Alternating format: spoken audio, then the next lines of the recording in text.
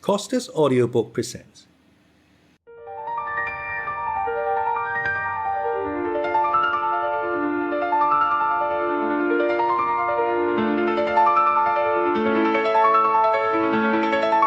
The Brothers Karamazov by Fyodor Dostoyevsky. Part 4.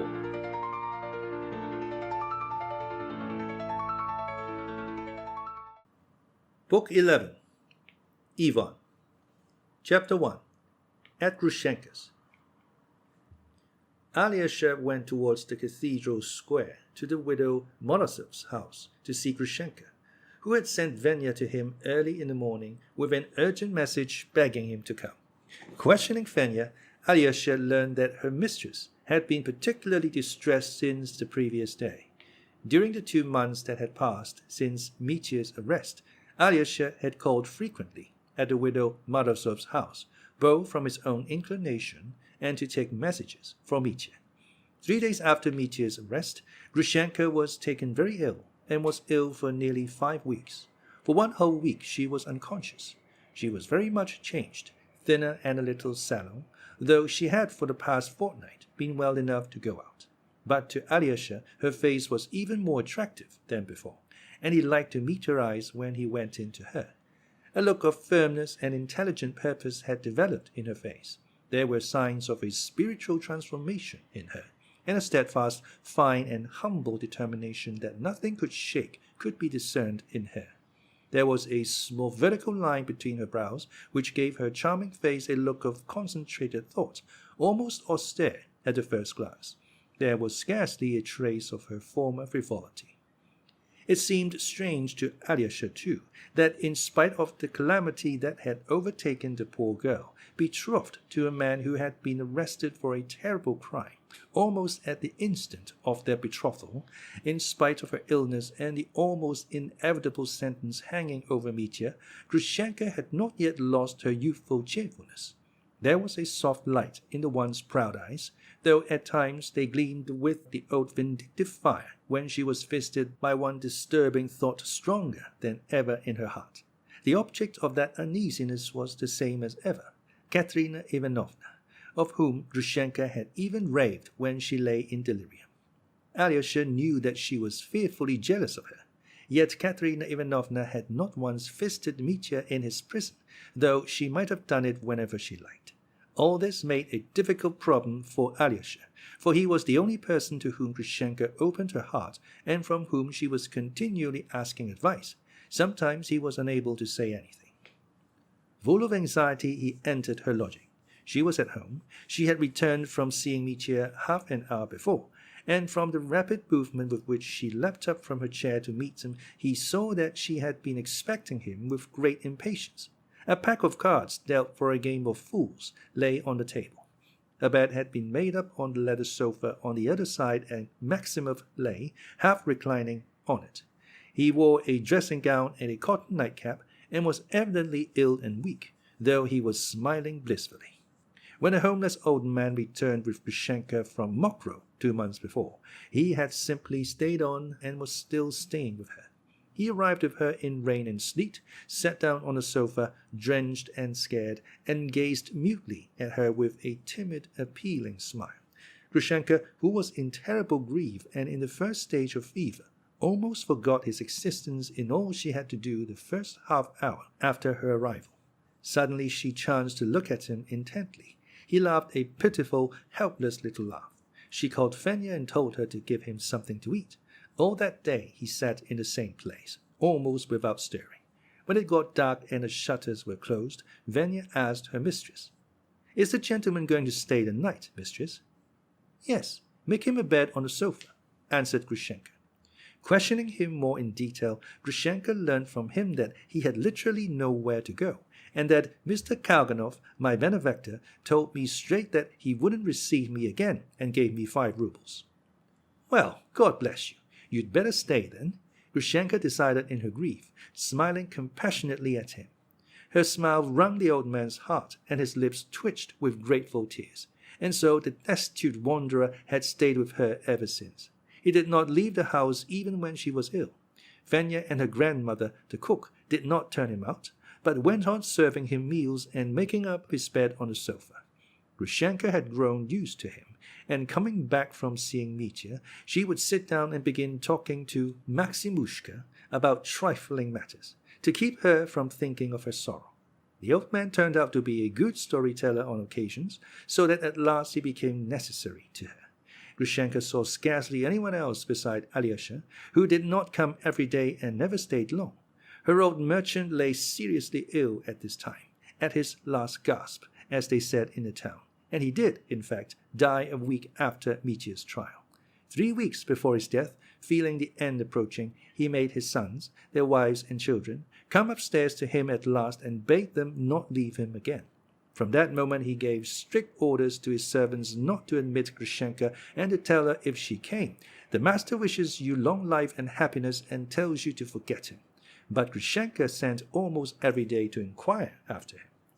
"You've come at last," she cried, flinging down the cards and joyfully greeting Alyosha. "And Maximushka's been scaring me that perhaps you wouldn't come. Ah, how I need you. Sit down to the table. What will you have? Coffee?" "Yes, please," said Alyosha, sitting down at the table. "I'm very hungry." "That's right. Fenya, coffee," cried Grushenka. "It's been made a long time ready for you. And bring some little pies, and mind they are hot. Do you know, we've had a storm over those pies today. I took them to the prison for him, and would you believe it? He threw them back at me. He would not eat them. He flung one of them on the floor and stamped on it. So I said to him, 'I shall leave them with the warder, if you don't eat them before evening. It will be that your venomous spite is enough for you.' With that I went away. We quarreled again. Would you believe it? Whenever I go, we quarrel." Grushenka said all this in one breath in her agitation. Maximov, feeling nervous, at once smiled and looked on the floor. "What did you quarrel about this time?"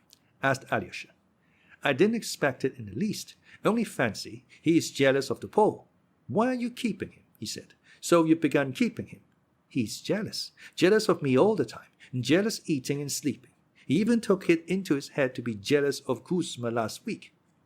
"But he knew about the Pole before." "Yes, but there it is. He has known about him from the very beginning, but today he suddenly got up and began scolding about him. I'm ashamed to repeat what he said. Silly fellow. Rakitin went in as I came out. Perhaps Rakitin is egging him on. What do you think?" she added carelessly. "He loves you. That's what it is. He loves you so much, and now he's particularly worried." "I should think he might be, with the trial tomorrow. And I went to him to say something about tomorrow, for I dread to think what's going to happen then. You say that he's worried, but how worried I am. And he talks about the Pole. He's so silly. He's not jealous of Maximushka yet, anyway." "My wife was dreadfully jealous over me too," Maximov put in his word. "Jealous of you?" Grushenka laughed in spite of herself. "Of whom could she have been jealous? Of the servant girls." "Hold your tongue, Maximushka. I am in no laughing mood now. I feel angry. Don't ogle the pies. I shan't give you any. They are not good for you. And I won't give you any vodka either. I have to look after him, too, just as though I kept an almshouse," she laughed. "I don't deserve your kindness. I am a worthless creature," said Maximov, with tears in his voice. "You would do better to spend your kindness on people of more use than me." "Ah, everyone is of use, Maximushka. And how can we tell who's of most use? If only that Pole didn't exist, Alyosha. He's taken it into his head to fall ill too today. I've been to see him also, and I shall send him some pies too on purpose. I hadn't sent him any, but Mitya accused me of it, so now I shall send some. Ah, here's Fenya with a letter. Yes, it's from the Poles, begging again." Pan Musyalevich had indeed sent an extremely long and characteristically eloquent letter in which he begged her to lend him 3 rubles. In the letter was enclosed a receipt for the sum, with a promise to repay it within 3 months, signed by Pan Fyodor as well. Grushenka had received many such letters, accompanied by such receipts, from her former lover during the fortnight of her convalescence. But she knew that the 2 Poles had been to ask after her health during her illness. The first letter Grushenka got from them was a long one, written on large note paper and with a big family crest on the seal. It was so obscure and rhetorical that Grushenka put it down before she had read half, unable to make head or tail of it. She could not attend to letters then. The first letter was followed next day by another in which Pan Musyatovich begged her for a loan of 2,000 rubles for a very short period. Grushenka left that letter too, unanswered. A whole series of letters had followed, one every day, all as pompous and rhetorical, but the loan asked for, gradually diminishing, dropped to 100 rubles, then to 25, to 10, and finally Grushenka received a letter in which both the Poles begged her for only 1 ruble and included a receipt signed by both. Then Grushenka suddenly felt sorry for them, and at dusk she went round herself to their lodging. She found the 2 Poles in great poverty, almost destitution, without food or fuel, without cigarettes, in debt to their landlady. The 200 rubles they had carried off from Mitya at Mokroe had soon disappeared, but Grushenka was surprised at their meeting her with arrogant dignity and self-assertion, with the greatest punctilio and pompous speeches. Grushenka simply laughed, and gave her former admirer 10 rubles. Then, laughing, she told Mitya of it, and he was not in the least jealous. But ever since, the Poles had attached themselves to Grushenka and bombarded her daily with requests for money, and she had always sent them small sums. And now that day, Mitya had taken it into his head to be fearfully jealous. Like a fool, I went round to him just for a minute, on the way to see Mitya, for he is ill too, my Pole. Grushenka began again with nervous haste. I was laughing, telling Mitya about it. Fancy, I said, my Pole had the happy thought to sing his old songs to me to the guitar. He thought I would be touched and marry him. Mitya leapt up swearing. So there, I'll send them the pies. Venya, is it that little girl they've sent? Here, give her 3 rubles and pack a dozen pies up in a paper and tell her to take them. And you, Alyosha, be sure to tell Mitya that I did send them the pies. I wouldn't tell him for anything, said Alyosha, smiling. You think he's unhappy about it. Why, he's jealous on purpose. He doesn't care, said Grushenka bitterly. On purpose? Queried Alyosha. I tell you, you are silly, Alyosha. You know nothing about it. With all your cleverness, I am not offended that he is jealous of a girl like me. I would be offended if he were not jealous. I am like that. I am not offended at jealousy. I have a fierce heart too. I can be jealous myself. Only what offends me is that he doesn't love me at all. I tell you, he is jealous now on purpose. Am I blind? Don't I see? He began talking to me just now of that woman, of Katerina, saying she was this and that, how she had ordered a doctor from Moscow for him to try and save him, how she had ordered the best counsel, the most learned one too. So he loves her. If he'll praise her to my face, more shame to him. He's treated me badly himself, so he attacked me, to make out I am in fault first and to throw it all on me. You were with your Pole before me, so I can't be blamed for Katerina. That's what it amounts to. He wants to throw the whole blame on me. He attacked me on purpose, I tell you, but Grushenka could not finish saying what she would do. She hid her eyes in a handkerchief and sobbed violently. He doesn't love Katerina Ivanovna, said Alyosha firmly. Well, whether he loves her or not, I'll soon find out for myself, said Grushenka, with a menacing note in her voice, taking the handkerchief from her eyes. Her face was distorted. Alyosha saw sorrowfully that from being mild and serene, it had become sullen and spiteful. Enough of this foolishness, she said suddenly. It's not for that I sent for you. Alyosha, darling, tomorrow, what will happen tomorrow? That's what worries me. And it's only me it worries. I look at everyone and no one is thinking of it. No one cares about it. Are you thinking about it even? Tomorrow he'll be tried, you know. Tell me, how will he be tried? You know it's the valet. The valet killed him. Good heavens! Can they condemn him in place of the valet, and will no one stand up for him? They haven't troubled the valet at all, have they? He's been severely cross-examined, observed Alyosha thoughtfully. But everyone came to the conclusion it was not he. Now he is lying very ill. He has been ill ever since that attack. Really ill, added Alyosha. Oh dear, couldn't you go to that counsel yourself and tell him the whole thing by yourself? He's been brought from Petersburg for 3,000 rubles, they say. We gave these 3,000 together, Ivan, Katerina Ivanovna, and I, but she paid 2,000 for the doctor from Moscow herself. The Counsel Vityukovich would have charged more, but the case has become known all over Russia. It's talked of in all the papers and journals. Fyodor agreed to come more for the glory of the thing because the case has become so notorious. I saw him yesterday. Well, did you talk to him? Grushenka put in eagerly. He listened and said nothing. He told me that he had already formed his opinion, but he promised to give my words consideration. Consideration? Ah, they are swindlers. They'll ruin him. And why did she send for the doctor? As an expert. They want to prove that Dmitri is mad and committed the murder when he didn't know what he was doing. Alyosha smiled gently, but Dmitri won't agree to that. Yes, but that would be the truth if he had killed him, cried Grushenka. He was mad then, perfectly mad, and that was my fault, wretch that I am. But of course he didn't do it. He didn't do it. And they are all against him, the whole town. Even Fenya's evidence went to prove he had done it, and the people at the shop, and that official, and at the tavern too, before people had heard him say so. They are all against him, all crying out against him. Yes, there's a fearful accumulation of evidence, Alyosha observed grimly. And Grigory Vassilievich, sticks to his story that the door was open, persists that he saw it. There's no shaking him. I went and talked to him myself. He's rude about it too. Yes, that's perhaps the strongest evidence against him, said Alyosha. And as for Mitya's being mad, he certainly seems like it now. Grushenka began with a peculiarly anxious and mysterious air. Do you know, Alyosha, I've been wanting to talk to you about it for a long time. I go to him every day and simply wonder at him. Tell me now, what do you suppose he's always talking about? He talks, and I can make nothing of it. I fancied he was talking of something intellectual that I couldn't understand in my foolishness. Only he suddenly began talking to me about a babe. That is, about some child. Why is the babe poor? He said. It's for that babe I'm going to Siberia now. I am not a murderer, but I must go to Siberia. What that meant? What babe? I couldn't tell for the life of me. Only I cried when he said it, because he said it so nicely. He cried himself, and I cried too. He suddenly kissed me and made the sign of the cross over me. What did it mean, Alyosha? Tell me, what is this babe? It must be Rakitin. Who's been going to see him lately? Smiled Alyosha.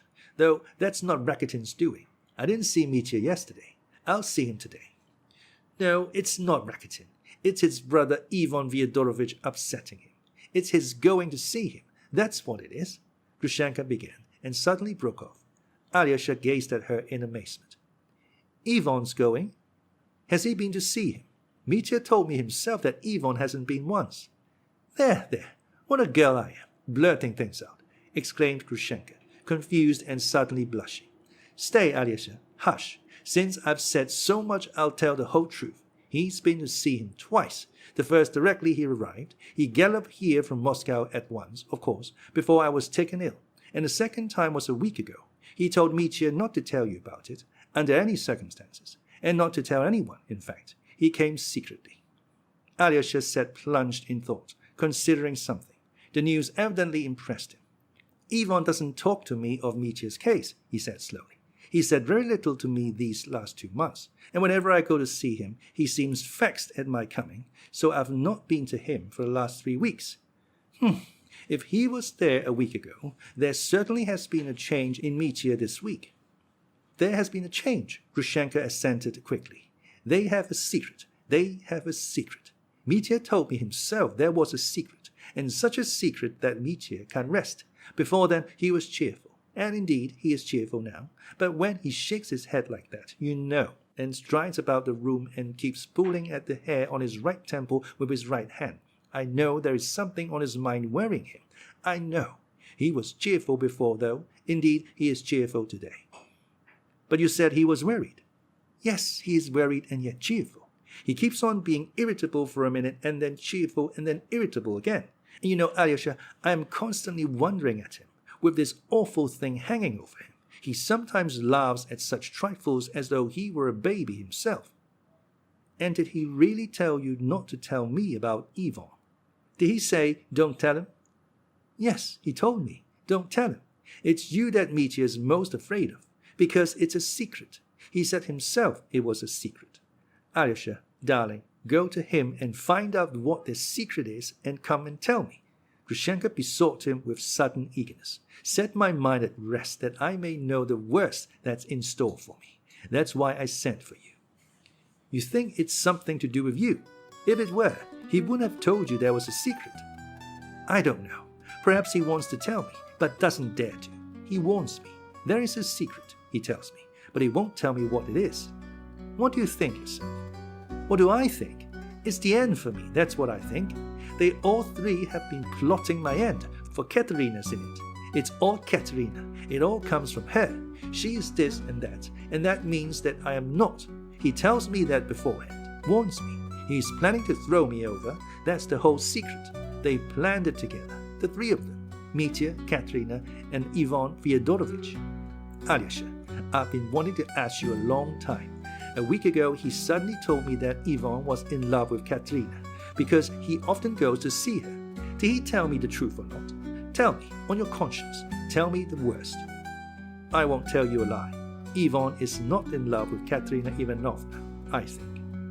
Oh, that's what I thought. He's lying to me, shameless deceiver. That's what it is. And he was jealous of me just now, so as to put the blame on me afterwards. He's stupid. He can't disguise what he is doing. He's so open, you know. But I'll give it to him. I'll give it to him. You believe I did it, he said.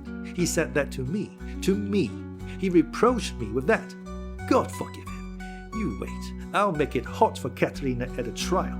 I'll just say a word then. I'll tell everything then. And again she cried bitterly. This I can tell you for certain, Grushenka, Alyosha said, getting up. First, that he loves you. Loves you more than anyone in the world, and you only. Believe me, I know. I do know.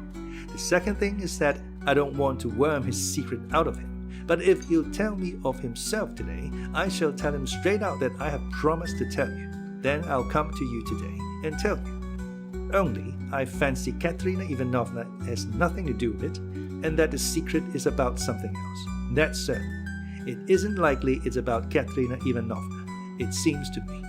Goodbye for now. Alyosha shook hands with her. Grushenka was still crying. He saw that she put little faith in his consolation, but she was better for having had her sorrow out, for having spoken of it. He was sorry to leave her in such a state of mind, but he was in haste. He had a great many things to do still.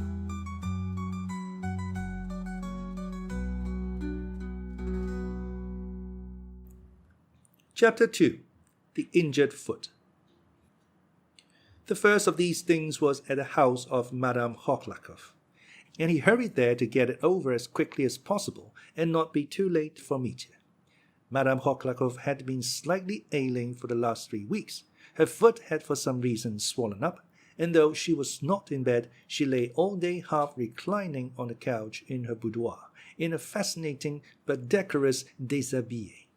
Alyosha had once noted with innocent amusement that, in spite of her illness, Madame Hoklakov had begun to be rather dressy. Top knots, ribbons, loose wrappers had made their appearance, and he had an inkling of the reason, though he dismissed such ideas from his mind as frivolous.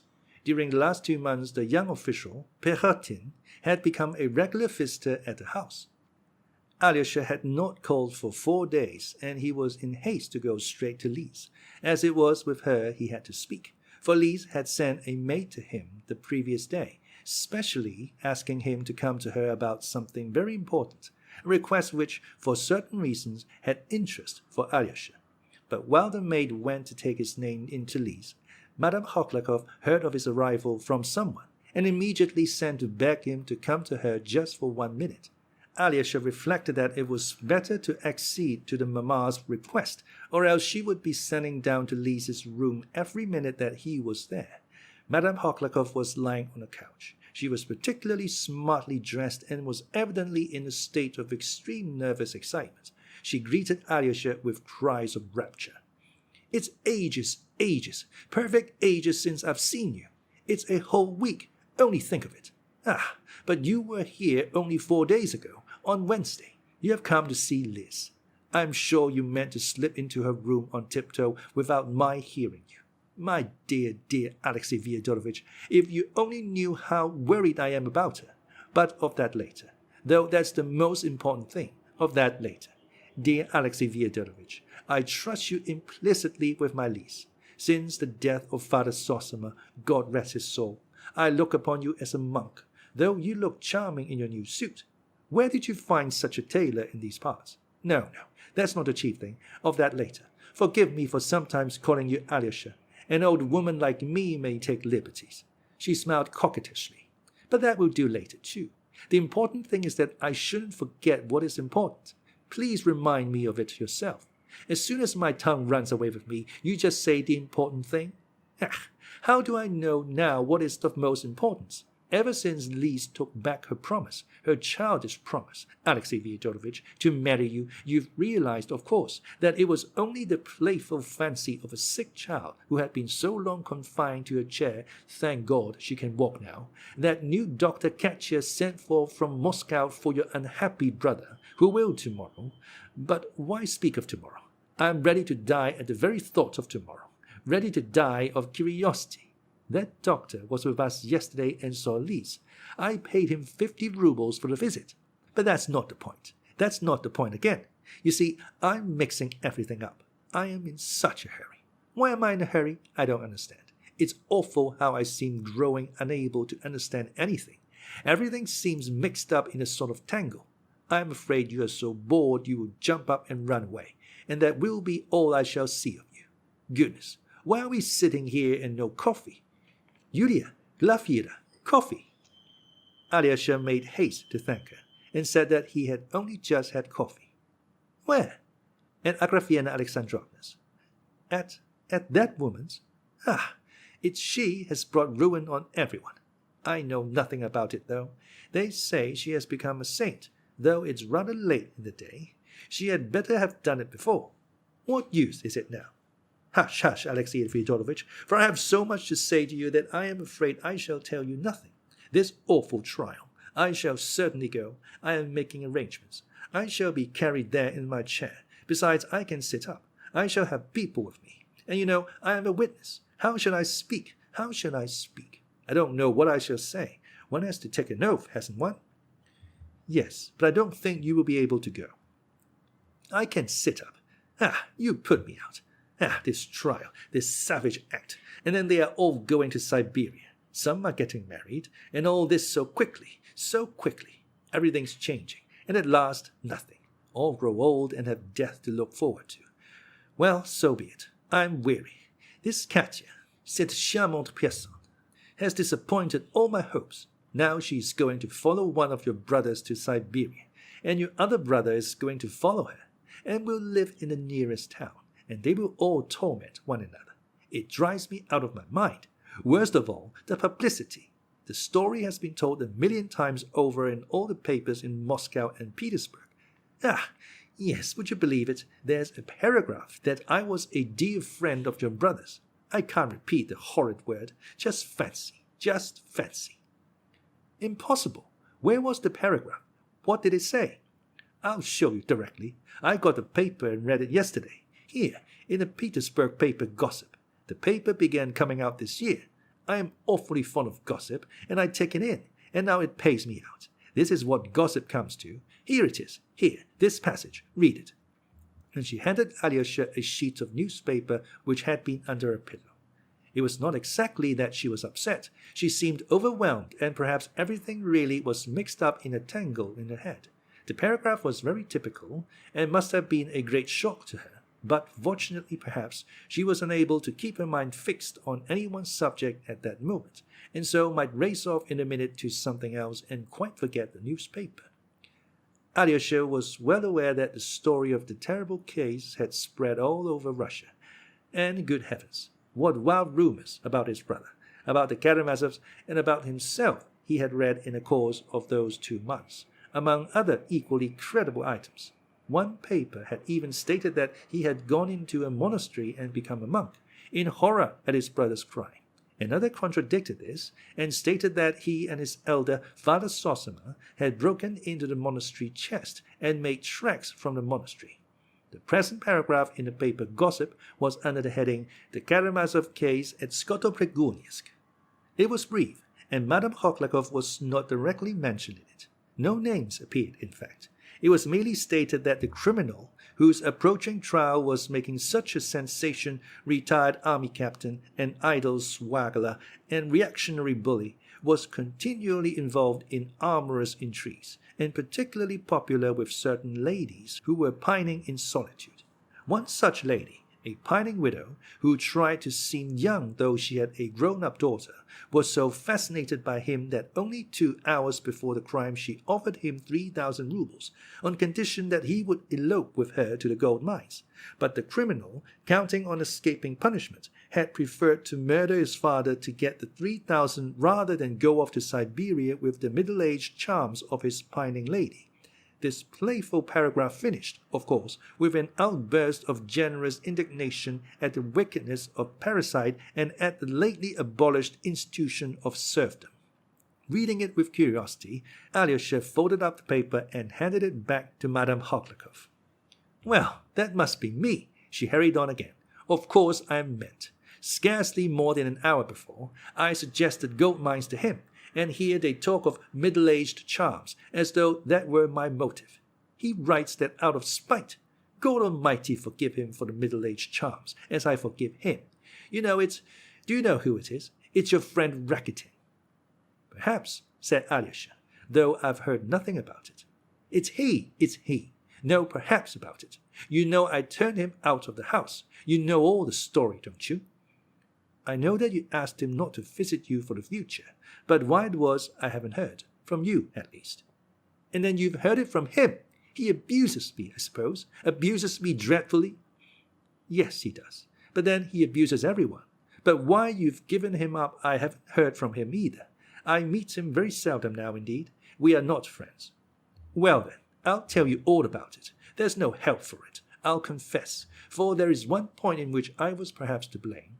Only a little point, so little that perhaps it doesn't count. You see, my dear boy," Madame Hochakov suddenly looked arch, and a charming, though enigmatic, smile played about her lips. "You see, I suspect, you must forgive me, Alyosha, I am like a mother to you. No, quite the contrary. I speak to you now as though you were my father. Mother's quite out of place. Well, it's as though I were confessing to Father Sossima. That's just it. I'll call you a monk just now. Well, that poor young man, your friend, Rakitin, that frivolous young man, would you believe it, seems to have taken it into his head to fall in love with me. I only noticed it later. At first, a month ago, he only began to come oftener to see me, almost every day, though, of course, we were acquainted before. I knew nothing about it, and suddenly it dawned upon me, and I began to notice things with surprise. 2 months ago, that modest, charming, excellent young man, Porter Ilyich Pechotin, who's in the service here, began to be a regular visitor at the house. You met him here ever so many times yourself, and he's an excellent, earnest young man, isn't he? He comes once every 3 days, not every day, and always so well dressed. Altogether, I love young people. Alyosha, talented, modest like you, and he has almost the mind of a statesman. He talks so charmingly, and I shall certainly try and get promotion for him. He is a future diplomat. On that awful day he almost saved me from death by coming in the night. And your friend Rakitin comes in such boots, and always stretches them out on the carpet. He began hinting at his feelings. In fact, and one day, as he was going, he squeezed my hand terribly hard. My foot began to swell directly after he pressed my hand like that. He had met Porter Ilyich here before, and would you believe it, he's always jibing at him, growling at him, for some reason. I simply looked at the way they went on together and laughed inwardly. So I was sitting here alone. No, I was laid up then.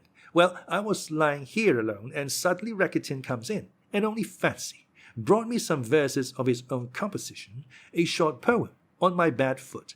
That is, he described my foot in a poem. Wait a minute, how did it go? A captivating little foot. It began somehow like that. I can never remember poetry. I've got it here. I'll show it to you later. But it's a charming thing. Charming. And, it's not only about the foot. It had a good moral, too. A charming idea, only I've forgotten it. In fact, it was just a thing for an album. So, of course, I thanked him, and he was evidently flattered. I'd hardly had time to thank him when in comes Pyotr Ilyich. And Rakitin suddenly looked as black as night. I could see that Pyotr Ilyich was in the way, for Rakitin certainly wanted to say something after giving me the verses. I had a presentiment of it, but Pyotr Ilyich came in. I showed Pyotr Ilyich the verses and didn't say who was the author, but I am convinced that he guessed, though he won't own it to this day. and declares he had no idea, but he says that on purpose. Pyotr Ilyich began to laugh at once and fell to criticizing it. Wretched doggerel, he said they were. Some divinity student must have written them, and with such vehemence, such vehemence. Then, instead of laughing, your friend flew into a rage. Good gracious, I thought, they'll fly at each other. It was I who wrote them, said he. I wrote them as a joke, he said, for I think it degrading to write verses. But they are good poetry. They want to put a monument to your Pushkin for writing about women's feet, while I wrote with a moral purpose. And you, said he, are an advocate of serfdom. You've no humane ideas, said he. You have no modern enlightened feelings. You are uninfluenced by progress. You are a mere official, he said. And you take bribes. Then I began screaming and imploring them. And you know, Pyotr Ilyich is anything but a coward. He at once took up the most gentlemanly tone, looked at him sarcastically, listened, and apologized. I'd no idea, said he. I shouldn't have said it, if I had known. I should have praised it.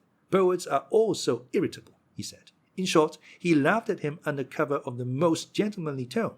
He explained to me afterwards that it was all sarcastic. I thought he was in earnest.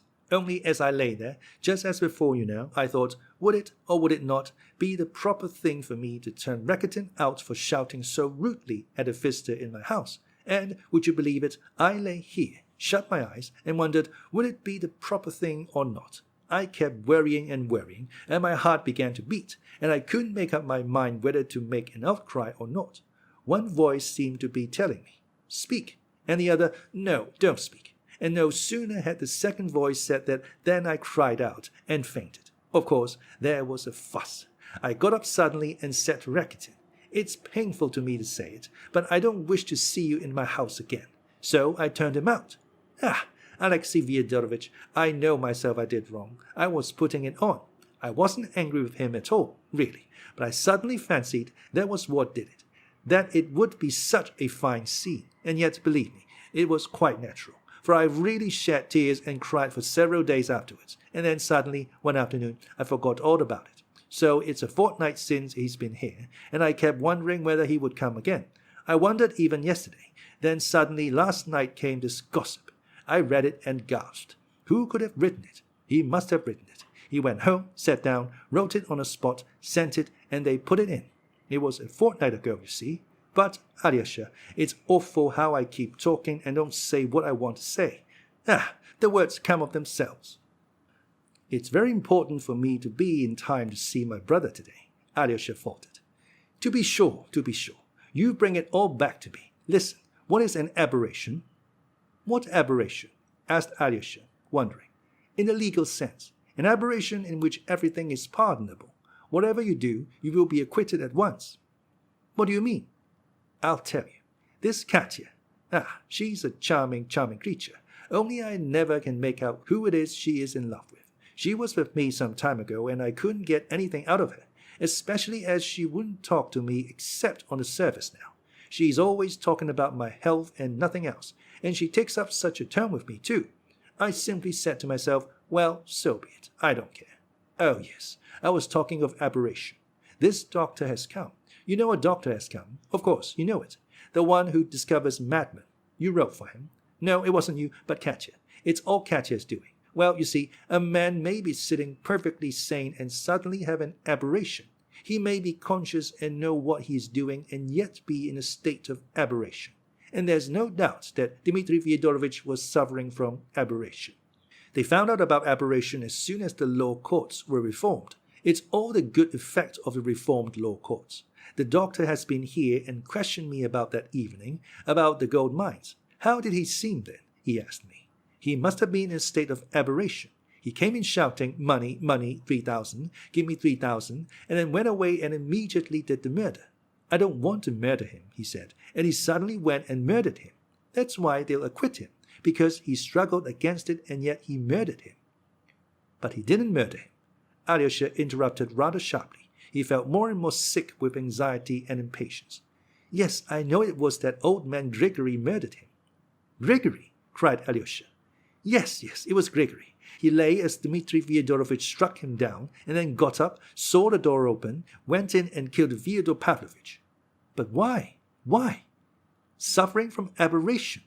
When he recovered from the blow Dmitri Fyodorovich gave him on the head, he was suffering from aberration.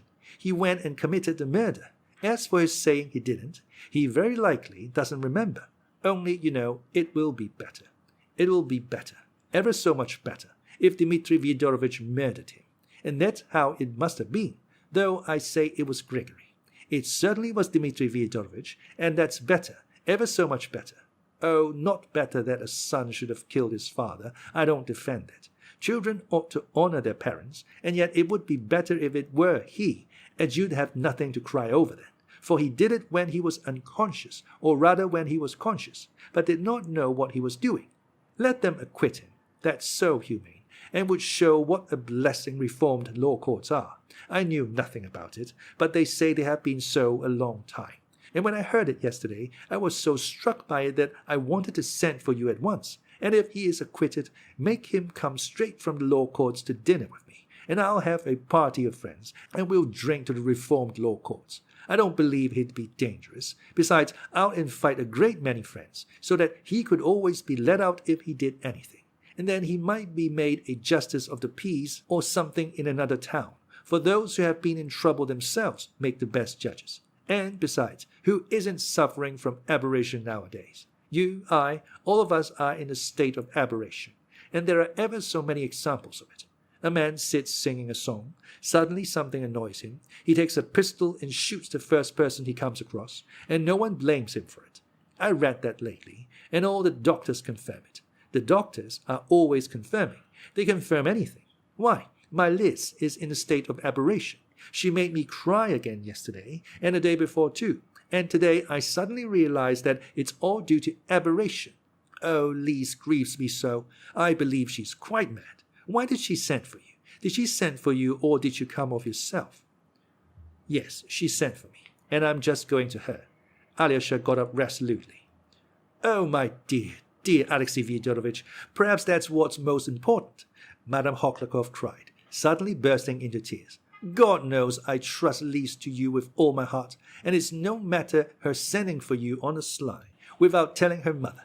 But forgive me, I can't trust my daughter so easily to your brother Ivan Fyodorovich, though I still consider him the most chivalrous young man. But only fancy, he's been to see Liz, and I knew nothing about it. How? What? When? Alyosha was exceedingly surprised. He had not sat down again and listened standing. I will tell you. That's perhaps why I asked you to come, for I don't know now why I did ask you to come. Well, Ivan Fyodorovich has been to see me twice since he came back from Moscow. First time he came as a friend to call on me, and the second time Katya was here, and he came because he heard she was here. I didn't, of course, expect him to come often, knowing what lot he has to do as it is. Vous comprenez? Cette affaire est la mort terrible de votre papa. But I suddenly heard he'd been here again. Not to see me, but to see Liz. That's 6 days ago now. He came, stayed 5 minutes, and went away. And I didn't hear of it till 3 days afterwards. From Glasvira. So it was a great shock to me. I sent for Liz directly. She laughed. He thought you were asleep, she said, and came in to me to ask after your health. Of course, that's how it happened. But Liz, mercy on us, how she distresses me. Would you believe it? One night, 4 days ago, just after you saw her last time, and had gone away, she suddenly had a fit, screaming, shrieking, hysterics. Why is it I never have hysterics? Then next day another fit, and the same thing on the third, and yesterday too, and then yesterday that aberration. She suddenly screamed out, I hate Ivan Fyodorovich. I insist on your never letting him come to the house again. I was struck dumb at these amazing words, and answered, on what grounds could I refuse to see such an excellent young man, a young man of such learning too, and so unfortunate? For all this business is a misfortune, isn't it? She suddenly burst out laughing at my words, and so rudely, Well, I was pleased. I thought I had amused her, and the fits would pass off, especially as I wanted to refuse to see Ivan Fyodorovich anyway on account of his strange visits without my knowledge, and meant to ask him for an explanation. But early this morning, Liz waked up and flew into a passion with Yulia and, would you believe it, slapped her in the face. That's monstrous. I'm always polite to my servants. And an hour later, she was hugging Yulia's feet and kissing them. She sent a message to me that she wasn't coming to me at all and would never come and see me again. And when I dragged myself down to her, she rushed to kiss me, crying, and as she kissed me, she pushed me out of the room without saying a word, so I couldn't find out what was the matter. Now, dear Alexei Fyodorovich, I rest all my hopes on you, and of course, my whole life is in your hands. I simply beg you to go to Liz and find out everything from her, as you alone can, and come back and tell me, her mother, for you understand it will be the death of me, simply the death of me if this goes on, or else I shall run away. I can't stand no more. I have patience, but I may lose patience, and then something awful will happen. Ah, dear me. At last, Porter Ilyich, cried Madame Kholakov, beaming all over as she saw Pirotin enter the room. You are late, you are late. Well, sit down, speak, put us out of suspense. What does the council say? Where are you off to, Alexei Fyodorovich? To Liz. Oh, yes, you won't forget. You won't forget what I asked you. It's a question of life and death. Of course, I won't forget, if I can. But I am so late, muttered Alyosha, beating a hasty retreat. No, be sure to come in. Don't say if you can. I shall die if you don't, Madame Kholakov called after him, but Alyosha had already left the room.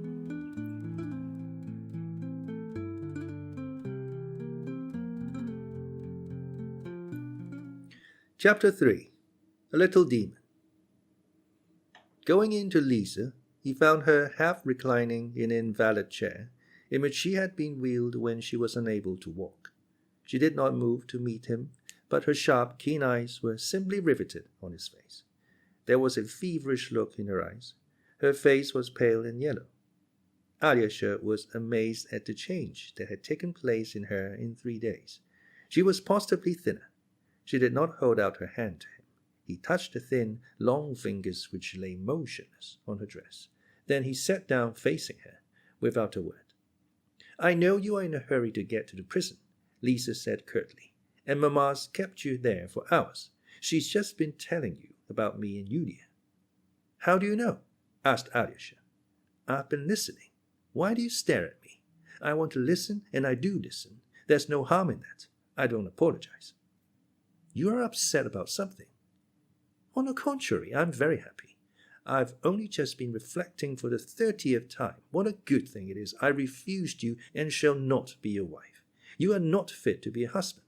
If I were to marry you and give you a note to take to the man I loved after you, you'd take it and be sure to give it to him and bring an answer back too. If you were 40, you would still go on taking my love letters for me. She suddenly laughed. There is something spiteful and yet open-hearted about you. Alyosha smiled to her. The open-heartedness consists in my not being ashamed of myself with you. What's more, I don't want to feel ashamed of you, just with you. Alyosha, why is it I don't respect you? I am very fond of you, but I don't respect you. If I respected you, I shouldn't talk to you without shame, should I? No. But do you believe that I am not ashamed of you? No, I don't believe it. Lisa laughed nervously again. She spoke rapidly. I sent your brother, Dmitri Fyodorovich, some sweets in prison. Alyosha, you know, you are quite pretty. I shall love you awfully for having so quickly allowed me not to love you. Why did you send for me today, Lisa? I wanted to tell you of a longing I have. I should like someone to torture me, marry me and then torture me, deceive me and go away. I don't want to be happy. You are in love with disorder. Yes, I want disorder. I keep wanting to set fire to the house. I keep imagining how I'll creep up and set fire to the house on the sly. It must be on the sly. They'll try to put it out, but it'll go on burning, and I shall know and say nothing.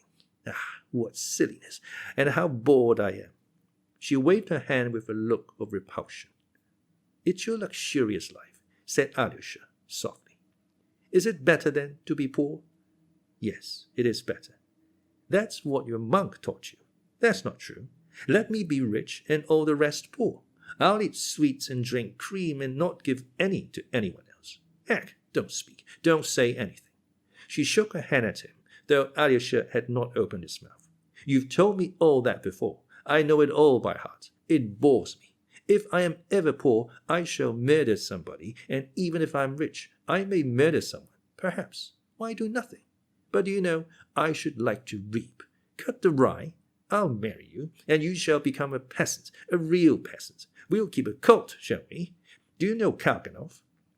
Yes. He's always wondering about dreaming. He says, why live in real life? It's better to dream. One can dream the most delightful things, but real life is a bore. But he'll be married soon for all that. He's been making love to me already. Can you spin tops? Yes. Well, he's just like a top. He wants to be wound up and set spinning and then to be lashed with a whip. If I marry him, I'll keep him spinning all his life. You are not ashamed to be with me? No. You are awfully cross because I don't talk about holy things. I don't want to be holy. What will they do to one in the next world for the greatest sin? You must know all about that. God will censure you. Alyosha was watching her steadily. That's just what I should like. I would go up and they would censure me, and I would burst out laughing in their faces. I should dreadfully like to set fire to the house, Alyosha, to our house. You still don't believe me? Why? There are children of 12 years old who have a longing to set fire to something, and they do set things on fire too. It's a sort of disease. That's not true. That's not true. There may be children, but that's not what I mean. You take evil for good. It's a passing crisis. It's the result of your illness, perhaps. You do despise me, though. It's simply that I don't want to do good. I want to do evil, and it has nothing to do with illness. Why do evil? So that everything might be destroyed. Ah, how nice it would be if everything were destroyed. You know, Alyosha, I sometimes think of doing a fearful lot of harm and everything bad, and I should do it for a long while on the sly, and suddenly everyone would find it out. Everyone would stand round and point their fingers at me, and I would look at them all. That would be awfully nice. Why would it be so nice, Alyosha? I don't know. It's a craving to destroy something good, or, as you say, to set fire to something. It happens sometimes. I not only say it, I shall do it. I believe you. Ah, how I love you for saying you believe me. And you are not lying one little bit. But perhaps you think that I am saying all this on purpose to annoy you? No, I don't think that. Though perhaps there is a little desire to do that in it, too. There is a little. I never can tell lies to you, she declared, with a strange fire in her eyes. What struck Alyosha above everything was her earnestness. There was not a trace of humor or jesting in her face now, though in old days fun and gaiety never deserted her, even at her most earnest moments. There are moments when people love crime, said Alyosha thoughtfully. Yes, you have uttered my thought. They love crime. Everyone loves crime. They love it always, not at some moments. You know, it's as though people have made an agreement to lie about it and have lied about it ever since. They all declare that they hate evil, but secretly they all love it. And are you still reading nasty books? Yes, I am. Mamma reads them and hides them under her pillow, and I steal them. Aren't you ashamed to destroy yourself? I want to destroy myself. There's a boy here who lay down between the railway lines when a train was passing. Lucky fellow. Listen, your brother is being tried now for murdering his father, and everyone loves his having killed his father. Loves his having killed his father? Yes, loves it. Everyone loves it. Everybody says it's so awful, but secretly they simply love it. I, for one, love it. There is some truth in what you say about everyone, said Alyosha softly. Oh, what ideas you have, Lisa shrieked in delight. And you're a monk too. You won't believe how I respect you, Alyosha, for never telling lies. Oh, I must tell you a funny dream of mine. I sometimes dream of devils. It's night. I'm in my room with a candle, and suddenly there are devils all over the place, in all the corners, under the table, and they open the doors. There's a crowd of them behind the doors, and they want to come and seize me. And they are just coming, just seizing me. But I suddenly cross myself, and they all draw back. Though they don't go away altogether, they stand at the doors and in the corners, waiting.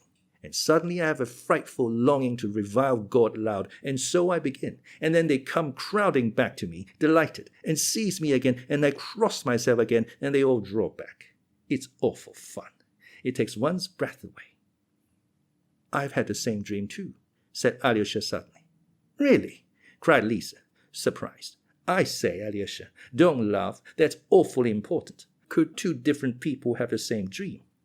It seems they can.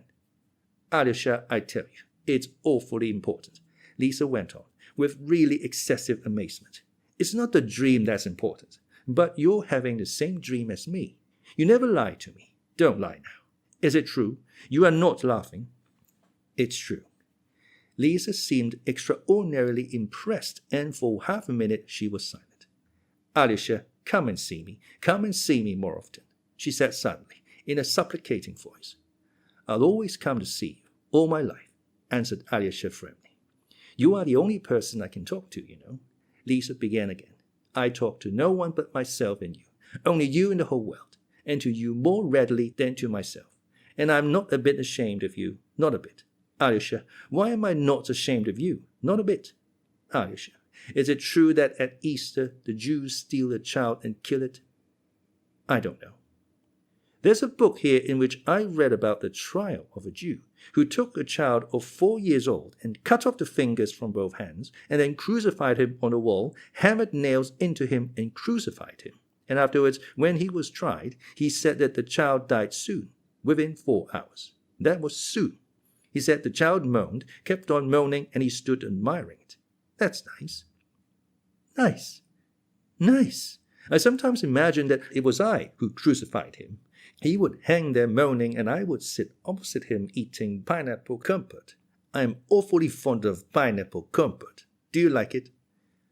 Alyosha looked at her in silence. Her pale, sallow face was suddenly contorted. Her eyes burned. You know, when I read about the Jew, I shook with sobs all night. I kept fancying how the little thing cried and moaned, and all the while the thought of pineapple compote haunted me. In the morning, I wrote a letter to a certain person, begging him particularly to come and see me. He came, and I suddenly told him all about the child and the pineapple compote. All about it, all, and said that it was nice. He laughed and said it really was nice. Then he got up and went away. He was only here 5 minutes. Did he despise me? Did he despise me? Tell me, Alyosha, did he despise me or not? She sat up on the couch with flashing eyes. Tell me, Alyosha asked anxiously, did you send for that person? Yes, I did. Did you send him a letter? Yes. Simply to ask about that child? No, not about that at all. But when he came, I asked him about that at once. He answered, laughed, got up and went away. That person behaved honorably, Alyosha murmured. And did he despise me? Did he laugh at me? No, for perhaps he believes in pineapple compote himself. He's very ill now, too, Lisa. Yes, he does believe in it, said Lisa, with flashing eyes. He doesn't despise anyone, Alyosha went on. Only he does not believe anyone. If he doesn't believe in people, of course, he does despise them. Then he despises me. Me. You too. Good. Lisa seemed to grind her teeth. When he went out laughing, I felt that it was nice to be despised. The child with fingers cut off is nice, and to be despised is nice. And she laughed in Alyosha's face, a feverish, malicious laugh. Do you know, Alyosha, do you know I should like? Alyosha, save me. She suddenly jumped from the couch, rushed to him, and seized him with both hands. Save me, she almost groaned. Is there anyone in the world I could tell what I've told you? I've told you the truth, the truth. I shall kill myself, because I loathe everything. I don't want to live, because I loathe everything. I loathe everything, everything. Alyosha, why don't you love me in the least? She finished in a frenzy. But I do love you, answered Alyosha warmly. And will you weep over me? Will you? Yes. Not because I won't be your wife, but simply weep for me. Yes. Thank you. It's only your tears I want. Everyone else may punish me and trample me underfoot. Everyone, not excepting anyone. For I don't love anyone. Do you hear? Not anyone. On the contrary, I hate you. Go, Alyosha. It's time you went to your brother. She tore herself away from him suddenly. How can I leave you like this? Said Alyosha, almost in alarm.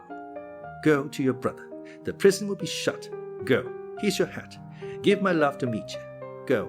Go. And she almost forcibly pushed Alyosha out of the door. He looked at her with pained surprise when he was suddenly aware of a letter in his right hand, a tiny letter folded up tight and sealed. He glanced at it and instantly read the address. To Ivan Fyodorovich Karamazov. He looked quickly at Lisa. Her face had become almost menacing. "Give it to him. You must give it to him," she ordered him, trembling and beside herself. "Today, at once, or I'll poison myself. That's why I sent for you." And she slammed the door quickly. The bolt clicked. Alyosha put the note in his pocket and went straight downstairs, without going back to Madame Hoklakov. Forgetting her, in fact. As soon as Alyosha had gone, Lisa unbolted the door, opened it a little, put her finger in the crack and slammed the door with all her might, pinching her finger. 10 seconds later, releasing her finger, she walked softly, slowly to her chair, sat up straight in it and looked intently at her blackened finger and at the blood that oozed from under the nail. Her lips were quivering and she kept whispering rapidly to herself. "I'm a wretch, wretch, wretch, wretch."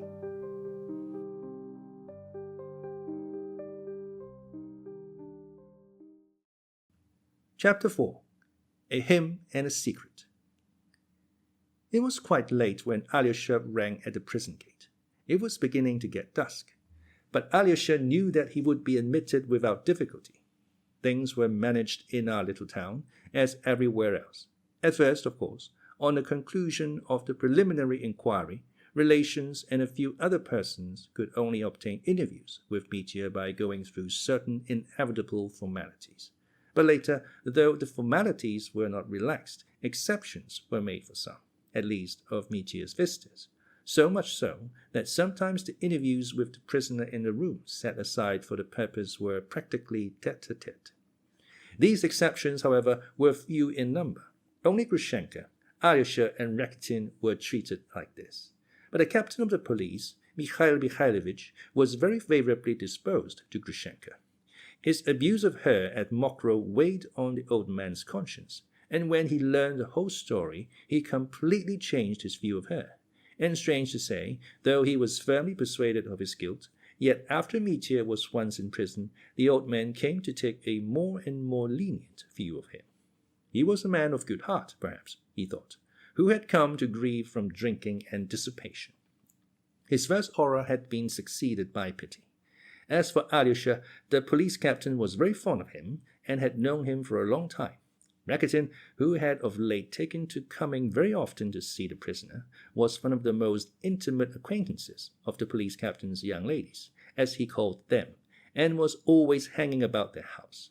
He gave lessons in the house of the prison superintendent too, who, though scrupulous in the performance of his duties, was a kind-hearted old man. Alyosha, again, had an intimate acquaintance of long standing with the superintendent, who was fond of talking to him, generally on sacred subjects. He respected Ivan Fyodorovich and stood in awe of his opinion, though he was a great philosopher himself, self-taught, of course. But Alyosha had an irresistible attraction for him. During the last year, the old man had taken to study the apocryphal Gospels and constantly talked over his impressions with his young friend. He used to come and see him in the monastery and discuss for hours together with him and with the monks. So even if Alyosha were late at the prison, he had only to go to the superintendent and everything was made easy. Besides, everyone in the prison, down to the humblest warder, had grown used to Alyosha. The sentry, of course, did not trouble him so long as the authorities were satisfied. When Mitya was summoned from his cell, he always went downstairs, to the place set aside for interviews. As Alyosha entered the room, he came upon Rakitin, who was just taking leave of Mitya. They were both talking loudly. Mitya was laughing heartily as he saw him out, while Rakitin seemed grumbling. Rakitin did not like meeting Alyosha, especially of late. He scarcely spoke to him and bowed to him stiffly. Seeing Alyosha enter now, he frowned and looked away, as though he were entirely absorbed in buttoning his big, warm, fur-trimmed overcoat. Then he began looking at once for his umbrella. "I must mind not to forget my belongings," he muttered, simply to say something. "Mind you don't forget other people's belongings," said Mitya, as a joke, and laughed at once at his own wit. Rakitin fired up instantly. "You better give that advice to your own family, who've always been a slave-driving lot, and not to Rakitin," he cried, suddenly trembling with anger. "What's the matter? I was joking," cried Mitya. "Damn it all, they are all like that," He turned to Alyosha, nodding towards Rakitin's hurriedly retreating figure. He was sitting here, laughing and cheerful, and all at once he boils up like that. He didn't even nod to you. Have you broken with him completely? Why are you so late? I've not been simply waiting, but thirsting for you the whole morning. But never mind, we'll make up for it now. Why does he come here so often? Surely you are not such great friends, asked Alyosha. He too nodded at the door through which Rakitin had disappeared. Great friends with Rakitin? No, not as much as that. Is it likely a pig like that? He considers I am a blackguard. They can't understand a joke either. That's the worst of such people. They never understand a joke, and their souls are dry and flat. They remind me of prison walls when I was first brought here. But he's a clever fellow, very clever. Well, Alexei, it's all over with me now. He sat down on a bench and made Alyosha sit down beside him. Yes, the trial's tomorrow. Are you so hopeless, brother? Alyosha said, with an apprehensive feeling. What are you talking about? Said Mitya, looking at him rather uncertainly. Oh, you mean the trial? Damn it all.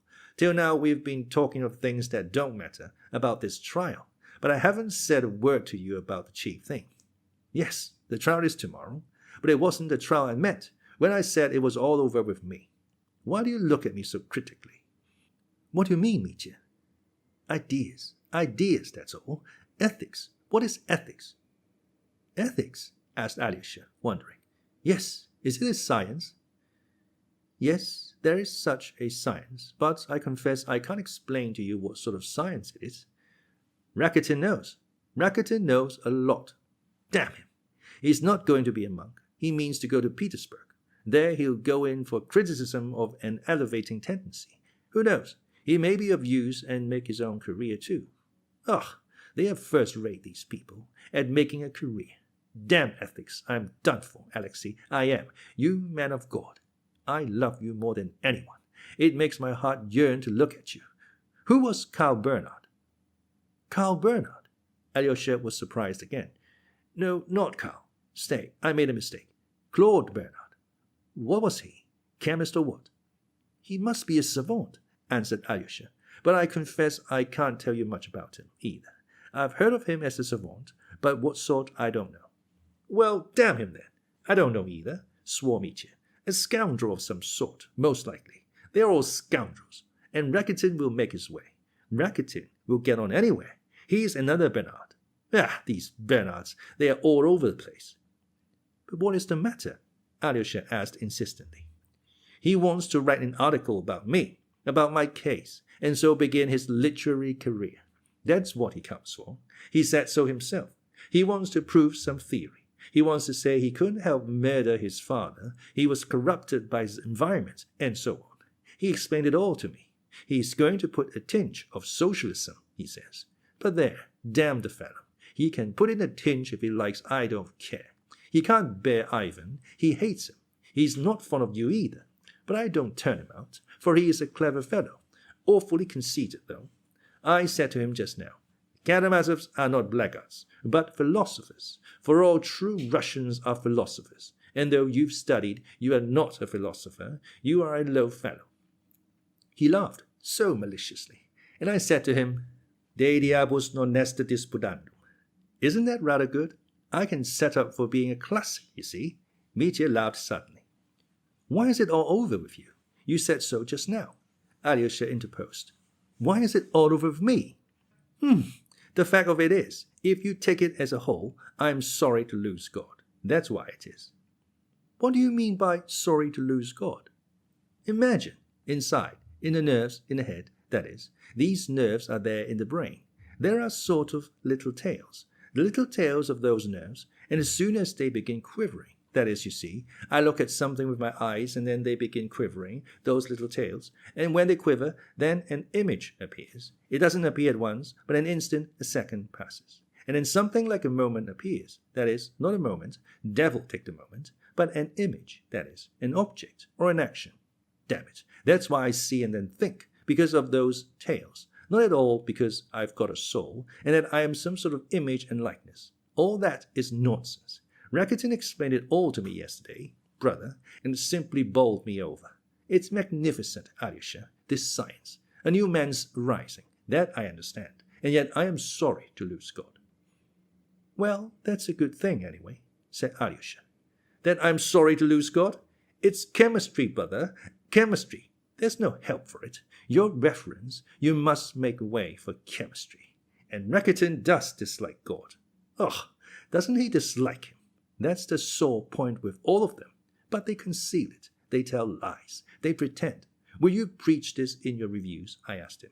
Oh well, if I did it openly, they won't let it through, he said. He laughed. But what will become of men then? I asked him. Without God and immortal life, all things are lawful then. They can do what they like. Didn't you know? He said, laughing.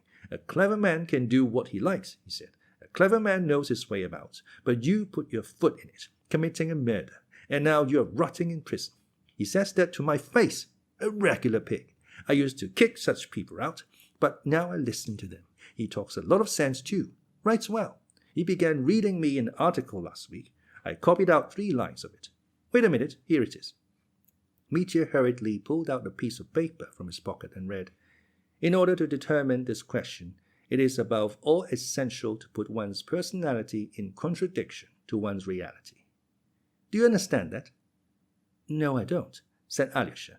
He looked at Mitya and listened to him with curiosity. I don't understand either. It's dark and obscure, but intellectual. Everyone writes like that now, he says. It's the effect of their environment. They are afraid of the environment. He writes poetry too, the rascal. He's written in honor of Madame Hoklakov's foot. I've heard about it, said Alyosha. Have you? And have you heard the poem? No. I've got it. Here it is. I'll read it to you. You don't know. I haven't told you. There's quite a story about it. He's a rascal. 3 weeks ago, he began to tease me. You've got yourself into a mess like a fool for the sake of 3,000. But I'm going to collar 150,000. I'm going to marry a widow and buy a house in Petersburg. And he told me he was courting Madame Hoklakov. She hadn't much brains in her youth, and now at 40 she has lost what she had. But she's awfully sentimental, he says. That's how I shall get hold of her. When I marry her, I shall take her to Petersburg, and there I shall start a newspaper. And his mouth was simply watering. The beast, not for the widow, but for the 150,000. And he made me believe it. He came to see me every day. She's coming round, he declared. He was beaming with delight. And then, all of a sudden, he was turned out of the house. Perotin's carrying everything before him. Bravo! I could kiss the silly old noodle for turning him out of the house. And he had written this doggerel. It's the first time I've soiled my hands with writing poetry, he said. It's to win her heart, so it's in a good cause. When I get hold of the silly woman's fortune, I can be of great social utility. They have this social justification for every nasty thing they do. Anyway, it's better than your Pushkin's poetry, he said, for I've managed to advocate enlightenment even in that. I understand what he means about Pushkin. I quite see that. If he really was a man of talent and only wrote about women's feet. But wasn't Rakitin stuck up about his doggerel? The vanity of these fellows. Or the convalescence of the swollen foot of the object of my affections. He thought of that for a title. He's a waggish fellow. A captivating little foot, though swollen and red and tender. The doctors come and plasters put, but still they cannot mend her. Yet 'tis not for her foot I dread, a theme for Pushkin's muse more fit. It's not her foot, it is her head. I tremble for her loss of wit. For as her foot swells, strange to say, her intellect is on the wane. Oh, for some remedy I pray, that may restore both foot and brain. He is a pig, a regular pig, but he's very arch, the rascal, and he really has put in a progressive idea. And wasn't he angry when she kicked him out? He was gnashing his teeth. He's taken his revenge already, said Alyosha. He's written a paragraph about Madame Hoklakov. And Alyosha told him briefly about the paragraph in Gossip. That's his doing. That's his doing, Mitya assented, frowning. That's him. These paragraphs, I know. The insulting things that have been written about Grushenka, for instance, and about Katya too. He walked across the room with a harassed air. Brother, I cannot stay long, Alyosha said after a pause. Tomorrow will be a great and awful day for you. The judgment of God will be accomplished. I am amazed at you. You walk about here, talking of I don't know what. No, don't be amazed at me. Mitya broke in warmly. Am I to talk of that stinking dog, of the murderer? We've talked enough of him. I don't want to say more of the stinking son of stinking Lizaveta. God will kill him, you'll see. Hush! He went up to Alyosha excitedly and kissed him. His eyes glowed. Rakitin won't understand it. He began in a sort of exultation. But you understand it all. That's why I was thirsting for you. You see, there's so much I've been wanting to tell you forever so long. Here, within these peeling walls, but I haven't said a word about what matters most. The moment never seems to have come. Now I can wait no longer. I must pour out my heart to you. Brother, these last 2 months I've found in myself a new man. A new man has risen up in me. He was hidden in me, but would never have come to the surface if it hadn't been for this blow from heaven. I am afraid. And what do I care if I spent 20 years in the mines breaking ore with a hammer? I'm not a bit afraid of that. It's something else I'm afraid of now. That new man may leave me. Even there, in the mines, underground, I may find a human heart in another convict and murderer by my side, and I may make friends with him, for even there one may live and love and suffer. One may thaw and revive a frozen heart in that convict. One may wait upon him for years, and at last bring up from the dark depths a lofty soul, a feeling, suffering creature. One may bring forth an angel, create a hero. There are so many of them, hundreds of them, and we are all to blame for them. Why was it I dreamed of that babe at such a moment? Why is the babe so poor? That was assigned to me at that moment. It's for the babe I am going, because we are all responsible for all the babes. For there are big children as well as little children. All are babes. I go for all, because someone must go for all. I didn't kill father, but I've got to go. I accept it. It's all come to me here, within these peeling walls. There are numbers of them there, hundreds of them underground, with hammers in their hands. Oh yes, we shall be in chains, and there will be no freedom. But then, in our great sorrow, we shall rise again to joy, without which man cannot live nor God exist. For God gives joy. It's his privilege, a grand one.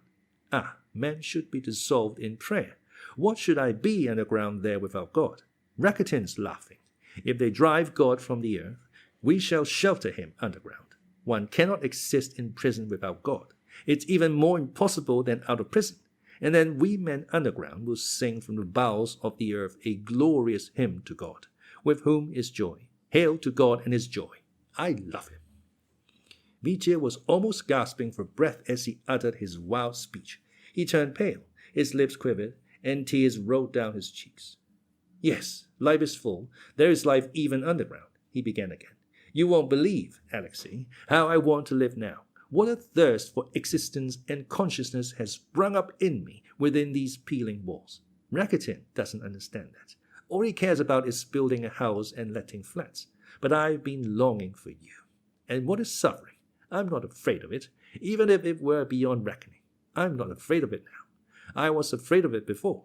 Do you know, perhaps I won't answer at the trial at all, and I seem to have such strength in me now that I think I could stand anything, any suffering, only to be able to say and to repeat to myself every moment, I exist. In thousands of agonies, I exist. I am tormented on the rack, but I exist. Though I sit alone on a pillar, I exist. I see the sun, and if I don't see the sun, I know it's there, and there's a whole life in that, in knowing that the sun is there.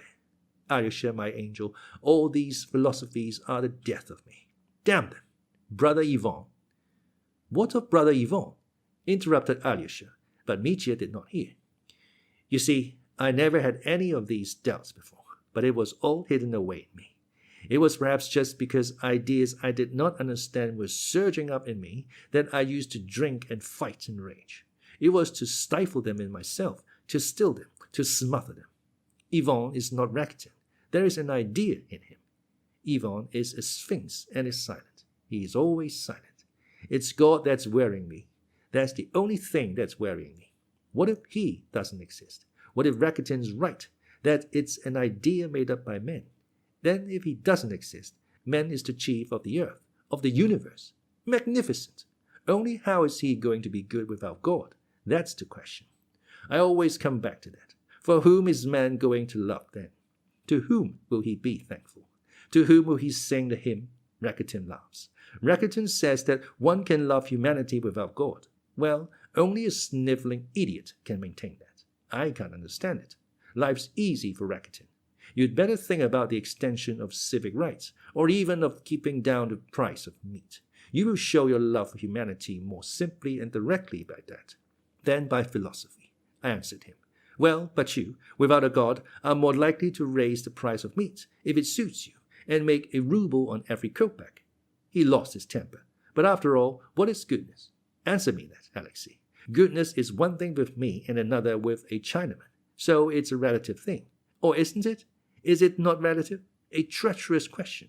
You won't laugh if I tell you it's kept me awake 2 nights. I only wonder now how people can live and think nothing about it. Vanity. Ivan has no God. He has an idea. It's beyond me. But he is silent. I believe he is a Freemason. I asked him, but he is silent. I wanted to drink from the springs of his soul. He was silent. But once he did drop a word. What did he say? Alyosha took it up quickly. I said to him, then everything is lawful, if it is so. He frowned. Fyodor Pavlovitch, our papa, he said, was a pig, but his ideas were right enough. That was what he dropped. That was all he said. That was going one better than Rakitin. Yes, Alyosha assented bitterly. When was he with you? Of that later. Now I must speak of something else. I have said nothing about Ivan to you before. I put it off to the last. When my business here is over and the verdict has been given, then I'll tell you something. I'll tell you everything. We've something tremendous on hand, and you shall be my judge in it. But don't begin about that now. Be silent. You talk of tomorrow, of the trial. But, would you believe it, I know nothing about it. Have you talked to the council? What's the use of a council? I told him all about it. He's a soft, city-bred rogue, a Bernard. But he doesn't believe in me. Not a bit of it. Only imagine, he believes I did it. I see it. In that case, I asked him, why have you come to defend me? Hang them all. They've got a doctor down too. Want to prove I'm mad. I won't have that. Katerina Ivanovna wants to do her duty to the end, whatever the strain. Mitya smiled bitterly. The cat, hard-hearted creature. She knows that I said of her at Mokroe that she was a woman of great wrath. They repeated it. Yes, the facts against me have grown numerous as the sands of the sea. Grigory sticks to his point. Grigory is honest, but a fool. Many people are honest because they are fools. That's Rakitin's idea. Grigory is my enemy, and there are some people who are better as foes than friends. I mean Katerina Ivanovna. I'm afraid. Oh, I'm afraid she will tell how she bowed to the ground after that 4,000. She'll pay it back to the last farthing. I don't want her sacrifice. They'll put me to shame at the trial. I wonder how I can stand it. Go to her, Alyosha. Ask her not to speak of that in the court. Can't you? But damn it all, it doesn't matter. I shall get through somehow. I don't pity her. It's her own doing. She deserves what she gets. I shall have my own story to tell, Alexei. He smiled bitterly again. Only Grusha. Grusha.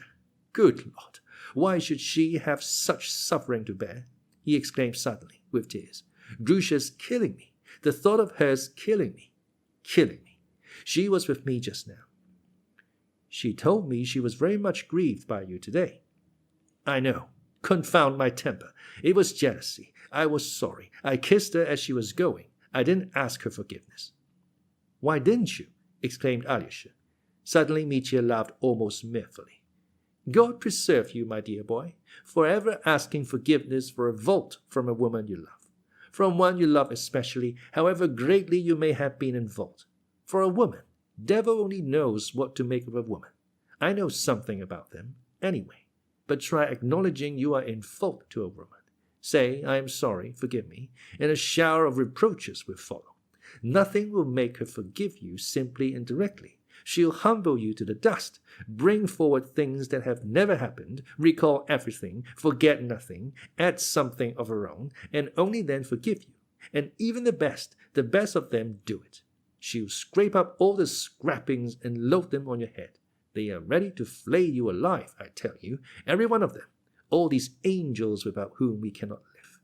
I tell you plainly and openly, dear boy, every decent man ought to be under some woman's thumb. That's my conviction. Well, not conviction, but feeling. A man ought to be magnanimous, and it's no disgrace to a man, no disgrace to a hero, not even a Caesar. But don't even beg her pardon all the same for anything. Remember that rule given you by your brother Mitya, who's come to ruin through women. No, I'd better make it up to Grusha somehow, without begging pardon. I worship her, Alexei, worship her. Only she doesn't see it. No, she still thinks I don't love her enough, and she tortures me with her love. The past was nothing. In the past, it was only those infernal curves of hers that tortured me. But now I've taken all her soul into my soul, and through her I've become a man myself. Will they marry us? If they don't, I shall die of jealousy. I imagine something every day. What did she say to you about me? Alyosha repeated all Grushenka had said to him that day. Mitya listened, made him repeat things, and seemed pleased. Then she's not angry at my being jealous, he exclaimed. She's a regular woman. I have a fierce heart myself. Ah, I love such fierce hearts, though I can't bear anyone's being jealous of me. I can't endure it. We shall fight, but I shall love her. I shall love her infinitely. Will they marry us? Do they let convicts marry? That's the question. And without her, I can't exist. Mitya walked frowning across the room. It was almost dark. He suddenly seemed terribly worried. So there's a secret, she says, a secret. We have got up a plot against her, and Katya is mixed up in it, she thinks. No, my good Grushenka, that's not it. You are very wide of the mark, in your foolish feminine way. Alyosha, darling, well, here goes. I'll tell you our secret. He looked round, went close up quickly to Alyosha, who was standing before him, and whispered to him with an air of mystery, though in reality no one could hear them. The old warder was dozing in a corner, and not a word could reach the ears of the soldiers on guard. I will tell you all our secret, Mitya whispered hurriedly. I meant to tell you later, for how could I decide on anything without you? You are everything to me. Though I say that Yvonne is superior to us, you are my angel. It's your decision will decide it. Perhaps it's you that is superior and not Yvonne. You see, it's a question of conscience, question of the higher conscience. The secret is so important that I can't settle it myself, and I put it off till I could speak to you. But anyway, it's too early to decide now, for we must wait for the verdict. As soon as the verdict is given, you shall decide my fate. Don't decide it now. I'll tell you now. You listen, but don't decide. Stand and keep quiet. I won't tell you everything. I'll only tell you the idea without details, and you keep quiet. Not a question, not a movement. You agree?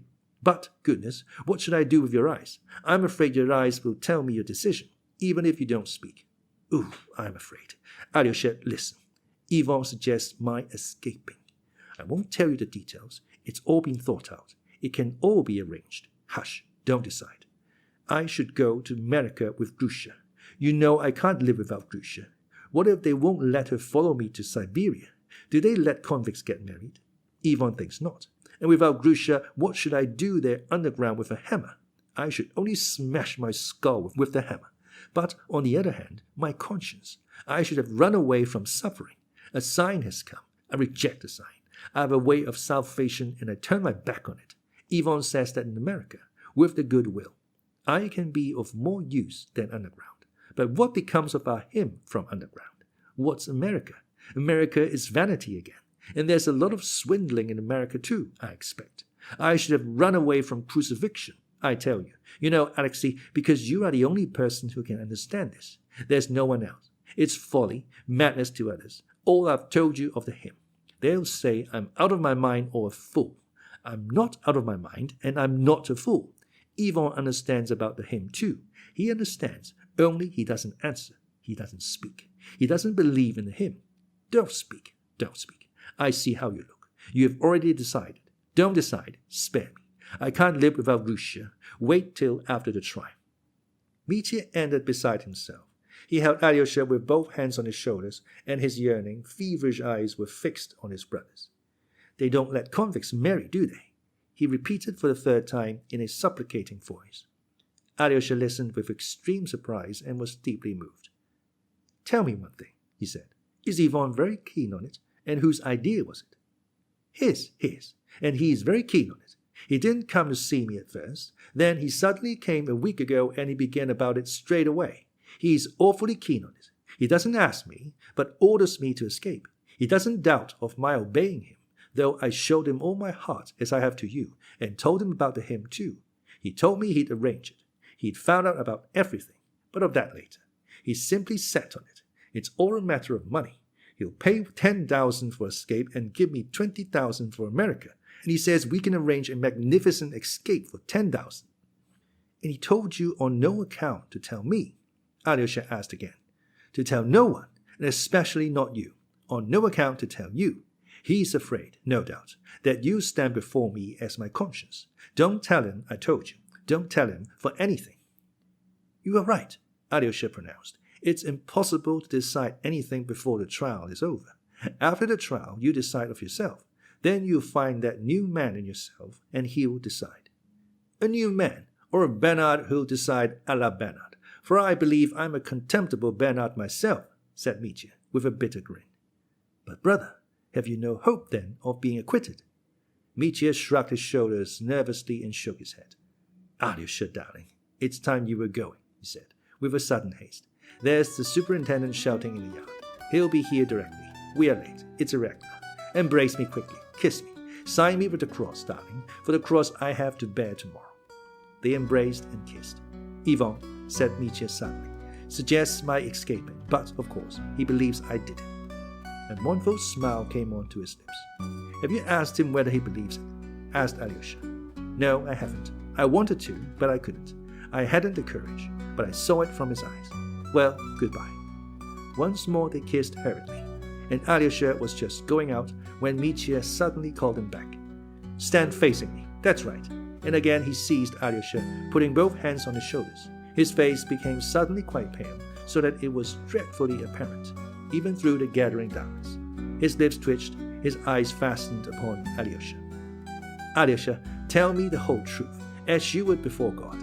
Do you believe I did it? Do you in yourself believe it? The whole truth, don't lie, he cried desperately. Everything seemed heaving before Alyosha, and he felt something like a stab at his heart. Hush, what do you mean? He faltered helplessly. The whole truth, the whole, don't lie, repeated Mitya. I've never for one instant believed that you were the murderer, broke in a shaking voice from Alyosha's breast, and he raised his right hand in the air, as though calling God to witness his words. Mitya's whole face was lighted up with bliss. Thank you, he articulated slowly, as though letting a sigh escape him after fainting. Now you have given me new life. Would you believe it? Till this moment I've been afraid to ask you. You, even you. Well, go. You've given me strength for tomorrow. God bless you. Come, go along. Love, Ivan, was Mitya's last word.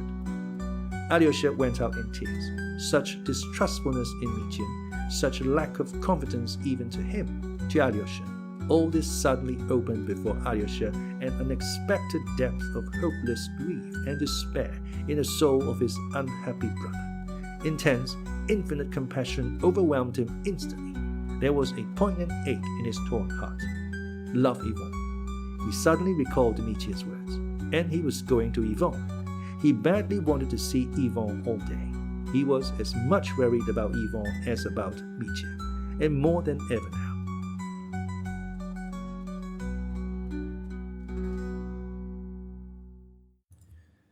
Chapter 5. Not you, not you. On the way to Ivan, he had to pass the house where Katerina Ivanovna was living. There was light in the windows. He suddenly stopped and resolved to go in. He had not seen Katerina Ivanovna for more than a week, but now it struck him that Ivan might be with her, especially on the eve of the terrible day. Ringing and mounting the staircase, which was dimly lighted by a Chinese lantern, he saw a man coming down, and as they met, he recognized him as his brother. So he was just coming from Katerina Ivanovna. Ah, it's only you, said Ivan dryly. Well, goodbye. You are going to her? Yes. I don't advise you to. She's upset and you upset her more. A door was instantly flung open above, and a voice cried suddenly. No, no, Alexey Fyodorovich, have you come from him? Yes, I have been with him. Has he sent me any message? Come up, Alyosha, and you, Ivan Fyodorovich, you must come back. You must. Do you hear? There was such a peremptory note in Katya's voice that Ivan, after a moment's hesitation, made up his mind to go back with Alyosha. She was listening. he murmured angrily to himself, but Alyosha heard it. "Excuse my keeping my greatcoat on," said Ivan, going into the drawing room. "I won't sit down. I won't stay more than a minute." "Sit down, Alexey Fyodorovitch," said Katerina Ivanovna, though she remained standing. She had changed very little during this time, but there was an ominous gleam in her dark eyes. Alyosha remembered afterwards that she had struck him as particularly handsome at that moment. "What did he ask you to tell me?"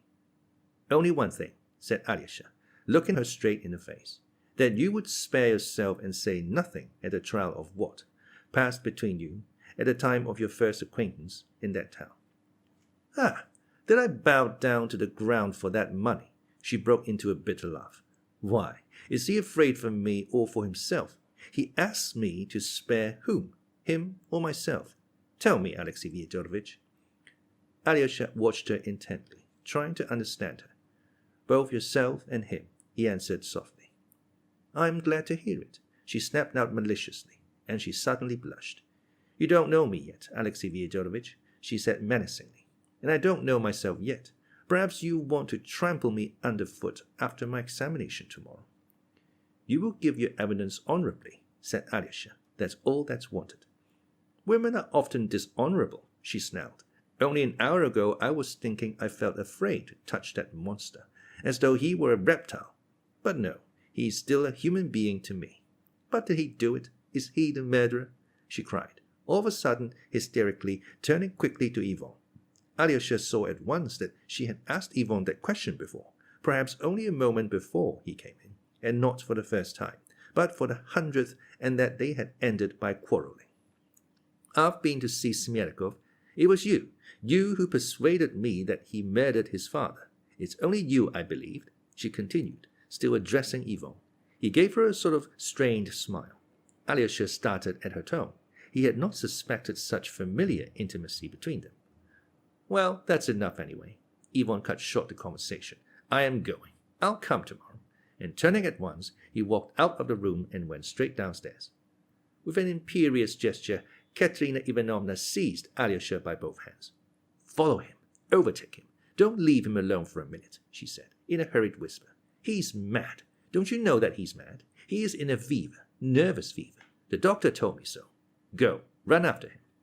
Alyosha jumped up and ran after Ivan, who was not 50 paces ahead of him. "What do you want?" He turned quickly on Alyosha, seeing that he was running after him. "She told you to catch me up, because I'm mad. I know it all by heart," he added irritably. "She is mistaken, of course, but she's right that you are ill," said Alyosha. "I was looking at your face just now. You look very ill, Ivan." Ivan walked on without stopping. Alyosha followed him. "And do you know, Alexey Fyodorovitch, how people do go out of their mind?" Ivan asked in a voice suddenly quiet, without a trace of irritation, with a note of the simplest curiosity. "No, I don't. I suppose there are all kinds of insanity." "And can one observe that one's going mad oneself?" "I imagine one can't see oneself clearly in such circumstances," Alyosha answered with surprise. Ivan paused for half a minute. "If you want to talk to me, please change the subject," he said suddenly. "Oh, while I think of it, I have a letter for you," said Alyosha timidly, and he took Lisa's note from his pocket and held it out to Ivan. They were just under a lamp-post. Ivan recognized the handwriting at once. "Ah, from a little demon." He laughed maliciously, and, without opening the envelope, he tore it into bits and threw it in the air. The bits were scattered by the wind. "She's not 16 yet, I believe, and already offering herself," he said contemptuously, striding along the street again. "How do you mean, offering herself?" exclaimed Alyosha. "As wanton women offer themselves, to be sure." "How can you, Ivan? How can you?" Alyosha cried warmly, in a grieved voice. "She's a child. You're insulting a child. She's ill. She's very ill, too. She's on the verge of insanity, too, perhaps. I had hoped to hear something from you. That would save her." "You hear nothing from me. If she's a child, I'm not her nurse. Be quiet, Alexey. Don't go on about her. I'm not even thinking about it." They were silent again for a moment.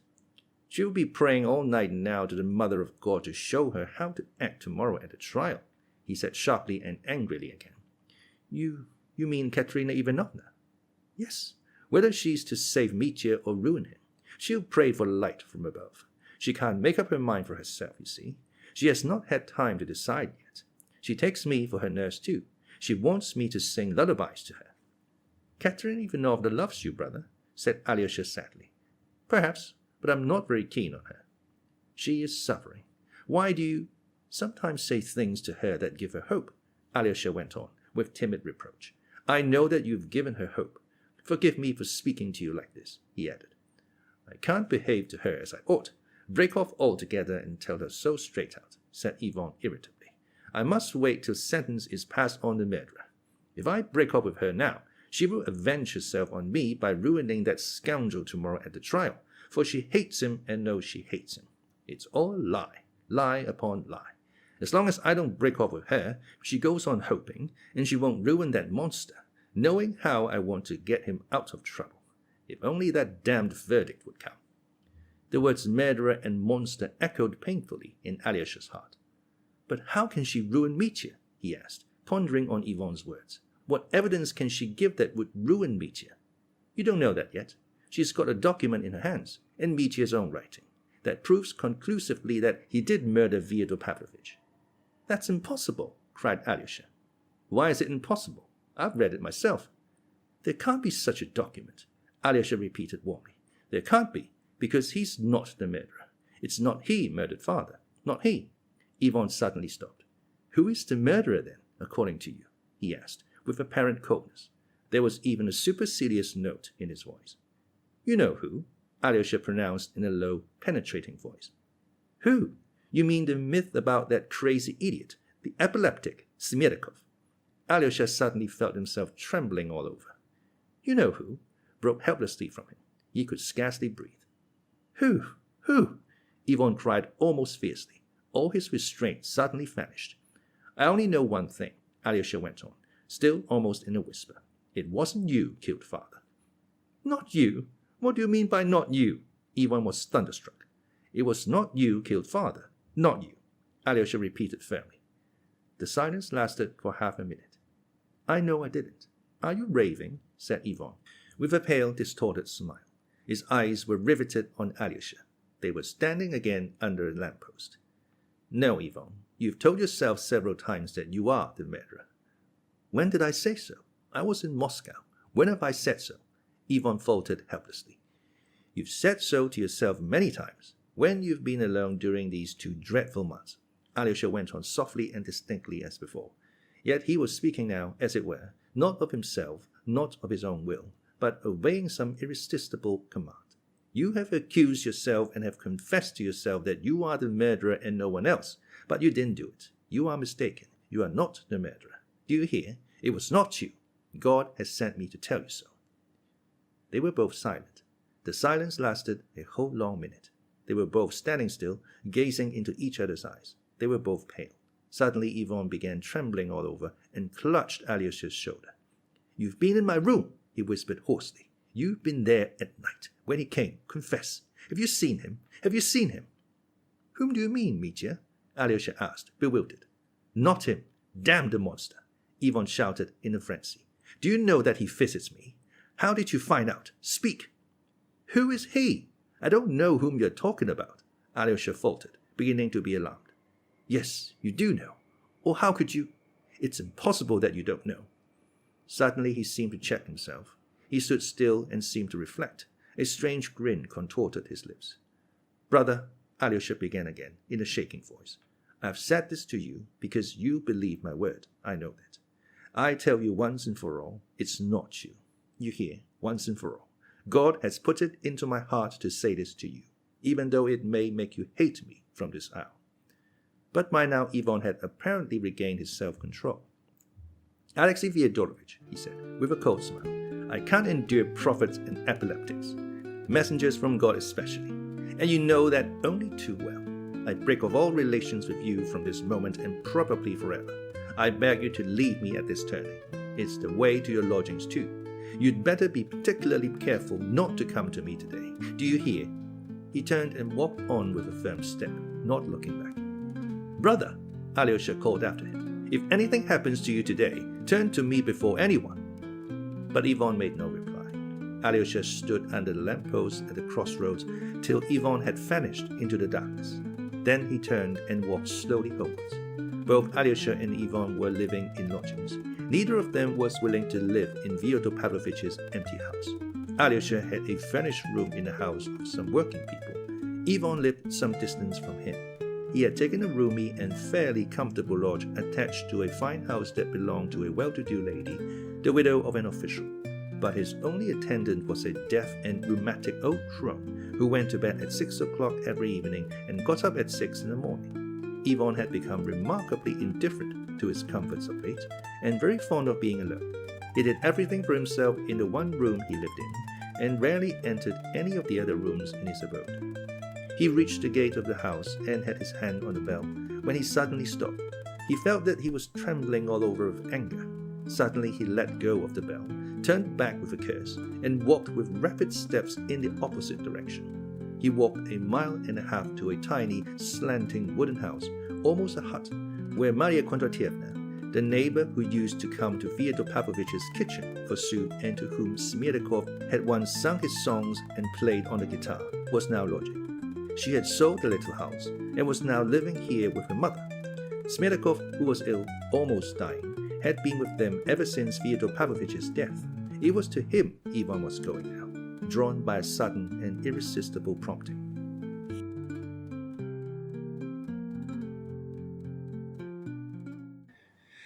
Chapter 6. The first interview with Smerdyakov. This was the third time that Ivan had been to see Smerdyakov since his return from Moscow. The first time he had seen him and talked to him was on the first day of his arrival.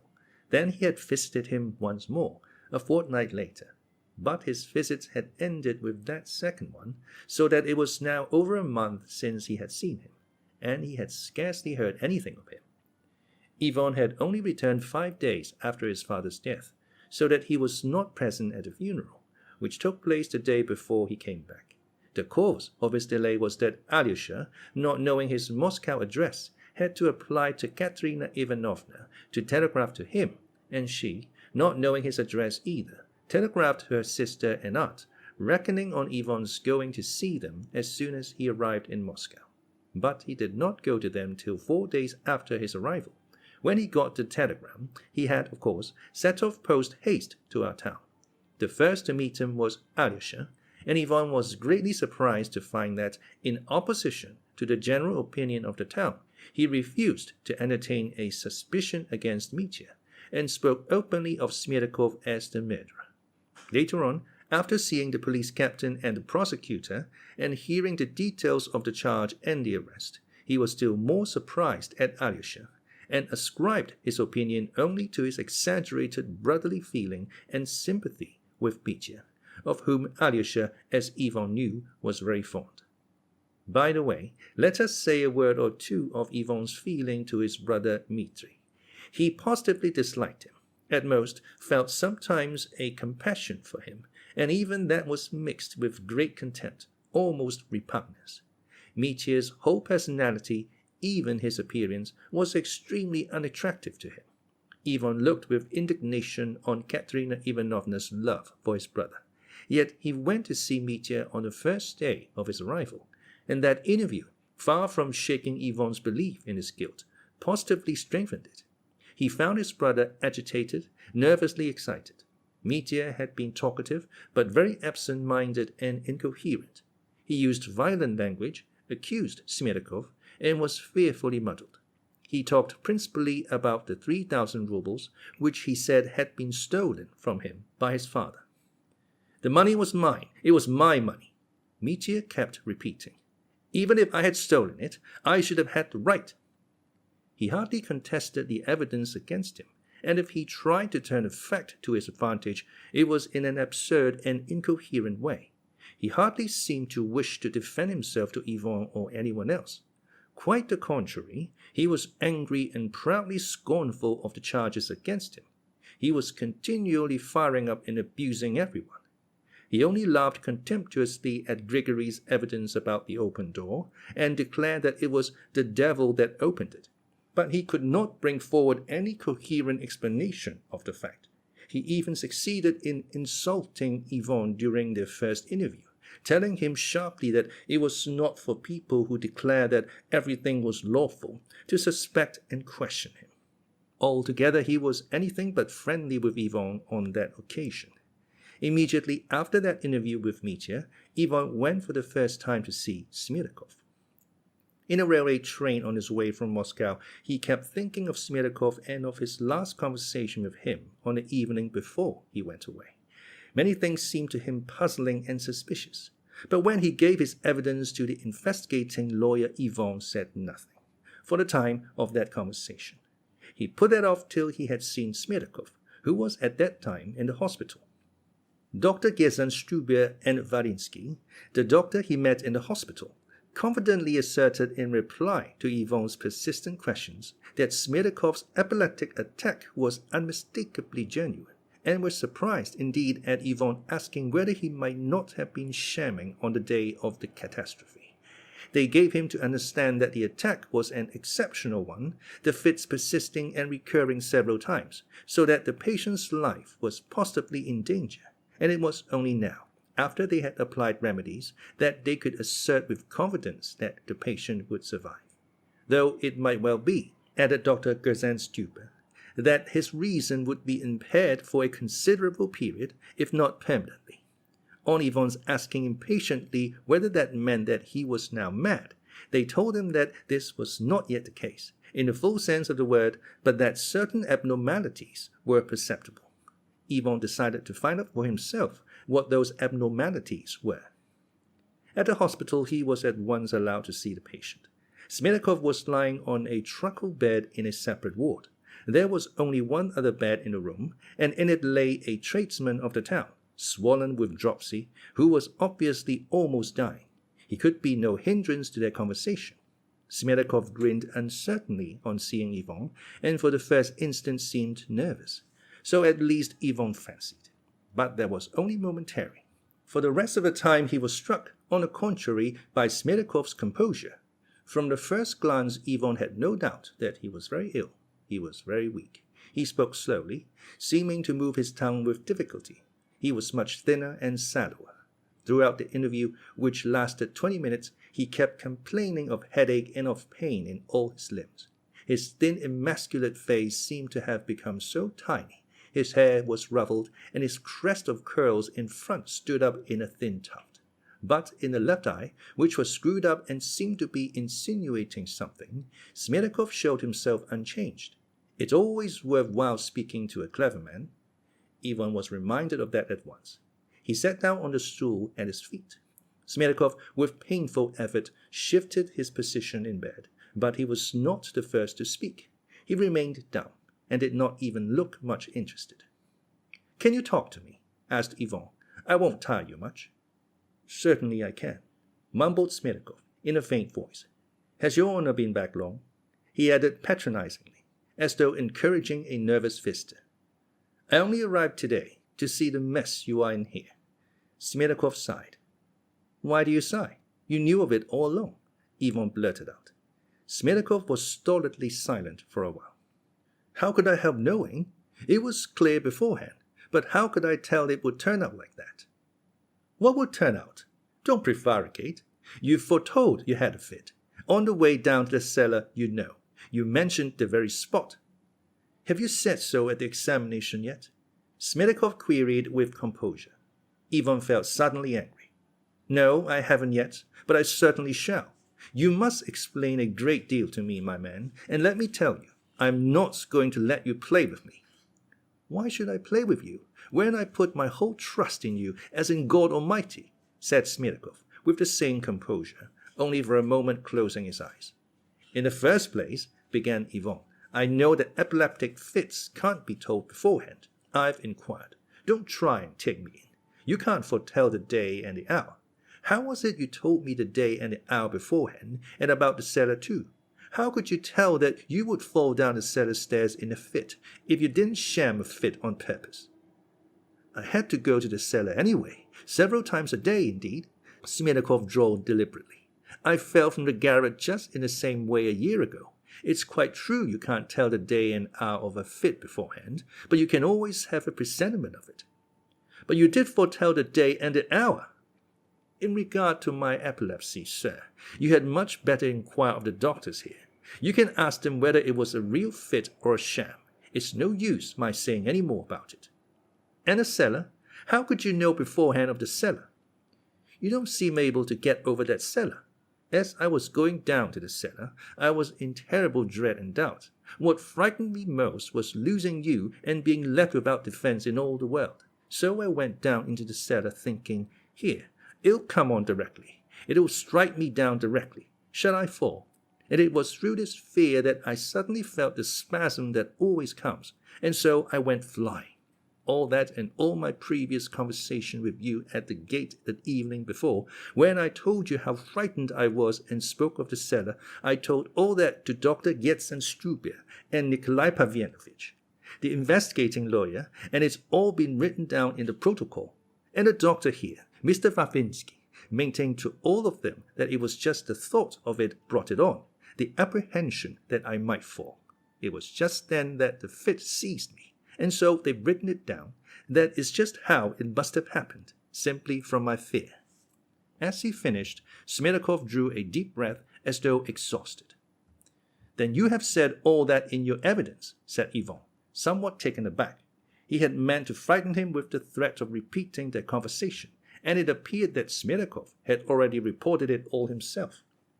What have I to be afraid of? Let them write down the whole truth, Smerdyakov pronounced firmly. And have you told them every word of our conversation at the gate?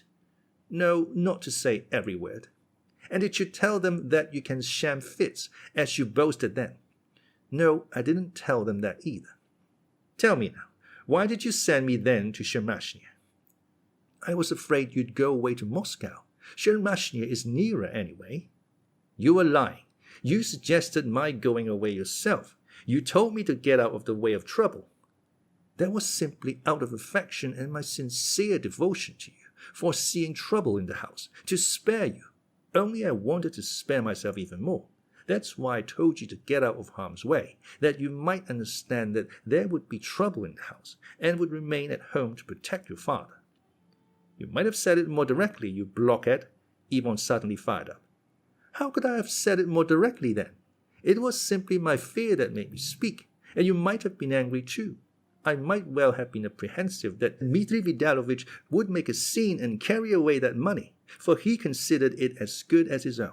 But who could tell that it would end in a murder like this? I thought that he would only carry off the 3,000 that lay under the master's mattress in the envelope. And you see, he's murdered him. How could you guess it either, sir? But if you say yourself that it couldn't be guessed, how could I have guessed and stayed at home? You contradict yourself, said Ivan, pondering. You might have guessed from my sending you to Chermashnya and not to Moscow. How could I guess it from that? Smerdyakov seemed much exhausted, and again he was silent for a minute. You might have guessed from the fact of my asking you not to go to Moscow, but to Chermashnya, that I wanted to have you nearer. For Moscow's a long way off, and Dmitri Vidalovich, knowing you are not far off, would not be so bold. And if anything had happened, you might have come to protect me too. For I warned you of Grigory Vasilyevich's illness, and that I was afraid of having a fit.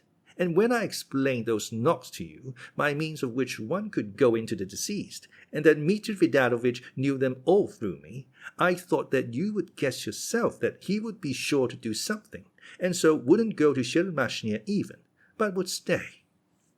He talks very coherently, thought Ivan, though he does mumble. What's the derangement of his faculties that Gesamtstuber talked of? You are cunning with me, damn you, he exclaimed, getting angry. But I thought at the time that you quite guessed, Smerdyakov parried with the simplest air. If I'd guessed, I should have stayed, cried Ivan. Why? I thought that it was because you guessed that you went away in such a hurry, only to get out of trouble, only to run away and save yourself in your fright. You think that everyone is as great a coward as yourself?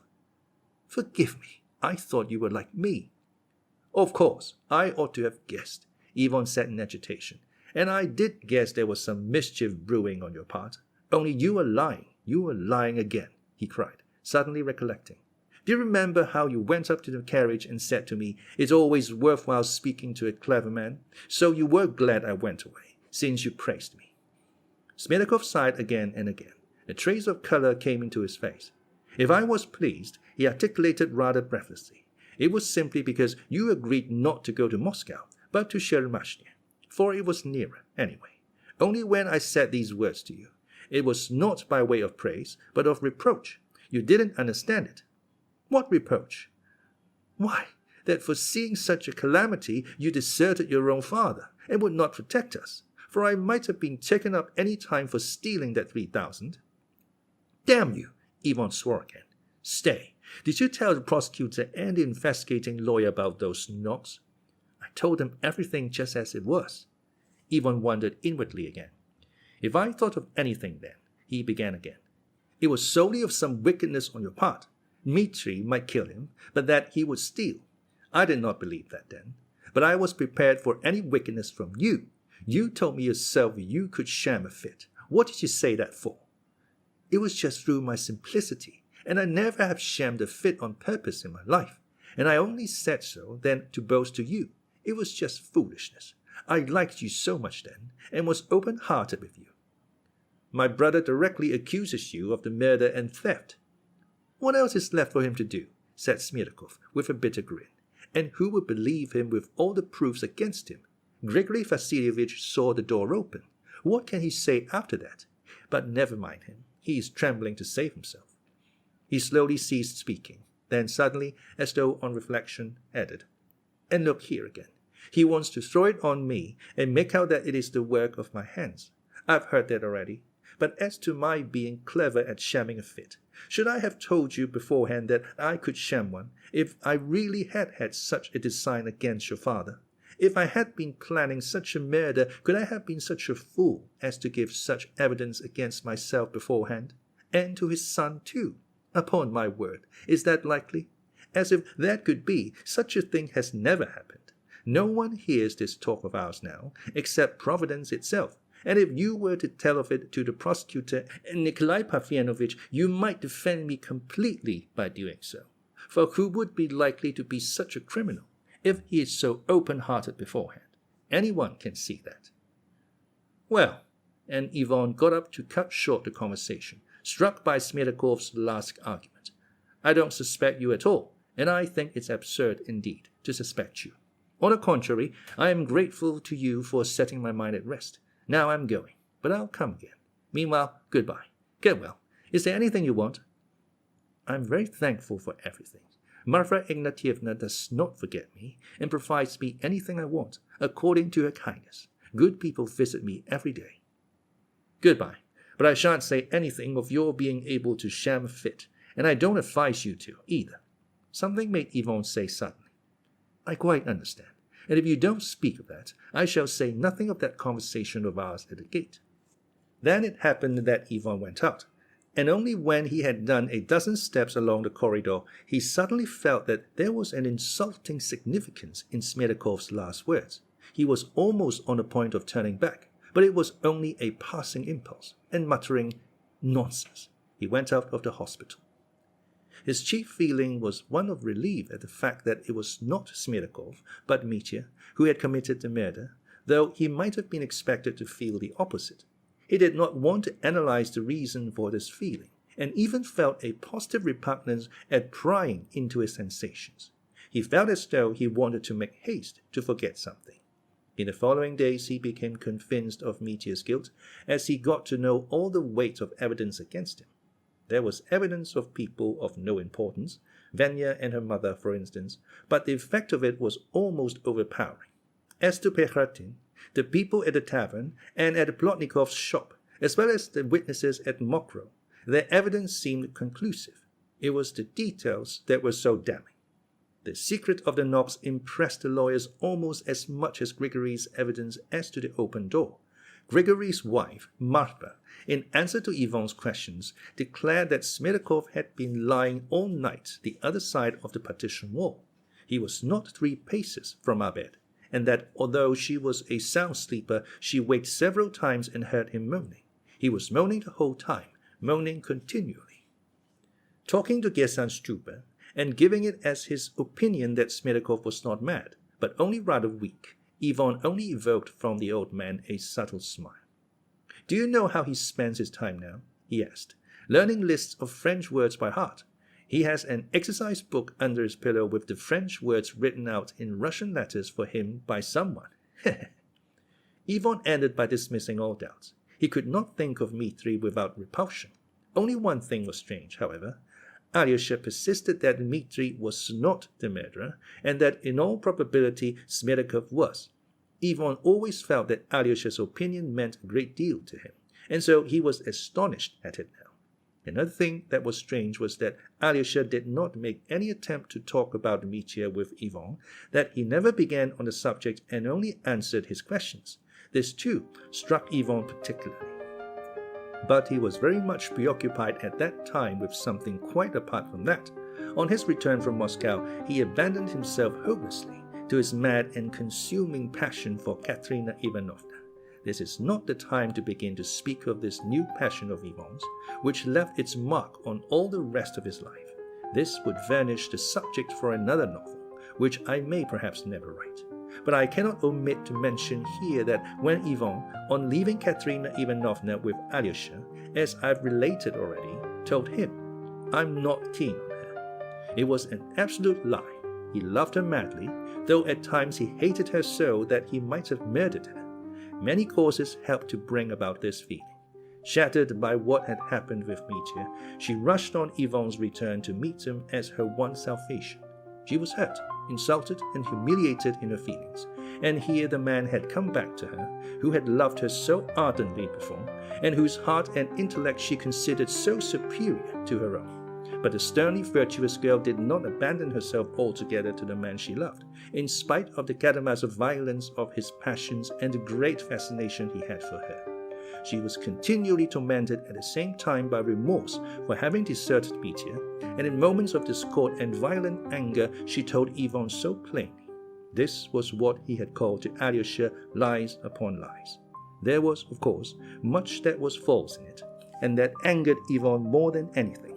But of all this later. He did, in fact, for a time almost forget Smerdakov's existence, and yet, a fortnight after his first visit to him, he began to be haunted by the same strange thoughts as before. It's enough to say that he was continually asking himself, why was it that on the last night in Fyodor Pavlovich's house, he had crept out onto the stairs like a thief and listened to hear what his father was doing below? Why had he recalled that afterwards with repulsion? Why, next morning, had he been suddenly so depressed on a journey? Why, as he reached Moscow, had he said to himself, "I am a scoundrel"? And now he almost fancied that these tormenting thoughts would make him even forget Katerina Ivanovna, so completely did they take possession of him again. It was just after fancying this that he met Alyosha in the street. He stopped him at once and put a question to him.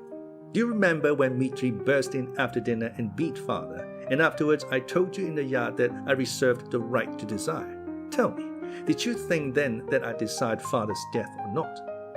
"I did think so," answered Alyosha softly. "It was so too. It was not a matter of guessing. But didn't you fancy then that what I wished was just that one reptile should devour another? That is, just that Dmitri should kill father, and as soon as possible, and that I myself was even prepared to help to bring that about?" Alyosha turned rather pale, and looked silently into his brother's face. "Speak," cried Ivan. "I want above everything to know what you thought then. I want the truth, the truth." He drew a deep breath, looking angrily at Alyosha before his answer came. "Forgive me, I did think that, too, at the time," whispered Alyosha, and he did not add one softening phrase. "Thanks," snapped Ivan, and, leaving Alyosha, he went quickly on his way. From that time, Alyosha noticed that Ivan began obviously to avoid him and seemed even to have taken a dislike to him, so much so that Alyosha gave up going to see him. Immediately after that meeting with him, Ivan had not gone home, but went straight to Smerdyakov again.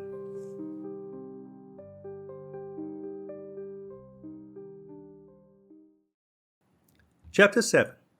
The second visit to Smerdyakov. By that time Smerdyakov had been discharged from the hospital. Ivan knew his new lodging, the dilapidated little wooden house, divided in two by a passage on one side of which lived Maria Kondratyevna and her mother, and on the other Smerdyakov. No one knew on what terms he lived with them, whether as a friend or as a lodger. It was supposed afterwards that he had come to stay with them as Maria Kondratievna's betrothed, and was living there for a time without paying for board or lodging. Both mother and daughter had the greatest respect for him, and looked upon him as greatly superior to themselves. Ivan knocked, and, on the door being opened, went straight into the passage.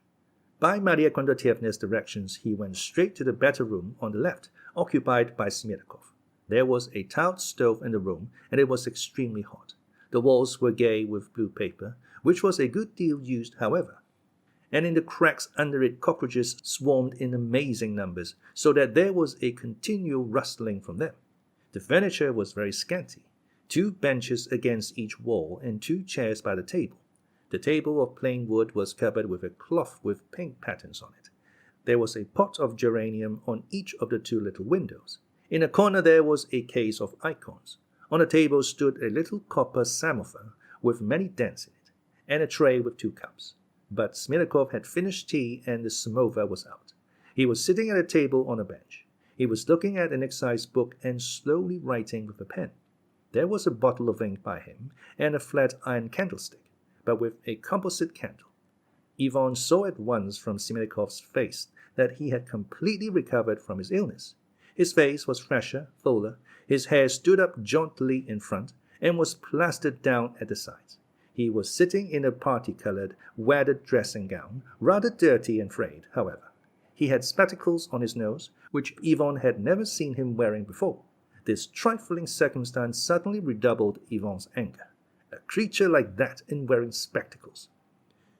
Smerdyakov slowly raised his head and looked intently at his visitor through his spectacles. Then he slowly took them off and rose from the bench, but by no means respectfully, almost lazily, doing the least possible required by common civility. All this struck Ivan instantly. He took it all in and noted it at once. Most of all, the look in Smerdykov's eyes, positively malicious, churlish, and haughty. "What do you want to intrude for?" it seemed to say. "We settled everything then. Why have you come again?" Ivan could scarcely control himself. "It's hot here," he said, still standing, and unbuttoned his overcoat. "Take off your coat," Smerdyakov conceded. Ivan took off his coat and threw it on a bench with trembling hands. He took a chair, moved it quickly to the table, and sat down. Smerdyakov managed to sit down on his bench before him. "To begin with, are we alone?" Ivan asked sternly and impulsively. "Can they overhear us in there?" "No one can hear anything. You've seen for yourself. There's a passage." "Listen, my good fellow. What was that you babbled, as I was leaving the hospital, that if I said nothing about your faculty of shamming fits, you wouldn't tell the investigating lawyer all our conversation at the gate? What do you mean by all? What could you mean by it? Were you threatening me? Have I entered into some sort of compact with you? Do you suppose I am afraid of you?" Ivan said this in a perfect fury, giving him to understand with obvious intention that he scorned any subterfuge or indirectness and meant to show his cards. Smerdykov's eyes gleamed resentfully. His left eye winked, and he at once gave his answer, with his habitual composure and deliberation. "You want to have everything above board. Very well, you shall have it," he seemed to say. "This is what I meant then, and this is why I said that you, knowing beforehand of this murder of your own parent, left him to his fate, and that people mightn't after that conclude any evil about your feelings and perhaps of something else too. That's what I promised not to tell the authorities." Though Smerdyakov spoke without haste and obviously controlling himself, yet there was something in his voice, determined and emphatic, resentful and insolently defiant. He stared impudently at Ivan. A mist passed before Ivan's eyes for the first moment. "How? What? Are you out of your mind?" "I'm perfectly in possession of all my faculties." "Do you suppose I knew of the murder?" Ivan cried at last, and he brought his fist violently on the table. "What do you mean by something else too? Speak, scoundrel." Smerdyakov was silent and still scanned Ivan with the same insolent stare. "Speak, you stinking rogue. What is that something else too?" "The something else I meant was that you probably too were very desirous of your parents' death." Ivan jumped up and struck him with all his might on the shoulder, so that he fell back against the wall.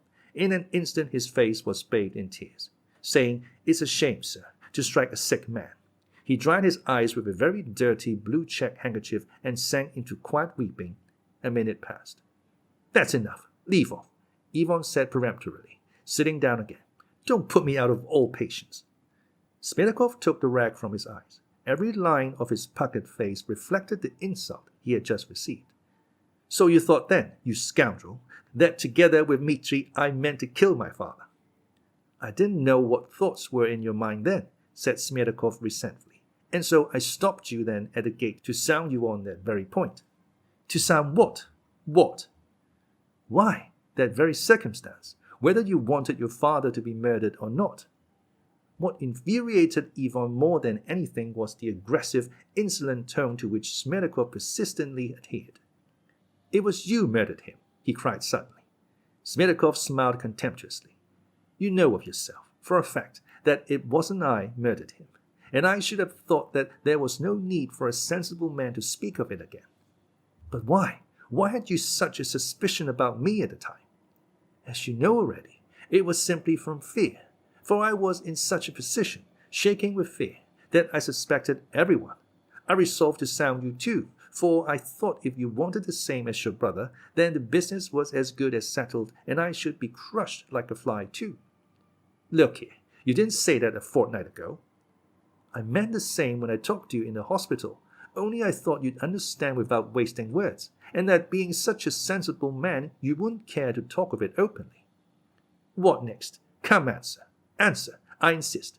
What was it? What could I have done to put such a degrading suspicion into your mean soul? As for the murder, you couldn't have done that and didn't want to. But as for wanting someone else to do it, that was just what you did want. And how coolly he speaks. But why should I have wanted it? What grounds had I for wanting it? What grounds had you? What about the inheritance? Said Smerdyakov sarcastically, and, as it were, vindictively. Why, after your parents' death, there was at least 40,000 to come to each of you, and very likely more. But if Fyodor Pavlovitch got married then to that lady, Agrafena Alexandrovna, she would have had all his capital made over to her directly after the wedding, for she's plenty of sense, so that your parent would not have left you 2 rubles between the 3 of you. And were they far from a wedding either? Not a hair's breadth. That lady had only to lift a little finger, and he would have run after her to church, with his tongue out. Ivan restrained himself with painful effort. Very good, he commented at last. You see, I haven't jumped up, I haven't knocked you down, I haven't killed you. Speak on. So, according to you, I had fixed on Dmitri to do it. I was reckoning on him. How could you help reckoning on him? If he killed him, then he would lose all the rights of a nobleman, his rank and property, and would go off to exile. So his share of the inheritance would come to you and your brother Alexei Vidalovich in equal parts. So you'd each have not 40, but 60,000 each. There's not a doubt you did reckon on Dmitri Vidalovich. What I put up with from you. Listen, scoundrel, if I had reckoned on anyone then, it would have been on you, not on Dmitri, and I swear I did expect some wickedness from you. At the time, I remember my impression. I thought too, for a minute, at the time, that you were reckoning on me as well, said Smerdyakov, with a sarcastic grin, so that it was just by that more than anything you showed me what was in your mind. For if you had a foreboding about me and yet went away, you as good as said to me, you can murder my parents, I won't hinder you. You scoundrel! So that's how you understood it. It was all that going to Chermashnya. Why? You were meaning to go to Moscow and refused all your father's entreaties to go to Chermashnya, and simply at a foolish word from me you consented at once. What reason had you to consent to Chermashnya? Since you went to Chermashnya with no reason, simply at my word, it shows that you must have expected something from me. No, I swear I didn't, shouted Ivan, grinding his teeth. You didn't? Then you ought, as your father's son, to have had me taken to the lock-up and thrashed at once for my words then, or at least to have given me a punch in the face on the spot. But you were not a bit angry, if you please, and at once in a friendly way acted on my foolish word and went away, which was utterly absurd, for you ought to have stayed to save your parents' life. How could I help drawing my conclusions? Ivan sat scowling, both his fists convulsively pressed on his knees. Yes, I'm sorry I didn't punch you in the face, he said with a bitter smile. I couldn't have taken you to the lockup just then. Who would have believed me, and what charge could I bring against you? But a punch in the face. Oh, I'm sorry I didn't think of it, though blows are forbidden. I should have pounded your ugly face to a jelly. Smerdyakov looked at him almost with relish. In the ordinary occasions of life, he said in the same complacent and sententious tone in which he had taunted Grigory and argued with him about religion at Fyodor Pavlovich's table. In the ordinary occasions of life, blows on the face are forbidden nowadays by law, and people have given them up.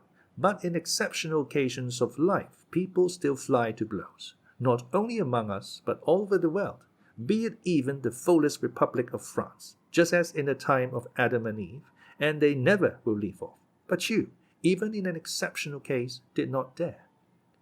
What are you learning French words for? Ivan nodded towards the exercise book lying on a table. Why shouldn't I learn them so as to improve my education, supposing that I may myself chance to go some day to those happy parts of Europe? Listen, monster. Ivan's eyes flashed and he trembled all over. I'm not afraid of your accusations. You can say what you like about me, and if I don't beat you to death, it's simply because I suspect you of that crime and I'll drag you to justice. I'll unmask you. To my thinking, you'd better keep quiet, for what can you accuse me of, considering my absolute innocence? And who would believe you? Only if you begin, I shall tell everything too, for I must defend myself. Do you think I'm afraid of you now? If the court doesn't believe all I've said to you just now, the public will, and you will be ashamed. That's as much as to say, it's always worthwhile speaking to a sensible man, eh? Snarled Ivan. You hit the mark, indeed, and you'd better be sensible. Ivan got up, shaking all over with indignation, put on his coat, and without replying further to Smerdyakov, without even looking at him, walked quickly out of the cottage. The cool evening air refreshed him. There was a bright moon in the sky.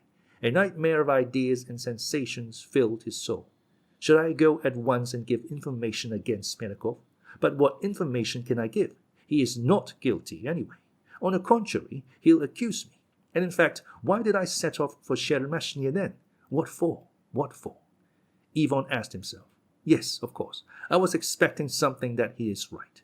And he remembered for the 100th time now, on the last night in his father's house, he had listened on the stairs. But he remembered it now with such anguish that he stood still on the spot as though he had been stabbed. Yes, I expected it then. That's true. I wanted the murder. I did want the murder. Did I want the murder? Did I want it? I must kill Smerdyakov. If I don't dare kill Smerdyakov now, life is not worth living. Ivan did not go home, but went straight to Katerina Ivanovna and alarmed her by his appearance. He was like a madman. He repeated all his conversation with Smerdyakov, every syllable of it. He couldn't be calmed, however much she tried to soothe him. He kept walking about the room, speaking strangely, disconnectedly. At last he sat down, put his elbows on the table, leaned his head on his hands, and pronounced this strange sentence. If it's not Dmitri, but Smerdyakov who is the murderer, I share his guilt, for I put him up to it. Whether I did, I don't know yet. But if he is the murderer and not Dmitri, then, of course, I am the murderer too. When Katerina Ivanovna heard that, she got up from her seat without a word, went to her writing table, opened a box standing on it, took out a sheet of paper and laid it before Ivan. It was the document of which Ivan spoke to Alyosha later on as a conclusive proof that Dmitri had killed his father. It was the letter written by Mitya to Katerina Ivanovna when he was drunk. On the very evening he met Alyosha at the crossroads on the way to the monastery, after the scene at Katerina Ivanovna's, when Grushenka had insulted her. Then, parting from Alyosha, Mitya had rushed to Grushenka. I don't know whether he saw her, but in the evening he was at the metropolis, where he got thoroughly drunk. Then he asked for pen and paper and wrote a document of weighty consequences to himself. It was a wordy, disconnected, frantic letter, a drunken letter in fact.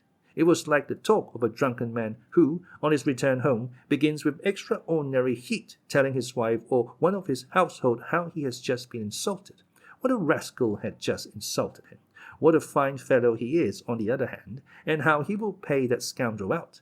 And all that at great length, with great excitement and incoherence, with drunken tears and blows on the table.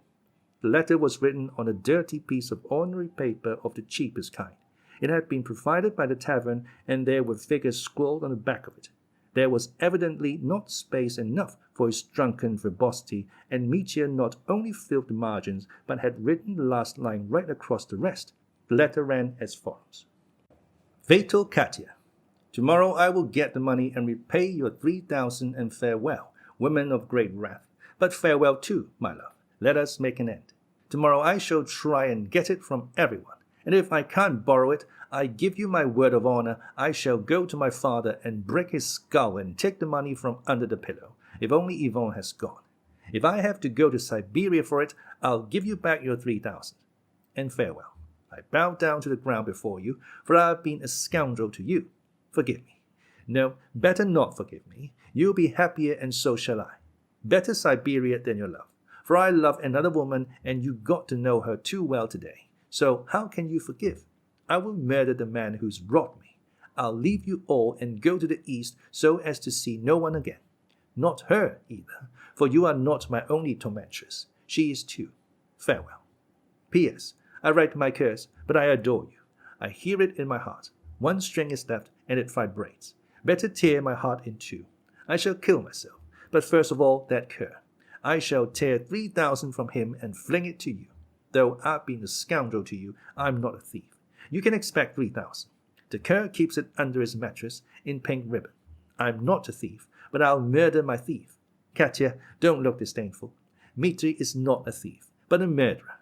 He has murdered his father and ruined himself to hold his ground rather than endure your pride, and he doesn't love you. P.P.S. I kiss your feet. Farewell. P.P.P.S. Katya, pray to God that someone will give me the money. Then I shall not be steeped in gore, and if no one does, I shall. Kill me. Your slave and enemy, D. Karamazov. When Yvonne read this document, he was convinced. So then it was his brother, not Smerdyakov. And if not Smerdyakov, then not he, Yvonne. This letter at once assumed in his eyes the aspect of a logical proof. There could be no longer the slightest doubt of Mitya's guilt. The suspicion never occurred to Yvonne, by the way, that Mitya might have committed the murder in conjunction with Smerdyakov, and, indeed, such a theory did not fit in with the facts. Yvonne was completely reassured. The next morning he only thought of Smerdyakov and his jibes with contempt. A few days later he positively wondered how he could have been so horribly distressed at his suspicions. He resolved to dismiss him with contempt and forget him. So passed a month. He made no further inquiry about Smerdyakov, but twice he happened to hear that he was very ill and out of his mind. He'll end in madness, the young Dr. Varvinsky observed about him, and Yvonne remembered this. During the last week of that month, Yvonne himself began to feel very ill. He went to consult the Moscow doctor who had been sent for by Katerina Ivanovna just before the trial. And just at that time, his relations with Katerina Ivanovna became acutely strained. They were like two enemies in love with one another. Katerina Ivanovna's returns to Mitya, that is, her brief but violent revulsions of feeling in his favor, drove Yvonne to perfect frenzy. Strange to say, until that last scene described above, when Alyosha came from Mitya to Katerina Ivanovna, Yvonne had never once, during that month, heard her express a doubt of Mitya's guilt, in spite of those returns that were so hateful to him. It is remarkable, too, that while he felt that he hated Mitya more and more every day, he realized that it was not on account of Katya's returns that he hated him, but just because he was the murderer of his father. He was conscious of this and fully recognized it to himself. Nevertheless, he went to see Mitya 10 days before the trial and proposed to him a plan of escape, a plan he had obviously thought over a long time. He was partly impelled to do this by a sore place still left in his heart from a phrase of Smerdyakov that it was to his, Yvonne's, advantage that his brother should be convicted, as that would increase his inheritance and Alyosha's from 40 to 60,000 rubles. He determined to sacrifice 30,000 on arranging Mitya's escape. On his return from seeing him, he was very mournful and dispirited. He suddenly began to feel that he was anxious for Mitya's escape, not only to heal that sore place by sacrificing 30,000, but for another reason. Is it because I am as much a murderer at heart? He asked himself. Something very deep down seemed burning and rankling in his soul. His pride, above all, suffered cruelly all that month, but of that later. when, after his conversation with Alyosha, Ivan suddenly decided with his hand on the bell of his lodging to go to Smerdyakov. He obeyed a sudden and peculiar impulse of indignation. He suddenly remembered how Katerina Ivanovna had only just cried out to him in Alyosha's presence, "It was you persuaded me of his guilt." Ivan was thunderstruck when he recalled it. He had never once tried to persuade her that Dmitri was the murderer. On the contrary, he had suspected himself in her presence, that time when he came back from Smerdyakov. It was she who had produced that document and proved his brother's guilt. And now she suddenly exclaimed, "I've been at Smerdyakov myself." When had she been there? Ivan had known nothing of it. So she was not at all so sure of Mitya's guilt. And what could Smerdyakov have told her? What had he said to her? His heart burned with violent anger. He could not understand how he could, half an hour before, have let those words pass and not have cried out at the moment. He let go of the bell and rushed off to Smerdyakov. "I shall kill him, perhaps this time," he thought on the way.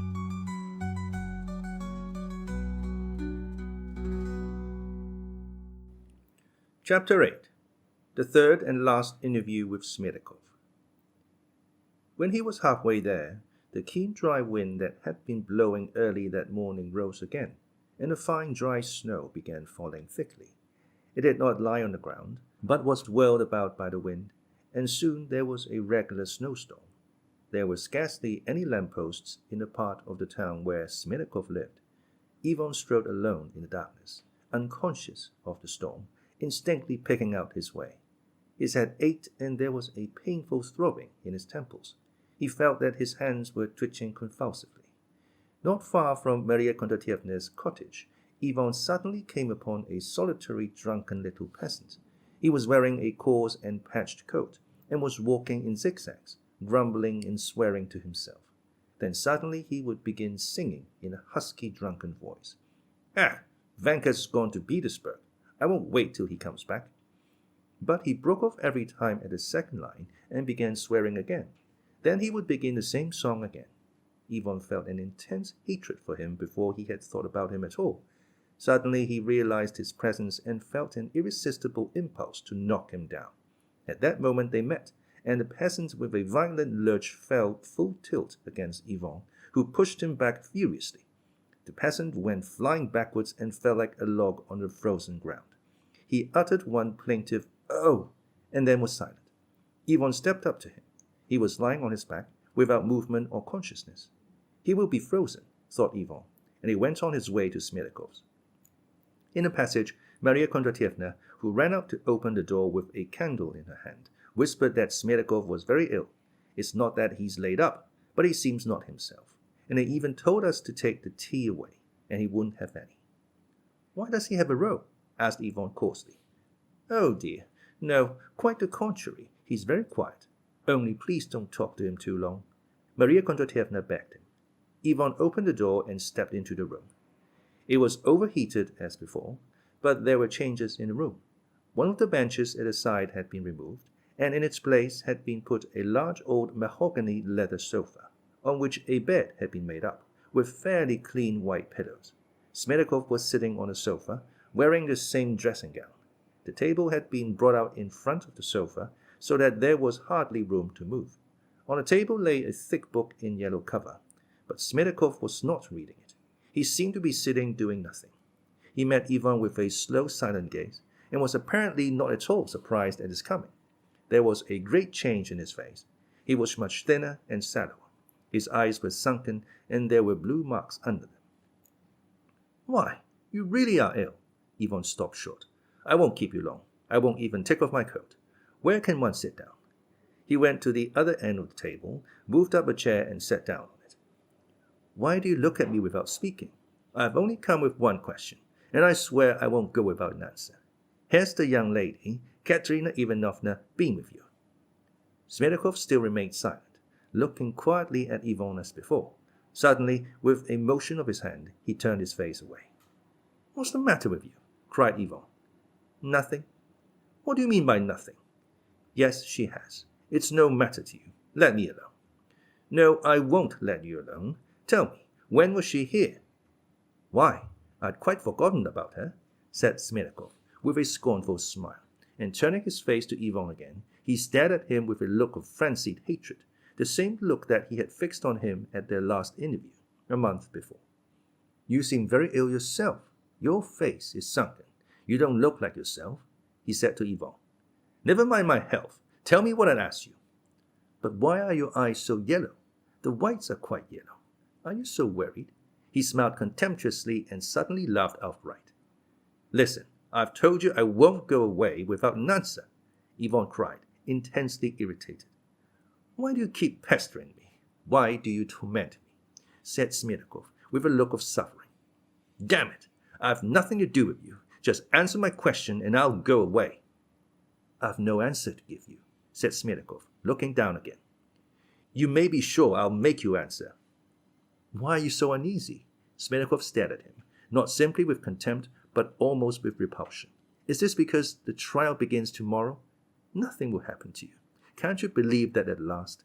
Go home, go to bed and sleep in peace. Don't be afraid of anything. I don't understand you. What have I to be afraid of tomorrow? Ivan articulated in astonishment, and suddenly a chill breath of fear did in fact pass over his soul. Smerdyakov measured him with his eyes. You don't understand, he drawled reproachfully. It's a strange thing a sensible man should care to play such a farce. Ivan looked at him speechless. The startling, incredibly supercilious tone of this man, who had once been his valet, was extraordinary in itself. He had not taken such a tone even at their last interview. I tell you, you've nothing to be afraid of. I won't say anything about you. There's no proof against you. I say, how your hands are trembling. Why are your fingers moving like that? Go home. You did not murder him. Ivan started. He remembered Alyosha. I know it was not I, he faltered. Do you? Smerdyakov called him up again. Ivan jumped up and seized him by the shoulder. Tell me everything, you viper. Tell me everything. Smerdyakov was not in the least scared. He only riveted his eyes on Ivan with insane hatred. Well, it was you who murdered him, if that's it, he whispered furiously. Ivan sank back on his chair, as though pondering something. He laughed malignantly. You mean my going away? What you talked about last time? You stood before me last time and understood it all, and you understand it now. All I understand is that you are mad. Aren't you tired of it? Here we are face to face. What's the use of going on keeping up a farce to each other? Are you still trying to throw it all on me, to my face? You murdered him. You are the real murderer. I was only your instrument, your faithful servant, and it was following your words I did it. Did it? Why? Did you murder him? Ivan turned cold. Something seemed to give way in his brain, and he shuddered all over with a cold shiver. Then Smerdyakov himself looked at him wonderingly. Probably the genuineness of Ivan's horror struck him. You don't mean to say you really don't know? He faltered mistrustfully, looking with a forced smile into his eyes. Ivan still gazed at him, and seemed unable to speak. Vanka's gone to Petersburg. I won't wait till he comes back, suddenly echoed in his head. Do you know, I'm afraid that you are a dream, a phantom sitting before me, he muttered. There's no phantom here, but only us two and one other. No doubt he is here, that third between us. Who is he? Who is here? What third person? Ivan cried in alarm, looking about him, his eyes hastily searching in every corner. That third is God himself, Providence. He is the third beside us now. Only don't look for him. You won't find him. It's a lie that you killed him, Ivan cried madly. You are mad, or teasing me again. Smerdyakov, as before, watched him curiously, with no sign of fear. He could still scarcely get over his incredulity. He still fancied that Ivan knew everything and was trying to throw it all on him to his face. Wait a minute, he said at last in a weak voice, and suddenly bringing up his left leg from under the table, he began turning up his trouser leg. He was wearing long white stockings and slippers. Slowly he took off his garter and fumbled to the bottom of his stocking. Ivan gazed at him, and suddenly shuddered in a paroxysm of terror. He's mad, he cried, and rapidly jumping up, he drew back, so that he knocked his back against the wall and stood up against it, stiff and straight. He looked with insane terror at Smerdyakov, who, entirely unaffected by his terror, continued fumbling in his stocking, as though he were making an effort to get hold of something with his fingers and pull it out, At last he got hold of it and began pulling it out.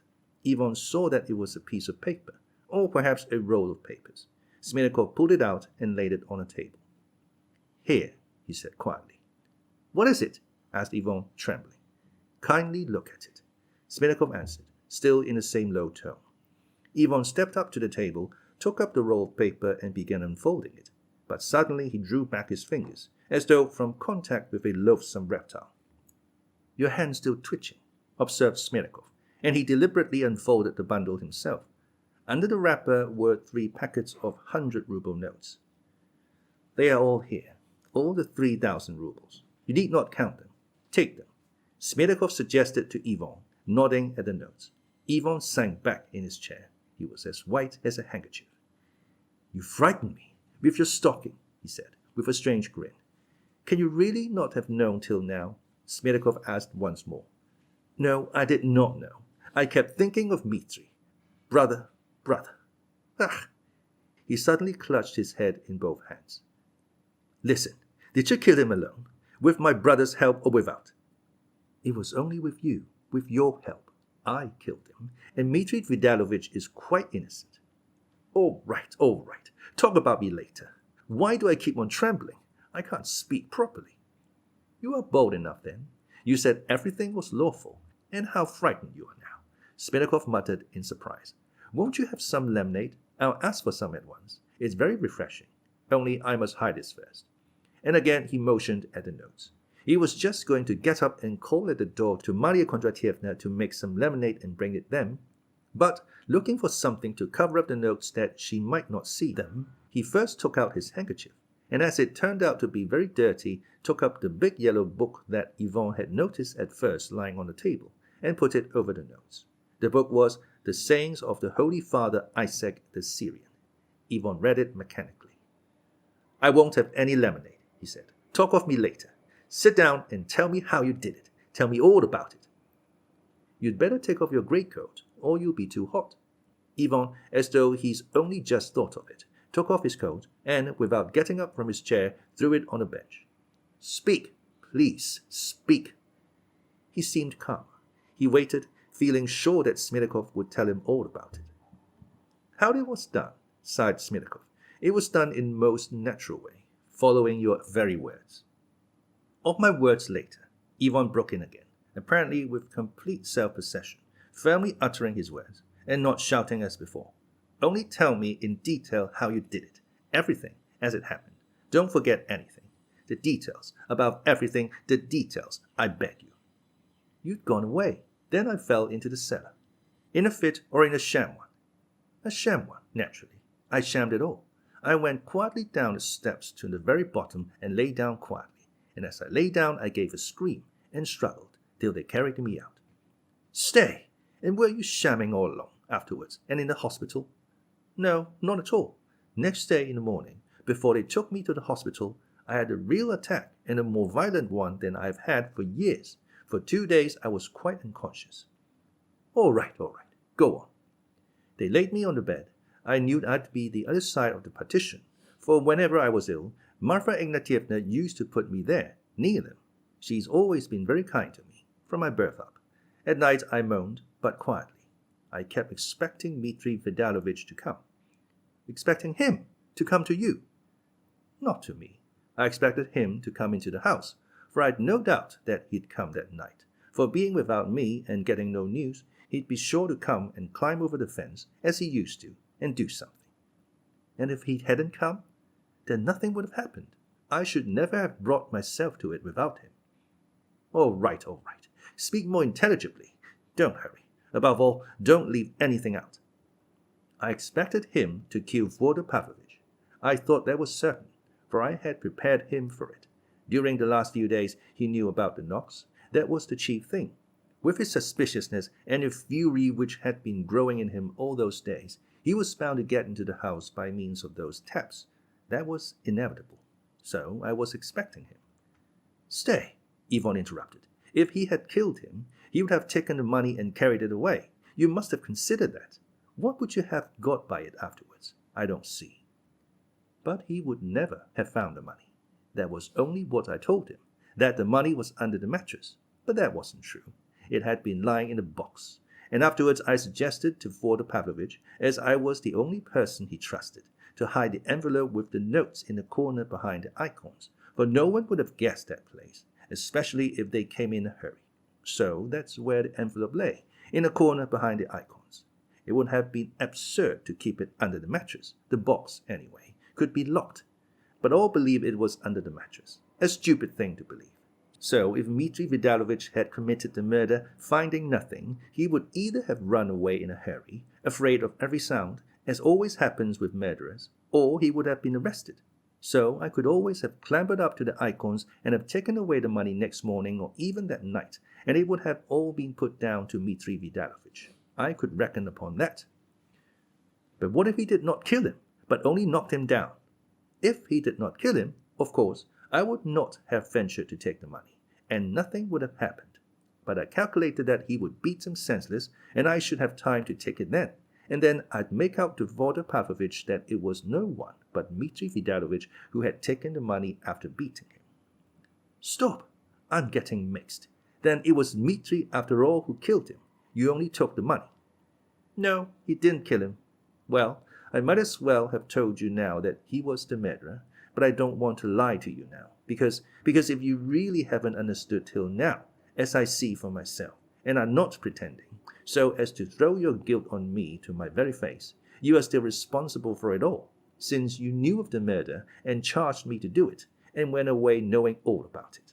And so I want to prove to your face this evening that you are the only real murderer in the whole affair, and I'm not the real murderer, though I did kill him. You are the rightful murderer. Why? Why? Am I a murderer? Oh God, Ivan cried, unable to restrain himself at last, and forgetting that he had put off discussing himself till the end of the conversation. You still mean that Smerdyakov? Stay, tell me, why did you want my consent? If you really took Smerdyakov for consent, how will you explain that now? Assured of your consent, I should have known that you wouldn't have made an outcry over those 3,000 being lost, even if I'd been suspected, instead of Dmitri Vidalovich, or as his accomplice. On the contrary, you would have protected me from others, and when you got your inheritance, you would have rewarded me when you are able, all the rest of your life. For you'd have received your inheritance through me, seeing that if he had married Agrafena Alexandrovna, you wouldn't have had a farthing. Ah, then you intended to worry me all my life afterwards, snarled Ivan. And what if I'd gone away then, but had informed against you? What could you have informed? That I persuaded you to go to Smerdyakov? That's all nonsense. Besides, after our conversation, you would either have gone away or have stayed. If you had stayed, nothing would have happened. I should have known that you didn't want it done, and should have attempted nothing. As you went away, it meant you assured me that you wouldn't dare to inform against me at the trial, and that you'd overlook my having the 3,000. And indeed, you couldn't have prosecuted me afterwards, because then I should have told it all in the court. That is, not that I had stolen the money or killed him. I shouldn't have said that, but that you'd put me up to the theft and the murder, though I didn't consent to it. That's why I needed your consent, so that you couldn't have cornered me afterwards. For what proof could you have had? I could always have cornered you, revealing your eagerness for your father's death, and I tell you the public would have believed it all, and you would have been ashamed for the rest of your life. Was I then so eager? Was I? Ivan snarled again. To be sure you were, and by your consent you silently sanctioned my doing it. Smerdyakov looked resolutely at Ivan. He was very weak and spoke slowly and warily, but some hidden inner force urged him on. He evidently had some design. Ivan felt that. Go on, he said. Tell me what happened that night. What more is there to tell? I lay there and I thought I heard the master shout, and before that Grigory Vasilievich had suddenly got up and came out, and he suddenly gave a scream, and then all was silence and darkness. I lay there waiting, my heart beating. I couldn't bear it. I got up at last, went out. I saw the window open to the left into the garden, and I stepped to the left to listen whether he was sitting there alive, and I heard the master moving about, sighing. So I knew he was alive. I thought. I went to the window and shouted to the master. It's I. And he shouted to me. He's been. He's run away. He meant Dmitri Vidalovich had been. He's killed Grigory. Where? I whispered. There, in a corner, he pointed. He was whispering too. Wait a minute, I said. I went to the corner of the garden to look, and there I came upon Grigory Vasilievich lying by the wall, covered with blood, senseless. So it's true that Dmitri Vidalovich has been here, was the thought that came into my head, and I determined on the spot to make an end of it, as Grigory Vasilievich, even if he were alive, would see nothing of it, as he lay there senseless. The only risk was that Marfa Ignatievna might wake up. I felt that at the moment, but the longing to get it done came over me, till I could scarcely breathe. I went back to the window to the master and said, "She's here, she's come. Agrafena Alexandrovna has come, wants to be let in." And he started like a baby. "Where is she?" He fairly gasped, but couldn't believe it. "She's standing there," said I. "Open." He looked out of the window at me, half believing and half distrustful, but afraid to open. Why? He's afraid of me now, I thought, and it was funny. I bethought me to knock on the window frame those taps we'd agreed upon as a signal that Grushenka had come, in his presence, before his eyes. He didn't seem to believe my word, but as soon as he heard the taps, he ran at once to open the door. He opened it. I would have gone in, but he stood in the way to prevent me passing. "Where is she? Where is she?" He looked at me, all of a tremble. Well, thought I, if he's so frightened of me as all that, it's a bad lookout. And my legs went weak with fright that he wouldn't let me in or would call out, or Marfa Ignatievna would run up, or something else might happen. I don't remember now, but I must have stood pale, facing him. I whispered to him, "Why, she's there, under the window. How is it you don't see her?" I said. "Bring her then, bring her." "She's afraid," said I. "She was frightened at the noise. She's hidden in the bushes. Go and call to her yourself from the study." He ran to the window, put the candle in the window. "Grushenka," he cried. "Grushenka, are you here?" Though he cried that, he didn't want to lean out of the window. He didn't want to move away from me, for he was panic-stricken. He was so frightened he didn't dare to turn his back on me. "Why, here she is," said I. I went up to the window and leaned right out of it. "Here she is. She's in the bush, laughing at you. Don't you see her?" He suddenly believed it. He was all of a shake. He was awfully crazy about her, and he leaned right out of the window.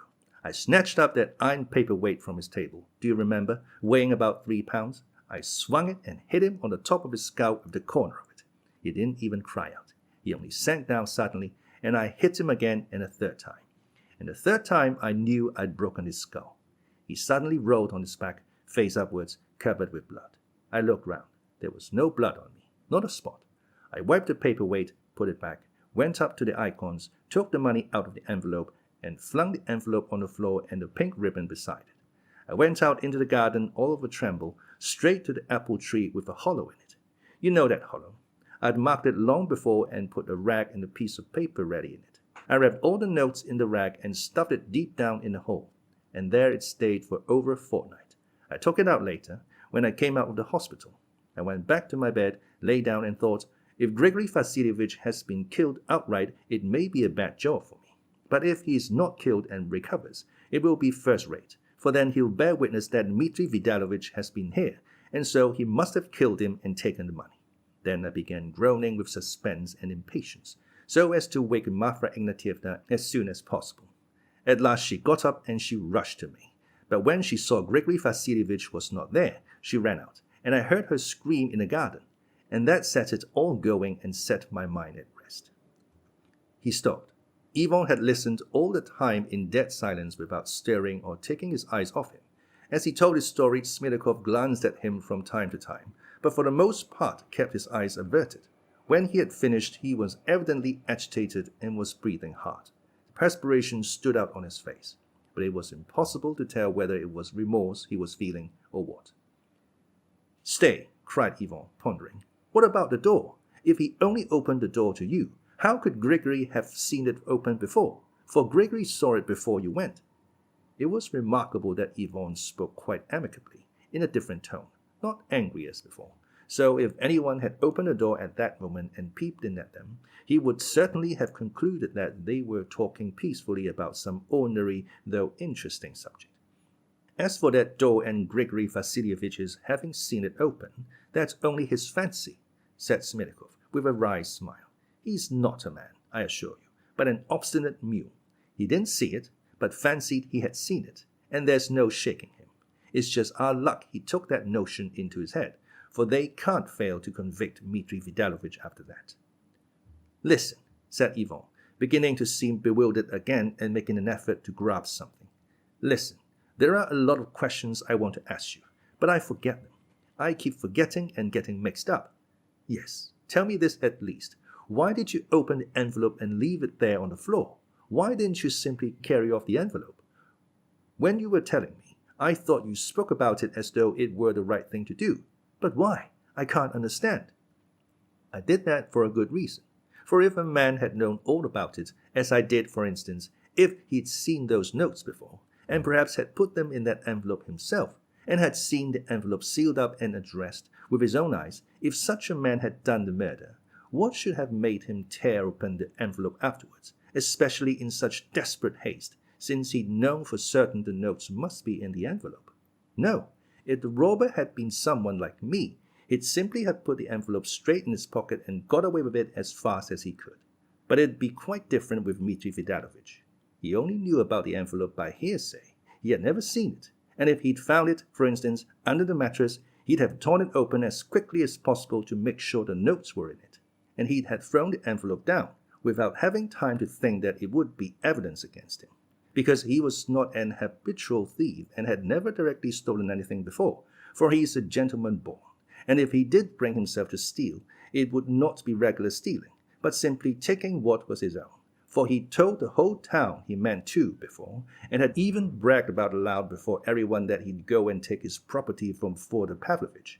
I didn't say that openly to the prosecutor when I was being examined, but quite the contrary, I brought him to it by a hint, as though I didn't see it myself, and as though he thought of it himself and I hadn't prompted him, so that Mr. Prosecutor's mouth positively watered at my suggestion.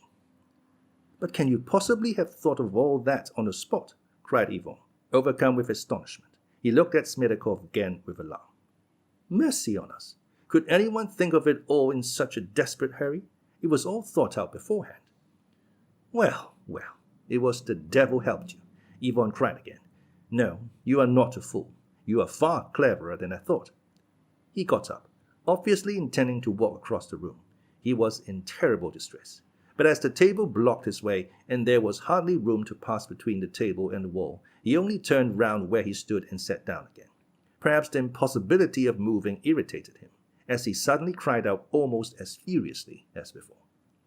Listen, you miserable, contemptible creature.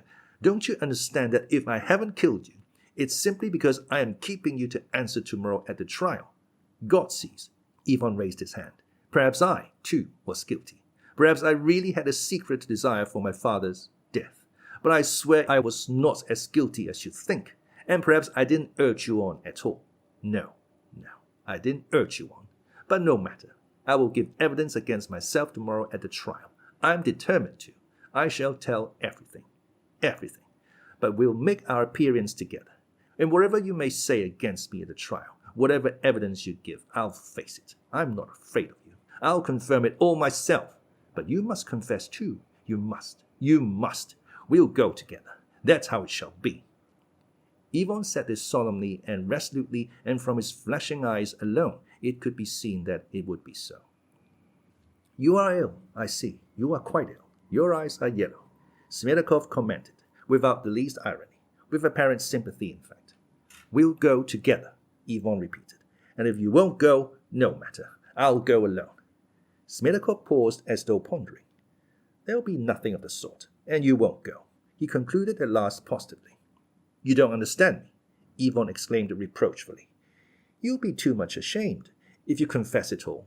And what's more, it will be no use at all, for I shall say straight out that I never said anything of the sort to you, and that you are either ill, or that you are so sorry for your brother that you are sacrificing yourself to save him and have invented it all against me. For you've always thought no more of me than if I'd been a fly. And who will believe you? And what single proof have you got? Listen, you showed me those notes just now to convince me. Smerdyakov lifted the book off the notes and laid it on one side.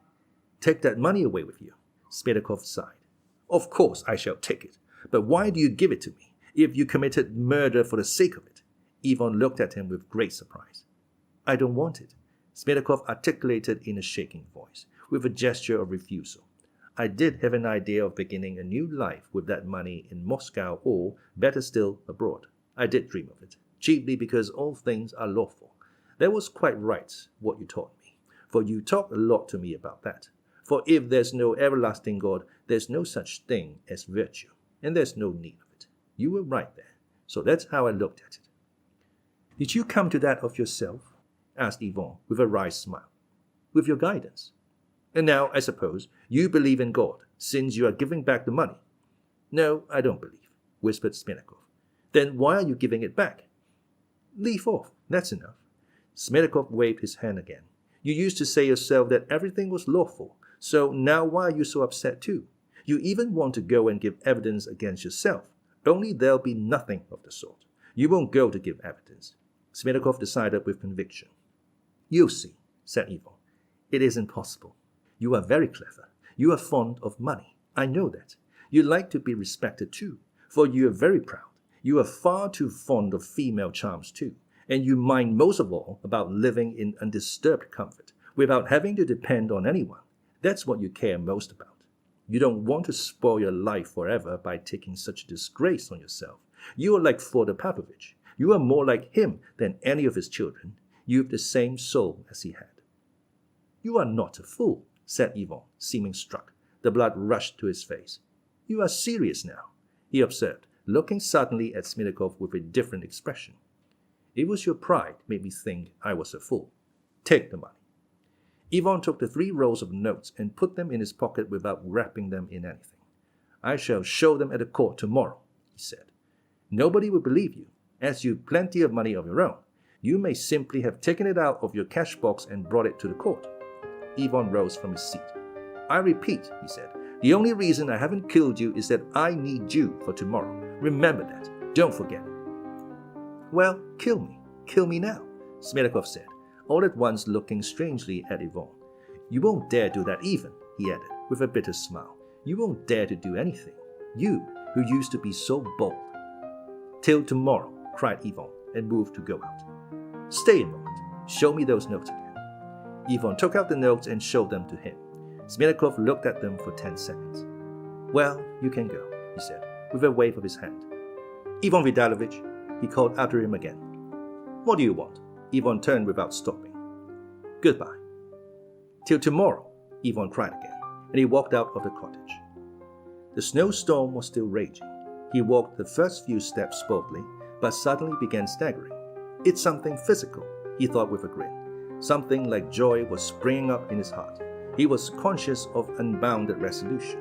He would make an end of the wavering that had so tortured him of late. His determination was taken, and now it will not be changed, he thought with relief. At that moment he stumbled against something and almost fell down. Stopping short, he made out at his feet the peasant he had knocked down, still lying senseless and motionless. The snow had almost covered his face. Yvonne seized him and lifted him in his arms. Seeing a light in the little house to the right, he went up, knocked at the shutters, and asked the man to whom the house belonged to help him carry the peasants to the police station, promising him 3 rubles. The man got ready and came out. I won't describe in detail how Yvonne succeeded in his object, bringing the peasant to the police station and arranging for a doctor to see him at once, providing with a liberal hand for the expenses. I will only say that this business took a whole hour, but Yvonne was well content with it. His mind wandered and worked incessantly. If I had not taken my decision so firmly for tomorrow, he reflected with satisfaction, I should not have stayed a whole hour to look after the peasant, but should have passed by, without caring about his being frozen. I am quite capable of watching myself, by the way, he thought at the same instant, with still greater satisfaction, although they have decided that I am going out of my mind. Just as he reached his own house, he stopped short, asking himself suddenly, hadn't he better go at once to the prosecutor and tell him everything? He decided the question by turning back to the house. Everything together tomorrow, he whispered to himself, and, strange to say, almost all his gladness and self-satisfaction passed in one instant. As he entered his own room, he felt something like a touch of ice on his heart, like a recollection or, more exactly, a reminder of something agonizing and revolting that was in that room now, at that moment, and had been there before. He sank wearily on his sofa. The old woman brought him a samovar. He made tea, but did not touch it. He sat on the sofa and felt giddy. He felt that he was ill and helpless. He was beginning to drop asleep, but got up uneasily and walked across the room to shake off his drowsiness. At moments he fancied he was delirious, but it was not illness that he thought of most. Sitting down again, he began looking around as though searching for something. This happened several times. At last his eyes were fastened intently on one point. Ivan smiled, but an angry flush suffused his face. He sat a long time in his place, his head propped on both arms, though he looked sideways at the same point, at the sofa that stood against the opposite wall. There was evidently something, some object that irritated him there, worried him, and tormented him.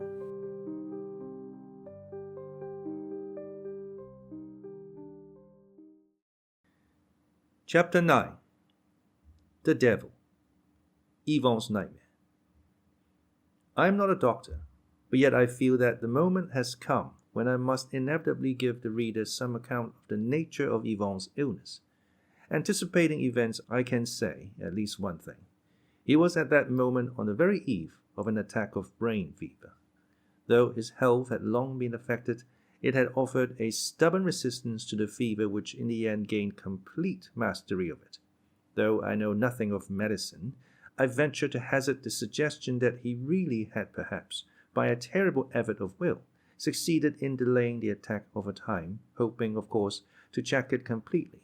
He knew that he was unwell, but he loathed the thought of being ill at that fatal time, at the approaching crisis in his life, when he needed to have all his wits about him, to say what he had to say boldly and resolutely, and to justify himself to himself. He had, however, consulted the new doctor, who had been brought from Moscow by a fantastic notion of Katerina Ivanovna's, to which I have referred already. After listening to him and examining him, the doctor came to the conclusion that he was actually suffering from some disorder of the brain, and was not at all surprised by an admission which Ivan had reluctantly made him. Hallucinations are quite likely in your condition, the doctor opined, though it would be better to verify them. You must take steps at once, without a moment's delay, or things will go badly with you. But Ivan did not follow this judicious advice and did not take to his bed to be nursed. I am walking about, so I am strong enough. If I drop, it will be different then. Anyone may nurse me who likes, he decided, dismissing the subject. And so he was sitting almost conscious himself of his delirium, and, as I have said already, looking persistently at some object on the sofa against the opposite wall. Someone appeared to be sitting there, though goodness knows how he had come in, for he had not been in the room when Ivan came into it, on his return from Smerdyakov. This was a person, or, more accurately speaking, a Russian gentleman of a particular kind, no longer young, qui faisait la cinquantaine, as the French say, with rather long, still thick, dark hair, slightly streaked with grey and a small pointed beard. He was wearing a brownish reefer jacket, rather shabby, evidently made by a good tailor though, and of a fashion at least 3 years old, that had been discarded by smart and well-to-do people for the last 2 years. His linen and his long scarf-like necktie were all such as are worn by people who aim at being stylish, but on closer inspection his linen was not over-clean, and his white scarf was very threadbare.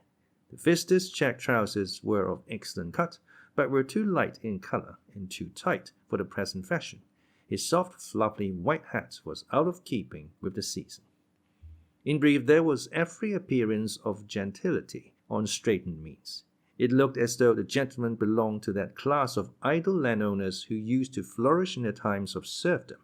He had unmistakably been, at some time, in good and fashionable society, had once had good connections, had possibly preserved them indeed, but, after a gay youth, becoming gradually impoverished on the abolition of serfdom, he had sunk into the position of a poor relation of the best class, wandering from one good old friend to another and received by them for his companionable and accommodating disposition, and as being, after all, a gentleman who could be asked to sit down with anyone, though, of course, not in a place of honor. Such gentlemen of accommodating temper and dependent position, who can tell a story, take a hand at cards, and who have a distinct aversion for any duties that may be forced upon them, are usually solitary creatures, either bachelors or widowers. Sometimes they have children, but if so, the children are always being brought up at a distance, as some aunts, to whom these gentlemen never allude in good society, seeming ashamed of the relationship. They gradually lose sight of their children altogether, though at intervals they receive a birthday or Christmas letter from them, and sometimes even answer it. The countenance of the unexpected visitor was not so much good-natured, as accommodating and ready to assume any amiable expression as occasion might arise. He had no watch, but he had a tortoise-shell lorgnette on the black ribbon. On the middle finger of his right hand was a massive gold ring with a cheap opal stone in it. Ivan was angrily silent and would not begin the conversation. The visitor waited and sat exactly like a poor relation who had come down from his room to keep his host company at tea, and was discreetly silent, seeing that his host was frowning and preoccupied. But he was ready for any affable conversation as soon as his host should begin it. All at once his face expressed a sudden solicitude. "I say," he began to Ivan, "excuse me. I only mention it to remind you. You went to Smerdyakov to find out about Katerina Ivanovna, but you came away without finding out anything about her. You probably forgot." "Ah, yes," broke from Ivan, and his face grew gloomy with uneasiness. "Yes, I'd forgotten, but it doesn't matter now. Never mind, till tomorrow," he muttered to himself. "And you," he added, addressing his visitor, "I should have remembered that myself in a minute, for that was just what was tormenting me. Why do you interfere, as if I should believe that you prompted me, and that I didn't remember it of myself?" "Don't believe it, then," said the gentleman, smiling amicably.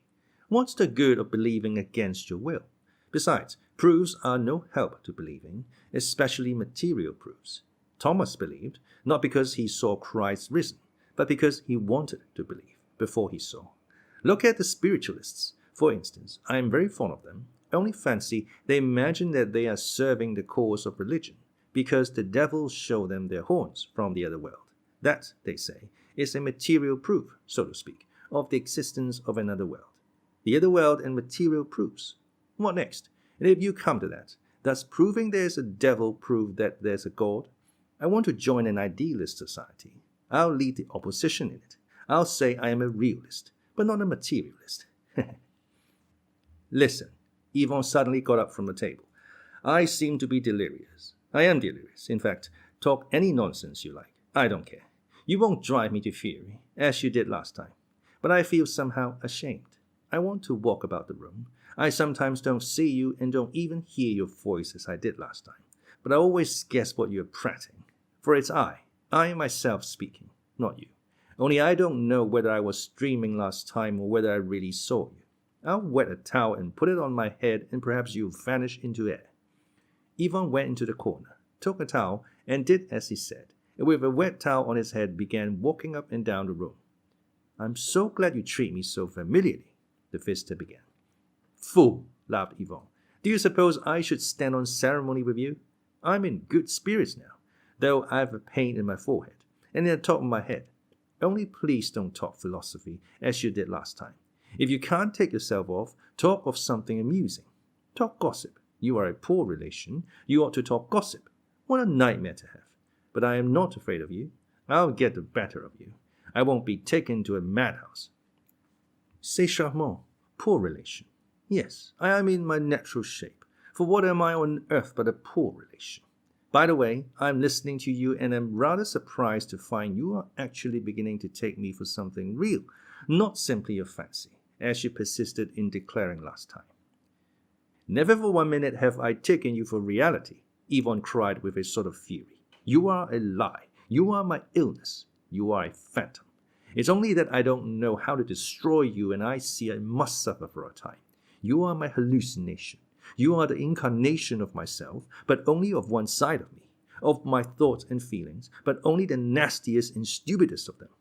From the point of view, you might be of interest to me, if only I had time to waste on you." Excuse me. I'll catch you.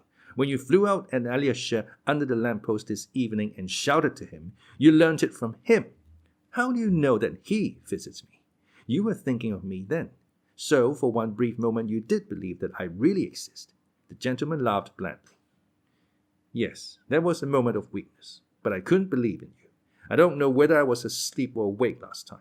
Perhaps I was only dreaming then and didn't see you really at all. And why were you so surely with Alyosha just now? He's a dear. I've treated him badly over Father Zosima. Don't talk of Alyosha. How dare you, you flunky? Ivan laughed again. You scold me, but you laugh. That's a good sign. But you're ever so much more polite than you were last time, and I know why. That great resolution of yours. Don't speak of my resolution, cried Ivan savagely. I understand. C'est noble, c'est charmant. You are going to defend your brother and to sacrifice yourself. C'est chevaleresque. Hold your tongue, I'll kick you. I shan't be altogether sorry, for then my object will be attained. If you kick me, you must believe in my reality, for people don't kick ghosts. Joking apart, it doesn't matter to me. Scold, if you like, though it's better to be a trifle more polite even to me. Fool, flunky. What words? Scolding you, I scold myself, Ivan laughed again. You are myself, only with a different face. You just say what I'm thinking, and are incapable of saying anything new. If I am like you in my way of thinking, it's all to my credit, the gentleman declared, with delicacy and dignity. You chose out only my worst thoughts, and what's more, the stupid ones. You are stupid and vulgar. You are awfully stupid. No, I can't put up with you. What am I to do? Ivan said through his clenched teeth. My dear friend, above all things I want to behave like a gentleman and to be recognized as such. The vista began in an excess of deprecating and simple-hearted pride, typical of a poor relation. I am poor, but I won't say very honest, but it's an axiom generally accepted in society that I am a fallen angel. I certainly can't conceive how I can ever have been an angel. If I ever was, it must have been so long ago that there's no harm in forgetting it. Now I only prize the reputation of being a gentlemanly person and live as I can, trying to make myself agreeable. I love men genuinely. I've been greatly culminated. Here, when I stay with you from time to time, my life gains a kind of reality, and that's what I like most of all. You see, like you, I suffer from the fantastic, and so I love the realism of earth. Here, with you, everything is circumscribed. Here, all is formulated and geometrical, while we have nothing but indeterminate equations. I wander about here dreaming. I like dreaming. Besides, on earth I become superstitious. Please don't laugh. That's just what I like, to become superstitious. I adopt all your habits here. I've grown fond of going to the public baths. Would you believe it? And I go and steam myself with merchants and priests. What I dream of is becoming incarnate once for all and irrevocably in the form of some merchant's wife weighing 18 stone, and of believing all she believes. My ideal is to go to church and offer a candle in simple-hearted faith. Upon my word it is. Then there would be an end to my sufferings. I like being doctored too. In the spring there was an outbreak of smallpox, and I went and was vaccinated in a foundling hospital. If only you knew how I enjoyed myself that day. I subscribed 10 rubles in the cause of the Slavs, but you are not listening. Do you know, you are not at all well this evening. I know you went yesterday to that doctor. Well, what about your health? What did the doctor say? Fool, Ivan snapped out. But you are clever anyway. You are scolding again?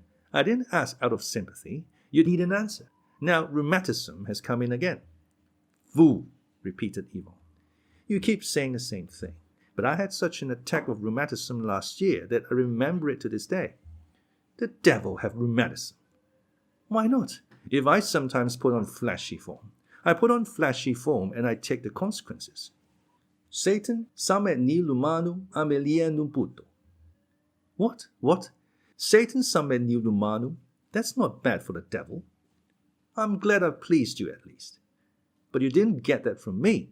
Ivan stopped suddenly, seeming struck. That never entered my head. That's strange. C'est de nouveau, n'est-ce pas? This time I'll act honestly and explain to you.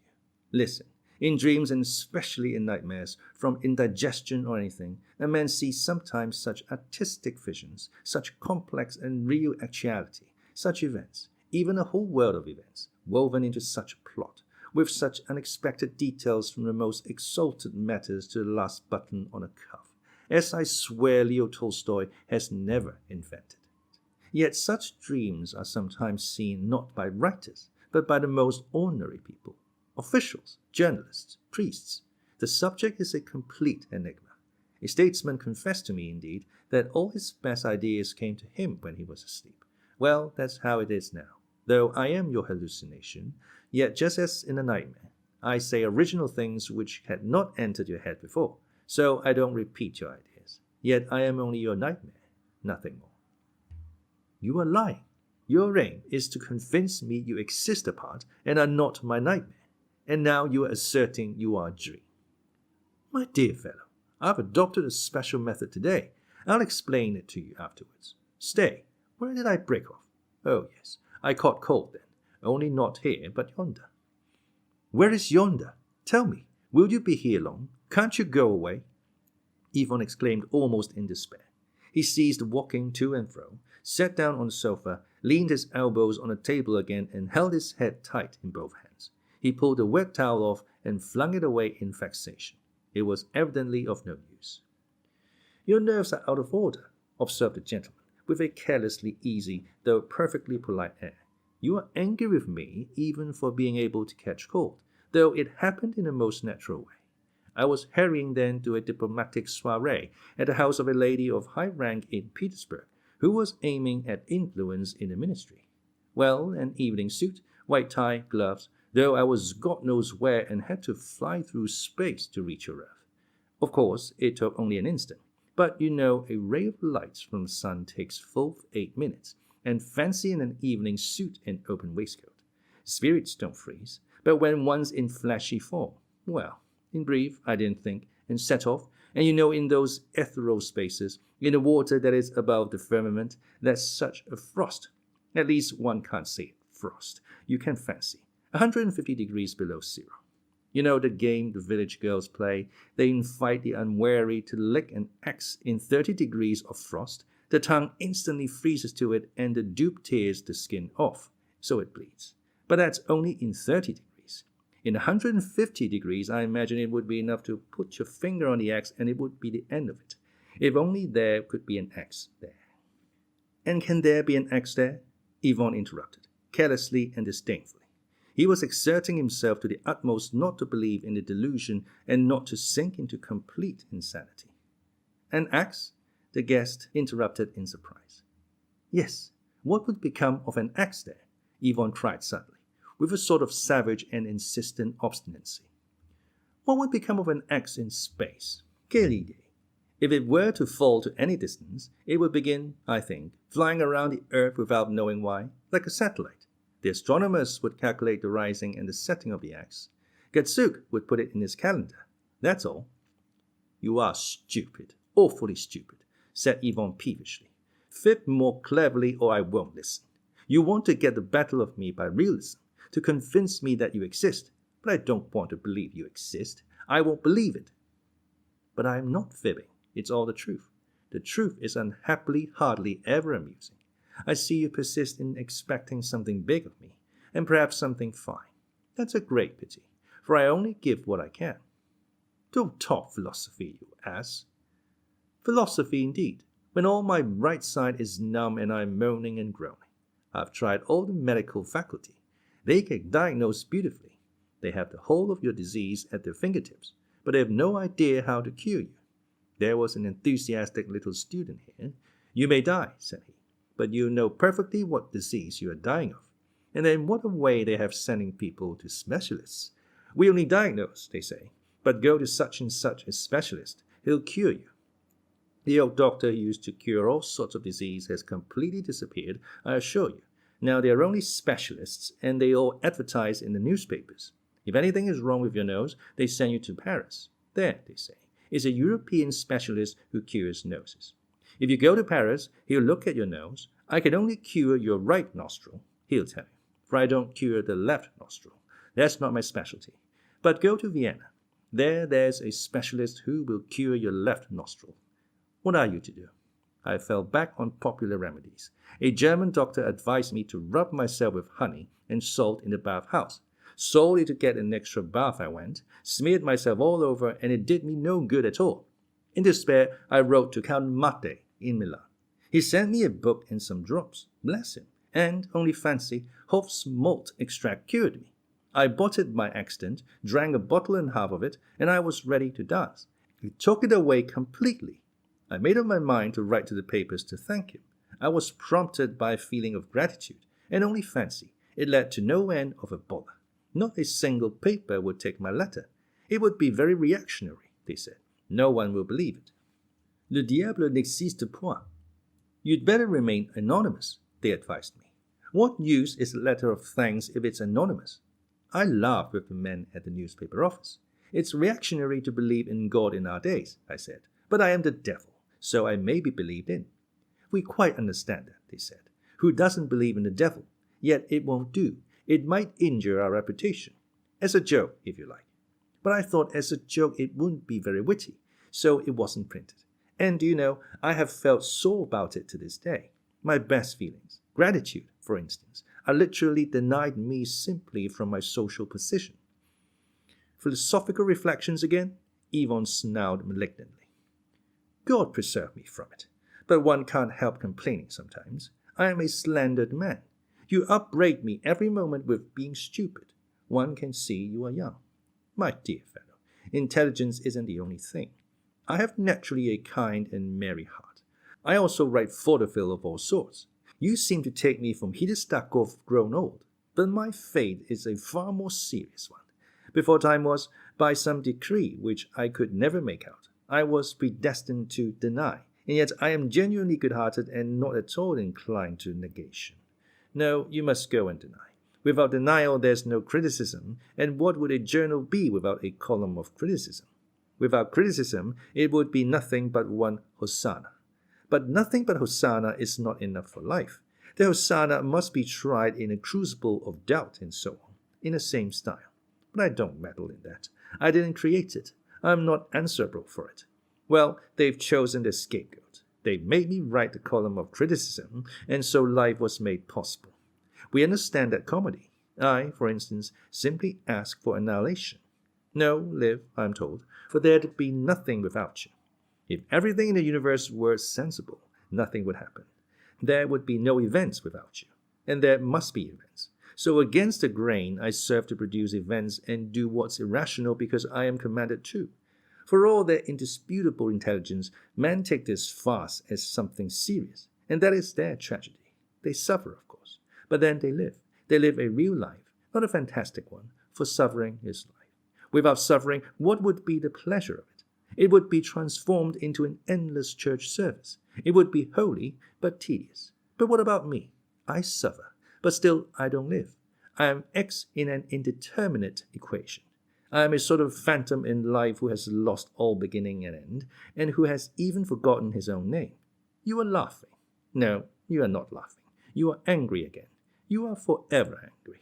All you care about is intelligence. But I repeat again that I would give away all the superstellar life, all the ranks and honors, simply to be transformed into the soul of a merchant's wife weighing 18 stone and set candles at God's shrine. Then even you don't believe in God, said Yvonne, with a smile of hatred. What can I say? That is, if you are in earnest. Is there a God or not? Yvonne cried with the same savage intensity. Ah, then you are in earnest. My dear fellow, upon my word, I don't know. There, I've said it now. You don't know, but you see God.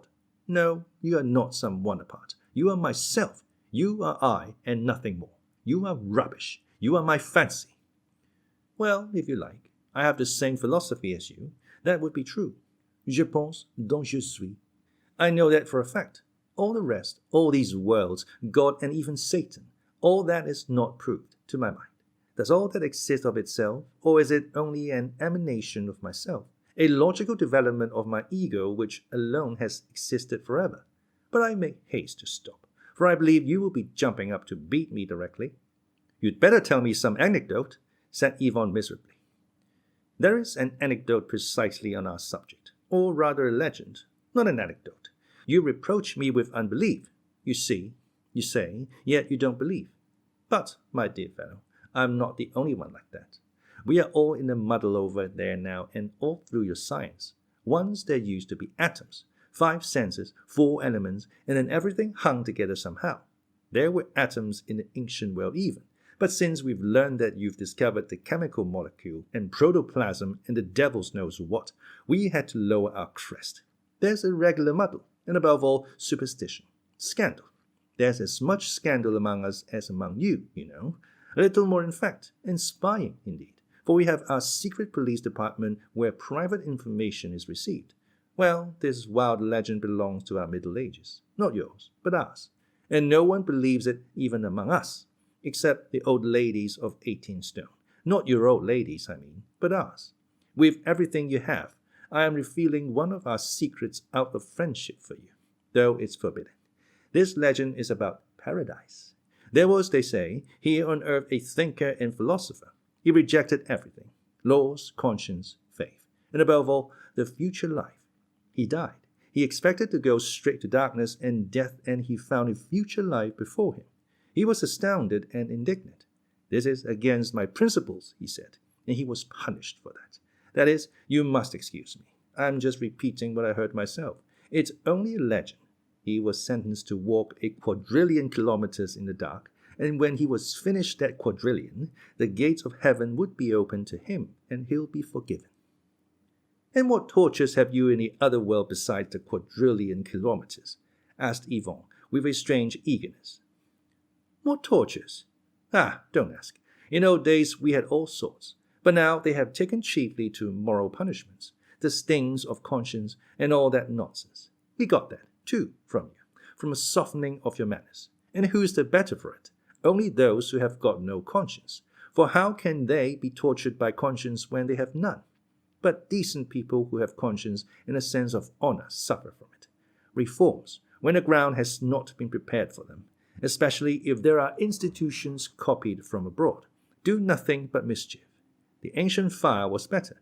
Well, this man, who was condemned to the quadrillion kilometers, stood still, looked round and lay down across the road. I won't go. I refuse on principle. Take the soul of an enlightened Russian atheist and mix it with the soul of a prophet Jonah, who sulked for 3 days and nights in the belly of the whale, and you get the character of that thinker who lay across the road. What did he lie on there? Well, I suppose there was something to lie on. You are not laughing. Bravo! Cried Yvonne, still with the same strange eagerness. Now he was listening with an unexpected curiosity. Well, is he lying there now? There's the point, that he isn't. He lay there almost 1,000 years, and then he got up and went on. What an ass! Cried Yvonne, laughing nervously and still seeming to be pondering something intently. Does it make any difference whether he lies there forever or walks the quadrillion kilometers? It would take 1 billion years to walk it.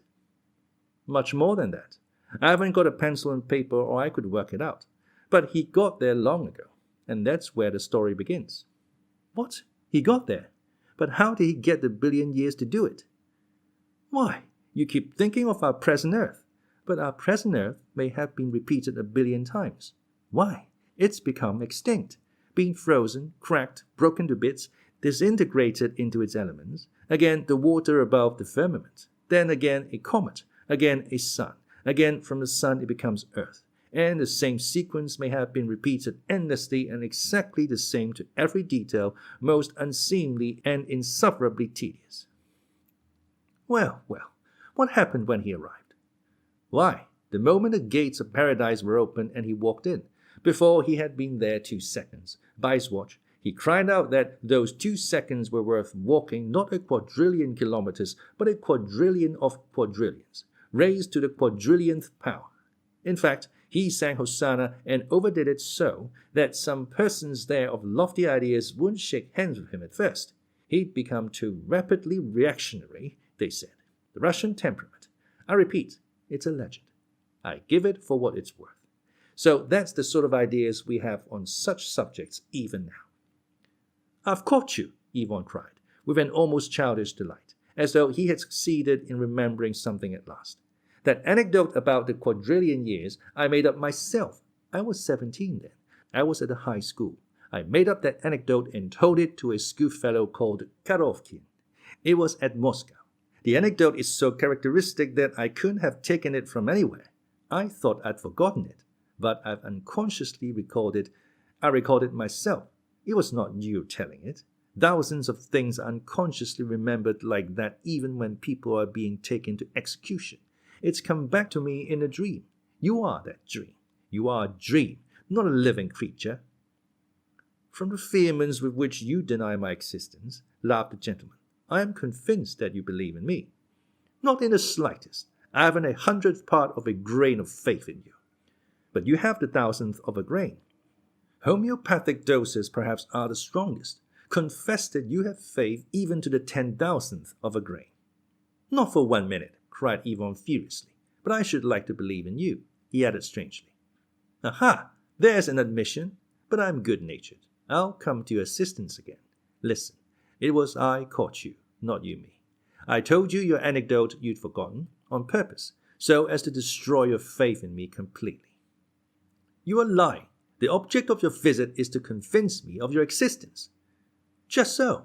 But hesitation, suspense, conflict between belief and disbelief. It's sometimes such torture to a conscientious man, such as you are, that it's better to hang oneself at once.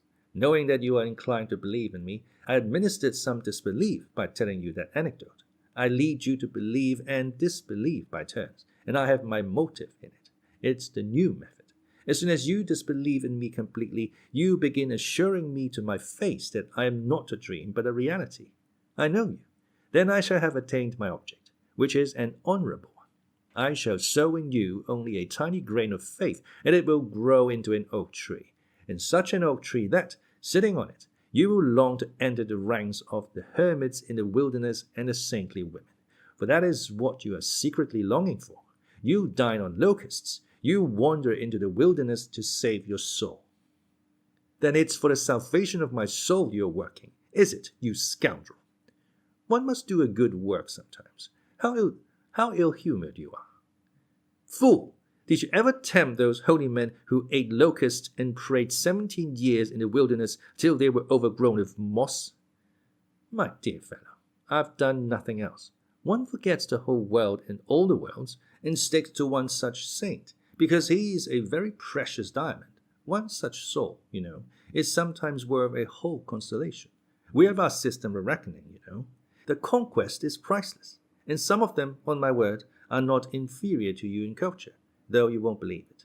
They can contemplate such depths of belief and disbelief at the same moment that sometimes it really seems that they are within a hair's breadth of being turned upside down, as the actor Gorbunov says.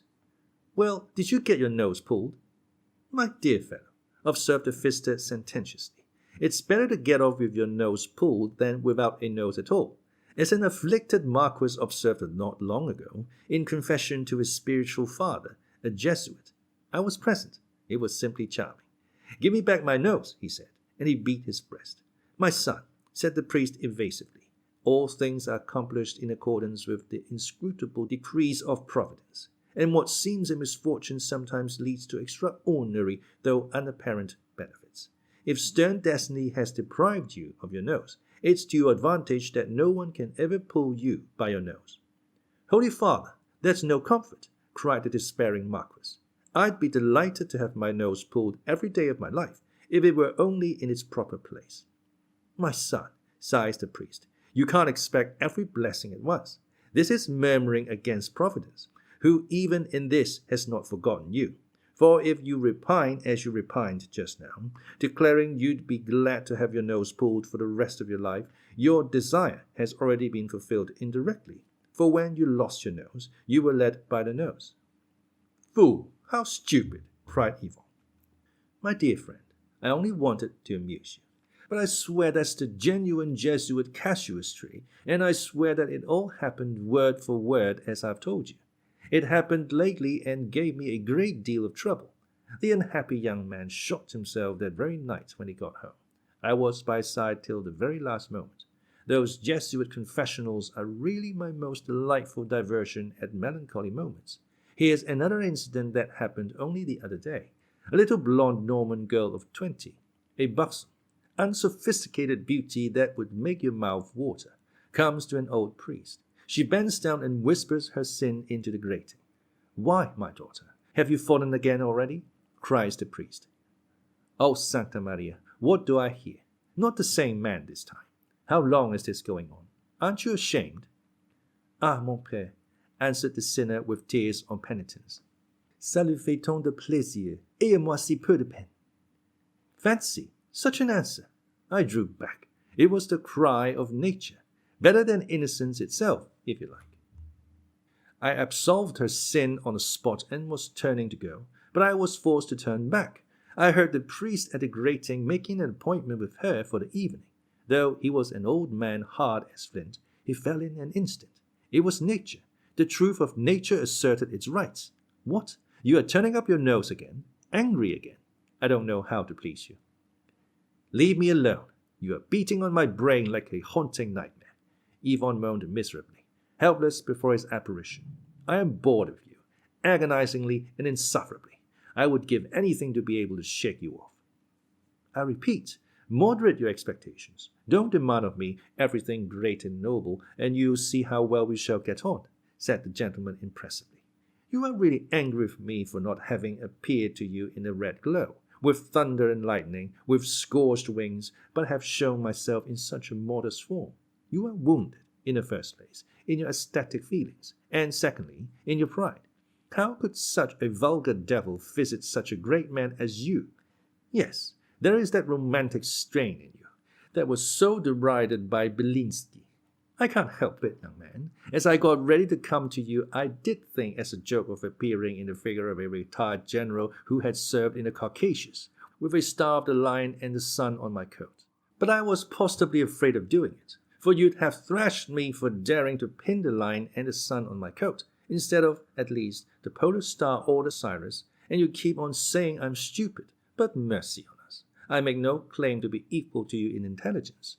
Mephistopheles declared to Faust that he desired evil, but did only good. Well, he can say what he likes. It's quite the opposite with me. I am perhaps the one man in all creation who loves the truth and genuinely desires good.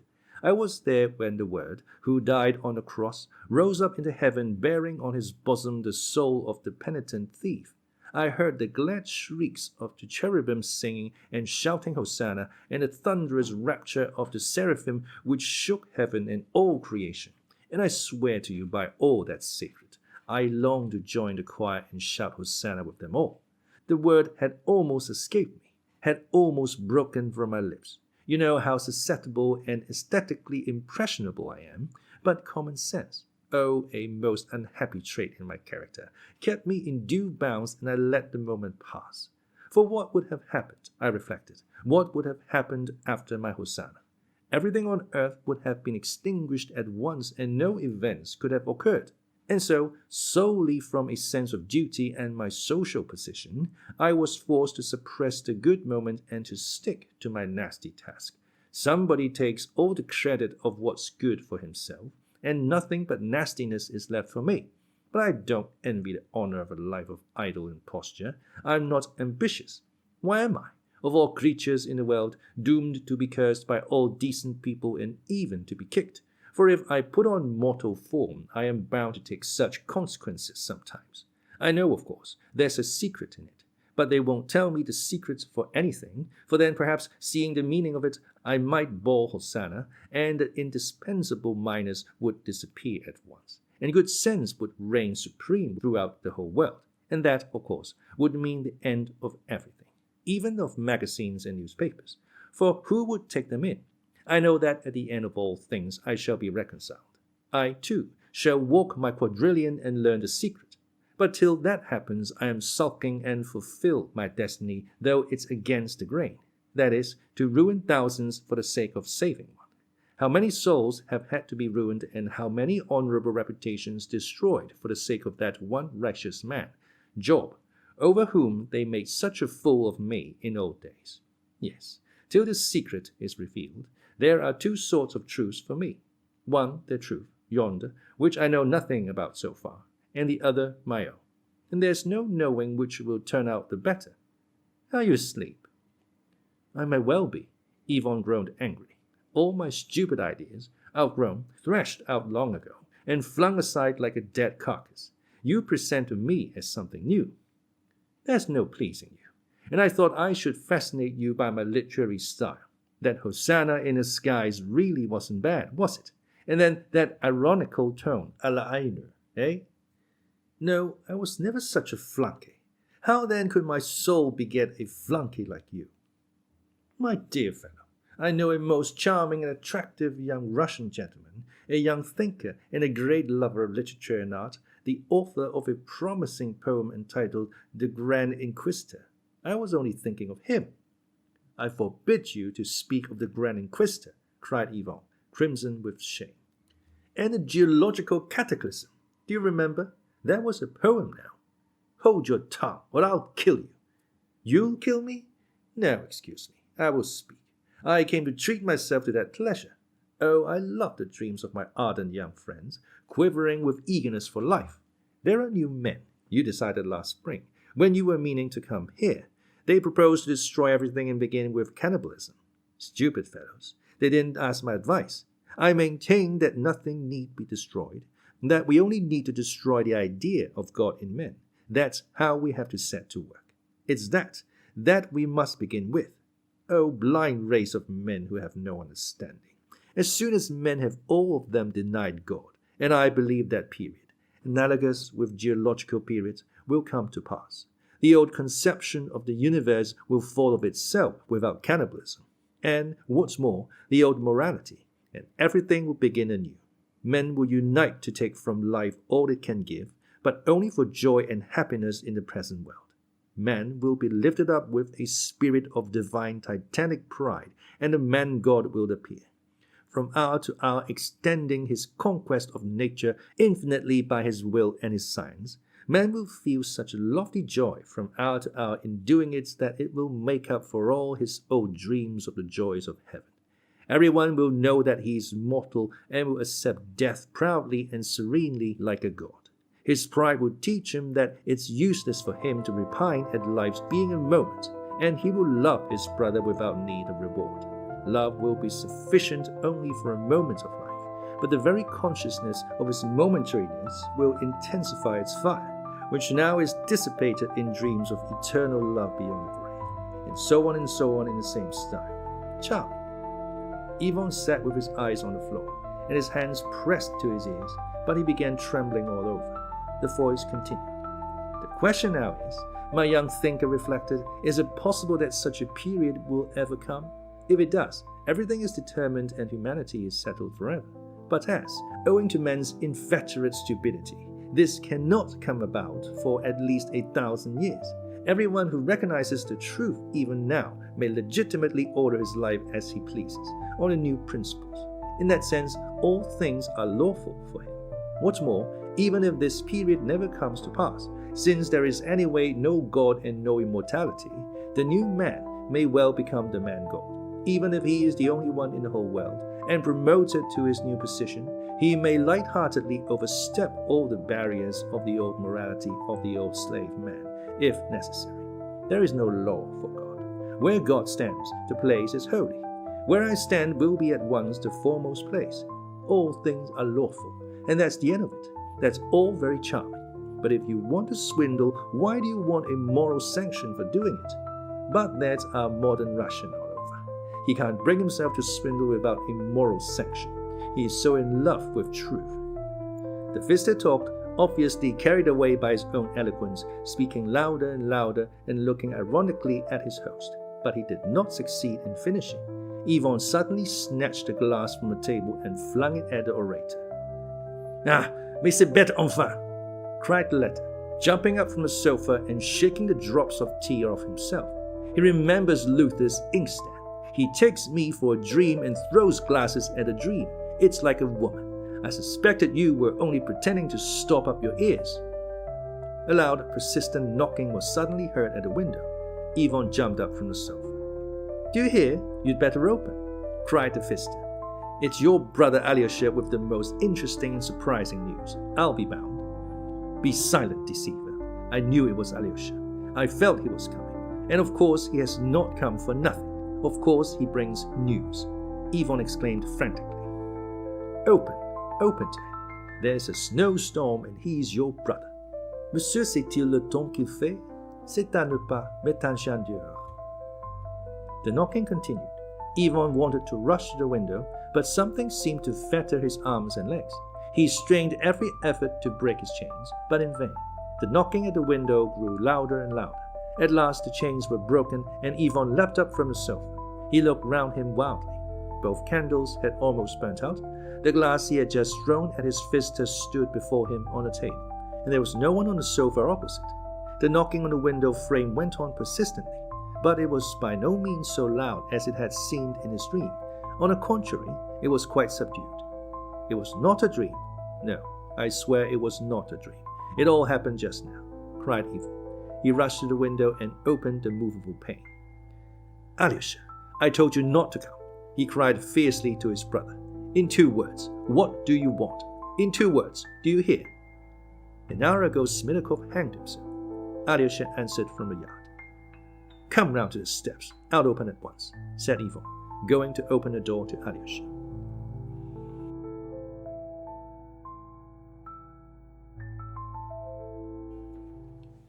Chapter 10.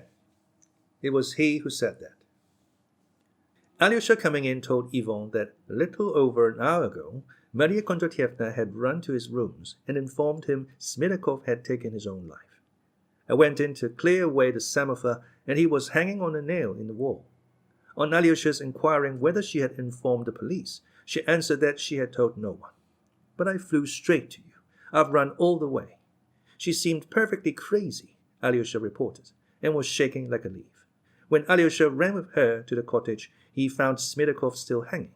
On a table lay a note. I destroy my life of my own will and desire, so as to throw no blame on anyone. Alyosha left the note on the table and went straight to the police captain and told him all about it. And from him I've come straight to you, said Alyosha, in conclusion, looking intently into Ivan's face. He had not taken his eyes off him while he told his story, as though struck by something in his expression. Brother, he cried suddenly, you must be terribly ill. You look and don't seem to understand what I tell you. It's a good thing you came, said Ivan, as though brooding, and not hearing Alyosha's exclamation. I knew he had hanged himself. From whom? I don't know, but I knew. Did I know? Yes, he told me. He told me so just now. Ivan stood in the middle of the room, and still spoke in the same brooding tone, looking at the ground. Who is he? Asked Alyosha, involuntarily looking round. He slipped away. Ivan raised his head and smiled softly. He was afraid of you, of a dove like you. You are a pure cherub. Dmitri calls you a cherub. Cherub, the thunderous rapture of the seraphim. What are seraphim? Perhaps a whole constellation. But perhaps that constellation is only a chemical molecule. There's a constellation of the lion and the sun. Don't you know it? Brother, sit down, said Alyosha in alarm. For goodness sake, sit down on the sofa. You are delirious. Put your head on the pillow. That's right. Would you like a wet towel on your head? Perhaps it will do you good. Give me the towel. It's here on the chair. I just threw it down there. It's not here. Don't worry yourself. I know where it is. Here, said Alyosha, finding a clean towel, folded up and unused, by Ivan's dressing table in the other corner of the room. Ivan looked strangely at the towel. Recollection seemed to come back to him for an instant. Stay, he got up from the sofa. An hour ago I took that new towel from there and wetted it. I wrapped it round my head and threw it down here. How is it it's dry? There was no other. You put that towel on your head? Asked Alyosha. Yes, and walked up and down the room an hour ago. Why have the candles burned down so? What's the time? Nearly 12. No.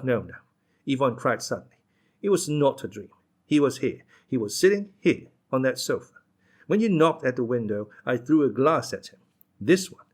Wait a minute. I was asleep last time. But this dream was not a dream. It has happened before.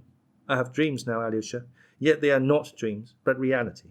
I walk about, talk, and see, though I am asleep. But he was sitting here, on that sofa there. He is frightfully stupid, Alyosha, frightfully stupid. Ivan laughed suddenly and began pacing about the room. Who is stupid? Of whom are you talking, brother? Alyosha asked anxiously again. The devil. He's taken to visiting me. He's been here twice, almost 3 times. He taunted me with being angry at his being a simple devil and not Satan, with scorched wings in thunder and lightning. But he's not Satan. That's a lie. He is an impostor. He is simply a devil, a paltry, trivial devil. He goes to the baths. If you undressed him, you'd be sure to find he had a tail, long and smooth like a Danish dog's, a yard-long dun color. Alyosha, you are cold. You've been in the snow. Would you like some tea? What? Is it cold? Should I tell her to bring some? C'est un pas mettre un chien dehors. Alyosha ran to the washing stand, wetted the towel, persuaded Ivan to sit down again, and put the wet towel round his head. He sat down beside him. What were you telling me just now about Lisa? Ivan began again. I like Lisa.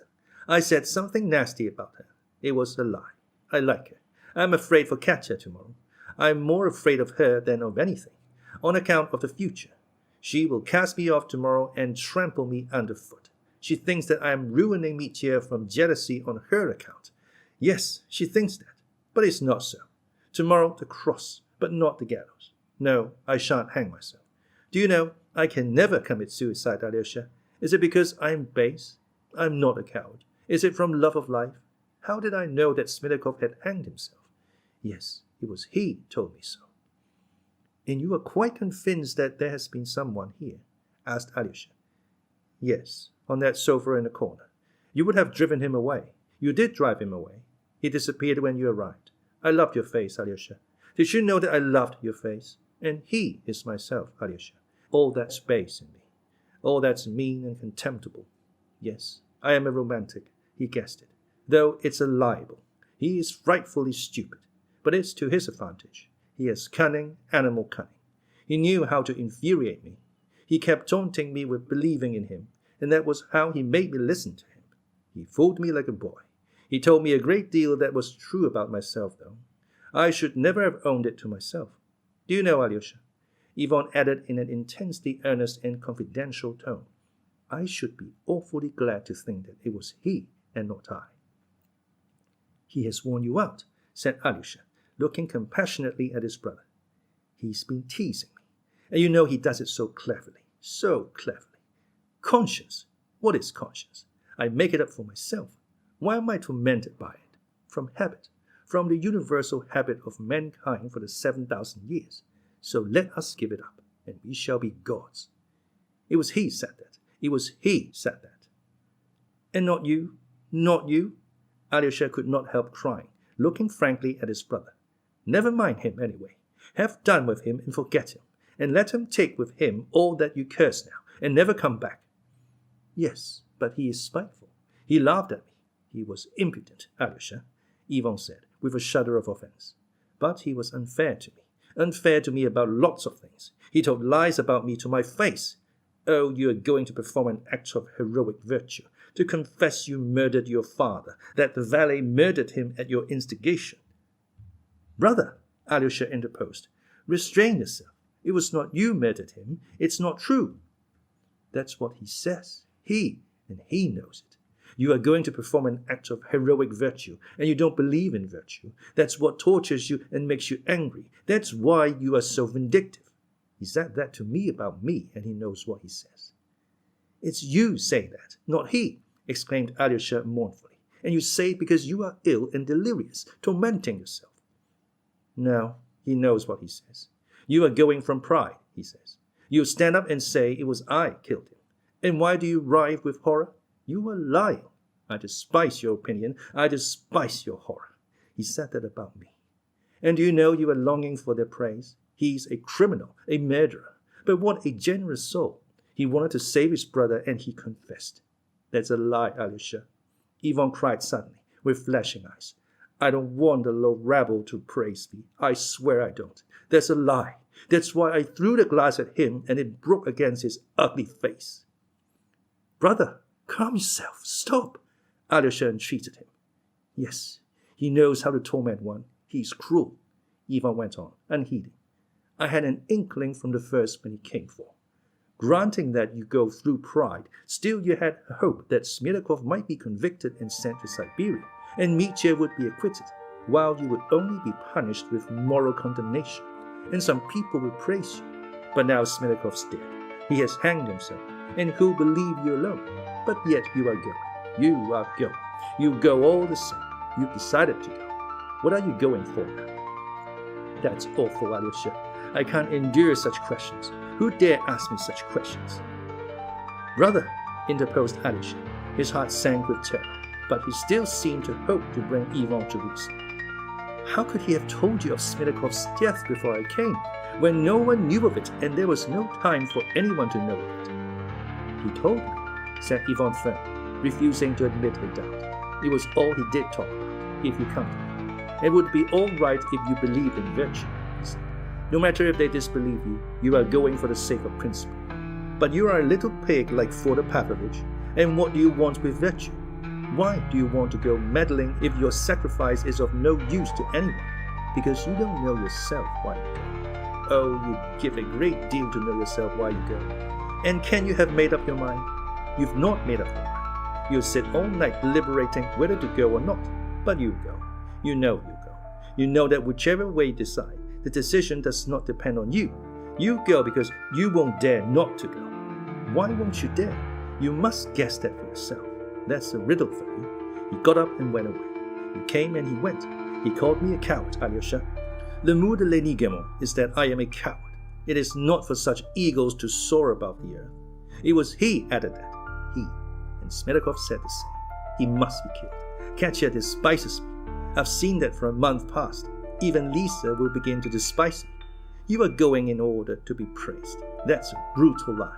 And you despise me too, Alyosha. Now I am going to hate you again. And I hate the monster too. I hate the monster. I don't want to save the monster. Let him rot in Siberia. He's begun singing a hymn. Oh, tomorrow I'll go, stand before him, and spit in their faces. He jumped up in a frenzy, flung off the towel, and fell to pacing up and down the room again. Alyosha recalled what he had just said. I seem to be sleeping awake.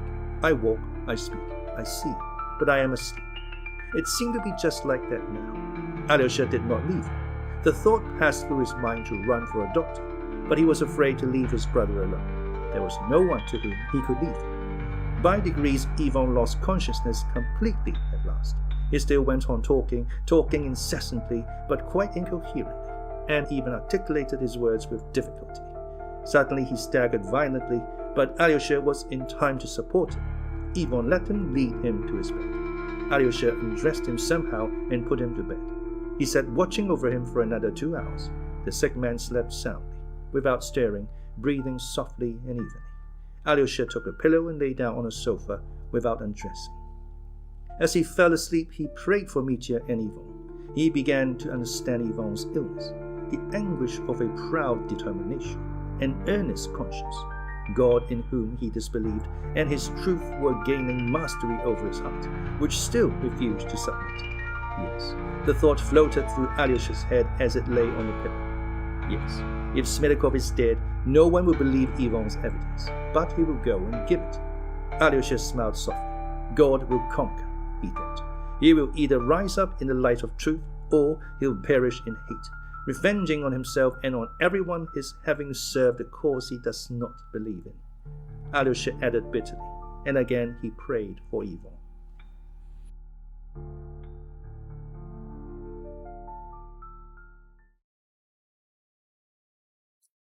Costa's audiobook presents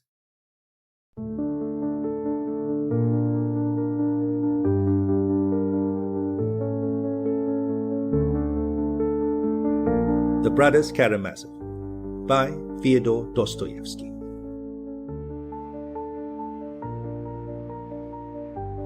Part 4.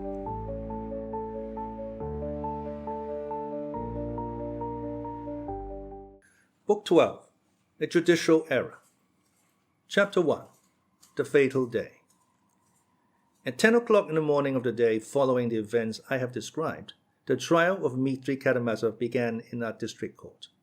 I hasten to emphasize the fact that I am far from esteeming myself capable of reporting all that took place at the trial in full detail, or even in the actual order of events.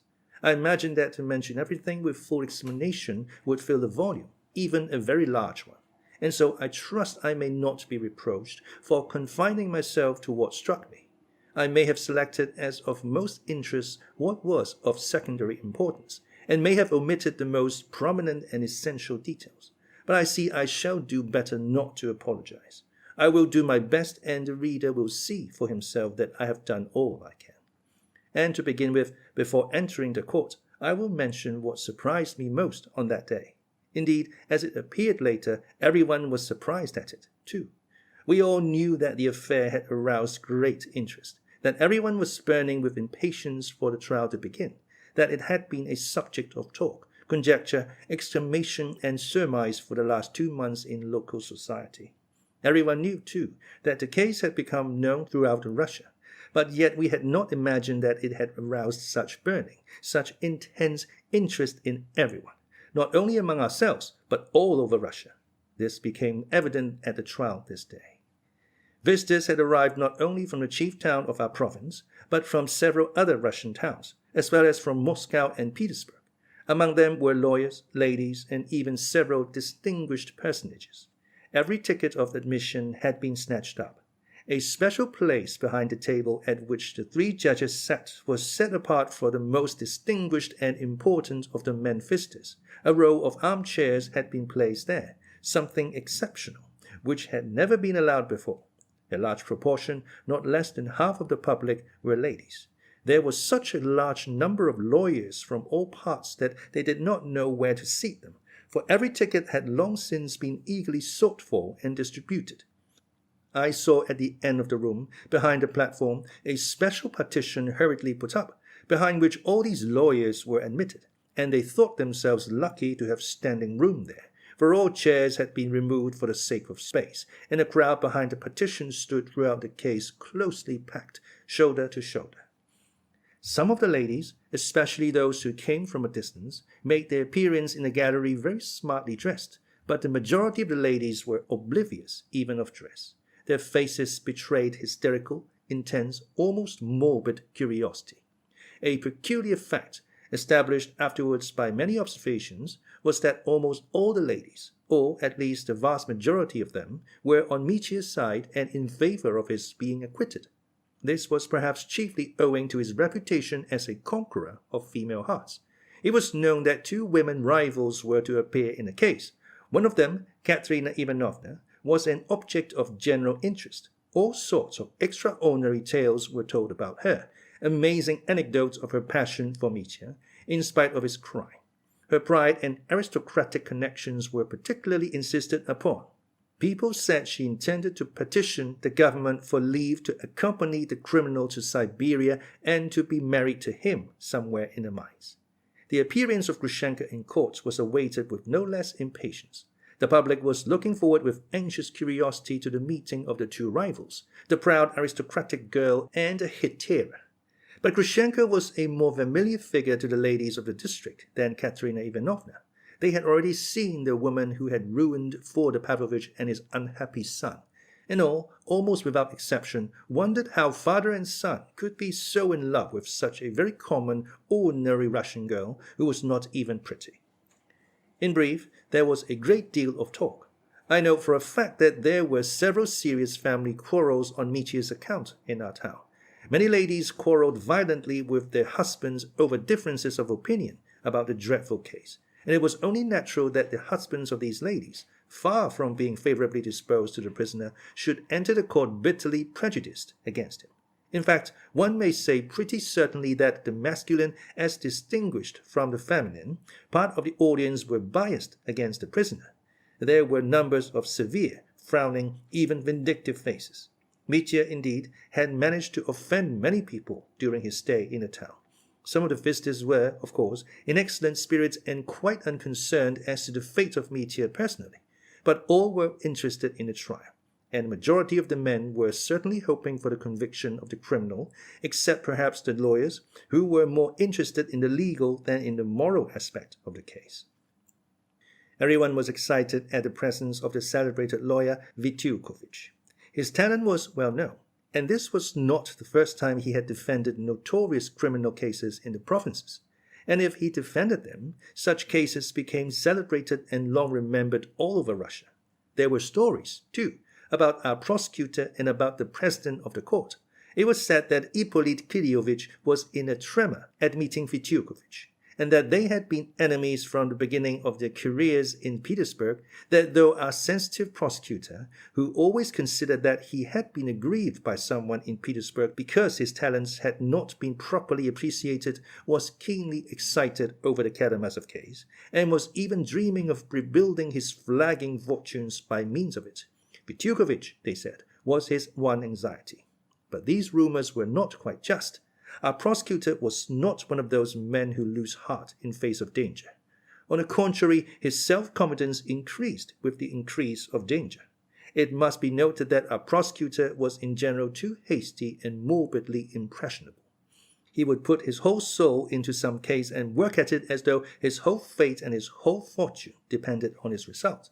This was the subject of some ridicule in the legal world, for just by this characteristic our prosecutor had gained a wider notoriety than could have been expected from his modest position.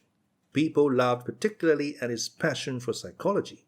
In my opinion, they were wrong, and our prosecutor was, I believe, a character of greater depth than was generally supposed.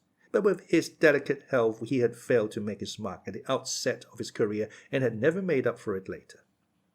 As for the president of our court, I can only say that he was a humane and cultured man, who had a practical knowledge of his work and progressive views. He was rather ambitious, but did not concern himself greatly about his future career.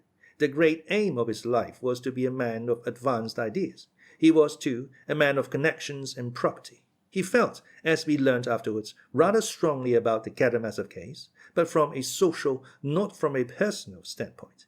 He was interested in it as a social phenomenon, in its classification and its character as a product of our social conditions, as typical of the national character, and so on and so on. His attitude to the personal aspect of the case, to its tragic significance and the persons involved in it, including the prisoner, was rather indifferent and abstract, as was perhaps fitting indeed. The court was packed and overflowing long before the judges made their appearance. Our court is the best hall in the town, spacious, lofty, and good for sound. On the right of the judges, who were on a raised platform, a table and 2 rows of chairs had been put ready for the jury. On the left was the place for the prisoner and the counsel for the defense. In the middle of the court, near the judges, was a table with the material proofs. On it lay Fyodor Pavlovich's white silk dressing gown, stained with blood, the fatal brass pestle with which the supposed murder had been committed, Mitya's shirt with a blood-stained sleeve, his coat stained with blood in patches over the pocket in which he had put his handkerchief, the handkerchief itself stiff with blood and by now quite yellow, the pistol loaded by Mitya at the Perkhatins with a view to suicide, and taken from him on the sly at the Mokro by Trifon Borisovich, the envelope in which the 3,000 rubles had been put ready for Grushenka, the narrow pink ribbon with which it had been tied, and many other articles I don't remember. In the body of the hall, at some distance, came the seats for the public, but in front of the balustrade a few chairs had been placed for witnesses who remained in the court after giving their evidence. At 10 o'clock the 3 judges arrived, the president, 1 honorary justice of the peace, and 1 other. The prosecutor, of course, entered immediately after. The president was a short, stout, thick-set man of 50, with a dyspeptic complexion, dark hair turning grey and cut short, and a red ribbon. Of what order I don't remember. The prosecutor struck me and the others, too, as looking particularly pale, almost green. His face seemed to have grown suddenly thinner, perhaps in a single night, for I had seen him looking as usual only 2 days before. The president began with asking the court whether all the jury were present.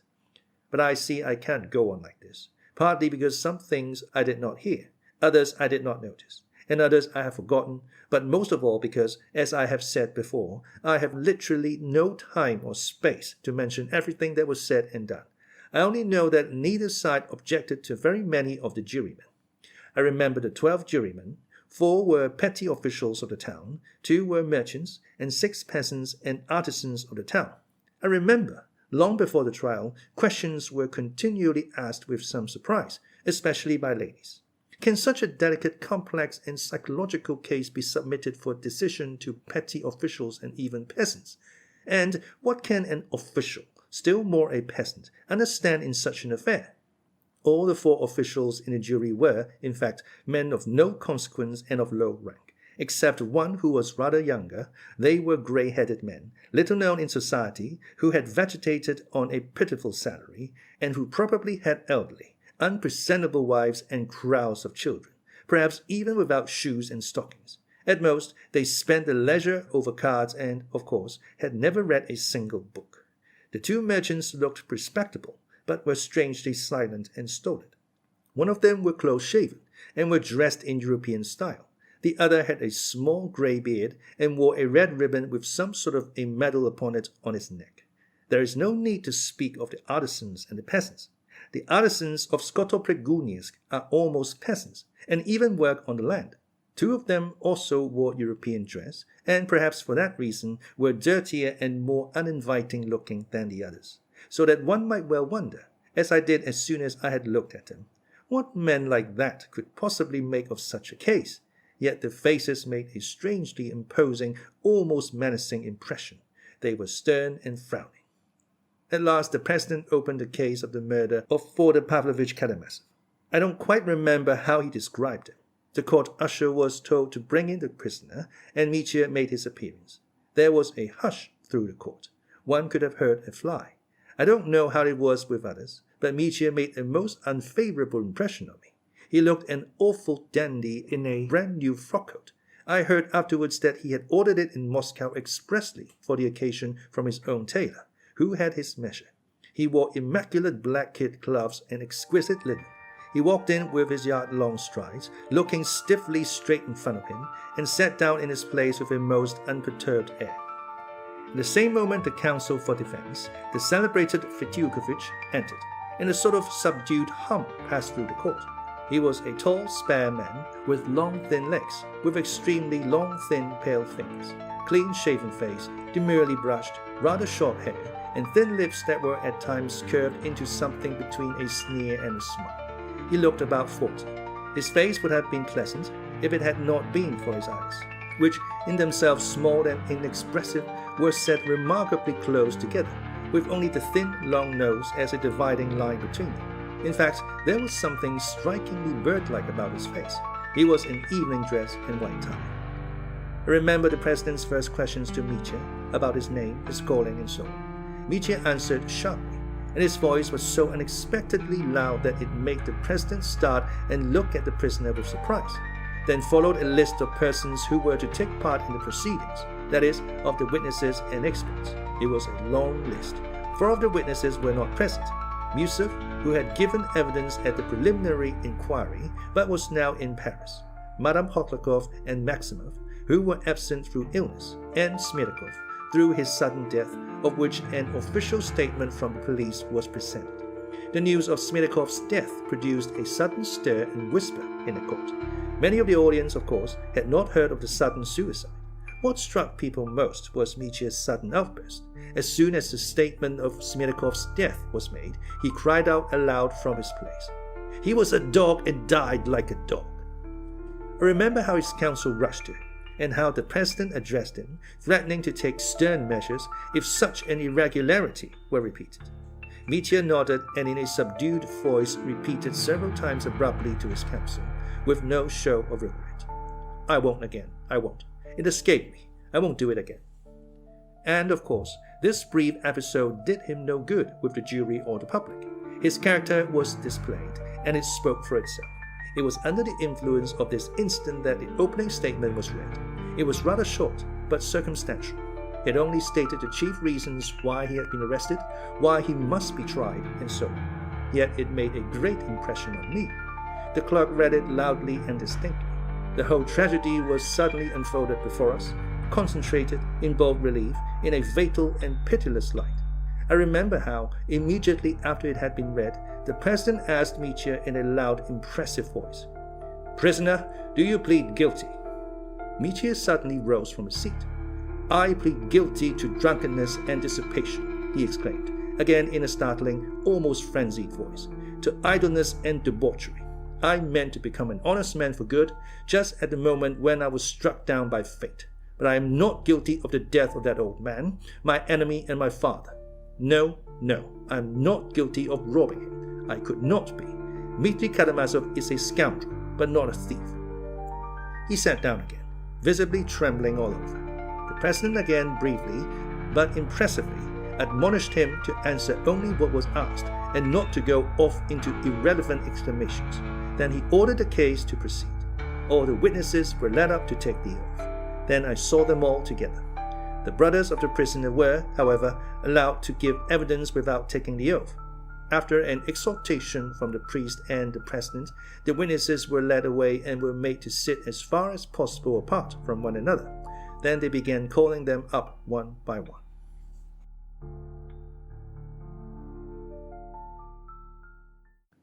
Chapter 2. Dangerous Witnesses. I do not know whether the witnesses for the defense and for the prosecution were separated into groups by the president, and whether it was arranged to call them in a certain order. But no doubt it was so. I only know that the witnesses for the prosecution were called first. I repeat, I don't intend to describe all the questions step by step. Besides, my account would be to some extent superfluous, because in the speeches for the prosecution and for the defense, the whole course of the evidence was brought together and set in a strong and significant light, and I took down parts of those two remarkable speeches in full, and will quote them in due course, together with one extraordinary and quite unexpected episode, which occurred before the final speeches, and undoubtedly influenced the sinister and fatal outcome of the trial. I will only observe that from the first moments of the trial, one peculiar characteristic of the case was conspicuous and observed by all, that is, the overwhelming strength of the prosecution as compared with the arguments the defense had to rely upon. Everyone realized it from the first moment that the facts began to group themselves round a single point, and the whole horrible and bloody crime was gradually revealed.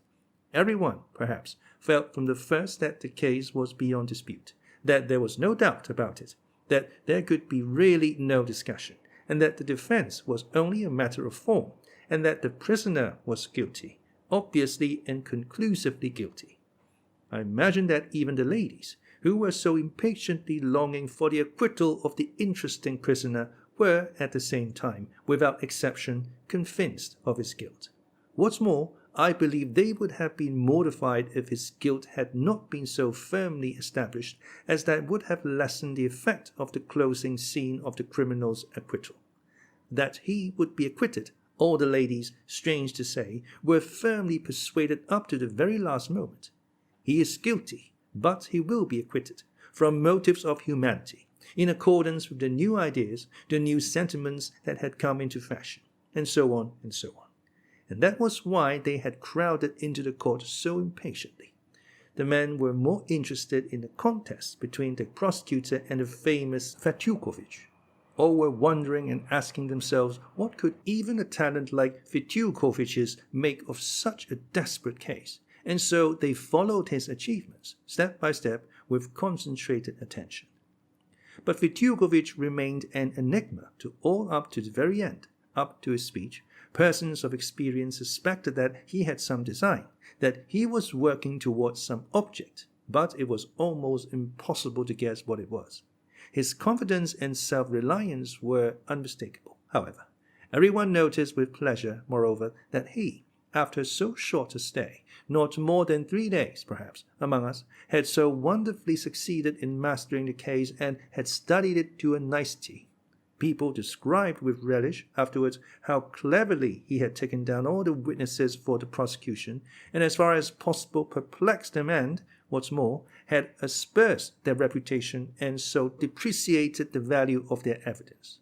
But it was supposed that he did this rather by way of sport, so to speak, for professional glory, to show nothing had been omitted of the accepted methods, for all were convinced that he could do no real good by such disparagement of the witnesses, and probably was more aware of this than anyone, having some idea of his own in the background, some concealed weapon of defense, which he would suddenly reveal when the time came.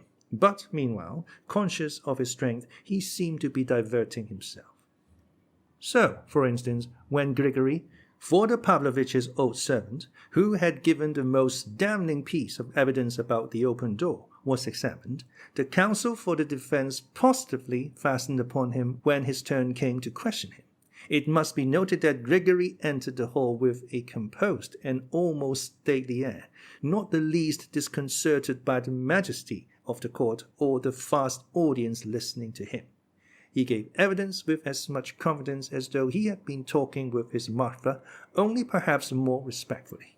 It was impossible to make him contradict himself. The prosecutor questioned him first in detail about the family life of the Karamazovs. The family picture stood out in lurid colors. It was plain to ear and eye that the witness was guileless and impartial. In spite of his profound reverence for the memory of his deceased master, he yet bore witness that he had been unjust to Mitya and hadn't brought up his children as he should. He'd have been devoured by lice when he was little if it hadn't been for me, he added, describing Mitya's early childhood. It wasn't fair either of the father to wrong his son over his mother's property, which was by right his. In reply to the prosecutor's question what grounds he had for asserting that Fyodor Pavlovich had wronged his son in their money relations, Grigory, to the surprise of everyone, had no proof at all to bring forward. But he still persisted that the arrangement with the son was unfair, and that he ought to have paid him several thousand rubles more. I must note, by the way, that the prosecutor asked this question whether Fyodor Pavlovich had really kept back part of Mitya's inheritance with marked persistence of all the witnesses who could be asked it, not excepting Alyosha and Ivan, but he obtained no exact information from anyone, or alleged that it was so, but were unable to bring forward any distinct proof. Grigory's description of the scene at the dinner table, when Dmitri had burst in and beaten his father, threatening to come back to kill him, made a sinister impression on the court, especially as the old servant's composure in telling it, his parsimony of words and peculiar phraseology were as effective as eloquence. He observed that he was not angry with Mitya for having knocked him down and struck him on the face. He had forgiven him long ago, he said. Of the deceased Smerdyakov, he observed, crossing himself, that he was a lad of ability, but stupid and afflicted, and, worse still, an infidel, and that it was Fyodor Pavlovich and his eldest son who had taught him to be so. But he defended Smerdyakov's honesty almost with warmth, and related how Smerdyakov had once found the master's money in a yard, and, instead of concealing it, had taken it to his master, who had rewarded him with a gold piece for it, and trusted him implicitly from that time forward. He maintained obstinately that the door into the garden had been open, but he was asked so many questions that I cannot recall them all. At last the counsel for the defense began to cross-examine him, and the first question he asked was about the envelope in which Fyodor Pavlovich was supposed to have put 3,000 rubles for a certain person. Have you ever seen it, you, who were for so many years in close attendance on your master? Grigory answered that he had not seen it, and had never heard of the money from anyone till everybody was talking about it.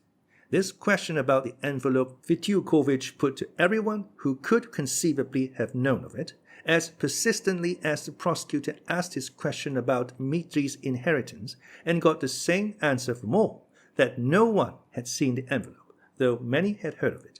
From the beginning, everyone noticed Fyodorovitch's persistence on this subject. Now, with your permission, I'll ask you a question, Fyodorovitch said, suddenly and unexpectedly. Of what was that balsam, or rather decoction, made, which, as we learned from the preliminary inquiry, you used on that evening to rub your lumbago, in the hope of curing it? Grigory looked blankly at the questioner, and after a brief silence muttered, "There was saffron in it." "Nothing but saffron? Don't you remember any other ingredient?" "There was milfoil in it too." "And pepper, perhaps?" Fyodorovitch queried. "Yes, there was pepper too." "Etc. And all dissolved in vodka?" "In spirit." There was a faint sound of laughter in the court. "You see, in spirit. After rubbing your back, I believe, you drank what was left in the bottle with a certain pious prayer, only known to your wife." "I did." "Did you drink much? Roughly speaking, a wine glass or two?" "It might have been a tumblerful." "A tumblerful, even. Perhaps a tumbler and a half?" Grigory did not answer. He seemed to see what was meant. "A glass and a half of neat spirit. It's not at all bad, don't you think? You might see the gates of heaven open, not only the door into the garden." Grigory remained silent. There was another laugh in the court. The president made a movement. "Do you know for a fact," Fyodor persisted, "whether you were awake or not when you saw the open door?" "I was on my legs." "That's not a proof that you were awake. Could you have answered at that moment if anyone had asked you a question, for instance, what year it is?" "I don't know." "And what year is it? Anno Domini, do you know?" Grigory stood with a perplexed face, looking straight at his tormentor. Strange to say, it appeared he really did not know what year it was. "But perhaps you can tell me how many fingers you have on your hands." "I am a servant," Grigory said suddenly, in a loud and distinct voice. "If my betters think fit to make game of me, it is my duty to suffer it." Fyodor was a little taken aback, and the president intervened, reminding him that he must ask more relevant questions. Fyodor bowed with dignity and said that he had no more questions to ask of the witness. The public and the jury, of course, were left with a grain of doubt in their minds as to the evidence of a man who might, while undergoing a certain cure, have seen the gates of heaven, and who did not even know what year he was living in. But before Grigory left the box, another episode occurred. The president, turning to the prisoner, asked him whether he had any comment to make on the evidence of the last witness. "Except about the door, all he has said is true," cried Dmitri in a loud voice. "For combing the lies off me, I thank him. For forgiving my blows, I thank him. The old man has been honest all his life and as faithful to my father as 700 poodles." "Prisoner, be careful in your language," the president admonished him. "I'm not a poodle," Grigory muttered. "All right, it's I'm a poodle myself," cried Dmitri. "If it's an insult, I take it to myself and I beg his pardon. I was a beast and cruel to him. I was cruel to Aesop too." "What Aesop?" the president asked sternly again. "Oh, Piero, my father, Fyodor Pavlovich." The president again and again warned Dmitri impressively and very sternly to be more careful in his language. "You are injuring yourself in the opinion of your judges." The counsel for the defense was equally clever in dealing with the evidence of Rakitin. I may remark that Rakitin was one of the leading witnesses and one to whom the prosecutor attached great significance. It appeared that he knew everything. His knowledge was amazing. He had been everywhere, seen everything, talked to everybody, knew every detail of the biography of Fyodor Pavlovich and all the Karamazovs. Of the envelope, it is true, he had only heard from Mitya himself, but he described minutely Mitya's exploits in the metropolis, all his compromising doings and sayings, and told the story of Captain Snegiryov's wisp of tow. But even Rakitin could say nothing positive about Mitya's inheritance, and confined himself to contemptuous generalities. Who could tell which of them was to blame, and which was in debt to the other, with their crazy Karamazov way of muddling things so that no one could make head or tail of it? He attributed the tragic crime to the habits that had become ingrained by ages of serfdom and the distressed condition of Russia, due to the lack of appropriate institutions. He was, in fact, allowed some latitude of speech. This was the first occasion on which Rakitin showed what he could do and attracted notice. The prosecutor knew that the witness was preparing a magazine article on the case, and afterwards in his speech, as we shall see later, quoted some ideas from the article, showing that he had seen it already. The picture drawn by the witness was a gloomy and sinister one, and greatly strengthened the case for the prosecution. Altogether, Rakitin's discourse fascinated the public by its independence and the extraordinary nobility of his ideas. There were even 2 or 3 outbreaks of applause when he spoke of serfdom and the distressed condition of Russia. But Rakitin, in his youthful ardor, made a slight blunder, of which the counsel for the defense at once adroitly took advantage. Answering certain questions about Grushenka, and carried away by the loftiness of his own sentiments and his success, of which he was, of course, conscious, he went so far as to speak somewhat contemptuously of Agrafena Alexandrovna as the kept mistress of Samsonov. He would have given a good deal to take back his words afterwards, for Fyodor caught him out over it at once. And it was all because Rakitin had not reckoned on the lawyer having been able to become so intimately acquainted with every detail in so short a time. "Allow me to ask," began the counsel for the defense, with the most affable and even respectable smile. You are, of course, the same Mr. Rakitin whose pamphlet, The Life of the Deceased Elder Father Zosima, published by the diocesan authorities, full of profound and religious reflections and preceded by an excellent and devout dedication to the bishop, I have just read with such pleasure. I did not write it for publication. It was published afterwards, muttered Rakitin, for some reason fearfully disconcerted and almost ashamed. Oh, that's excellent. A thinker like you can, and indeed ought to, take the widest view of every social question. Your most instructive pamphlet has been widely circulated through the patronage of the bishop and has been of appreciable service. But this is the chief thing I should like to learn from you. You stated just now that you were very intimately acquainted with Madame Svyedlova. I cannot answer for all my acquaintances. I am a young man, and who can be responsible for everyone he meets? Cried Rakitin, flushing all over. I understand, I quite understand, cried Fyodor, as though he too were embarrassed and in haste to excuse himself. You, like any other, might well be interested in an acquaintance with a young and beautiful woman who would readily entertain the elite of the youth of the neighborhood. But I only wanted to know, it has come to my knowledge that Madame Svyedlova was particularly anxious a couple of months ago to make the acquaintance of the younger Karamazov, Alexei Fyodorovich, and promised you 25 rubles if you would bring him to her in his monastic dress. And that actually took place on the evening of the day on which the terrible crime, which is the subject of the present investigation, was committed. You brought Alexei Karamazov to Madame Svyedlova, and did you receive the 25 rubles from Madame Svyedlova as a reward? That's what I wanted to hear from you. It was a joke. I don't see of what interest that can be to you. I took it for a joke, meaning to give it back later. Then you did take, but you have not given it back yet, or have you? That's of no consequence, muttered Rakitin. I refuse to answer such questions. Of course I shall give it back. The president intervened, but Fyodor declared he had no more questions to ask of the witness. Mr. Rakitin left the witness box not absolutely without a stain upon his character. The effect left by the lofty idealism of his speech was somewhat marred, and Fyodorovitch's expression as he watched him walk away seemed to suggest to the public this is a specimen of the lofty-minded persons who accuse him. I remember that this incident, too, did not pass off without an outbreak from Mitya. Enraged by the tone in which Rakitin had referred to Grushenka, he suddenly shouted, "Bernard!" when, after Rakitin's cross-examination, the president asked the prisoner if he had anything to say. Mitya cried loudly, "Since I've been arrested, he has borrowed money from me. He is a contemptible Bernard and opportunist, and he doesn't believe in God. He took the bishop in." Mitya, of course, was pulled up again for the intemperance of his language, but Rakitin was done for. Captain Snegiryov's evidence was a failure too, but from quite a different reason.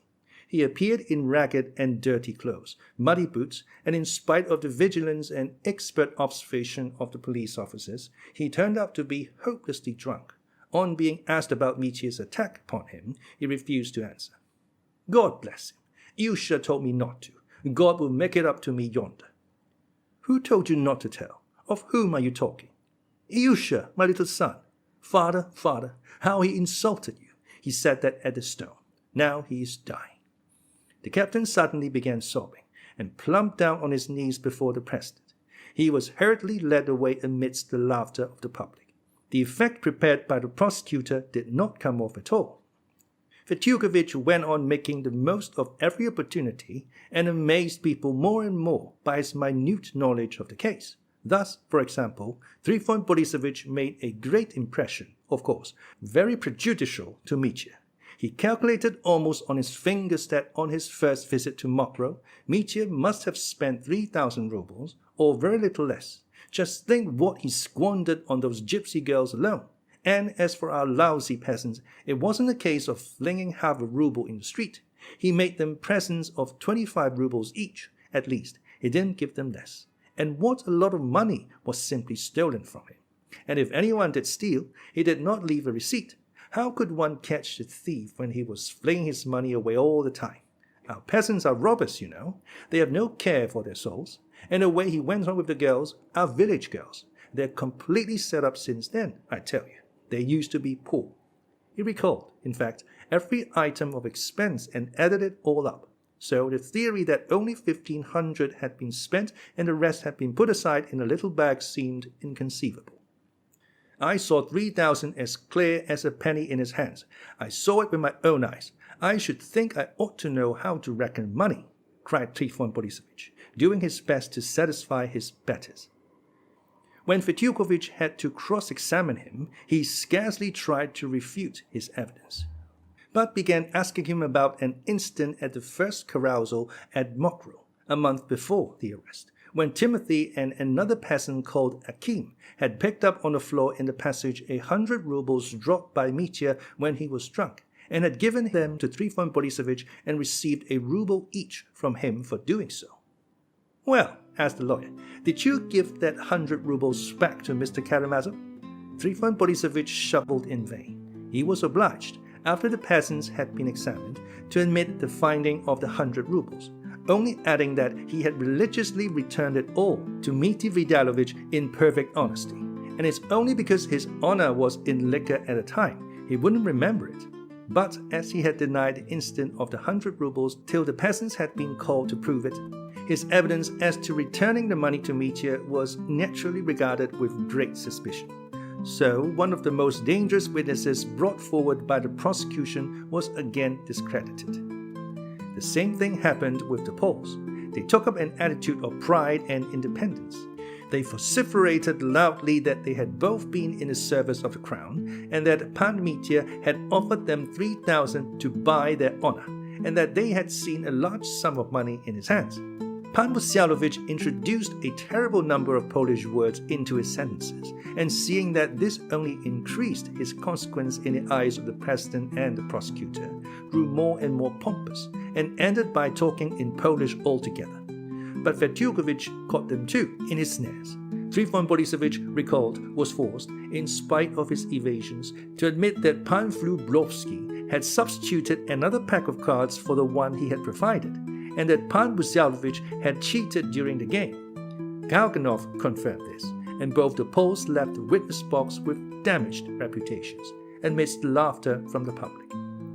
Then exactly the same thing happened with almost all the most dangerous witnesses. Fetyukovich succeeded in casting a slur on all of them and dismissing them with a certain derision. The lawyers and experts were lost in admiration and were only at a loss to understand what good purpose could be served by it. For all, I repeat, felt that the case for the prosecution could not be refuted, but was growing more and more tragically overwhelming. But from the confidence of the great magician, they saw that he was serene, and they waited, feeling that such a man had not come from Petersburg for nothing, and that he was not a man to return unsuccessful.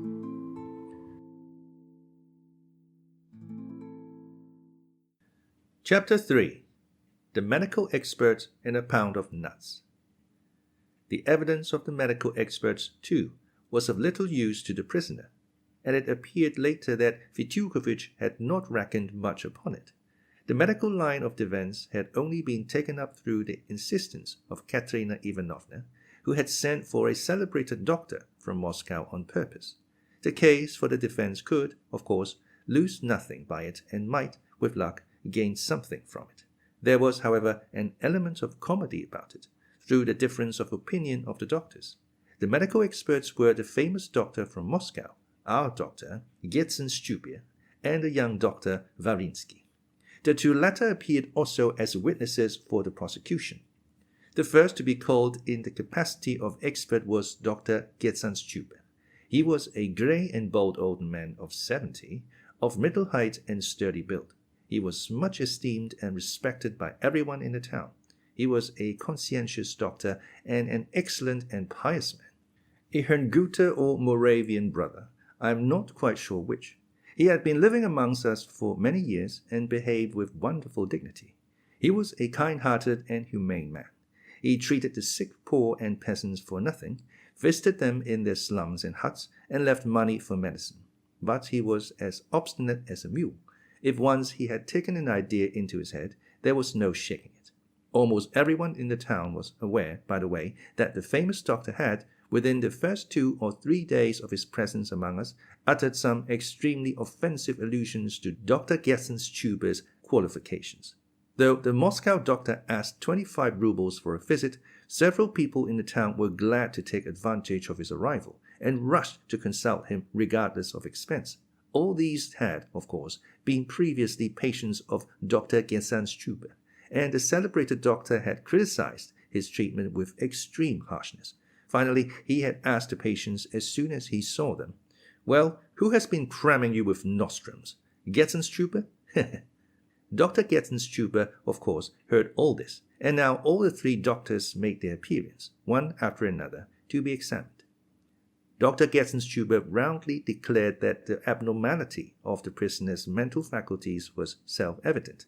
Then, giving his grounds for this opinion, which I omit here, he added that the abnormality was not only evident in many of the prisoner's actions in the past, but was apparent even now at this very moment. When he was asked to explain how it was apparent now at this moment, the old doctor, with simple-hearted directness, pointed out that the prisoner on entering the court had an extraordinary air, remarkable in the circumstances, that he had marched in like a soldier, looking straight before him, though it would have been more natural for him to look to the left where, among the public, the ladies were sitting, seeing that he was a great admirer of the fair sex and must be thinking much of what the ladies are saying of him now. The old man concluded in his peculiar language. I must add that he spoke Russian readily, but every phrase was formed in German style, which did not, however, trouble him, for it had always been a weakness of his to believe that he spoke Russian perfectly, better indeed than Russians, and he was very fond of using Russian proverbs, always declaring that the Russian proverbs were the best and most expressive sayings in the whole world. I may remark, too, that in conversation, through absent-mindedness, he often forgot the most ordinary words, which sometimes went out of his head, though he knew them perfectly. The same thing happened, though, when he spoke German, and at such times he always waved his hand before his face as though trying to catch the lost word, and no one could induce him to go on speaking till he had found the missing word. His remark that the prisoner ought to have looked at the ladies on entering roused a whisper of amusement in the audience. All our ladies were very fond of our old doctor. They knew, too, that having been all his life a bachelor and a religious man of exemplary conduct, he looked upon women as lofty creatures, and so his unexpected observation struck everyone as very queer. The Moscow doctor, being questioned in his turn, definitely and emphatically repeated that he considered the prisoner's mental condition abnormal in the highest degree. He talked at length and with erudition of aberration and mania, and argued that from all the facts collected, the prisoner had undoubtedly been in a condition of aberration for several days before his arrest, and if the crime had been committed by him, it must, even if he were conscious of it, have been almost involuntary, as he had not the power to control the morbid impulse that possessed him. But apart from temporary aberration, the doctor diagnosed mania, which premised, in his words, to lead to complete insanity in the future. All his actions are in contravention of common sense and logic, he continued, not to refer to what I have not seen, that is, the crime itself and the whole catastrophe. The day before yesterday, while he was talking to me, he had an unaccountably fixed look in his eye. He laughed unexpectedly when there was nothing to laugh at. He showed continual and inexplicable irritability, using strange words, Bernard, ethics, and others equally inappropriate. But the doctor detected mania, above all, in the fact that the prisoner could not even speak of the 3,000 rubles, of which he considered himself to have been cheated, without extraordinary irritation, though he could speak comparatively lightly of other misfortunes and grievances. According to all accounts, he had even in the past, whenever the subject of the 3,000 rubles was touched on, flown into a perfect frenzy, and yet he was reported to be a disinterested and not grasping man. As to the opinion of my learned colleague, the Moscow doctor added ironically in conclusion that the prisoner would, on entering the court, have naturally looked at the ladies and not straight before him. I will only say that, apart from the playfulness of this theory, it is radically unsound. For though I fully agree that the prisoner, on entering the court where his fate will be decided, would not naturally look straight before him in that fixed way, and that may really be a sign of his abnormal mental condition. At the same time, I maintain that he would naturally not look to the left at the ladies, but, on the contrary, to the right to find his legal adviser, on whose help all his hopes rest and on whose defense all his future depends. The doctor expressed his opinion positively and emphatically. But the unexpected pronouncement of Dr. Ravinsky gave the last touch of comedy to the difference of opinion between the experts. In his opinion, the prisoner was now, and had been all along, in a perfectly normal condition, and, although he certainly must have been in a nervous and exceedingly excited state before his arrest, this might have been due to several perfectly obvious causes: jealousy, anger, continual drunkenness, and so on. But this nervous condition would not involve the mental aberration of which mention had just been made. As to the question whether the prisoner should have looked to the left or to the right on entering the court, in his modest opinion, the prisoner would naturally look straight before him on entering the court, as he had in fact done, as that was where the judges, on whom his fate depended, were sitting, so that it was just by looking straight before him that he showed his perfectly normal state of mind at the present. The young doctor concluded his modest testimony with some heat. "Bravo, doctor!" cried Mitya from his seat. "Just so." Mitya, of course, was checked, but the young doctor's opinion had a decisive influence on the judges and on the public, and, as appeared afterwards, everyone agreed with him. But Dr. Gezan's trooper, when called as a witness, was quite unexpectedly of use to Mitya. As an old resident in a town who had known the Karamazov family for years, he furnished some facts of great value for the prosecution, and suddenly, as though recalling something, he added, "But the poor young man might have had a very different life, for he had a good heart both in childhood and after childhood, that I know. But the Russian proverb says, if a man has one head, it's good. But if another clever man comes to visit him, it would be better still, for then there will be two heads and not only one. One head is good, but two are better." The prosecutor put in impatiently. He knew the old man's habit of talking slowly and deliberately, regardless of the impression he was making and of the delay he was causing, and highly prizing his flat, dull, and always gleefully complacent German wit. The old man was fond of making jokes. "Oh yes, that's what I say," he went on stubbornly. "One head is good, but two are much better." But he did not meet another head with wits, and his wits went. Where did they go? I've forgotten the word, he went on, passing his hand before his eyes.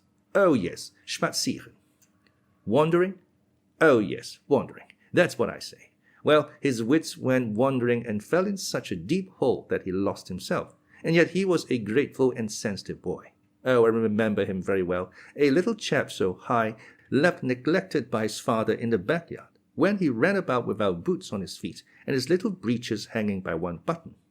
A note of feeling and tenderness suddenly came into the honest old man's voice. Fyodor positively started, as though scenting something, and caught at it instantly. "Oh yes, I was a young man then. I was 45 then, and had only just come here, and I was so sorry for the boy then. I asked myself, why shouldn't I buy him a pound of what? I've forgotten what it's called. A pound of what children are very fond of. What is it?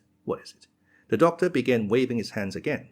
"It grows on a tree and is gathered and given to everyone." "Apples?" "Oh, no. You have a dozen of apples, not a pound. No, there are a lot of them, and all little. You put them in the mouth and crack."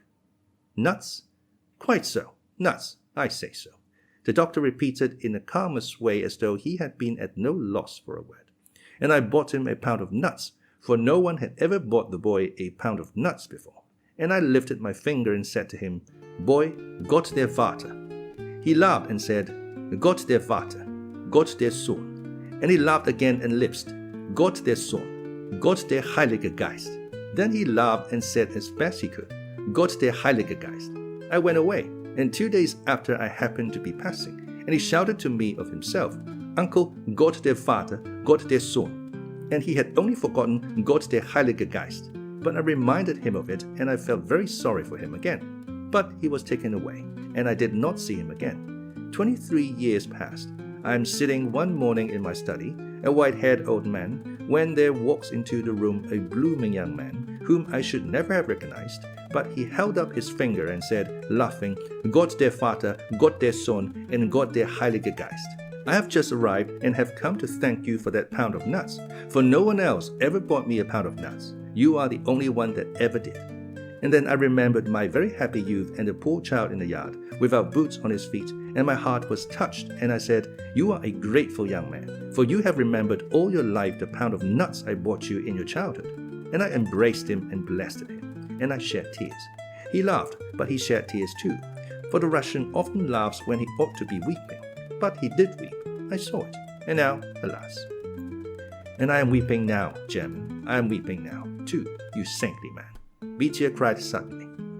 In any case, the anecdote made a certain favorable impression on the public, but the chief sensation in Mitya's favor was created by the evidence of Katerina Ivanovna, which I will describe directly. Indeed, when the witnesses à décharge, that is, called by the defense, began giving evidence, fortune seemed all at once marked more favorable to Mitya. And what was particularly striking, this was a surprise even to the counsel for the defense. But before Katerina Ivanovna was called, Alyosha was examined, and he recalled a fact which seemed to furnish positive evidence against one important point made by the prosecution.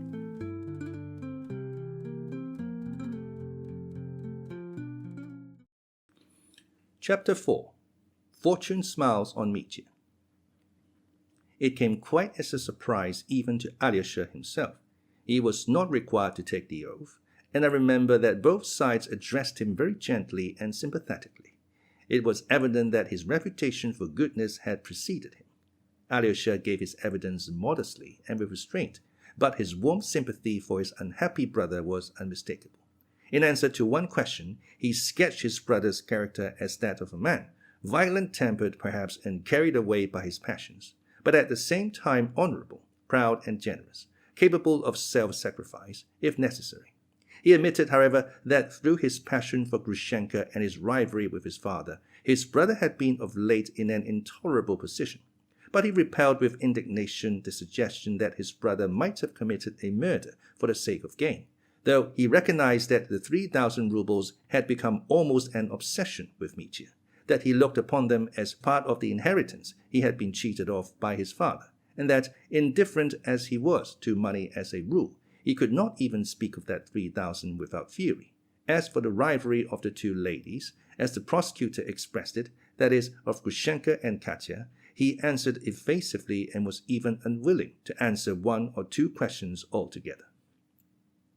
Did your brother tell you, anyway, that he intended to kill your father? Asked the prosecutor. You can refuse to answer if you think necessary, he added. He did not tell me so directly, answered Alyosha. How so? Did he indirectly? He spoke to me once of his hatred for our father and his fear that in an extreme moment, at a moment of fury, he might perhaps murder him. And you believe him? I am afraid to say that I did, but I never doubted that some higher feeling would always save him at the fatal moment, as it has indeed saved him, for it was not he killed my father, Alyosha said firmly, in a loud voice that was heard throughout the court. The prosecutor started like a war horse at the sound of a trumpet. Let me assure you that I fully believe in the complete sincerity of your conviction and do not explain it by or identify it with your affection for your unhappy brother. Your peculiar view of the whole tragic episode is known to us already from the preliminary investigation. I won't attempt to conceal from you that it is highly individual and contradicts all the other evidence collected by the prosecution. And so I think it essential to press you to tell me what facts have led you to this conviction of your brother's innocence and of the guilt of another person against whom you gave evidence at the preliminary inquiry. I only answered the questions asked me at the preliminary inquiry, replied Alyosha, slowly and calmly. I made no accusation against Smerdyakov of myself. Yet you gave evidence against him. I was led to do so by my brother Dmitri's words. I was told what took place at his arrest and how he had pointed to Smerdyakov before I was examined. I believe absolutely that my brother is innocent, and if he didn't commit the murder, then Smerdyakov? Why Smerdyakov? And why are you so completely persuaded of your brother's innocence? I cannot help believing my brother. I know he wouldn't lie to me. I saw from his face he wasn't lying. Only from his face? Is that all the proof you have? I have no other proof. And of Smerdyakov guilt you have no proof whatever but your brother's word and the expression of his face. No, I have no other proof. The prosecutor dropped the examination at this point. The impression left by Alyosha's evidence on the public was most disappointing. There had been talk about Smerdyakov before the trial. Someone had heard something. Someone had pointed out something else. It was said that Alyosha had gathered together some extraordinary proofs of his brother's innocence and Smerdyakov's guilt. And after all, there was nothing. No evidence except certain moral convictions so natural in a brother. But Fyodor began his cross-examination. On his asking Alyosha when it was that the prisoner had told him of his hatred for his father and that he might kill him, and whether he had heard it, for instance, at their last meeting before the catastrophe, Alyosha started as he answered, as though only just recollecting and understanding something. I remember one circumstance now which I'd quite forgotten myself. It wasn't clear to me at the time, but now. And obviously, only now for the first time struck by an idea, he recounted eagerly how, at his last interview with Mitya that evening under the tree, on the road to the monastery, Mitya had struck himself on the breast, the upper part of the breast, and had repeated several times that he had a means of regaining his honor, that means was here on his breast. I thought, when he struck himself on the breast, he meant that it was in his heart. Alyosha continued, that he might find in his heart strength to save himself from some awful disgrace which was awaiting him and which he did not dare confess even to me. I must confess I did think at the time that he was speaking of our father, and that the disgrace he was shuddering at was the thought of going to our father and doing some violence to him. Yet it was just then that he pointed to something on his breast, so that I remember the idea struck me at the time that the heart is not on that part of the breast, but below, and that he struck himself much too high, just below the neck, and kept pointing to that place. My idea seemed silly to me at the time, but he was perhaps pointing then to that little bag in which he had 1,500 rubles. Just so, Mitya cried from his place. That's right, Alyosha. It was the little bag I struck with my fist. Fyodor flew to him in hot haste, entreating him to keep quiet, and at the same instant pounced on Alyosha. Alyosha, carried away himself by his recollection, warmly expressed his theory that this disgrace was probably just that 1,500 rubles on him, which he might have returned to Katerina Ivanovna as half of what he owed her, but which he had yet determined not to repay her and to use for another purpose, namely, to enable him to elope with Grushenka, if she consented. It is so, it must be so, exclaimed Alyosha, in sudden excitement. My brother cried several times that half of the disgrace, half of it he could free himself from at once, but that he was so unhappy in his weakness of will that he wouldn't do it, that he knew beforehand he was incapable of doing it. And you clearly, confidently remember that he struck himself just on this part of the breast? Fyodor asked eagerly. Clearly and confidently, for I thought at the time, why does he strike himself up there when the heart is lower down? And the thought seemed stupid to me at the time. I remember it seeming stupid. It flashed through my mind. That's what brought it back to me just now. How could I have forgotten it till now? It was that little bag he meant when he said he had the means but wouldn't give back that 1,500. And when he was arrested at Mokroe, he cried out, I know, I was told it, that he considered it the most disgraceful act of his life, that when he had the means of repaying Katerina Ivanovna half what he owed her, he yet could not bring himself to repay the money and preferred to remain a thief in her eyes rather than part with it. And what torture that debt has been to him, Alyosha exclaimed in conclusion. The prosecutor, of course, intervened. He asked Alyosha to describe once more how it had all happened, and several times insisted on the question. Had the prisoner seemed to point to anything? Perhaps he had simply struck himself with his fist on the breast? But it was not with his fist, cried Alyosha. He pointed with his fingers and pointed here, very high up. How could I have so completely forgotten it till this moment? The president asked Mitya what he had to say to the last witness's evidence. Mitya confirmed it, saying that he had been pointing to the 1,500 rubles which were on his breast, just below the neck, and that was, of course, the disgrace. A disgrace I cannot deny, the most shameful act of my whole life, cried Mitya. I might have repaid it and didn't repay it. I preferred to remain a thief in her eyes rather than give it back. And the most shameful part of it was that I knew beforehand I shouldn't give it back. You are right, Alyosha. Thanks, Alyosha. So Alyosha's cross-examination ended. What was important and striking about it was that one fact at least had been found, and even though this were only one tiny bit of evidence, a mere hint at evidence, it did go some little way towards proving that the bag had existed and had contained 1,500 rubles, and that the prisoner had not been lying at the preliminary inquiry when he alleged at Mokrow that those 1,500 rubles were his own.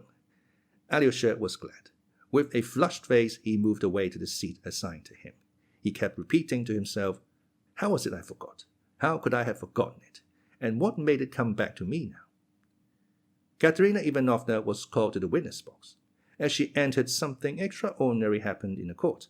The ladies clutched their lorgnettes and opera glasses. There was a stir among the men. Some stood up to get a better view. Everybody alleged afterwards that Mitya had turned white as a sheet on her entrance. All in black, she advanced modestly, almost timidly. It was impossible to tell from her face that she was agitated, but there was a resolute gleam in her dark and gloomy eyes. I may remark that many people mentioned that she looked particularly handsome at that moment. She spoke softly but clearly, so that she was heard all over the court. She expressed herself with composure, or at least tried to appear composed. The president began his examination discreetly and very respectfully, as though afraid to touch on certain chords, and showing consideration for her great unhappiness. But in answer to one of the first questions, Katerina Ivanovna replied firmly that she had been formally betrothed to the prisoner until he left me of his own accord.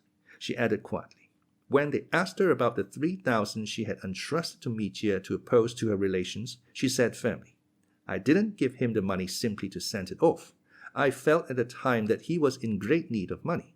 I gave him the 3,000 on the understanding that he should post it within the month if he cared to. There was no need for him to worry himself about that debt afterwards. I will not repeat all the questions asked her and all her answers in detail. I will only give the substance of her evidence. I was firmly convinced that he would send off that sum as soon as he got money from his father, she went on. I have never doubted his disinterestedness and his honesty, his scrupulous honesty, in money matters. He felt quite certain that he would receive the money from his father, and spoke to me several times about it. I knew he had a feud with his father and have always believed that he had been unfairly treated by his father. I don't remember any threat uttered by him against his father. He certainly never uttered any such threat before me. If he had come to me at that time, I should have at once relieved his anxiety about that unlucky 3,000 rubles. But he had given up coming to see me, and I myself was put in such a position that I could not invite him, and I had no right, indeed, to be exacting as to that money. She added suddenly, and there was a ring of resolution in her voice. I was once indebted to him for assistance in money for more than 3,000, and I took it, although I could not at that time foresee that I should ever be in a position to repay my debt. There was a note of defiance in her voice. It was then Fyodor began his cross-examination. Did that take place not here, but at the beginning of your acquaintance? Fyodor suggested cautiously, feeling his way, instantly scenting something favorable. I must mention in parenthesis that, though Fyodor had been brought from Petersburg partly at the instance of Katerina Ivanovna herself, he knew nothing about the episode of the 4,000 rubles given her by Mitya, and of her bowing to the ground to him. She concealed this from him and said nothing about it, and that was strange.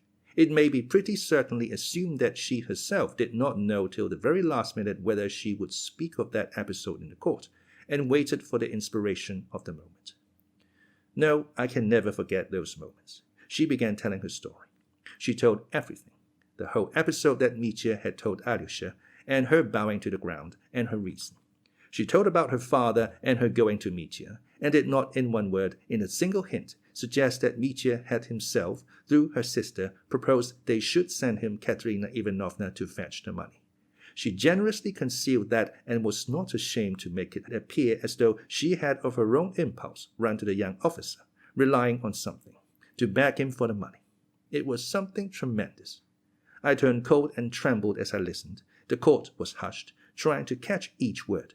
It was something unexampled, even from such a self-willed and contemptuously proud girl as she was, such an extremely frank avowal, such sacrifice, such self-immolation. seemed incredible. And for what? For whom? To save the man who had deceived and insulted her, and to help, in however small a degree, in saving him by creating a strong impression in his favor. And indeed, the figure of the young officer who, with a respectful bow to the innocent girl, handed her his last 4,000 rubles, all he had in the world, was thrown into a very sympathetic and attractive light. But I had a painful misgiving at heart. I felt that calumny might come of it later.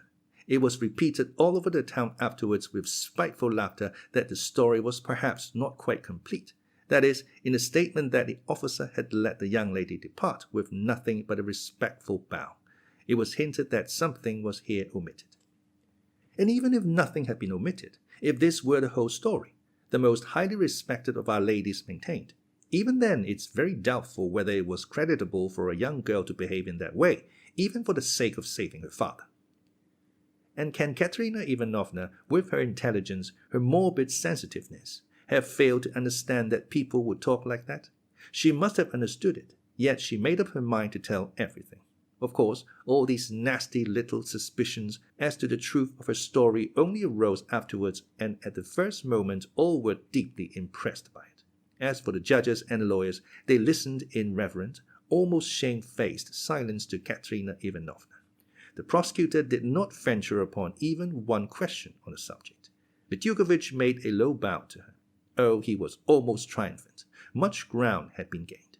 For a man to give his last 4,000 on a generous impulse, and then for the same man to murder his father for the sake of robbing him of 3,000, the idea seemed too incongruous. Smerdyakov felt that now the charge of theft, at least, was as good as disproved. The case was thrown into quite a different light. There was a wave of sympathy for Mitya. As for him, I was told that once or twice, while Katerina Ivanovna was giving her evidence, he jumped up from his seat, sank back again, and hid his face in his hands. But when she had finished, he suddenly cried in a sobbing voice, "Katya, why have you ruined me?" And his sobs were audible all over the court. But he instantly restrained himself, and cried again, "Now I am condemned." Then he sat rigid in his place, with his teeth clenched and his arms crossed his chest. Katerina Ivanovna remained in the court and sat down in her place. She was pale and sat with her eyes cast down. Those who were sitting near her declared that for a long time she shivered all over as though in a fever. Grushenka was called. "I am approaching the sudden catastrophe which was perhaps the final cause of Mitya's ruin, for I am convinced, so is everyone," all the lawyers said the same afterwards, that if the episode had not occurred, the prisoner would at least have been recommended to mercy. But of that later. A few words first about Grushenka. She, too, was dressed entirely in black, with her magnificent black shawl on her shoulders. She walked to the witness box with her smooth, noiseless tread, with the slightly swaying gait common in women of full figure. She looked steadily at the president, turning her eyes neither to the right nor to the left. To my thinking, she looked very handsome at that moment, and not at all pale, as the ladies alleged afterwards. They declared, too, that she had a concentrated and spiteful expression. I believe she was simply irritated and painfully conscious of the contemptuous and inquisitive eyes of our scandal-loving public. She was proud and could not stand contempt. She was one of those people who flare up, angry and eager to retaliate, at the mere suggestion of contempt. There was an element of timidity, too, of course, an inward shame at her own timidity. So it was not strange that her tone kept changing. At one moment it was angry, contemptuous and rough, and at another there was a sincere note of self-condemnation. Sometimes she spoke as though she were taking a desperate plunge, as though she felt, "I don't care what happens, I'll say it." Apropos of her acquaintance with Fyodor Pavlovich, she remarked curtly, "That's all nonsense, and was it my fault that he would pester me?" But a minute later she added, "It was all my fault. I was laughing at them both, at the old man and at him too, and I brought both of them to this. It was all on account of me it happened." Samsonov's name came up somehow. "That's nobody's business," she snapped at once, with a sort of insolent defiance. "He was my benefactor. He took me when I hadn't a shoe to my foot, when my family had turned me out." The president reminded her, though very politely, that she must answer the questions directly, without going off into irrelevant details. Grushenka crimsoned and her eyes flashed. The envelope with the notes in it she had not seen, but had only heard from that wicked wretch that Fyodor Pavlovitch had an envelope with notes for 3,000 in it. But that was all foolishness. I was only laughing. I wouldn't have gone to him for anything. To whom are you referring as that wicked wretch? Inquired the prosecutor. The lackey, Smerdyakov, who murdered his master and hanged himself last night. She was, of course, at once asked what grounds she had for such a definite accusation, but it appeared that she, too, had no grounds for it. Dmitri Vidalovich told me so himself. You can believe him. The woman who came between us has ruined him. She is the cause of it all. Let me tell you, Grushenka added. She seemed to be quivering with hatred, and there was a vindictive note in her voice. She was again asked to whom she was referring. The young lady, Katerina Ivanovna there. She sent for me, offered me chocolate, tried to fascinate me. There's not much true shame about her, I can tell you that. At this point the president checked her sternly, begging her to moderate her language, but the jealous woman's heart was burning, and she did not care what she did. When the prisoner was arrested at Mokrow, the prosecutor asked, "Everyone saw and heard you run out of the next room and cry out, 'It's all my fault. We'll go to Siberia together.' So you already believe him to have murdered his father?" "I don't remember what I felt at the time," answered Grushenka. "Everyone was crying out that he had killed his father, and I felt that it was my fault, that it was on my account he had murdered him. But when he said he wasn't guilty, I believed him at once, and I believe him now and always shall believe him. He is not the man to tell a lie." Fyodor began his cross-examination.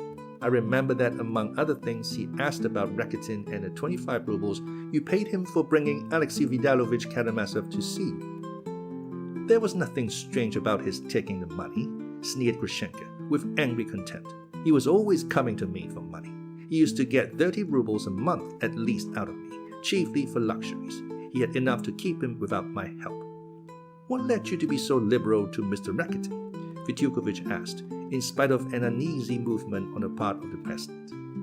"Why, he is my cousin. His mother was my mother's sister, but he's always besought me not to tell anyone here of it. He is so dreadfully ashamed of me." The fact was a complete surprise to everyone. No one in the town nor in the monastery, not even Mitya, knew of it. I was told that Rakitin turned purple with shame where he sat. Grushenka had somehow heard before she came into the court that he had given evidence against Mitya, and so she was angry. The whole effect on the public of Rakitin's speech, of his noble sentiments, of his attacks upon serfdom and the political disorder of Russia was this time finally ruined. Fyodor was satisfied. It was another godsend. Grushenka's cross-examination did not last long, and, of course, there could be nothing particularly new in her evidence. She left a very disagreeable impression on the public. Hundreds of contemptuous eyes were fixed upon her as she finished giving her evidence and sat down again in the court, at a good distance from Katerina Ivanovna. Mitya was silent throughout her evidence. He sat as though turned to stone, with his eyes fixed on the ground. Ivan was called to give evidence.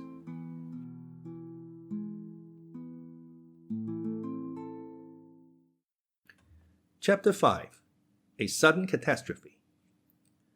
I may note that he had been called before Alyosha, but the usher of the court announced to the president that, owing to an attack of illness or some sort of fit, the witness could not appear at the moment, but was ready to give his evidence as soon as he recovered. But no one seemed to have heard it, and it only came out later. His entrance was for the first moment almost unnoticed. The principal witnesses, especially the two rival ladies, had already been questioned. Curiosity was satisfied for the time. The public was feeling almost fatigued.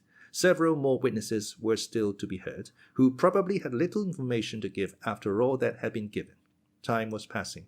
Ivan walked up with extraordinary slowness, looking at no one, and with his head bowed as though plunged in gloomy thought.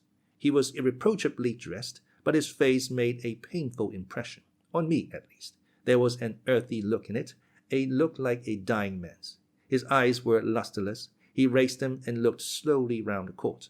Alyosha jumped up from his seat and moaned, "Ah, I remember that," but it was hardly noticed. The president began by informing him that he was a witness not on oath, that he might answer or refuse to answer, but that, of course, he must bear witness according to his conscience, and so on and so on. Ivan listened and looked at him blankly, but his face gradually relaxed into a smile, and as soon as the president, looking at him in astonishment, finished, He laughed outright. Well, and what else? He asked in a loud voice. There was a hush in the court. There was a feeling of something strange. The president showed signs of uneasiness. You are perhaps still unwell? He began, looking everywhere for the usher. Don't trouble yourself, Your Excellency. I am well enough and can tell you something interesting. Ivan answered with sudden calmness and respectfulness. You have some special communication to make. The president went on, still mistrustfully. Ivan looked down, waited a few seconds, and, raising his head, answered, almost stammering. No, I haven't. I have nothing particular. They began asking him questions. He answered, as it were, reluctantly, with extreme brevity, with a sort of disgust which grew more and more marked, though he answered rationally. To many questions he answered that he did not know. He knew nothing of his father's money relations with Dmitri. I wasn't interested in the subject, he added. Threats to murder his father he had heard from the prisoner. Of the money in the envelope he had heard from Smerdyakov. The same thing over and over again, he interrupted suddenly, with a look of weariness. I have nothing particular to tell the court. I see you are unwell and understand your feelings, the president began. He turned to the prosecutor and the counsel for the defense to invite them to examine the witness, if necessary, when Ivan suddenly asked in an exhausted voice, Let me go, Your Excellency. I feel very ill. And with these words, without waiting for permission, he turned to walk out of the court. But after taking 4 steps, he stood still, as though he had reached a decision, smiled slowly, and went back. I am like the peasant girl, Your Excellency. You know, how does it go? I'll stand up if I like, and I won't if I don't. They were trying to put on her sarafan and take her to church to be married, and she said, I'll stand up if I like, and I won't if I don't. It's in some book about the peasantry. What do you mean by that? The president asked severely. Why this. Ivan suddenly pulled out a roll of notes. Here's the money, the notes that lay in that envelope. For the sake of which our father was murdered, where shall I put them? Mr. Superintendent, take them. The usher of the court took the whole roll and handed it to the president. How could this money have come into your possession if it is the same money? The president asked wonderingly. I got them from Smerdyakov, from the murderer, yesterday. I was with him just before he hanged himself. It was he, not my brother, killed our father. He murdered him and I incited him to do it. Who doesn't desire his father's death? Are you in your right mind? Broke involuntarily from the president. I should think I am in my right mind, in the same nasty mind as all of you, as all these ugly faces. He turned suddenly to the audience. My father has been murdered and they pretend they are horrified, he snarled, with furious contempt. They keep up the sham with one another. Liars! They all desire the death of their fathers. One reptile devours another. If there hadn't been a murder, they'd have been angry and gone home ill-humored. It's a spectacle they want. Ban them at chief chances. Though I am one to talk. Have you any water? Give me a drink for Christ's sake. He suddenly clutched his head. The usher at once approached him. Alyosha jumped up and cried, He is ill. Don't believe him. He has brain fever. Katerina Ivanovna rose impulsively from her seat and, rigid with horror, gazed at Ivan. Mitya stood up and greedily looked at his brother and listened to him with a wild, strange smile. Don't disturb yourselves. I am not mad. I am only a murderer. Ivan began again. You can't expect eloquence from a murderer, he added suddenly for some reason and laughed a queer laugh. The prosecutor bent over to the president in obvious dismay. The 2 other judges communicated in agitated whispers. Vytyukovich pricked up his ears as he listened. The whole was hushed in expectation. The president seemed suddenly to recollect himself. Witness, your words are incomprehensible and impossible here. Calm yourself, if you can, and tell your story, if you really have something to tell. How can you confirm your statement, if indeed you are not delirious? That's just it. I have no proof. That cursed Smerdyakov won't send you proofs from the other world in an envelope. You think of nothing but envelopes. One is enough. I have no witnesses, except one, perhaps. He smiled thoughtfully. Who is your witness? He has a tail, Your Excellency, and that would be irregular. Le diable n'existe point. Don't pay attention. He is a paltry, pitiful devil. He added suddenly. He ceased laughing and spoke, as it were, confidentially. He is here somewhere, no doubt, under that table with the material evidence on it, perhaps. Where should he sit if not there? You see, listen to me. I told him I don't want to keep quiet, and he talked about the geological catechism. Idiocy. Come, release the monster. He's been singing a hymn. That's because his heart is light. It's like a drunken man in the street bawling how Vanka went to Petersburg, and I would give a quadrillions for 2 seconds of joy. You don't know me. Oh, how stupid all this business is. Come, take me instead of him. I didn't come for nothing. Why? Why is everything so stupid? And he began slowly, and as it were reflectively, looking round him again. But the court was all excitement by now. Alyosha rushed towards him, but the court usher had already seized Ivan by the arm.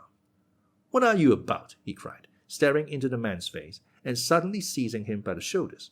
He flung him violently to the floor, but the police were on the spot and he was seized. He screamed furiously.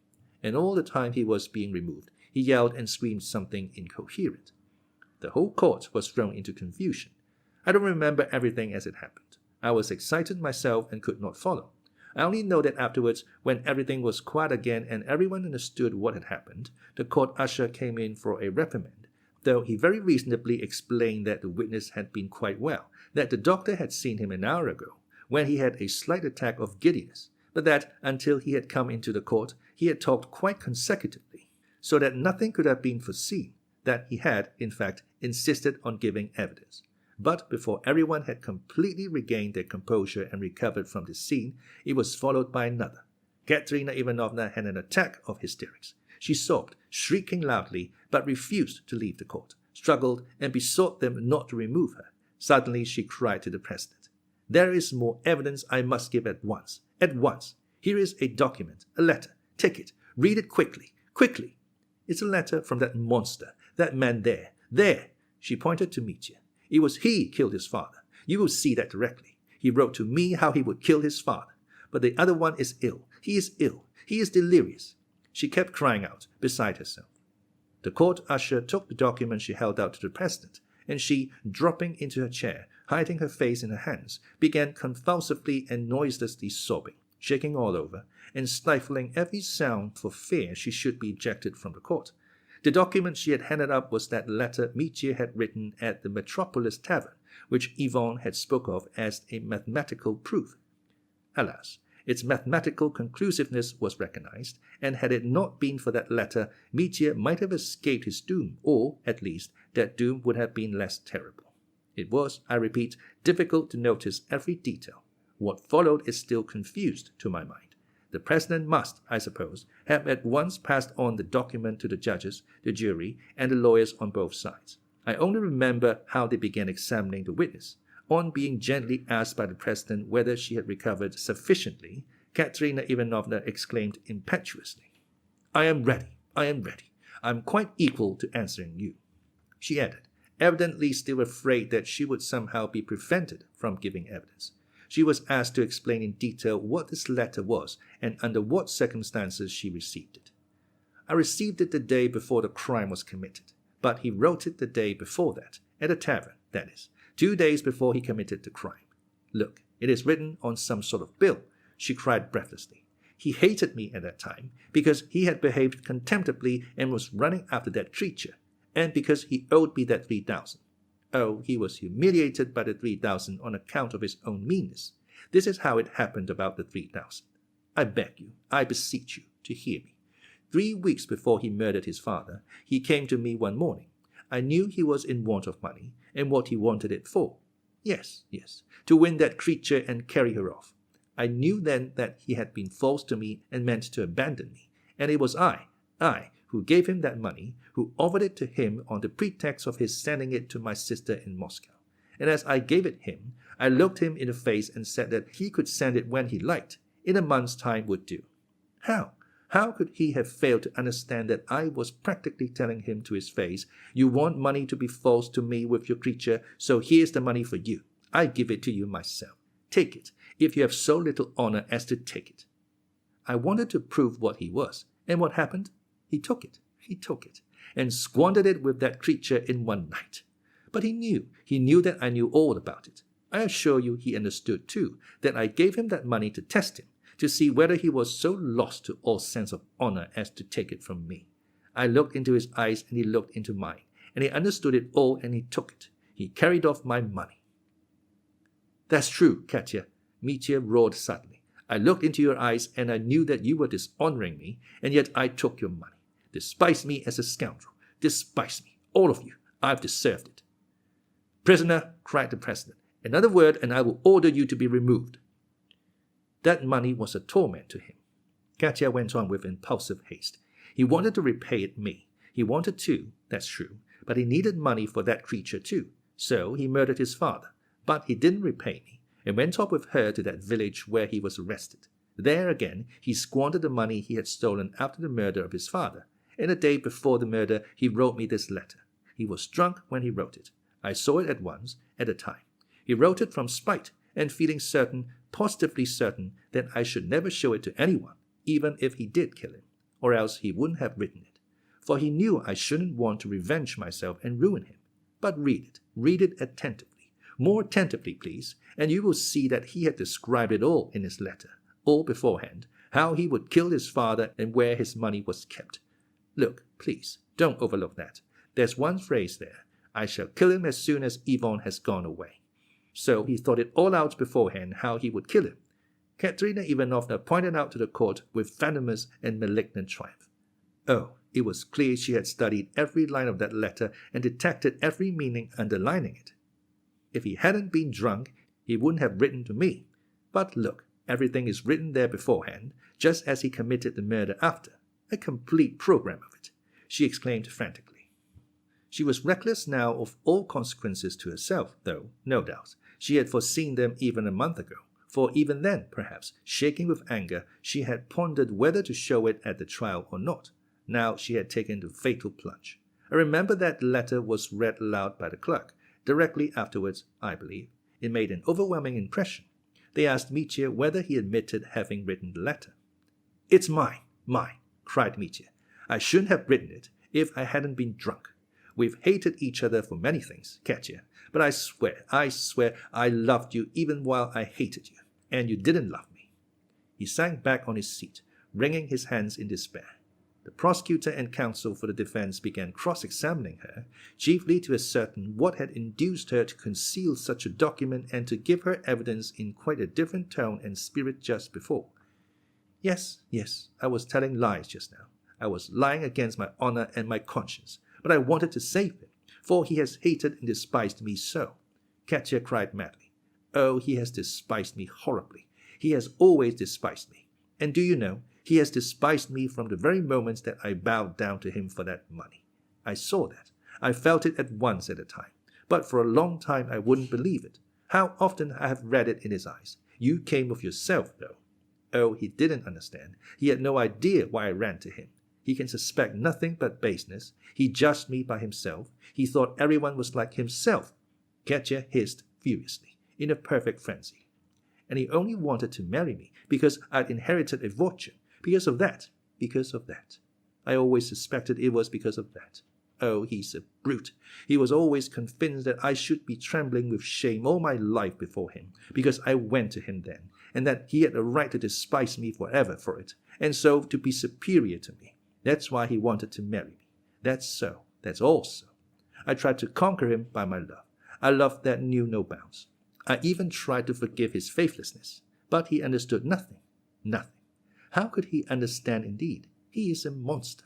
I only received that letter the next evening. It was brought me from the tavern, and only that morning I wanted to forgive him everything, even his treachery. The president and the prosecutor, of course, tried to calm her. I can't help thinking that they felt ashamed of taking advantage of her hysteria and of listening to such avowals.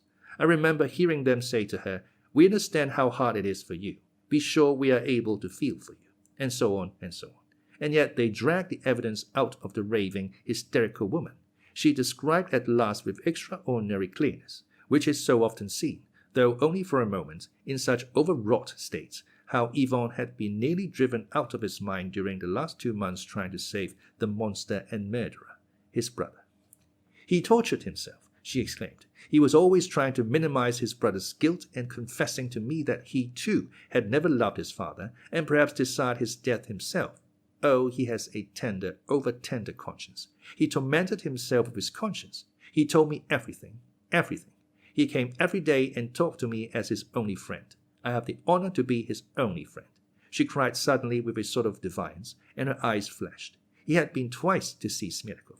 One day he came to me and said, if it was not my brother, but Smerdyakov committed the murder, perhaps I too am guilty, for Smerdyakov knew I didn't like my father and perhaps believed that I desired my father's death.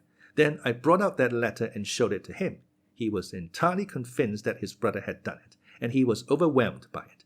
He couldn't endure the thought that his own brother was a parricide. Only a week ago I saw that it was making him ill.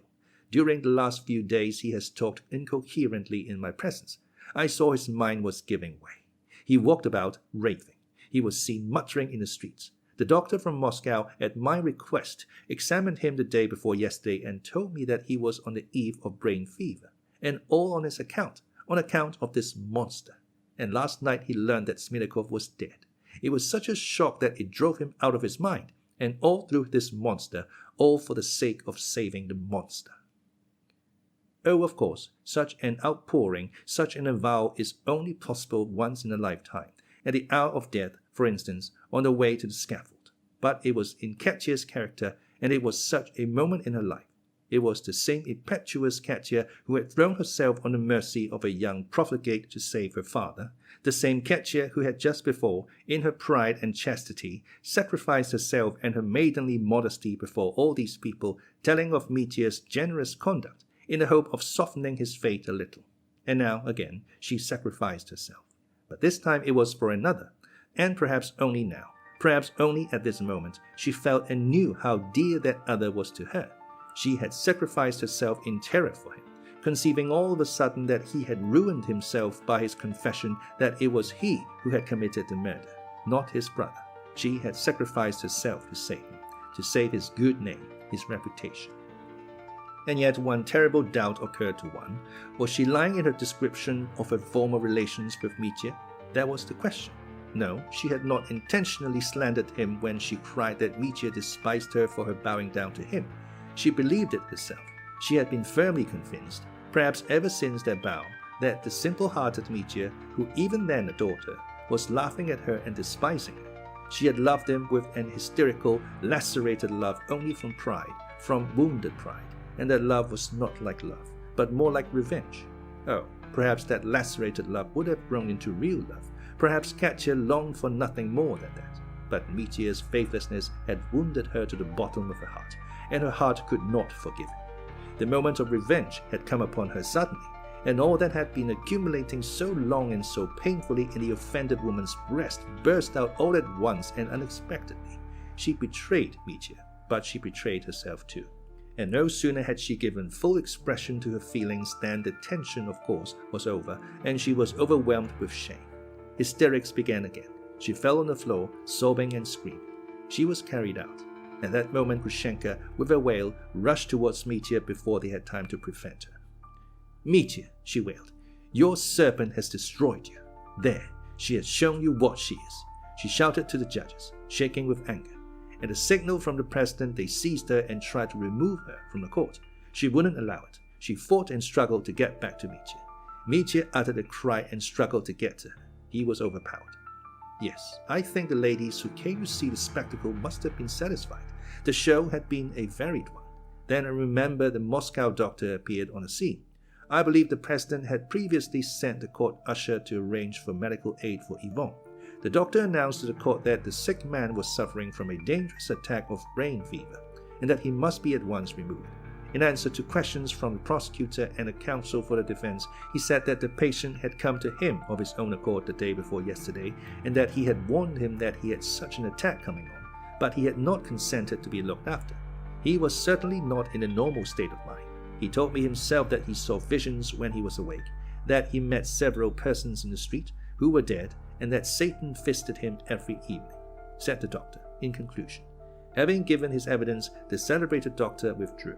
The letter produced by Katerina Ivanovna was added to the material proofs. After some deliberation, the judges decided to proceed with the trial and to enter both the unexpected pieces of evidence on the protocol. But I will not detail the evidence of the other witnesses, who only repeated and confirmed what had been said before, though all with their characteristic peculiarities. I repeat, all was brought together in the prosecutor's speech, which I shall quote immediately.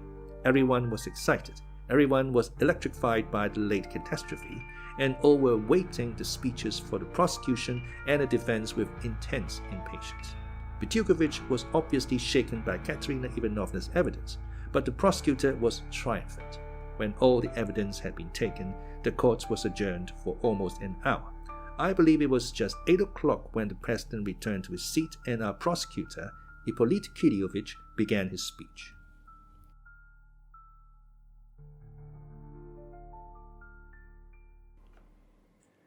Chapter 6. The Prosecutor's Speech. Sketches of Character. Ippolit Kiryovich began his speech, trembling with nervousness, with cold sweat on his forehead, feeling hot and cold all over by turns. He described this himself afterwards. He regarded this speech as his chef-d'oeuvre, the chef-d'oeuvre of his whole life, as his swan song. He died, it is true, 9 months later of rapid consumption, so that he had the right, as it turned out, to compare himself to a swan singing his last song. He had put his whole heart and all the brain he had into that speech, and poor Ippolit Kiryovich unexpectedly revealed that at least some feeling for the public welfare and the eternal question lay concealed in him. Where his speech really excelled was in its sincerity. He genuinely believed in the prisoner's guilt. He was accusing him not as an official duty only, and in calling for vengeance he quivered with a genuine passion for the security of society. Even the ladies in the audience, though they remained hostile to Ippolit Kiryovich, admitted that he made an extraordinary impression on them. He began in a breaking voice, but it soon gained strength and filled the court to the end of his speech. But as soon as he had finished, he almost fainted. "Gentlemen of the jury," began the prosecutor, "this case has made a stir throughout Russia. But what is there to wonder at? What is there so peculiarly horrifying in it for us? We are so accustomed to such crimes. That's what's so horrible, that such dark deeds have ceased to horrify us. What ought to horrify us is that we are so accustomed to it, and not this or that isolated crime. What are the causes of our indifference, our lukewarm attitude to such deeds, to such signs of the times, ominous of an unenviable future? Is it our cynicism? Is it the premature exhaustion of intellect and imagination in a society that is sinking into decay in spite of its youth? Is it that our moral principles are shattered to their foundations, or is it perhaps a complete lack of such principles among us? I cannot answer such questions. Nevertheless, they are disturbing, and every citizen not only must, but ought to be harassed by them. Our newborn and still timid press has done good service to the public already, for without it we should never have heard of the horrors of unbridled violence and moral degradation which are continually made known by the press, not merely to those who attend the new jury courts established in the present reign, but to everyone. And what do we read almost daily? Of things beside which the present case grows pale and seems almost commonplace. But what is most important is that the majority of our national crimes of violence bear witness to a widespread evil, now so general among us that it is difficult to contend against it. One day we see a brilliant young officer of high society, at the very outset of his career, in a cowardly underhand way, without a pang of conscience, murdering an official who had once been his benefactor, and a servant girl, to steal his own IOU, and what ready money he could find on him. It will come in handy for my pleasures in the fashionable world and for my career in the future. After murdering them, he puts pillows under the head of each of his victims. He goes away. Next, a young hero, decorated for bravery, kills the mother of his chief and benefactor like a highwayman, and to urge his companions to join him, he asserts that she loves him like a son, and so will follow all his directions and take no precautions. Granted that he is a monster, yet I dare not say in these days that he is unique. Another man will not commit the murder, but will feel and think like him, and is as dishonorable in soul. In silence, alone with his conscience, he asks himself perhaps what is honor, and isn't the condemnation of bloodshed a prejudice? Perhaps people will cry out against me that I am morbid, hysterical, that it is a monstrous slander, that I am exaggerating. Let them say so. And heavens, I should be the first to rejoice if it were so. Oh, don't believe me. Think of me as morbid, But remember my words, if only a 10th, if only a 20th part of what I say is true, even so it's awful. Look how our young people commit suicide, without asking themselves Hamlet's question, what there is beyond, without a sign of such a question, as though all that relates to the soul and to what awaits us beyond the grave had long been erased in their minds and buried under the sands. Look at our vice, at our profligates. Fyodor Pavlovich, the luckless victim in the present case, was almost an innocent babe compared with many of them, and yet we all knew him. He lived among us. Yes, one day perhaps the leading intellects of Russia and of Europe will study the psychology of Russian crime, for the subject is worth it. But this study will come later, at leisure, when all the tragic topsy-turvydom of today is farther behind us, so that it's possible to examine it with more insight and more impartiality than I can do. Now, we are either horrified or pretend to be horrified, though we rarely gloat over the spectacle, and love strong and eccentric sensations which tickle our cynical, pampered idleness. Or, like little children, we brush the dreadful ghosts away and hide our heads in the pillows so as to return to our sports and merriment as soon as they have vanished. But we must one day begin life in sober earnest. We must look at ourselves as a society. It's time we tried to grasp something of our social position, or at least to make a beginning in that direction. A great writer of the last epoch, comparing Russia to a swift troika galloping to an unknown goal, exclaims, "O troika, bird-like troika, who invented thee?" and adds, in proud ecstasy, that all the peoples of the world stand aside respectfully to make way for the recklessly galloping troika to pass. That may be, they may stand aside, respectfully or no.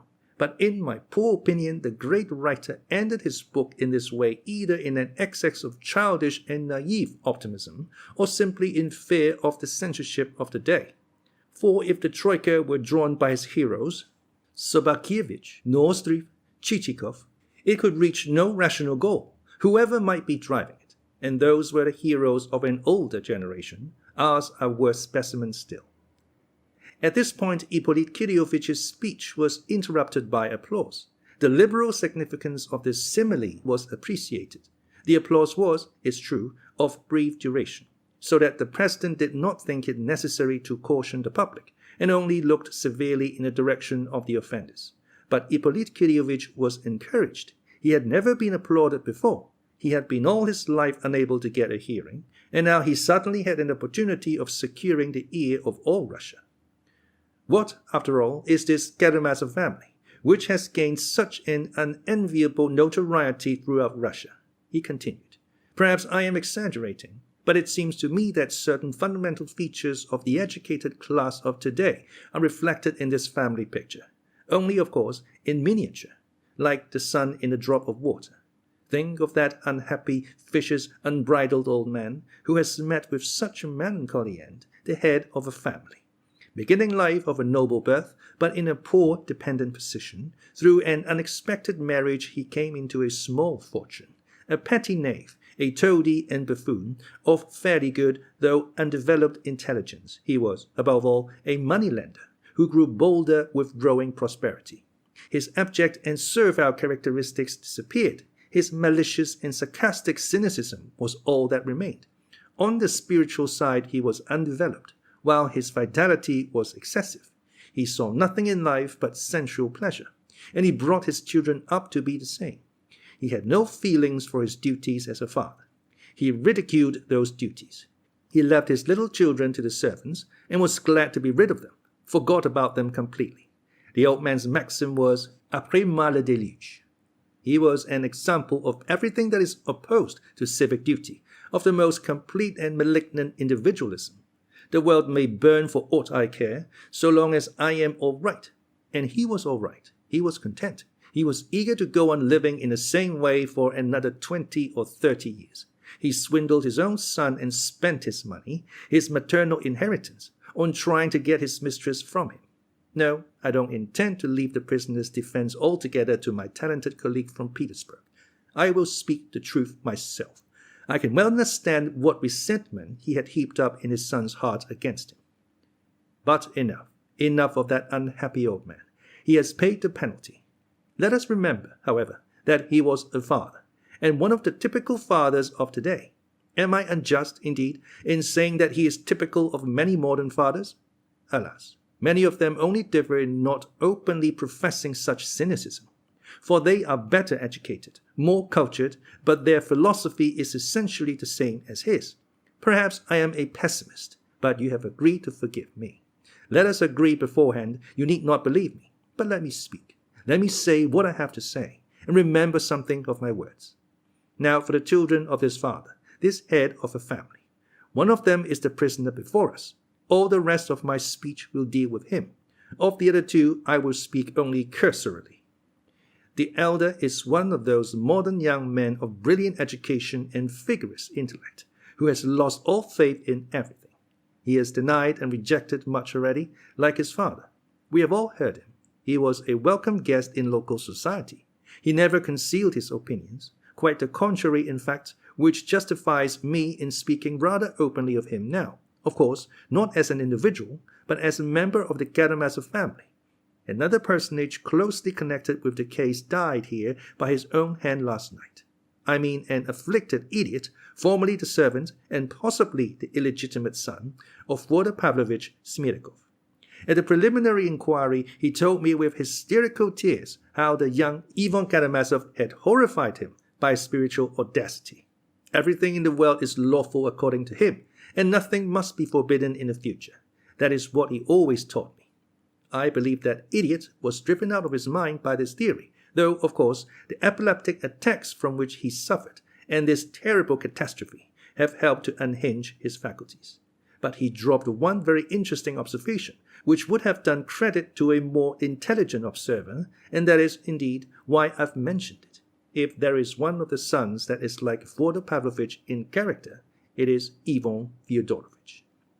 With that remark, I conclude my sketch of his character, feeling it indelicate to continue further. Oh, I don't want to draw any further conclusions and croak like a raven over the young man's future.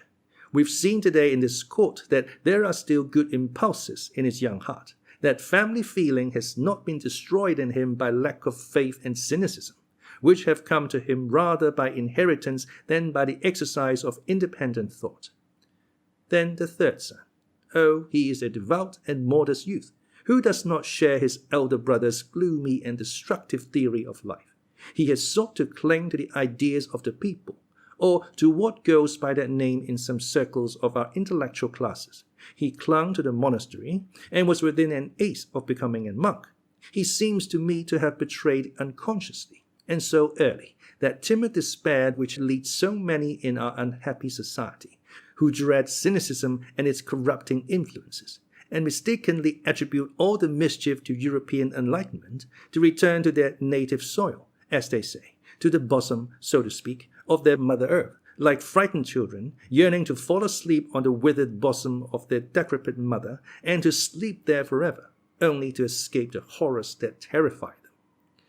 For my part, I wish the excellent and gifted young man every success. I trust that his youthful idealism and impulse towards the ideas of the people may never degenerate, as often happens, on the moral side into gloomy mysticism, and on the political into blind chauvinism. Two elements which are even a greater menace to Russia than the premature decay, due to misunderstanding and gratuitous adoption of European ideas, from which his elder brother is suffering. 2 or 3 people clapped their hands at the mention of chauvinism and mysticism. Hippolyte Kirillovitch had been, indeed, carried away by his own eloquence. All this had little to do with the case in hand, to say nothing of the fact of its being somewhat vague. But the sickly and consumptive man was overcome by the desire to express himself once in his life. People said afterwards that he was actuated by unworthy motives in his criticism of Ivan, because the latter had on 1 or 2 occasions got the better of him in argument, and Hippolyte Kirillovitch, remembering it, tried now to take his revenge. But I don't know whether it was true. All this was only introductory, however, and the speech passed to more direct consideration of the case. But to return to the elder son, Hippolyte Kirillovitch went on. He is the prisoner before us. We have his life and his actions too before us. The fatal day has come, and all has been brought to the surface. While his brothers seem to stand for Europeanism and the principles of the people, he seems to represent Russia as she is. Oh, not all Russia, not all. God preserve us, if it were. Yet here we have her, our mother Russia, the very scent and sound of her. Oh, he is spontaneous. He is a marvelous mingling of good and evil. He is a lover of culture and Schiller, yet he brawls in taverns and plucks out the beards of his boon companions. Oh, he, too, can be good and noble, but only when all goes well with him. What's more, he can be carried off his feet, positively carried off his feet by noble ideals, but only if they come of themselves, if they fall from heaven for him, if they need not be paid for. He dislikes paying for anything, but is very fond of receiving, and that's so with him in everything. Oh, give him every possible good in life, and put no obstacle in his way, and he will show that he, too, can be noble. He is not greedy, no, but he must have money, a great deal of money, and you will see how generously, with what scorn of filthy lucre, he will fling it all away in the reckless dissipation of one night. But if he has not money, he will show what he is ready to do to get it when he is in great need of it. But all this later. Let us take events in their chronological order. First, we have before us a poor abandoned child running about the backyard without boots on his feet, as our worthy and esteemed fellow citizen of foreign origin, alas, expressed it just now. I repeat it again. I yield to no one the defense of the criminal. I am here to accuse him, but to defend him also. Yes, I too am human. I too can weigh the influence of home and childhood on a character. But the boy grows up and becomes an officer. For a duel and other reckless conduct, he is exiled to one of the remote frontier towns of Russia. There he led a wild life as an officer. And, of course, he needed money. Money before all things. And so after prolonged disputes, he came to a settlement with his father, and the last 6,000 was sent him. A letter is in existence in which he practically gives up his claim to the rest and settles his conflict with his father over the inheritance on the payment of this 6,000. Then came his meeting with a young girl of lofty character and brilliant education. Oh, I do not venture to repeat the details. You have only just heard them. Honor, self-sacrifice were shown there, and I will be silent. The figure of the young officer, frivolous and profligate, doing homage to true nobility and a lofty ideal, was shown in a very sympathetic light before us. But the other side of the medal was unexpectedly turned to us immediately after in this very court. Again, I will not venture to conjecture why it happened so, but there were causes. The same lady, bathed in tears of long-concealed indignation, alleged that he of all men, had despised her for her action, which, though incautious, reckless perhaps, was still dictated by lofty and generous motives. He, the girl's betrothed, looked at her with that smile of mockery, which was more insufferable from him than from anyone. And knowing that he had already deceived her, she intentionally offered him 3,000 rubles, and clearly, too clearly, let him understand that she was offering him money to deceive her. Well, will you take it or not? Are you so lost to shame? Was the dumb question in her scrutinizing eyes. He looked at her, saw clearly what was in her mind, appropriated that 3,000 unconditionally, and squandered it in 2 days with the new object of his affections. What are we to believe then? The first legend of the young officer sacrificing his last farthing in a noble impulse of generosity and doing reference to virtue, or this other revolting picture? As a rule, between two extremes one has to find a mean, but in the present case this is not true. The probability is that in the first case he was genuinely noble, and in the second as genuinely base. And why? Because he was of the broad Karamazov character. That's just what I am leading up to. Capable of combining the most incongruous contradictions, and capable of the greatest heights and of the greatest depths. Remember the brilliant remark made by a young observer who has seen the Karamazov family at close quarters, Mr. Rakitin. The sense of their own degradation is as essential to those reckless, unbridled natures as the sense of their lofty generosity. And that's true. They need continually this unnatural mixture. Two extremes at the same moment, or they are miserable and dissatisfied and their existence is incomplete. They are wide as Mother Russia. They include everything and put up with everything. By the way, gentlemen of the jury, we've just touched upon the 3,000 rubles, and I will venture to anticipate things a little.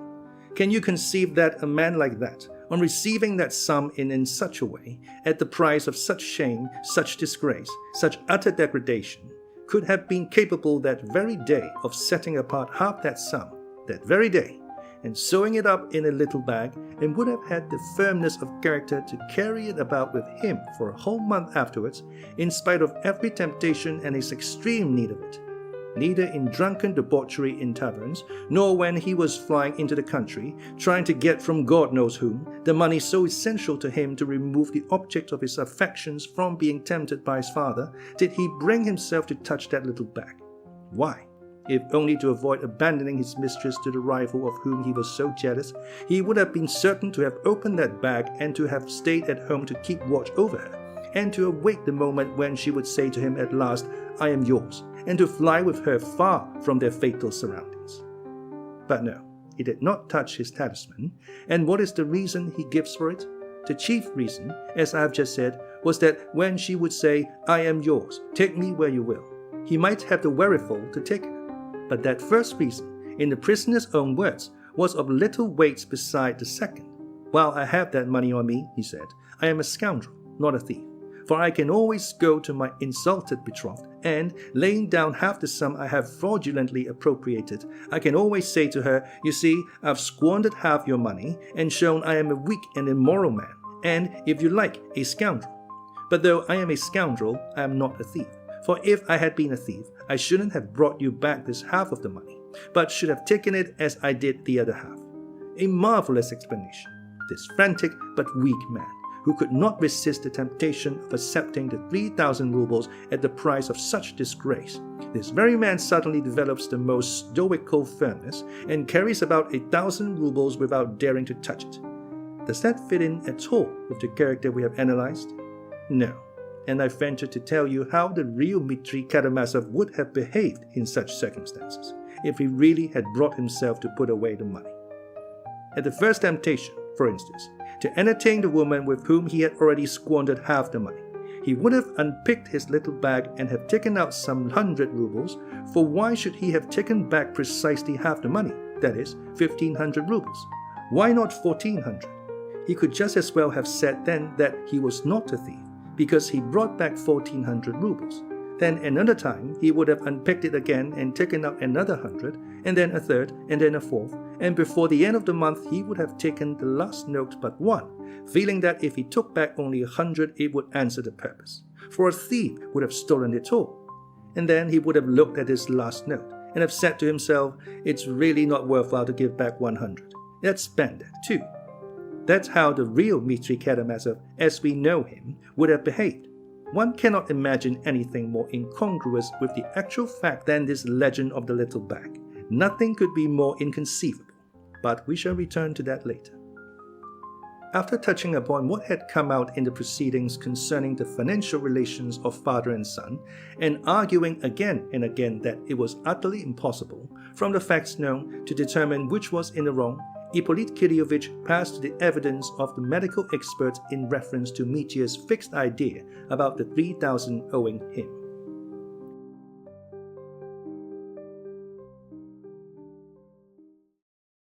Chapter 7.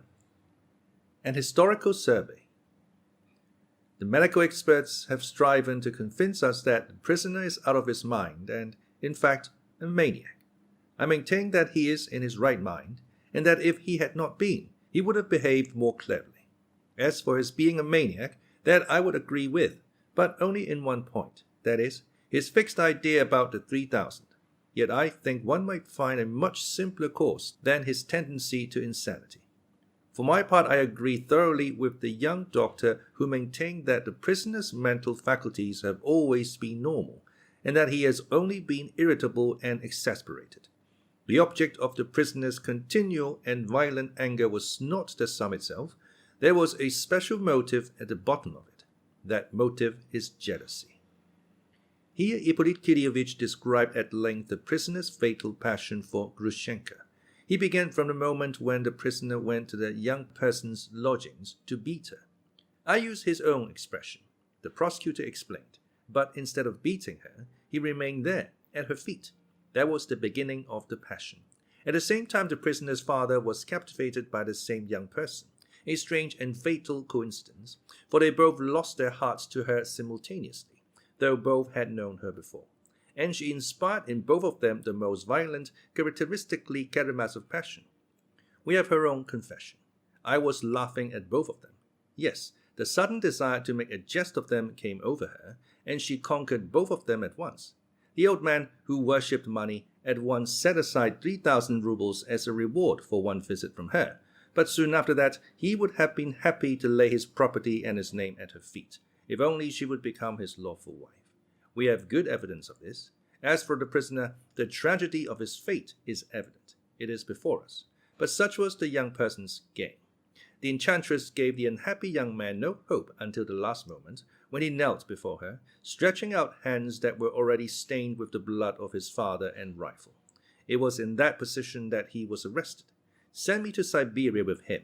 I have brought him to this. I am most to blame. The woman herself cried, in genuine remorse at the moment of his arrest. The talented young man, to whom I have referred already, Mr. Rakitin, characterized this heroine in brief and impressive terms. She was disillusioned early in life, deceived and ruined by a betrothed who seduced and abandoned her. She was left in poverty, cursed by her respectable family, and taken under the protection of a wealthy old man, whom she still, however, considers as her benefactor. There was perhaps much that was good in her young heart, but it was embittered too early. She became prudent and saved money. She grew sarcastic and resentful against society.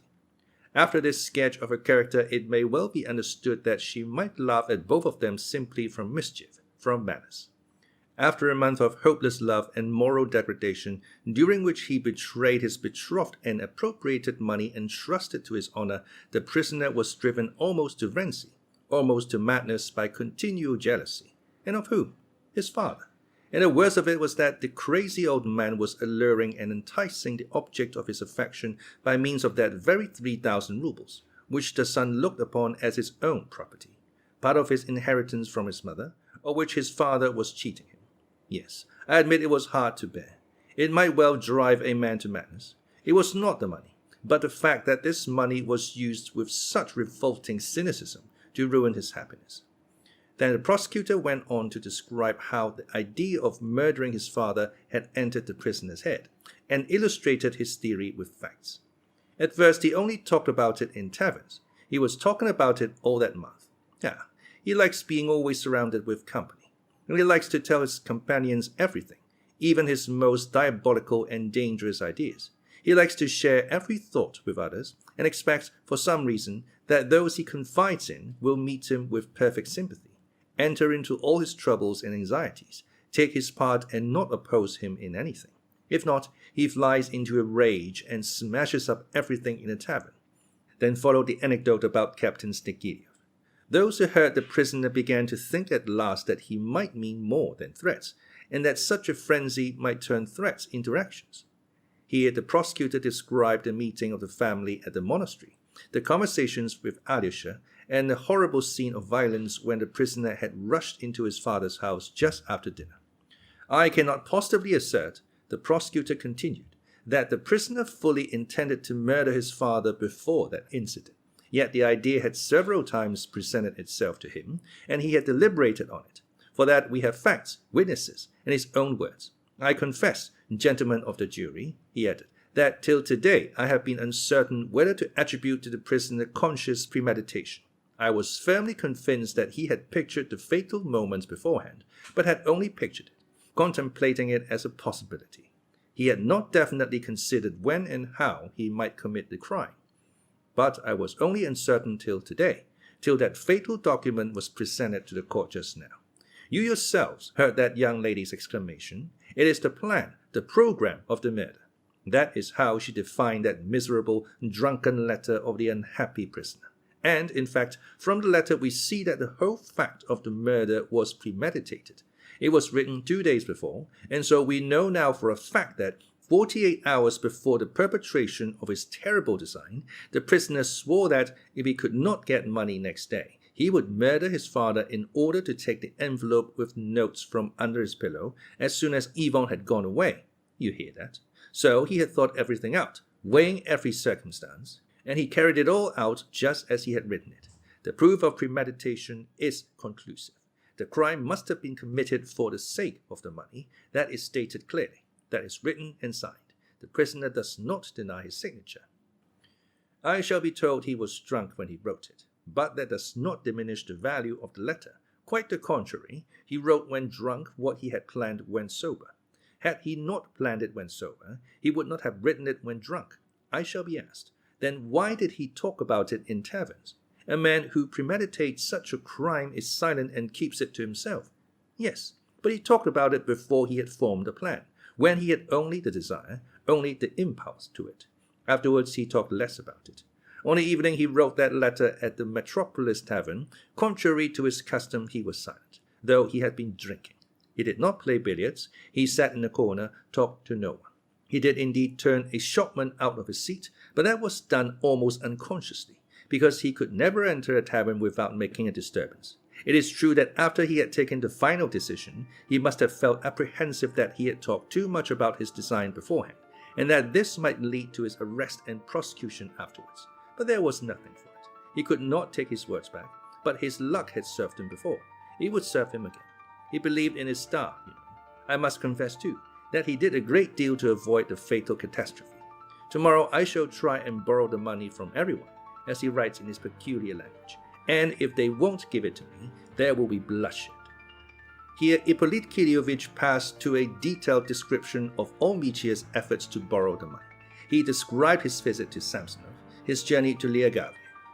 Harassed, jeered at, hungry, after selling his watch to pay for the journey, tortured by jealousy and having left the object of his affections in town, suspecting that she would go to Fyodor Pavlovich in his absence, he returned at last to the town to find, to his joy, that she had not been near his father. He accompanied her himself to her protector. Then he hastens back to his ambush in the back gardens, and there learns that Smerdyakov is in a fit, that the other servant is ill. The coast is clear and he knows the signals. What a temptation!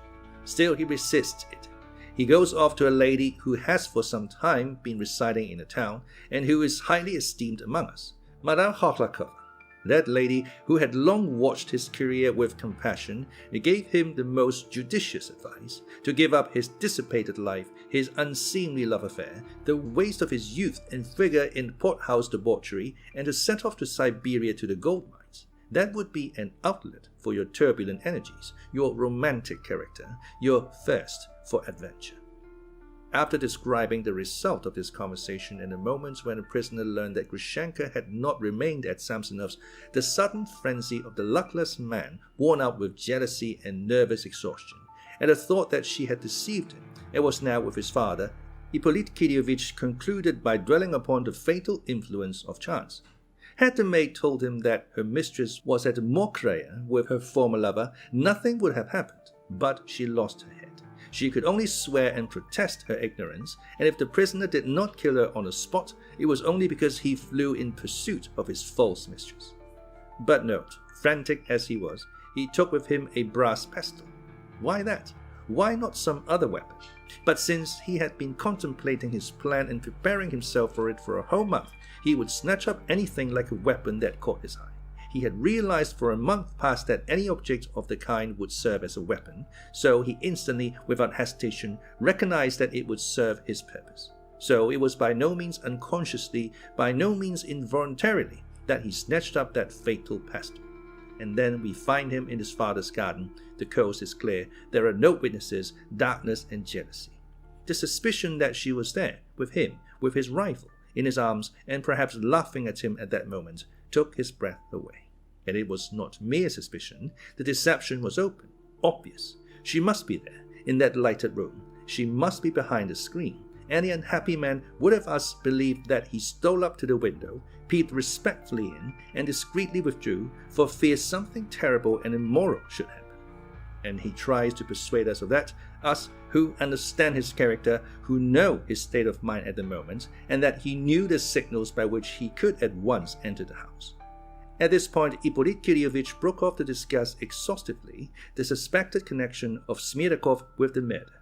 He did this very circumstantially, and everyone realized that, although he professed to despise that suspicion, he thought a subject of great importance.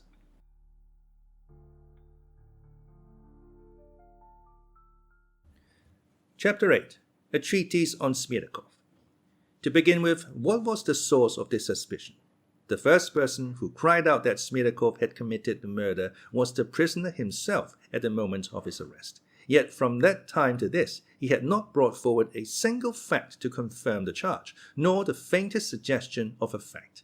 The charge is confirmed by 3 persons only, the 2 brothers of the prisoner and Madame Sverdlova. The elder of these brothers expressed his suspicions only today, when he was undoubtedly suffering from brain fever. But we know that for the last 2 months he has completely shared our conviction of his brother's guilt and did not attempt to combat that idea. But of that later. The younger brother has admitted that he has not the slightest fact to support his notion of Smerdyakov's guilt, and has only been led to that conclusion from the prisoner's own words and the expression of his face. Yes, that astounding piece of evidence has been brought forward twice today by him. Madame Sverdlova was even more astounding. What the prisoner tells you, you must believe. He is not a man to tell a lie. That is all the evidence against Smerdyakov produced by these 3 persons, who are all deeply concerned in the prisoner's fate. And yet the theory of Smerdyakov's guilt has been noised about, has been and is still maintained. Is it credible? Is it conceivable? Here Ippolit Kirillovich thought it necessary to describe the personality of Smerdyakov, who had cut short his life in a fit of insanity. He depicted him as a man of weak intellect, with a smattering of education, who had been thrown off his balance by philosophical ideas above his level and certain modern theories of duty, which he learned in practice from the reckless life of his master, who was also perhaps his father, Fyodor Pavlovich, and, theoretically, from various strange philosophical conversations with his master's elder son, Ivan Vidalovich, who readily indulged in this diversion, probably feeling dull or wishing to amuse himself at the valet's expense. He spoke to me himself of his spiritual condition during the last few days at his father's house, Ippolit Kirillovich explained. But others too have borne witness to it, the prisoner himself, his brother, and his servant Grigory, that is, all who knew him well. Moreover, Smerdyakov, whose health was shaken by his attacks of epilepsy, had not the courage of a chicken. He fell at my feet and kissed them, the prisoner himself has told us, before he realized how damaging such a statement was to himself. He is an epileptic chicken, he declared about him in his characteristic language, and the prisoner chose him for his confidant, and he frightened him into consenting at last to act as a spy for him. In that capacity he deceived his master, revealing to the prisoner the existence of the envelope with the notes in it and the signals by means of which he could get into the house. How could he help telling him? Indeed, he would have killed me. I could see that he would have killed me, he said at the inquiry, trembling and shaking even before us, though his tormentor was by that time arrested and could do him no harm. He suspected me at every instant. In fear and trembling I hastened to tell him every secret to pacify him, that he might see that I had not deceived him and let me off alive. Those are his own words. I wrote them down and I remember them. When he began shouting at me, I would fall on my knees. He was naturally very honest and enjoyed the complete confidence of his master, ever since he had restored him some money he had lost. So it may be supposed that the poor fellow suffered pangs of remorse at having deceived his master, whom he loved as his benefactor. Persons severely afflicted with epilepsy are, so the most skillful doctors tell us, always prone to continual and morbid self-reproach. They worry over their wickedness. They are tormented by pangs of conscience, often entirely without cause. They exaggerate and often invent all sorts of faults and crimes. And here we have a man of that type who had really been driven to wrongdoing by terror and intimidation. He had, besides, a strong presentiment that something terrible would be the outcome of the situation that was developing before his eyes. When Ivan Vidalovich was leaving for Moscow just before the catastrophe, Smerdyakov besought him to remain, though he was too timid to tell him plainly what he feared. He confined himself to hints, but his hints were not understood.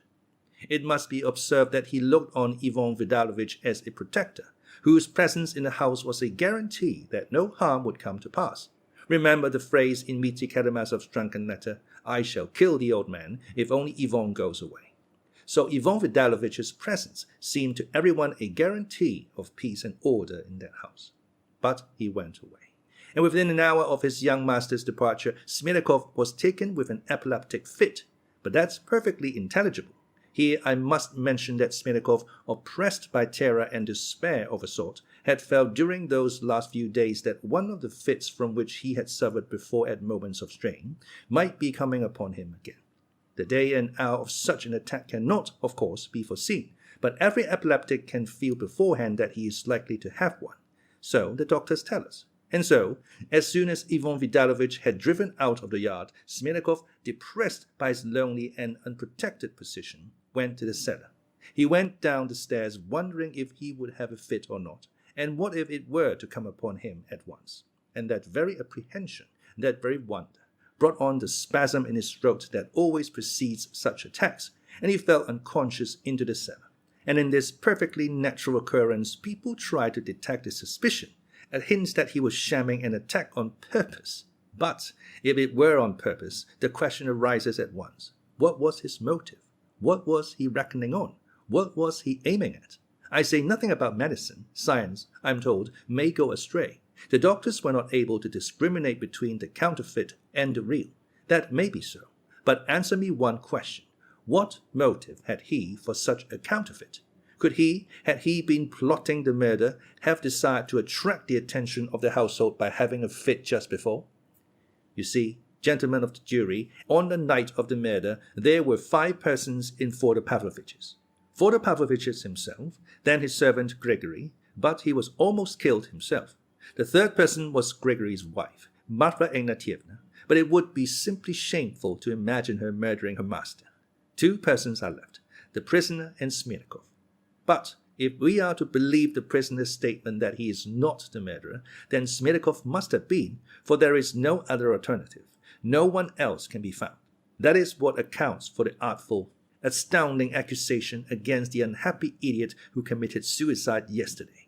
Had a shadow of suspicion rested on anyone else, had there been any 6th person, I am persuaded that even the prisoner would have been ashamed to accuse Smerdyakov, and would have accused that 6th person. For to charge Smerdyakov with that murder is perfectly absurd. Gentlemen, let us lay aside psychology. Let us lay aside medicine. Let us even lay aside logic. Let us turn only to the facts and see what the facts tell us. If Smerdyakov killed him, how did he do it? Alone or with the assistance of the prisoner? Let us consider the first alternative, that he did it alone. If he had killed him, it must have been with some object, for some advantage to himself. But not having a shadow of the motive that the prisoner had for the murder, hatred, jealousy, and so on, Smerdyakov could only have murdered him for the sake of gain, in order to appropriate the 3,000 rubles he had seen his master put in the envelope. And yet he tells another person, and the person most closely interested, that is, the prisoner, everything about the money and the signals, where the envelope lay, what was written on it, what it was tied up with, and above all, told him of those signals by which he could enter the house. Did he do this simply to betray himself, or to invite to the same enterprise one who would be anxious to get that envelope for himself? Yes, I shall be told, but he betrayed it from fear. But how do you explain this? A man who could conceive such an audacious, savage act and carry it out tells facts which are known to no one else in the world, and which, if he held his tongue, no one would ever have guessed. No. However cowardly he might be, if he had plotted such a crime, nothing would have induced him to tell anyone about the envelope and the signals, for that was as good as betraying himself beforehand. He would have invented something. He would have told some lie if he had been forced to give information, but he would have been silent about that. For, on the other hand, if he had said nothing about the money, but had committed the murder and stolen the money, no one in the world could have charged him with murder for the sake of robbery, since no one but he had seen the money. No one but he knew of its existence in the house. Even if he had been accused of the murder, it could only have been thought that he had committed it from some other motive. But since no one had observed any such motive in him beforehand, and everyone saw, on the contrary, that his master was fond of him and honored him with his confidence, he would, of course, have been the last to be suspected. People would have suspected first the man who had a motive, a man who had himself declared he had such motives, who had made no secret of it. They would, in fact, have suspected the son of the murdered man, Dmitri Fyodorowitch. Had Smerdyakov killed and robbed him, and a son been accused of it, that would, of course, have suited Smerdyakov. Yet are we to believe that, though plotting the murder, he told that son, Dmitri, about the money, the envelope, and the signals? Is that logical? Is that clear? When a day of the murder planned by Smerdyakov came, we have him falling downstairs in a feigned fit. With what object? In the first place, that Grigory, who had been intending to take his medicine, might put it off and remain on guard, seeing there was no one to look after the house. And in the second place, I suppose, that his master, seeing that there was no one to guard him, and in terror of a visit from his son, might redouble his vigilance and precaution. And most of all, I suppose that he, Smerdyakov, disabled by the fit, might be carried from the kitchen, where he always slept, apart from all the rest, and where he could go in and out as he liked, to Grigory's room at the other end of the lodge, where he was always put, shut off by a screen 3 paces from their own bed. This was an immemorial custom established by his master and the kind-hearted Marfa Ignatievna whenever he had a fit. There, lying behind the screen, he would most likely, to keep up the sham, have begun groaning, and so keeping them awake all night. And all this we are to believe, that he might more conveniently get up and murder his master. But I shall be told that he shammed illness on purpose that he might not be suspected, and that he told the prisoner of the money and the signals to tempt him to commit the murder. And when he had murdered him and had gone away with the money, making a noise, most likely, and waking people, Smerdyakov got up, am I to believe, and went in. What for? To murder his master a second time and carry off the money that had already been stolen? Gentlemen, are you laughing? I am ashamed to put forward such suggestions, but incredible as it seems, that's just what the prisoner alleges. When he had left the house, had knocked Grigory down and raised an alarm, he tells us Smerdyakov got up, went in and murdered his master and stole the money. I won't press the point that Smerdyakov could hardly have reckoned on this beforehand, and had foreseen that the furious and exasperated son would simply come to peep in respectfully, though he knew the signals, and beat a retreat, leaving Smerdyakov his booty. Gentlemen of the jury, I put this question to you in earnest. When was the moment when Smerdyakov could have committed his crime? Name that moment, or you can't accuse him.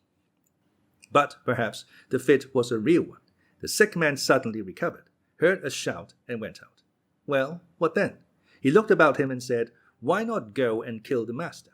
And how did he know what had happened, since he had been lying unconscious till that moment? But there's a limit to these flights of fancy. Quite so. Some astute people would tell me, but what if they were in agreement? What if they murdered him together and shared the money? What then? A weighty question, truly. And the facts to confirm it are astounding. One commits the murder and takes all the trouble while his accomplice lies on one side shamming a fit, apparently to arouse suspicion in everyone, alarm in his master and alarm in Grigory. It would be interesting to know what motives could have induced the two accomplices to form such an insane plan. But perhaps it was not a case of active complicity on Smerdykov's part, but only of passive acquiescence. Perhaps Smerdyakov was intimidated and agreed not to prevent the murder, and foreseeing that he would be blamed for letting his master be murdered without screaming for help or resisting, he may have obtained permission from Dmitri Karamazov to get out of the way by shamming a fit. You may murder him as you like, it's nothing to me. But as this attack of Smerdyakov's was bound to throw the household into confusion, Dmitri Karamazov could never have agreed to such a plan. I will waive that point, however. Supposing that he did agree, it would still follow that Dmitri Karamazov is the murderer and the instigator, and Smerdyakov is only a passive accomplice, and not even an accomplice, but merely acquiesced against his will through terror. But what do we see? As soon as he is arrested, the prisoner instantly throws all the blame on Smerdyakov, not accusing him of being his accomplice, but of being himself the murderer. He did it alone, he says. He murdered and robbed him. It was the work of his hands. Strange sort of accomplices who begin to accuse one another at once. And think of the risk for Karamazov. After committing the murder while his accomplice lay in bed, he throws the blame on the invalid, who might well have resented it and in self-preservation might well have confessed the truth. For he might well have seen that the court would at once judge how far he was responsible, and so he might well have reckoned that if he were punished, it would be far less severely than the real murderer. but in that case he would have been certain to make a confession, yet he has not done so. Smerdyakov never hinted at their complicity, though the actual murderer persisted in accusing him and declaring that he had committed the crime alone. What's more, Smerdyakov at the inquiry volunteered the statement that it was he who had told the prisoner of the envelope of notes and of the signals, and that, but for him, he would have known nothing about them. If he had really been a guilty accomplice, would he so readily have made this statement at the inquiry? On the contrary, he would have tried to conceal it, to distort the facts or minimize them. But he was far from distorting or minimizing them. No one but an innocent man who had no fear of being charged with complicity could have acted as he did. And in a fit of melancholy arising from his disease and this catastrophe, he hanged himself yesterday. He left a note written in his peculiar language, "I destroy myself of my own will and inclination so as to throw no blame on anyone." What would it have cost him to add, "I am the murderer, not Karamazov"? But that he did not add. Did his conscience lead him to suicide and not to avowing his guilt? And what followed? Notes for 3,000 rubles were brought into the court just now, and we were told that they were the same that lay in the envelope now on the table before us, and that the witness had received them from Smerdyakov the day before. But I need not recall the painful scene, though I will make one or two comments, selecting such trivial ones as might not be obvious at first sight to everyone, and so may be overlooked. In the first place, Smerdyakov must have given back the money and hanged himself yesterday from remorse, and only yesterday he confessed his guilt to Ivan Karamazov, as the letter informs us. If it were not so, indeed, why should Ivan Vidarovich have kept silence till now? And so, if he has confessed, then why, I ask again, did he not avow the whole truth in the last letter he left behind, knowing that the innocent prisoner had to face this terrible ordeal the next day? The money alone is no proof. A week ago, quite by chance, the fact came to the knowledge of myself and two other persons in this court that Ivan Vidarovich had sent 25%, coupons of 5,000 each, that is, 10,000 in all, to the chief town of the province to be changed. I only mention this to point out that anyone may have money, and that it can't be proved that these notes are the same as were in Fyodor Pavlovich's envelope. Ivan Karamazov, after receiving yesterday a communication of such importance from the real murderer, did not stir. Why didn't he report it at once? Why did he put it all off till morning? I think I have a right to conjecture why. His health had been giving way for a week past. He had admitted to a doctor and to his most intimate friends that he was suffering from hallucinations and seeing phantoms of the dead. He was on the eve of the attack of brain fever by which he has been stricken down today. In this condition, he suddenly heard of Smerdyakov's death, and at once reflected, "The man is dead. I can throw the blame on him and save my brother. I have money. I will take a roll of notes and say that Smerdyakov gave them me before his death." You will say that was dishonorable. It's dishonorable to slander even the dead, and even to save a brother. True, but what if he slandered him unconsciously? What if, finally unhinged by the sudden news of the valet's death, he imagined it really was so? You saw the recent scene. You have seen the witness's condition. He was standing up and was speaking, but where was his mind? Then followed the document, the prisoner's letter written 2 days before the crime, and containing a complete program of the murder. Why, then, are we looking for any other program? The crime was committed precisely according to this program, and by no other than the writer of it. Yes, gentlemen of the jury, it went off without a hitch. It did not run respectfully and timidly away from his father's window, though he was firmly convinced that the object of his affections was with him. No, that is absurd and unlikely. He went in and murdered him. Most likely he killed him in anger, burning with resentment, as soon as he looked on his hated rival. But having killed him, probably with one blow of the brass pestle, and having convinced himself, after careful search, that she was not there, he did not, however, forget to put his hand under the pillow and take out the envelope, the torn cover of which lies now on the table before us. I mention this fact that you may note one, to my thinking, very characteristic circumstance. Had he been an experienced murderer, and had he committed the murder for the sake of gain only, would he have left the torn envelope on the floor as it was found, beside the corpse? Had it been Smerdyakov, for instance, murdering his master to rob him, he would have simply carried away the envelope with him without troubling himself to open it over his victim's corpse, for he would have known for certain that the notes were in the envelope. They had been put in and sealed up in his presence, and had he taken the envelope with him, no one would ever have known of the robbery. I ask you, gentlemen, would Smerdyakov have behaved in that way? Would he have left the envelope on the floor? No.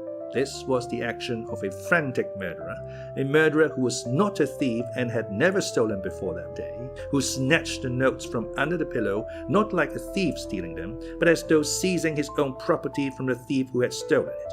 For that was the idea which had become almost an insane obsession in Dmitri Karamazov in regard to that money. And pouncing upon the envelope, which he had never seen before, he tore it open to make sure whether the money was in it, and ran away with the money in its pocket, even forgetting to consider that he had left an astounding piece of evidence against himself in that torn envelope on the floor. All because it was Karamazov, not Smerdyakov. He didn't reflect. And how should he? He ran away. He heard behind him the servant cry out. The old man caught him, stopped him, and was felled to the ground by the brass pestle. The prisoner, moved by pity, leapt down to look at him. Would you believe it? He tells us that he leapt down out of pity, out of compassion, to see whether he could do anything for him. Was that a moment to show compassion? No.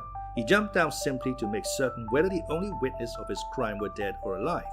Any other feeling, any other motive would be unnatural. Note that he took trouble over Grigory, wiped his head with his handkerchief, and, convincing himself he was dead, he ran to the house of his mistress, dazed and covered with blood. How was it he never thought he was covered with blood and would be at once detected? But the prisoner himself assures us that he did not even notice that he was covered with blood. That may be believed, that is very possible. That always happens at such moments with criminals. On one point they will show diabolical cunning, while another will escape them altogether.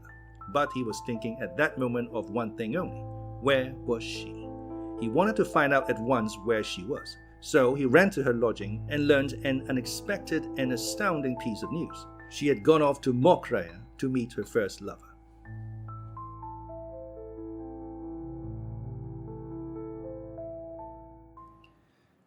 Chapter 9. The Galloping Troika. The end of the prosecutor's speech. Ippolit Kiryovich had chosen the historical method of exposition, beloved by all nervous orators, who find in its limitation a check on their own eager rhetoric. At this moment in his speech he went off into a dissertation on Grushenka's first lover, and brought forward several interesting thoughts on this theme. Karamazov, who had been frantically jealous of everyone, collapsed, so to speak, and effaced himself at once before this first lover. What makes it all the more strange is that he seems to have hardly thought of this formidable rival, but he had looked upon him as a remote danger, and Karamazov always lives in the present.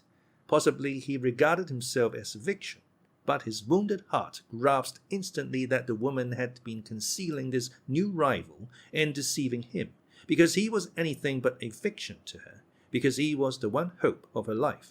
Grasping this instantly, he resigned himself. Gentlemen of the jury, I cannot help dwelling on this unexpected trait in the prisoner's character. He suddenly evinces an irresistible desire for justice, a respect for woman, and a recognition of her right to love. And all this at the very moment when he had stained his hands with his father's blood for her sake. It is true that the blood he had shed was already crying out for vengeance, for, after having ruined his soul and his life in this world, he was forced to ask himself at that same instant what he was and what he could be now to her, to that being, dearer to him than his own soul, in comparison with that former lover who had returned penitent, with new love, to the woman he had once betrayed, with honorable offers, with the promise of a reformed and happy life. And he, luckless man, what could he give her now? What could he offer her? Karamazov felt all this, knew that all ways were barred to him by his crime, and that he was a criminal under sentence, and not a man with life before him. This thought crushed him, and so he instantly flew to one frantic plan, which, to a man of Karamazov's character, must have appeared the one inevitable way out of his terrible position. That way out was suicide.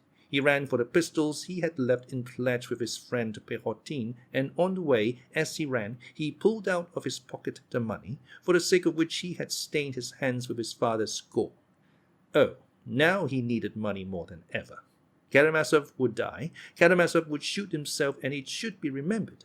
To be sure, he was a poet and had burnt the candle at both ends all his life. To her. And there I will give a feast to the whole world, such as never was before, that will be remembered and talked of long after. In the midst of shouts of wild merriment, reckless gypsy songs and dances, I shall raise the glass and drink to the woman I adore and her new-found happiness. And then, on the spot, at her feet, I shall dash out my brains before her and punish myself.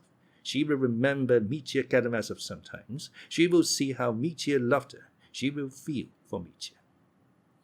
Here we see in excess of love of effect, romantic despair and sentimentality, and the wild recklessness of the Karamazovs. Yes, but there is something else, gentlemen of the jury, something that cries out in the soul, throbs incessantly in the mind, and poisons the heart unto death. That something is conscience, gentlemen of the jury, its judgment, its terrible torments. The pistol will settle everything. The pistol is the only way out. But beyond, I don't know whether Karamazov wondered at that moment what lies beyond, and whether Karamazov could, like Hamlet, wonder what lies beyond. No, gentlemen of the jury, they have their Hamlets, but we still have our Karamazovs. Here Ippolit Kirillovitch drew a minute picture of Mitya's preparations, the scene at Perotin's, at the shop with the drivers. He quoted numerous words and actions, confirmed by witnesses, and the picture made a terrible impression on the audience. The guilt of this harassed and desperate man stood out clear and convincing when the facts were brought together. What need had he of precaution? 2 or 3 times he almost confessed, hinted at it, all but spoke out. He even cried out to the peasant who drove him, "Do you know you are driving a murderer?"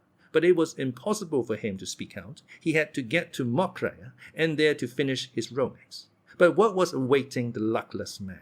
Almost from the first minute at Mokhraya, he saw that his invincible rival was perhaps by no means so invincible, that the toast to their newfound happiness was not desired and would not be acceptable. But you know the facts, gentlemen of the jury, from the preliminary inquiry. Karamazov's triumph over his rival was complete, and his soul passed into quite a new phase, perhaps the most terrible phase through which his soul has passed or will pass.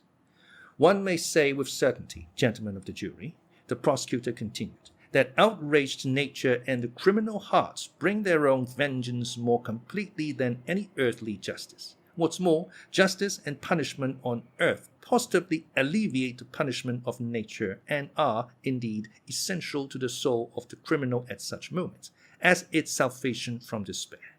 For I cannot imagine the horror and moral suffering of Karamazov when he learned that she loved him, that for his sake she had rejected her first lover, that she was summoning him, Mitya, to a new life, that she was promising him happiness, and when everything was over for him and nothing was possible. By the way, I will note in parenthesis a point of importance for the light it throws on the prisoner's position at the moment. This woman, this love of his, had been till the last moment, till the very instant of his arrest, a being unattainable, passionately desired by him, but unattainable. Yet why did he not shoot himself then? Why did he relinquish his design and even forget where his pistol was? It was just that passionate desire for love and the hope of satisfying it that restrained him. Throughout their revels he kept close to his adored mistress, who was at the banquet with him and was more charming and fascinating to him than ever. He did not leave her side, abasing himself in his homage before her. His passion might well, for a moment, stifle not only the fear of arrest, but even the torments of conscience. For a moment, oh, only for a moment, I can picture the state of mind of the criminal hopelessly enslaved by these influences. First, the influence of drink, of noise and excitement, of the thud of the dance and the scream of the song, and of her, flushed with wine, singing and dancing and laughing to him. Secondly, the hope in the background that the fatal end might still be far off, that not till next morning, at least, they would come and take him. So he had a few hours, and that's much, very much. In a few hours one can think of many things. I imagine that he felt something like what criminals feel when they are being taken to the scaffold. They have another long, long street to pass down, and at walking pace past thousands of people. Then there will be a turning into another street, and only at the end of that street the dread place of execution. I fancy that at the beginning of the journey the condemned man, sitting on his shameful cart, must feel that he has infinite life still before him.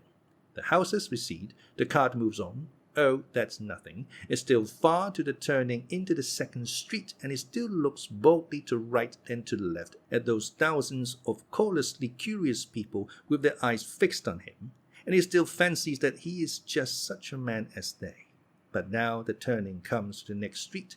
Oh, that's nothing, nothing. There's still a whole street before him, and however many houses have been passed, he will still think there are many left, and so to the very end, to the very scaffold. This, I imagine, is how it was with Karamazov then. They've not had time yet, he must have thought. I may still find some way out. Oh, there's still time to make some plan of defense. And now, she's so fascinating. His soul was full of confusion and dread, but he managed, however, to put aside half his money and hide it somewhere. I cannot otherwise explain the disappearance of quite half of the 3,000 he had just taken from his father's pillow. He had been in Mokhraya more than once before. He had caroused there for 2 days together already.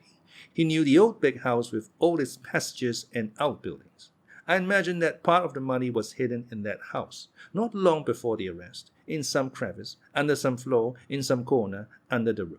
With what object? I shall be asked. Why? The catastrophe may take place at once, of course. He hadn't yet considered how to meet it. He hadn't the time. His head was throbbing and his heart was with her. But money was indispensable in any case. With money a man is always a man. Perhaps such foresight at such a moment may strike you as unnatural, but he assures us himself that a month before, at a critical and exciting moment, he had halved his money and sewn it up in a little bag. And though that was not true, as we shall prove directly, it shows the idea was a familiar one to Karamazov. He had contemplated it.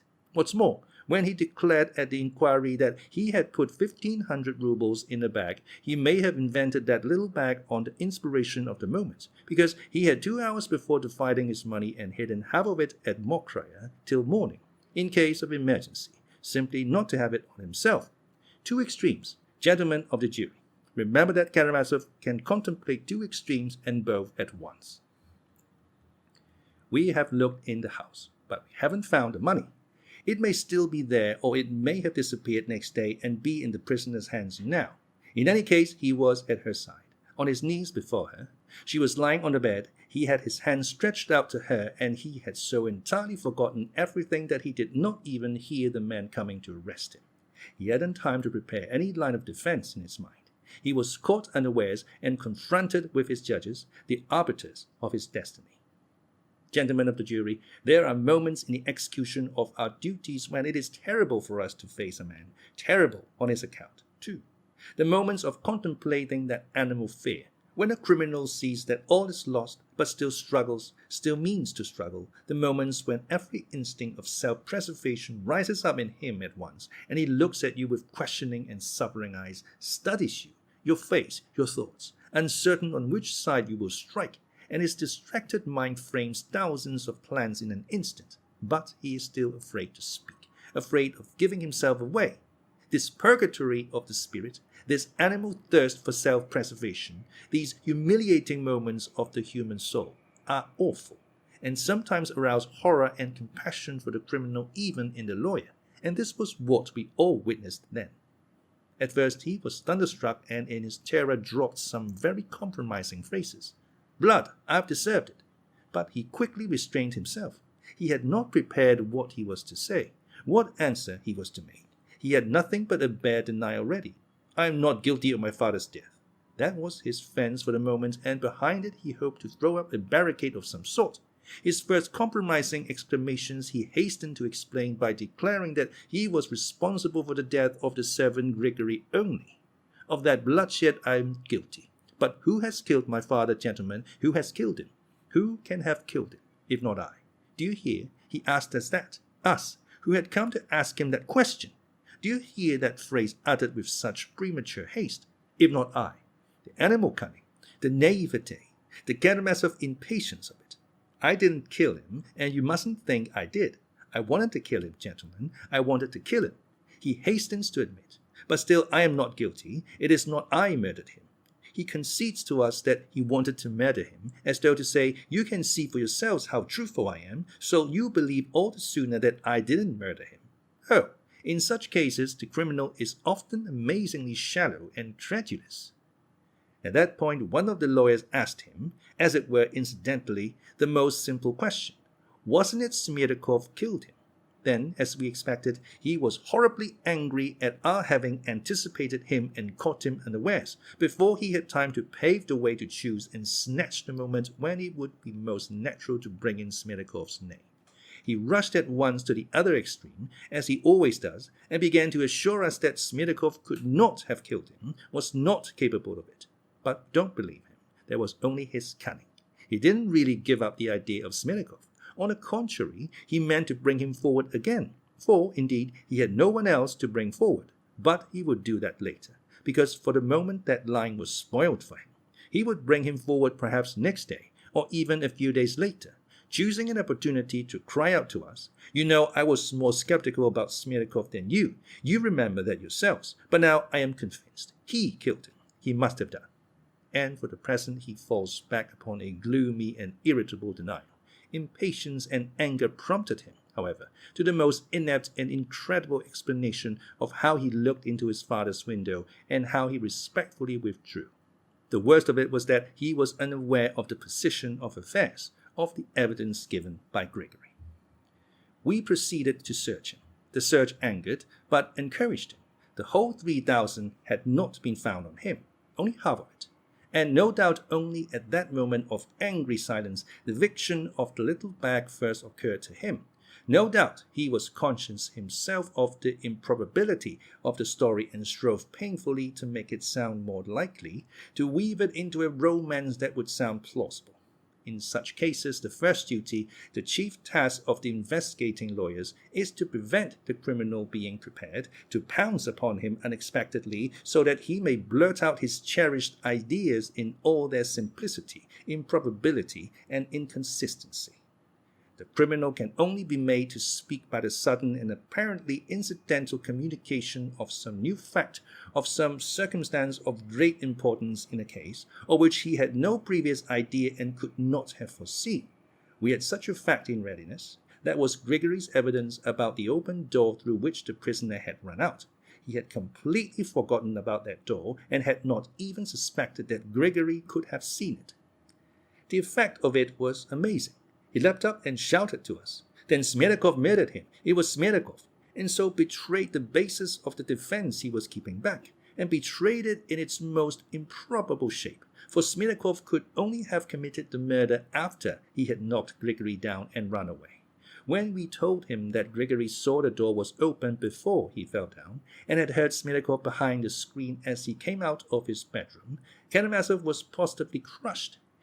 My esteemed and witty colleague, Nikolai Parfenovich, told me afterwards that he was almost moved to tears at the sight of him, and to improve matters, the prisoner hastened to tell us about the much-talked-of little bag.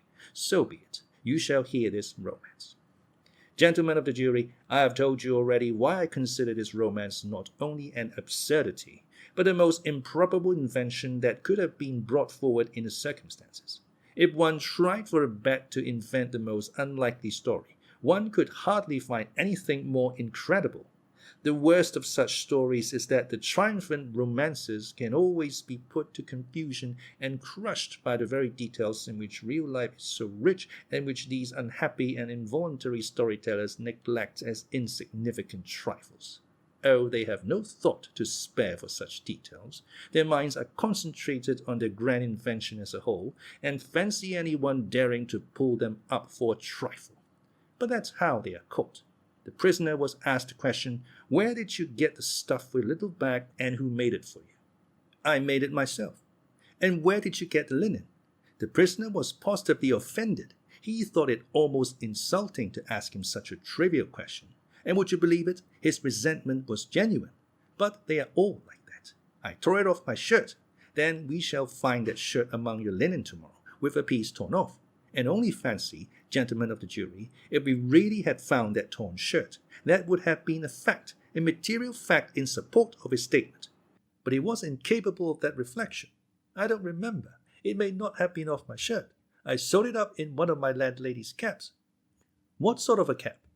It was an old cotton rag of hers lying about. And do you remember that clearly? No, I don't. And he was angry, very angry, and yet imagined not remembering it. At the most terrible moments of man's life, for instance when he is being led to execution, he remembers just such trifles. He will prove that has flashed past him on the road, or a jackdaw on a cross, that he will remember. He concealed the making of that little bag from his household. He must have remembered his humiliating fear that someone might come in and find him needle in hand, how at the slightest sound he slipped behind the screen. But gentlemen of the jury, why do I tell you all this? All these details, trifles, cried Ippolit Kirillovitch suddenly. Just because the prisoner still persists in these absurdities to this moment. He has not explained anything since that fatal night 2 months ago. He has not added one actual illuminating fact to his former fantastic statements. All those are trivialities. You must believe it on my honor. Oh, we are glad to believe it. We are eager to believe it, even if only on his word of honor. Are we jackals thirsting for human blood? Show us a single fact in the prisoner's favor, and we shall rejoice. But let it be a substantial, real fact, and not a conclusion drawn from the prisoner's expression by his own brother, or that when he beat himself on the breast he must have meant to point to the little bag in the darkness too.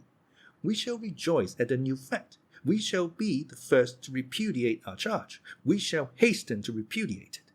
But now justice cries out, and we persist. We cannot repudiate anything. Ippolit Kirillovitch passed to his final peroration. He looked as though he was in a fever. He spoke of the blood that cried for vengeance, the blood of the father murdered by his son, with the base motive of robbery. He pointed to the tragic and glaring consistency of the facts. And whatever you may hear from the talented and celebrated counsel for the defense, Ippolit Kirillovitch could not resist adding, whatever eloquent and touching appeals may be made to your sensibilities, remember that at this moment you are in a temple of justice. Remember that you are the champions of our justice, the champions of our holy Russia, of her principles, her family, everything that she holds sacred. Yes, you represent Russia here at this moment, and your verdict will be heard not in this hall only, but will re-echo throughout the whole of Russia, and all Russia will hear you as her champions and her judges, and she will be encouraged or disheartened by a verdict. Do not disappoint Russia and her expectations. Our fatal troika dashes on in her headlong flight, perhaps to destruction, and in all Russia for long past men have stretched out imploring hands and called a halt to its furious, reckless course. And if other nations stand aside from that troika that may be, not from respect, as the poet would fain believe, but simply from horror, perhaps from disgust. And well, it is that they stand aside, but maybe they will cease one day to do so, and will form a firm wall confronting the hurrying apparition, and will check the frenzied rush of our lawlessness, for the sake of their own safety, enlightenment, and civilization. Already we have heard voices of alarm from Europe. They already begin to sound. Do not tempt them. Do not heap up their growing hatred by a sentence justifying the murder of a father by his son. Though Ippolit Kirillovitch was genuinely moved, he wound up his speech with this rhetorical appeal, and the effect produced by him was extraordinary. When he had finished his speech, he went out hurriedly and, as I have mentioned before, almost fainted in the adjoining room. There was no applause in the court, but serious persons were pleased. The ladies were not so well satisfied, though even they were pleased with his eloquence, especially as they had no apprehensions as to the upshot of the trial and had full trust in Fetyukovitch. He will speak at last and of course carry all before him. Everyone looked at Mitya. He sat silent through the whole of the prosecutor's speech, clenching his teeth, with his hands clasped and his head bowed. Only from time to time he raised his head and listened, especially when Grushenka was spoken of. When the prosecutor mentioned Rakitin's opinion of her, a smile of contempt and anger passed over his face, and he murmured rather audibly, "The Bernards." When Ippolit Kirillovitch described how he had questioned and tortured him and Mokra, Mitya raised his head and listened with intense curiosity. At one point he seemed about to jump up and cry out, but controlled himself and only shrugged his shoulders disdainfully. People talked afterwards of the end of the speech, of the prosecutor's feat in examining the prisoner at Mokra, and jeered at Ippolit Kiryovich. The man could not resist boasting of his cleverness, they said. The court was adjourned, but only for a short interval, a quarter of an hour or 20 minutes at most. There was a hum of conversation and exclamations in the audience. I remember some of them. A weighty speech, a gentleman in one group observed gravely. He brought in too much psychology, said another voice. But it was all true, the absolute truth. Yes, he is first rate at it. He summed it all up. Yes, he summed us up too, chimed in another voice. Do you remember, at the beginning of his speech, making out we were all like Fyodor Pavlovich? And at the end too, but that was all rot. And obscure too. He was a little too much carried away. It's unjust, it's unjust. No, it was smartly done anyway. He's had long to wait, but he's had his say. Ha ha. What will the counsel for the defense say? In another group I heard, he had no business to make a thrust at the Petersburg man like that, appealing to your sensibilities. Do you remember? Yes, that was awkward of him.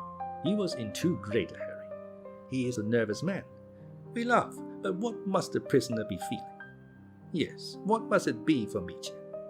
In the third group, what lady is that, the fat one, with the lorgnette sitting at the end? She's a general's wife, divorced, I know her. That's why she has the lorgnette. She's not good for much. Oh no, she's a piquant little woman. 2 places beyond her there is a little fair woman. She's prettier. They caught him smartly at Mokra, didn't they, eh? Oh, it was smart enough. We've heard it before. How often he has told the story at people's houses. And he couldn't resist doing it now. That's vanity. He is a man with a grievance. Yes, and quick to take offense. And there was too much rhetoric, such long sentences. Yes, he tries to alarm us. He kept trying to alarm us. Do you remember about the Troika? Something about they have Hamlets, but we have so far only Karamazovs. That was cleverly said. That was to propitiate the liberals. He is afraid of them. Yes, and he is afraid of the lawyer too. Yes, what will Fetyukovich say? Whatever he says, he won't get round our peasants. Don't you think so? A fourth group. What he said about the Troika was good, that piece about the other nations. And that was true what he said about other nations not standing it. What do you mean? Why, in the English Parliament, a member got up last week and speaking about the nihilists asked the ministry whether it was not high time to intervene, to educate these barbarous people. Ippolit was thinking of him. I know he was. He was talking about that last week. Not an easy job. Not an easy job? Why not? Why? We'd shut up Kronstadt and not let them have any corn. Where would they get it? In America. They get it from America now. Nonsense. But the bell rang. All rushed to their places. Fetyukovich mounted the tribune.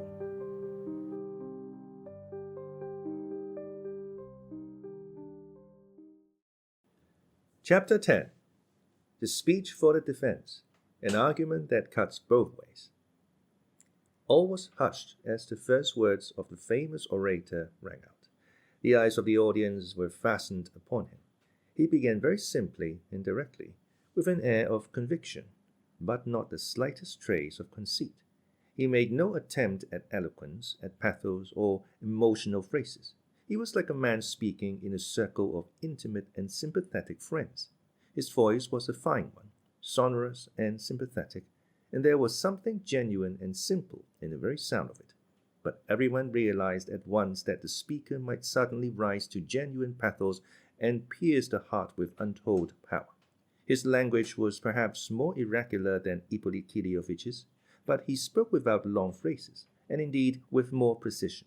One thing did not please the ladies. He kept bending forward, especially at the beginning of his speech, not exactly bowing, but as though he was about to dart at his listeners, bending his long spine in half, as though there were a spring in the middle of that enabled him to bend almost at right angles. At the beginning of his speech he spoke rather disconnectedly, without system, one may say, dealing with facts separately, though at the end these facts formed a whole. His speech might be divided into 2 parts, the first consisting of criticism in refutation of the charge, sometimes malicious and sarcastic, but in the second half he suddenly changed his tone, and even his manner, and at once rose to pathos. The audience seemed on the lookout for it, and quivered with enthusiasm. He went straight to the point, and began by saying that although he practiced in Petersburg, he had more than once visited provincial towns to defend prisoners, of whose innocence he had a conviction or at least a preconceived idea. That is what has happened to me in the present case, he explained. From the very first accounts in the newspapers, I was struck by something which strongly prepossessed me in the prisoner's favor. What interested me most was a fact which often occurs in legal practice, but rarely, I think, in such an extreme and peculiar form as in the present case. I ought to formulate that peculiarity only at the end of my speech, but I will do so at the very beginning, for it is my weakness to go to work directly, not keeping my facts in reserve and economizing my material. That may be imprudent on my part, but at least it's sincere. What I have in mind is this. There is an overwhelming chain of evidence against the prisoner, and at the same time not one fact that will stand criticism if it is examined separately. As I followed the case more closely in the papers, my idea was more and more confirmed, and I suddenly received from the prisoner's relatives a request to undertake his defense. I at once hurried here, and here I became completely convinced. It was to break down this terrible chain of facts, and to show that each piece of evidence taken separately was unproved and fantastic, that I undertook the case. So Fyodor began. Gentlemen of the jury, he suddenly protested, I am new to this district. I have no preconceived ideas. The prisoner, a man of turbulent and unbridled temper, has not insulted me. But he has insulted perhaps hundreds of persons in this town, and so prejudiced many people against him beforehand. Of course, I recognize that the moral sentiment of local society is justly excited against him. The prisoner is of turbulent and violent temper, yet he was received in society here. He was even welcome in the family of my talented friend, the prosecutor. Nevertheless, I venture to suggest, Fyodor continued, that in spite of his independent mind and just character, my opponent may have formed a mistaken prejudice against my unfortunate client. Oh, that is so natural. The unfortunate man has only too well deserved such prejudice. Outraged morality, and still more outraged taste, is often relentless. We have, in the talented prosecutor's speech, heard a stern analysis of the prisoner's character and conduct, and his severe critical attitude to the case was evident. And, what's more, he went into psychological subtleties into which he could not have entered if he had the least conscious and malicious prejudice against the prisoner. But there are things which are even worse, even more fatal in such cases, than the most malicious and consciously unfair attitude. It is worse if we are carried away by the artistic instinct, by the desire to create, so to speak, a romance, especially if God has endowed us with psychological insight. Before I started on my way here, I was warned in Petersburg, and was myself aware that I should find here a talented opponent whose psychological insight and subtlety had gained him peculiar renown in legal circles of recent years. But profound as psychology is, it's a knife that cuts both ways. You will, of course, forgive me my comparison. I can't boast of eloquence, but I will take as an example any point in the prosecutor's speech. The prisoner, running away in the garden in the dark, climbed over the fence, was seized by the servant, and knocked him down with a brass pestle. Then he jumped back into the garden and spent 5 minutes over the man, trying to discover whether he had killed him or not. And the prosecutor refuses to believe the prisoner's statement that he ran to old Grigory out of pity. No, he says, such sensibility is impossible at such a moment. That's unnatural. He ran to find out whether the only witness of his crime was dead or alive, and so showed that he had committed the murder, since he would not have run back for any other reason. Here you have psychology, but let us take the same method and apply it to the case the other way round, and our result will be no less probable. The murderer, we are told, leapt down to find out, as a precaution, whether the witness was alive or not, yet he had left in his murdered father's study, as the prosecutor himself argues, an amazing piece of evidence in the shape of a torn envelope, with an inscription that there had been 3,000 rubles in it. If he had carried that envelope away with him, no one in the world would have known of that envelope and of the notes in it, and that the money had been stolen by the prisoner. Those are the prosecutor's own words. So, on one side you see a complete absence of precaution, a man who has lost his head and run away in a fright, leaving that clue on the floor. And 2 minutes later, when he has killed another man, we are entitled to assume the most heartless and calculating foresight in him. But even admitting this was so, it is psychological subtlety, I suppose, that discerns that under certain circumstances I become as bloodthirsty and keen-sighted as a Caucasian eagle, while at the next I am as timid and blind as a mole. But if I'm so bloodthirsty and cruelly calculating that when I kill a man I only run back to find out whether he is alive to witness against me, why should I spend 5 minutes looking after my victim at the risk of encountering other witnesses? Why soak my handkerchief, wiping the blood off his head so that it may be evidence against me later? If he were so cold-hearted and calculating, why not hit the servant on the head again and again with the same pestle so as to kill him outright and relieve himself of all anxiety about the witness? Again, though he ran to see whether the witness was alive, he left another witness on the path, that brass pestle which he had taken from the two women, and which they could always recognize afterwards as theirs, and prove that he had taken it from them. And it is not as though he had forgotten it on the path, dropped it through carelessness or haste. No, he had flung away his weapon, for it was found 15 paces from where Gregory lay. Why did he did so? Just because he was grieved at having killed a man, an old servant, and he flung away the pestle with a curse as a murderous weapon. That's how it must have been. What other reason could he have had for throwing it so far? And if he was capable of feeling grief and pity at having killed a man, it shows that he was innocent of his father's murder. Had he murdered him, he would never have run to another victim out of pity. Then he would have felt differently. His thoughts would have been centered on self-preservation. He would have had none to spare for pity. That is beyond doubt.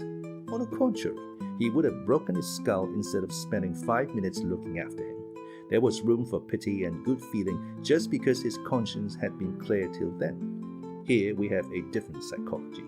I have purposely resorted to this method, gentlemen of the jury, to show that you can prove anything by it. It all depends on who makes use of it. Psychology lures even most serious people into romancing, and quite unconsciously.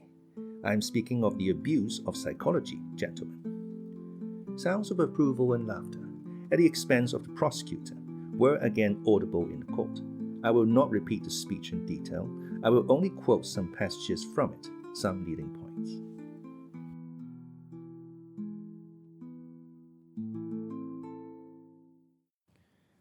Chapter 11. There was no money, there was no robbery. There was one point that struck everyone in Fyodor speech. He flatly denied the existence of the fatal 3,000 rubles, and consequently the possibility of their having been stolen.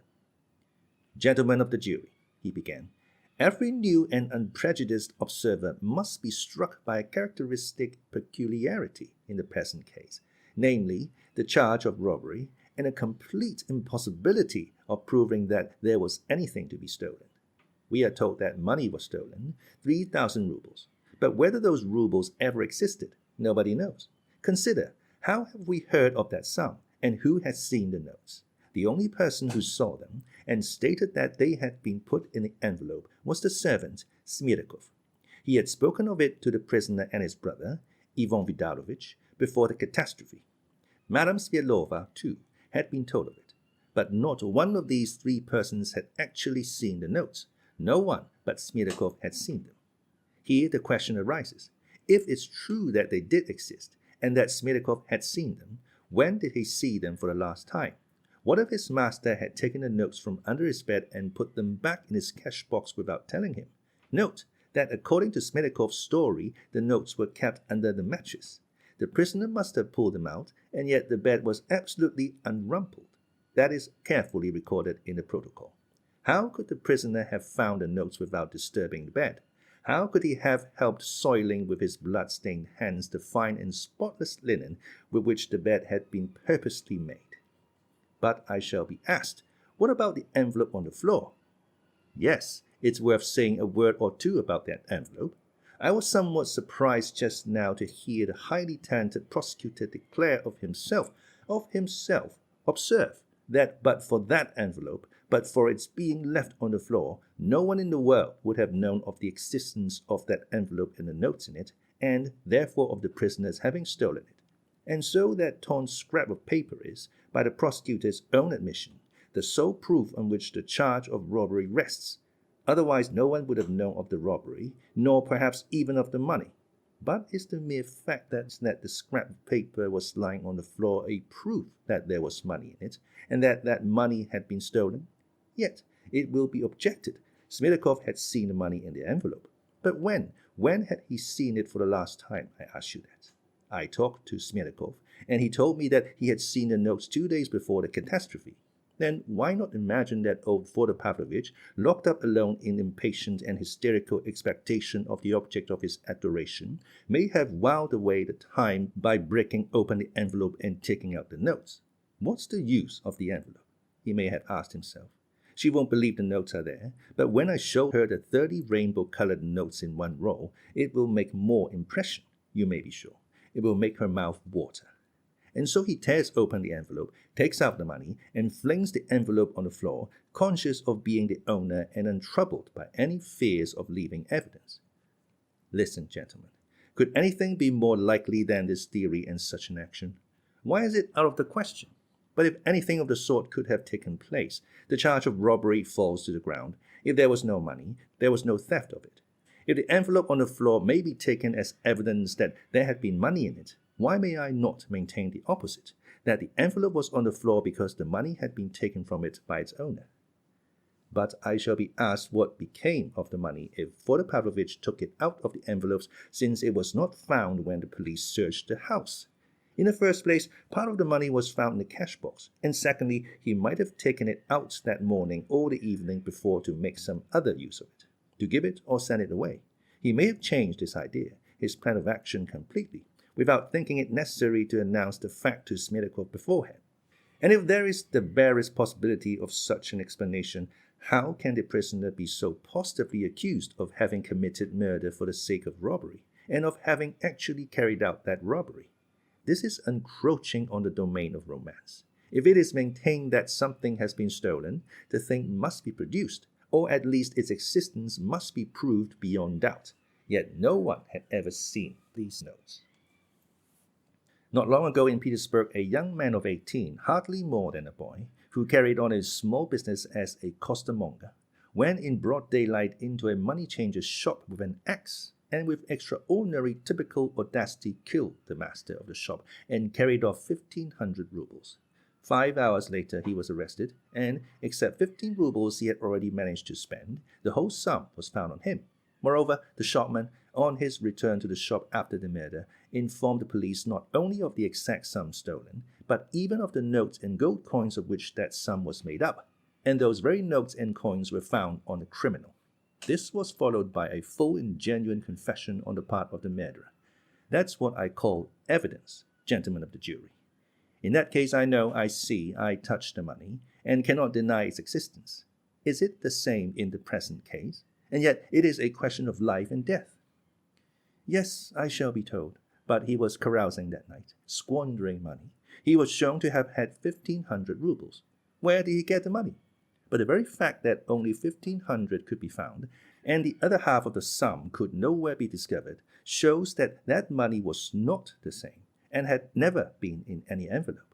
By strict calculation of time, it was proved at the preliminary inquiry that the prisoner ran straight from those women servants to Pechotin's without going home, and that he had been nowhere. So he had been all the time in company, and therefore could not have divided the 3,000 in half and hidden half in the town. It's just this consideration that has led the prosecutor to assume that the money is hidden in some crevice at Mokroe. Why not in the dungeons of the castle of Udafel, gentlemen? Isn't this supposition really too fantastic and too romantic? And observe, if that supposition breaks down, the whole charge of robbery is scattered to the winds. For in that case, what could have become of the other 1,500 rubles? By what miracle could they have disappeared? since it's proved the prisoner went nowhere else, and we are ready to ruin a man's life with such tales. I shall be told that he could not explain where he got the 1,500 that he had, and everyone knew that he was without money before that night. Who knew it, pray?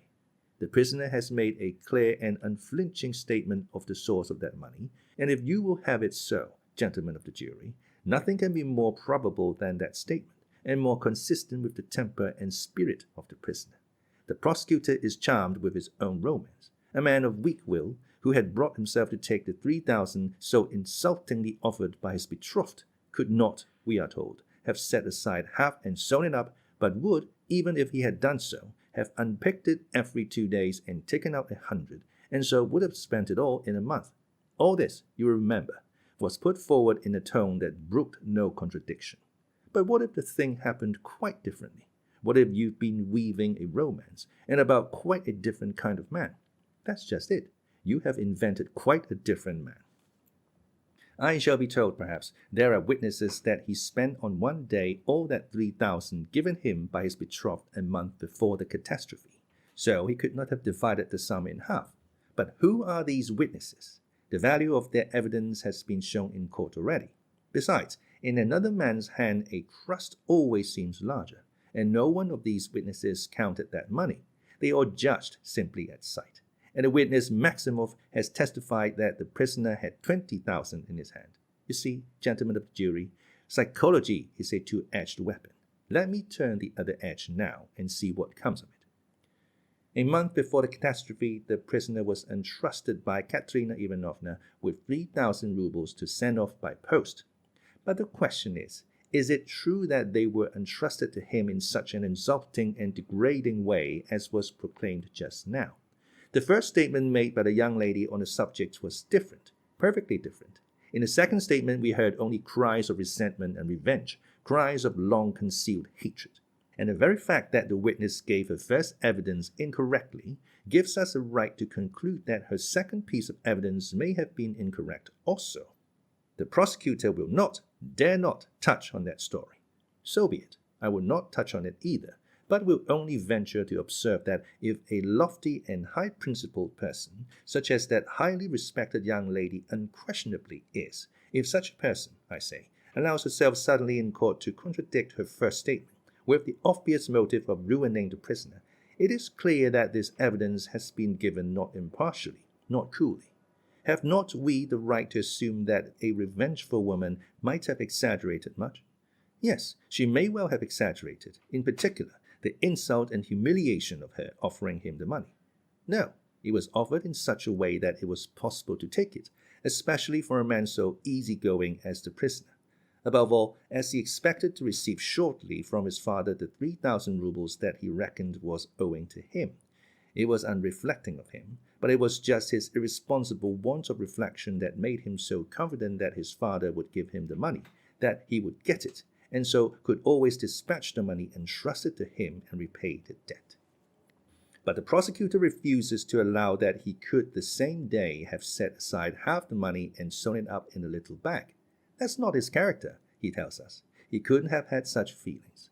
But yet he talked himself of the broad Karamazov nature. He cried out about the two extremes which a Karamazov can contemplate at once. Karamazov is just such a two-sided nature, fluctuating between two extremes, that even when moved by the most violent craving for riotous gaiety, he can pull himself up, if something strikes him on the other side. And on the other side is love, that new love which had flamed up in his heart, and for that love he needed money. Oh, far more than for carousing with his mistress. If she were to say to him, "I'm yours, I won't have Fyodor Pavlovich," then he must have money to take her away. That was more important than carousing. Could a Karamazov fail to understand it? That anxiety was just what he was suffering from. What is there improbable in his laying aside that money and concealing it in case of emergency? But time passed, and Fyodor Pavlovich did not give the prisoner the expected 3,000. On the contrary, the latter heard that he meant to use this sum to seduce the woman he, the prisoner, loved.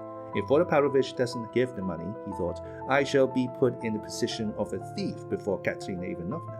And then the idea presented itself to him that he would go to Katerina Ivanovna, lay before her the 1,500 rubles he still carried round his neck, and say, "I am a scoundrel, but not a thief." So here we have already a twofold reason why he should guard that sum of money as the apple of his eye, why he shouldn't unpick the little bag and spend it 100 at a time. Why should you deny the prisoner a sense of honor? Yes, he has a sense of honor, granted that it's misplaced, granted it's often mistaken, yet it exists and amounts to a passion, and he has proved that. But now the affair becomes even more complex. His jealous torments reach a climax, and those same two questions torture his fevered brain more and more.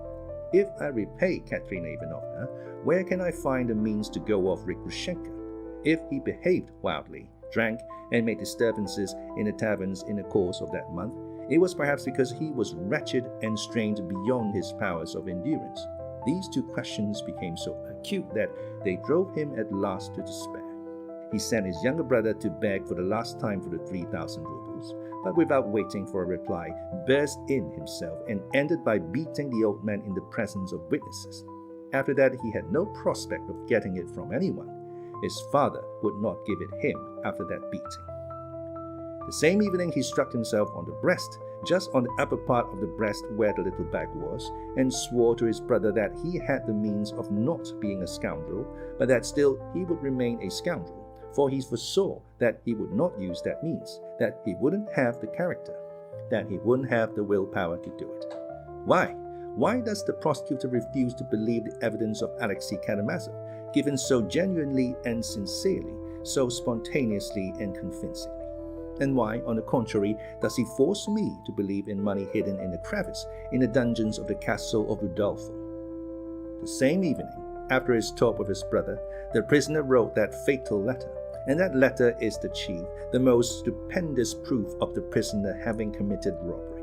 "I shall beg from everyone, and if I don't get it, I shall murder my father and shall take the envelope with the pink ribbon on it from under his mattress as soon as Yvonne has gone." A full program of the murder, we are told, so it must have been he. "It has all been done as he wrote," cries the prosecutor. But in the first place, it's the letter of a drunken man and written in great irritation. Secondly, he writes of the envelope from what he has heard from Smerdyakov again, for he has not seen the envelope himself. And thirdly, he wrote it indeed, but how can you prove that he did it? Did the prisoner take the envelope from under the pillow? Did he find the money? Did that money exist indeed? And was it to get money that the prisoner ran off, if you remember? He ran off post haste, not to steal, but to find out where she was, the woman who had crushed him. He was not running to carry out the program, to carry out what he had written. That is, not for an act of premeditated robbery, but he ran suddenly, spontaneously, in a jealous fury. Yes, I shall be told, but when he got there and murdered him, he seized the money too. But did he murder him after all? The charge of robbery I repudiate with indignation. A man cannot be accused of robbery if it's impossible to state accurately what he has stolen. That's an axiom. But did he murder him without robbery? Did he murder him at all? Is that proved? Isn't that too a romance?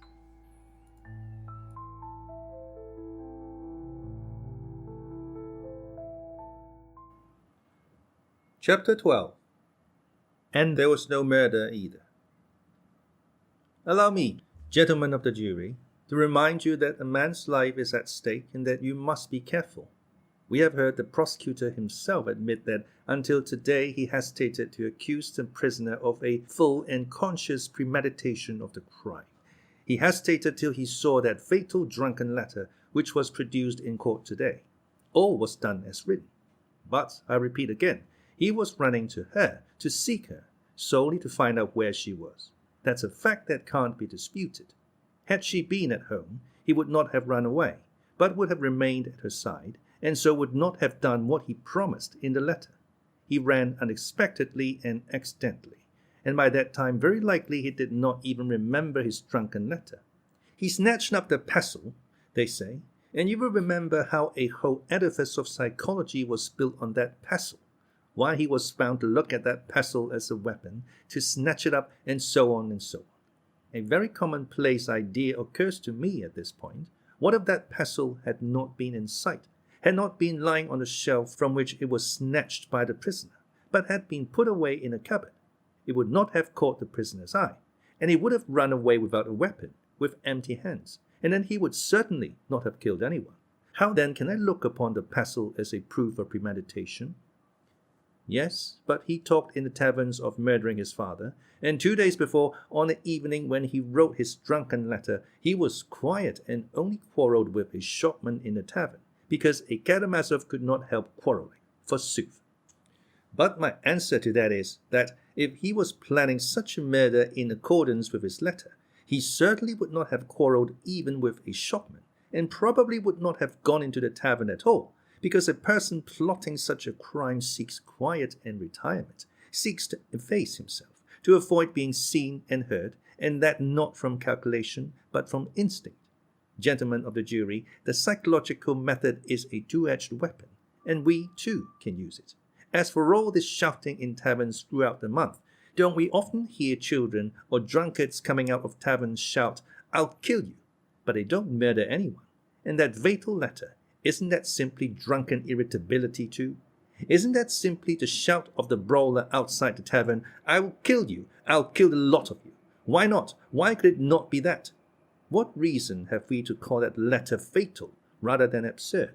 Because his father has been found murdered, because a witness saw the prisoner running out of the garden with a weapon in his hand and was knocked down by him. Therefore, we are told, everything was done as he had planned in writing, and the letter was not absurd, but fatal. Now, thank God, we've come to the real point. Since he was in the garden, he must have murdered him. In those few words, since he was, then he must, lies the whole case for the prosecution. He was there, so he must have. And what if there is no must about it, even if he was there? Oh, I admit that the chain of evidence, the coincidences, are really suggestive. But examine all these facts separately, regardless of their connection. Why, for instance, does the prosecution refuse to admit the truth of the prisoner's statement that he ran away from his father's window? Remember the sarcasms in which the prosecutor indulged at the expense of the respectful and pious sentiments which suddenly came over the murderer. But what if there were something of the sort, a feeling of religious awe, if not of filial respect? My mother must have been praying for me at that moment, were the prisoner's words at the preliminary inquiry, and so he ran away as soon as he convinced himself that Madame Svyedlova was not in his father's house. But he could not convince himself by looking through the window, the prosecutor objects. But why couldn't he? Why? The window opened at the signals given by the prisoner.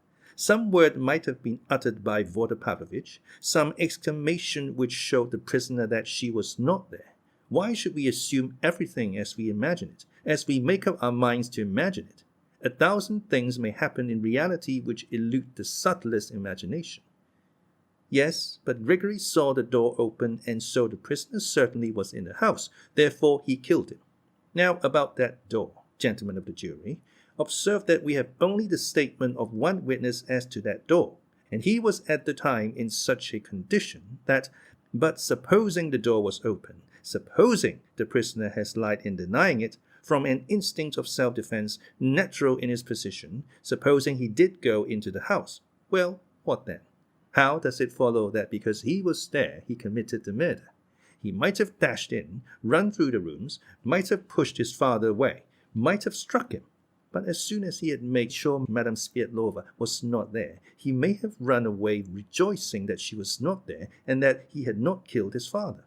And it was perhaps just because he had escaped from the temptation to kill his father, because he had a clear conscience and was rejoicing at not having killed him, that he was capable of a pure feeling, the feeling of pity and compassion, and leapt off the fence a minute later to the assistance of Grigory after he had, in his excitement, knocked him down.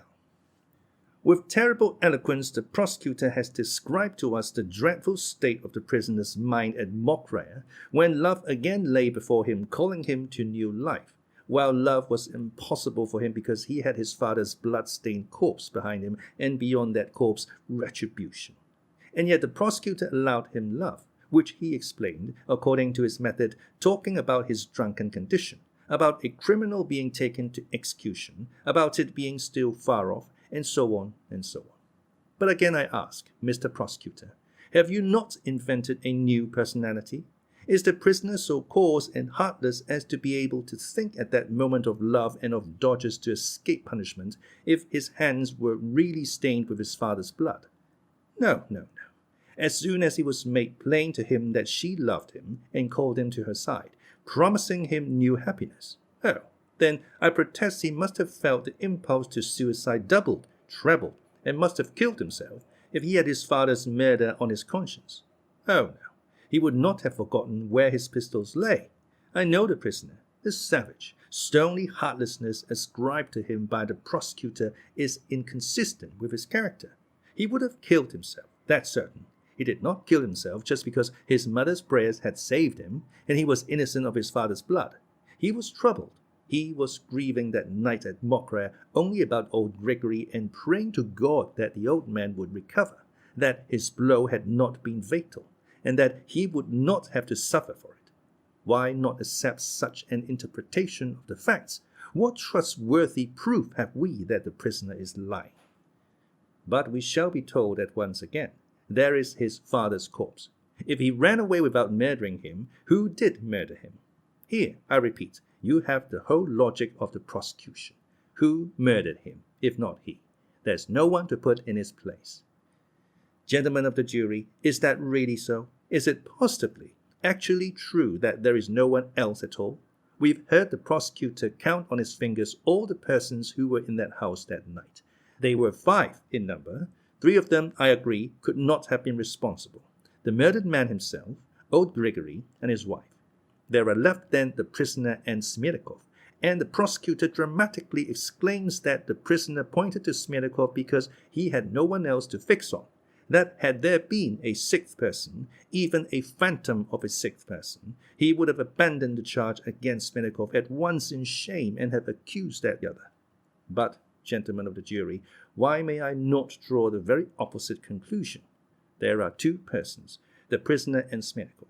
Why can I not say that you accused my client simply because you have no one else to accuse? And you have no one else only because you have determined to exclude Smerdyakov from all suspicion. It's true, indeed, Smerdyakov is accused only by the prisoner, his 2 brothers, and Madame Sverdlova. But there are others who accuse him. There are vague rumors of a question, of a suspicion, an obscure report, a feeling of expectation. Finally, we have the evidence of a combination of facts very suggestive, though, I admit, inconclusive. In the first place, we have precisely on the day of the catastrophe that fit, for the genuineness of which the prosecutor, for some reason, has felt obliged to make a careful defense. Then Smerdykov's sudden suicide on the eve of the trial. Then the equally startling evidence given in court today by the elder of the prisoner's brothers, who had believed in his guilt, but has today produced a bundle of notes and proclaimed Smerdyakov as the murderer. Oh, I fully share the court's and the prosecutor's conviction that Ivan Karamazov is suffering from brain fever, that his statement may really be a desperate effort, planned in delirium, to save his brother by throwing the guilt on a dead man. But again, Smerdykov's name is pronounced. Again, there is a suggestion of mystery. There is something unexplained, incomplete, and perhaps it may one day be explained. But we won't go into that now, of that later. The court has resolved to go on with the trial, but meantime, I might make a few remarks about the character sketch of Smerdyakov drawn with subtlety and talent by the prosecutor. But while I admire his talent, I cannot agree with him. I have visited Smerdyakov, I have seen him and talked to him, and he made a very different impression on me. He was weak in health, it is true, but in character, in spirit, he was by no means the weak man the prosecutor has made him out to be. I found in him no trace of the timidity on which the prosecutor so insisted. There was no simplicity about him either. I found in him, on the contrary, an extreme mistrustfulness concealed under a mask of naivete, and an intelligence of considerable range. The prosecutor was too simple in taking him for weak-minded. He made a very definite impression on me. I left him with the conviction that he was a distinctly spiteful creature, excessively ambitious, vindictive, and intensely envious. I made some inquiries. He resented his parentage, was ashamed of it, and would clench his teeth when he remembered that he was the son of stinking Lizaveta. He was disrespectful to the servant Grigory and his wife, who had cared for him in his childhood. He cursed and jeered at Russia. He dreamed of going to France and becoming a Frenchman. He used often to say that he hadn't the means to do so. I fancy he loved no one but himself and had a strangely high opinion of himself. His conception of culture was limited to good clothes, clean shirt fronts, and polished boots. Believing himself to be the illegitimate son of Fyodor Pavlovich, he might well have resented his position, compared with that of his master's legitimate sons. They had everything, he nothing. They had all the rights, they had the inheritance, while he was only the cook. He told me himself that he had helped Fyodor Pavlovich to put the notes in the envelope. The destination of that sum, a sum which would have made his career, must have been hateful to him. Moreover, he saw 3,000 rubles in new rainbow-colored notes. Oh, beware of showing an ambitious and envious man a large sum of money at once. And it was the first time he had seen so much money in the hands of one man. The sight of the rainbow-colored notes may have made a morbid impression on his imagination, but with no immediate results. The talented prosecutor, with extraordinary subtlety, sketched for us all the arguments for and against the hypothesis of Smerdyakov guilt, and asked us in particular what motive he had in feigning a fit. But he may not have been feigning at all. The fit may have happened quite naturally, but it may have passed off quite naturally, and the sick man may have recovered, not completely perhaps, but still regaining consciousness, as happens with epileptics. The prosecutor asks at what moment could Smerdyakov have committed the murder. But it is very easy to point out that moment. He might have waked up from deep sleep, at that moment when the old Grigory shouted at the top of his voice, "Patricide!" That shout in the dark and stillness may have waked Smerdyakov, whose sleep may have been less sound at the moment. He might naturally have waked up an hour before. Getting out of bed, he goes almost unconsciously and with no definite motive towards the sound to see what's the matter. His head is still clouded with his attack. His faculties are half asleep. But once in the garden, he walks to the lighted windows and he hears terrible news from his master, who would be, of course, glad to see him. His mind sets to work at once. He hears all the details from his frightened master, and gradually in his disordered brain there shapes itself an idea, terrible, but seductive and irresistibly logical. To kill the old man, take the 3,000, and throw all the blame on to his young master. A terrible lust of money, of booty, might seize upon him as he realized his security from detection. Oh, these sudden and irresistible impulses come so often when there is a favorable opportunity, and especially with murderers who have had no idea of committing a murder beforehand. And Smerdyakov may have gone in and carried out his plan. With what weapon? Why, with any stone picked up in the garden. But what for? With what object? Why, the 3,000, which means a career for him. Oh, I am not contradicting myself. The money may have existed, and perhaps Smerdyakov alone knew where to find it, where his master kept it. And a covering of the money. The torn envelope on the floor? Just now, when the prosecutor was explaining his subtle theory that only an inexperienced thief like Karamazov would have left the envelope on the floor, and not one like Smerdyakov, who would have avoided leaving a piece of evidence against himself. I thought as I listened that I was hearing something very familiar, and would you believe it, I have heard that very argument, that very conjecture of how Karamazov would have behaved precisely 2 days before, from Smerdyakov himself. What's more, it struck me at the time. I fancied that there was an artificial simplicity about him, that he was in a hurry to suggest this idea to me that I might fancy was my own. He insinuated it, as it were. Did he not insinuate the same idea at the inquiry and suggest it to the talented prosecutor? I shall be asked, what about the old woman, Grigory's wife? She heard the sick man moaning close by all night. Yes, she heard it, but that evidence is extremely unreliable. I knew a lady who complained bitterly that she had been kept awake all night by a dog in the yard, yet the poor beast, it appeared, had only yelped once or twice in the night, and that's natural. If anyone is asleep and hears a groan, he wakes up, annoyed at being waked, but instantly falls asleep again. 2 hours later, again a groan, he wakes up and falls asleep again, and the same thing again 2 hours later, 3 times altogether in the night. Next morning, the sleeper wakes up and complains that someone has been groaning all night and keeping him awake, and it is bound to seem so to him. The intervals of 2 hours of sleep he does not remember, he only remembers the moments of waking, so he feels he has been waked up all night. But why? Why? Asks the prosecutor. Did not Smerdyakov confess in his last letter? Why did his conscience prompt him to one step and not to both? But excuse me, conscience implies penitence, and a suicide may not have felt penitence, but only despair. Despair and penitence are two very different things. Despair may be vindictive and irreconcilable, and the suicide, laying his hands on himself, may well have felt redoubled hatred for those whom he had envied all his life. Gentlemen of the jury, beware of a miscarriage of justice. What is there unlikely in all I have put before you just now? Find the error in my reasoning. Find the impossibility, the absurdity, and if there is but a shade of possibility, but a shade of probability in my propositions, do not condemn it. And is there only a shade?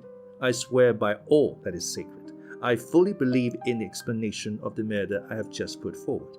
What troubles me and makes me indignant is that of all the mass of facts heaped up by the prosecution against the prisoner, there is not a single one certain and irrefutable, and yet the unhappy man is to be ruined by the accumulation of these facts.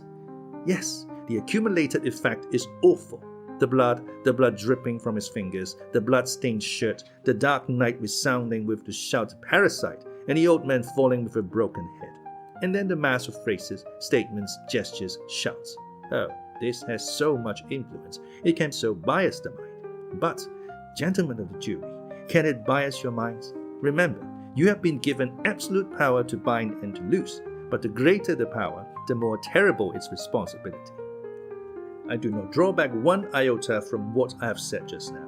But suppose for one moment I agreed with the prosecution that my luckless client had stained his hands with his father's blood. This is only hypothesis, I repeat. I never for one instant doubt of his innocence. But so be it, I assume that my client is guilty of parricide. Even so, hear what I have to say. I have it in my heart to say something more to you, for I feel that there must be a great conflict in your hearts and minds. Forgive my referring to your hearts and minds, gentlemen of the jury, but I want to be truthful and sincere to the end. Let us all be sincere. At this point, the speech was interrupted by rather loud applause. The last words, indeed, were pronounced with a note of such sincerity that everyone felt that he really might have something to say, and that what he was about to say would be of the greatest consequence. But the president, hearing the applause, in a loud voice threatened to clear the court if such an instant were repeated. Every sound was hushed, and Fyodor began in a voice full of feeling quite unlike the tone he had used hitherto.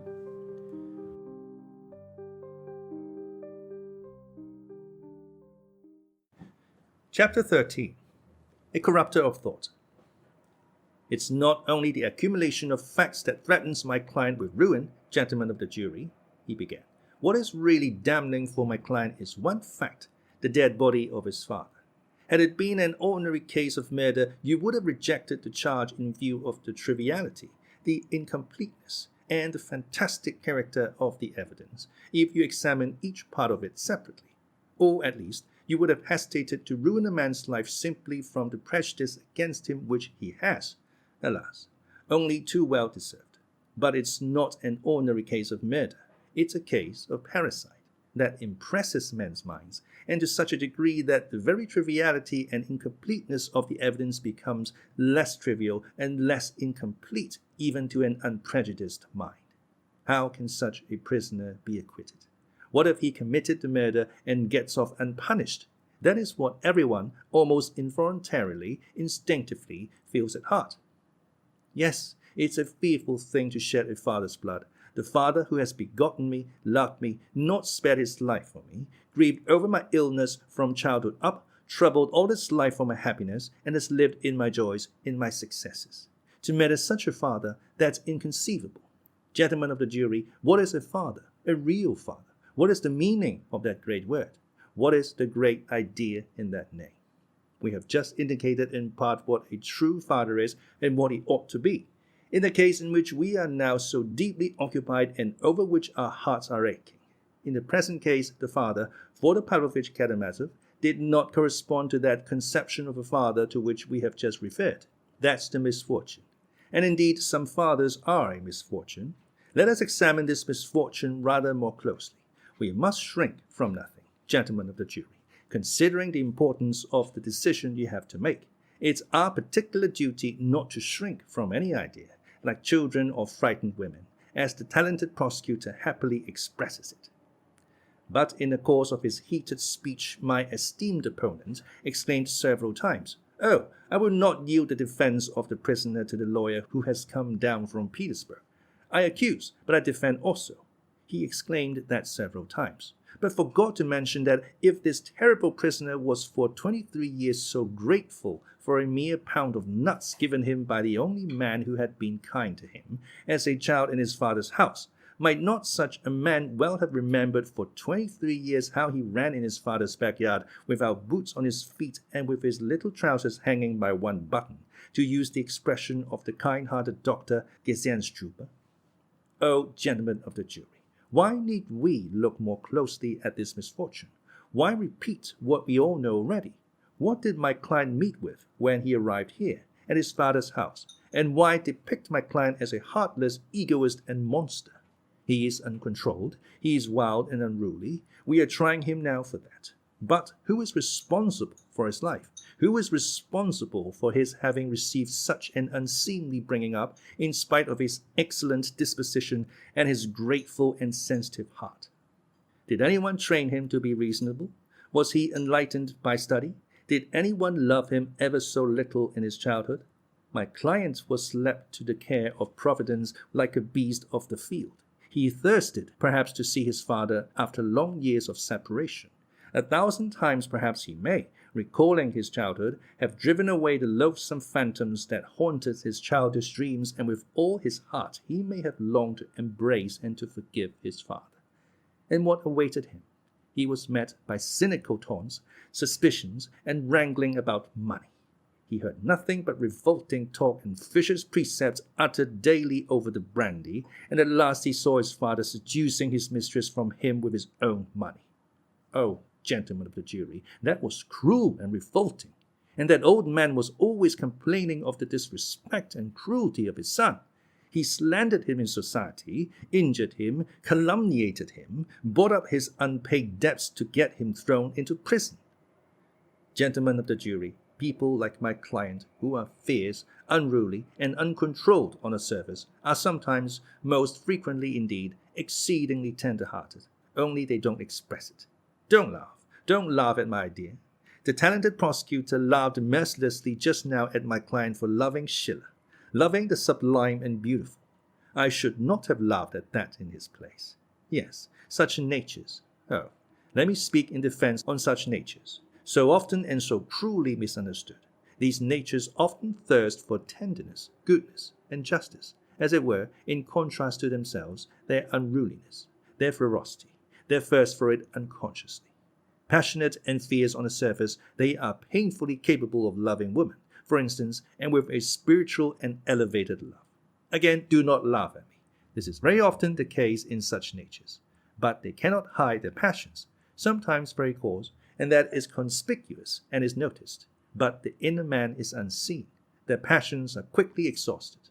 But by the side of a noble and lofty creature that seemingly coarse and rough, man seeks a new life, seeks to correct himself, to be better, to become noble and honorable, sublime and beautiful, however much the expression has been ridiculed.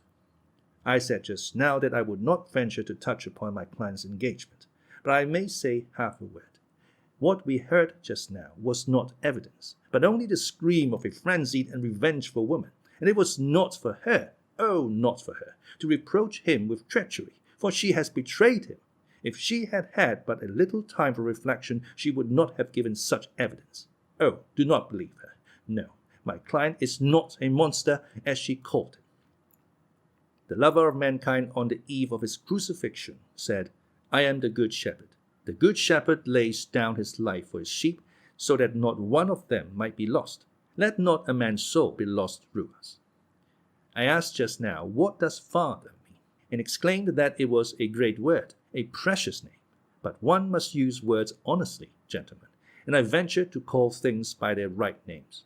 Such a father as old Karamazov cannot be called a father and does not deserve to be. Filial love for an unworthy father is an absurdity, an impossibility. Love cannot be created from nothing. Only God can create something from nothing. Fathers, provoke not your children to wrath. The apostle writes, from a heart glowing with love. It's not for the sake of my client that I quote these sacred words. I mention them for all fathers. Who has authorized me to preach to fathers? No one. But as a man and a citizen, I make my appeal. Vivos voco. We are not long on earth. We do many evil deeds and say many evil words. So let us all catch a favorable moment when we are all together to say a good word to each other. That's what I'm doing. While I am in this place, I take advantage of my opportunity. Not for nothing is this tribune giving us by the highest authority. All Russia hears us. I am not speaking only for the fathers here present. I cry aloud to all fathers. Fathers, provoke not your children to wrath. Yes, let us first fulfill Christ's injunction ourselves and only then venture to expect it of our children. Otherwise we are not fathers, but enemies of our children. And they are not our children, but our enemies, and we have made them our enemies ourselves. What measure ye meted shall be measured unto you again. It's not I who say that, it's the gospel precept. Measure to others according as they measure to you. How can we blame children if they measure us according to our measure? Not long ago, a servant girl in Finland was suspected of having secretly given birth to a child. She was watched, and a box of which no one knew anything was found in a corner of the loft, behind some bricks. It was opened, and inside was found the body of a newborn child which she had killed. In the same box were found the skeletons of 2 other babies which, according to her own confession, she had killed at the moment of their birth. Gentlemen of the jury, was she a mother to her children? She gave birth to them, indeed, but was she a mother to them? Would anyone venture to give her the sacred name of mother? Let us be bold, gentlemen. Let us be audacious even. It's our duty to be so at this moment and not to be afraid of certain words and ideas like the Moscow women in Ostrovsky's play, who are scared at the sound of certain words. No, let us prove that the progress of the last few years has touched even us, and let us say plainly, the father is not merely he who begets the child, but he who begets it and does his duty by it. Oh, of course, there is the other meaning. There is the other interpretation of the word father, which insists that any father, even though he be a monster, even though he be the enemy of his children, still remains my father simply because he begot me. But this is, so to say, the mystical meaning which I cannot comprehend with my intellect, but can only accept by faith, or better to say, on faith, like many other things which I do not understand, by which religion bids me believe. But in that case, let it be kept outside the sphere of actual life, in the sphere of actual life, which has, indeed, its own rights, but also lays upon us great duties and obligations in that sphere if we want to be humane. Christian, in fact, we must, or ought to, act only upon convictions justified by reason and experience, which have been passed through the crucible of analysis. In a word, we must act rationally, and not as though in dream and delirium, that we may not do harm, that we may not ill-treat and ruin a man. Then it will be real Christian work, not only mystic, but rational and philanthropic. There was violent applause at this passage from many parts of the court, but Fyodor waved his hands as though imploring them to let him finish without interruption. The court relapsed into silence at once. The orator went on. Do you suppose, gentlemen, that our children, as they grow up and begin to reason, can avoid such questions? No, they cannot, and we will not impose on them an impossible restriction. The sight of an unworthy father involuntarily suggests tormenting questions to a young creature, especially when he compares him with the excellent fathers of his companions. The conventional answer to this question is, he begot you, and you are his flesh and blood, and therefore you are bound to love him. The youth involuntarily reflects, but did he love me when he begot me? He asks, wondering more and more. Was it for my sake he begot me? He did not know me, not even my sex at that moment. At the moment of passion, perhaps inflamed by wine, and he has only transmitted to me a propensity to drunkenness. That's all he's done for me. Why am I bound to love him simply for begetting me when he has cared nothing for me all my life after? Oh, perhaps those questions strike you as coarse and cruel, but do not expect an impossible restraint from a young mind. Drive nature out of the door and it will fly in at the window. And, above all, let us not be afraid of words, but decide the question according to the dictates of reason and humanity and not of mystic ideas. How shall it be decided? Why? Like this. Let the son stand before his father and ask him, "Father, tell me, why must I love you? Father, show me that I must love you." And if that father is able to answer him and show him good reason, we have a real, normal parental relation, not resting on mystical prejudice, but on a rational, responsible, and strictly humanitarian basis. But if he does not, there's an end to the family tie. He is not a father to him, and the son has a right to look upon him as a stranger, and even an enemy. Our tribune, gentlemen of the jury, ought to be a school of true and sound ideas. Gentlemen of the jury, you remember that awful night of which so much has been said today, when the son got over the fence and stood face to face with the enemy and persecutor who had begotten him.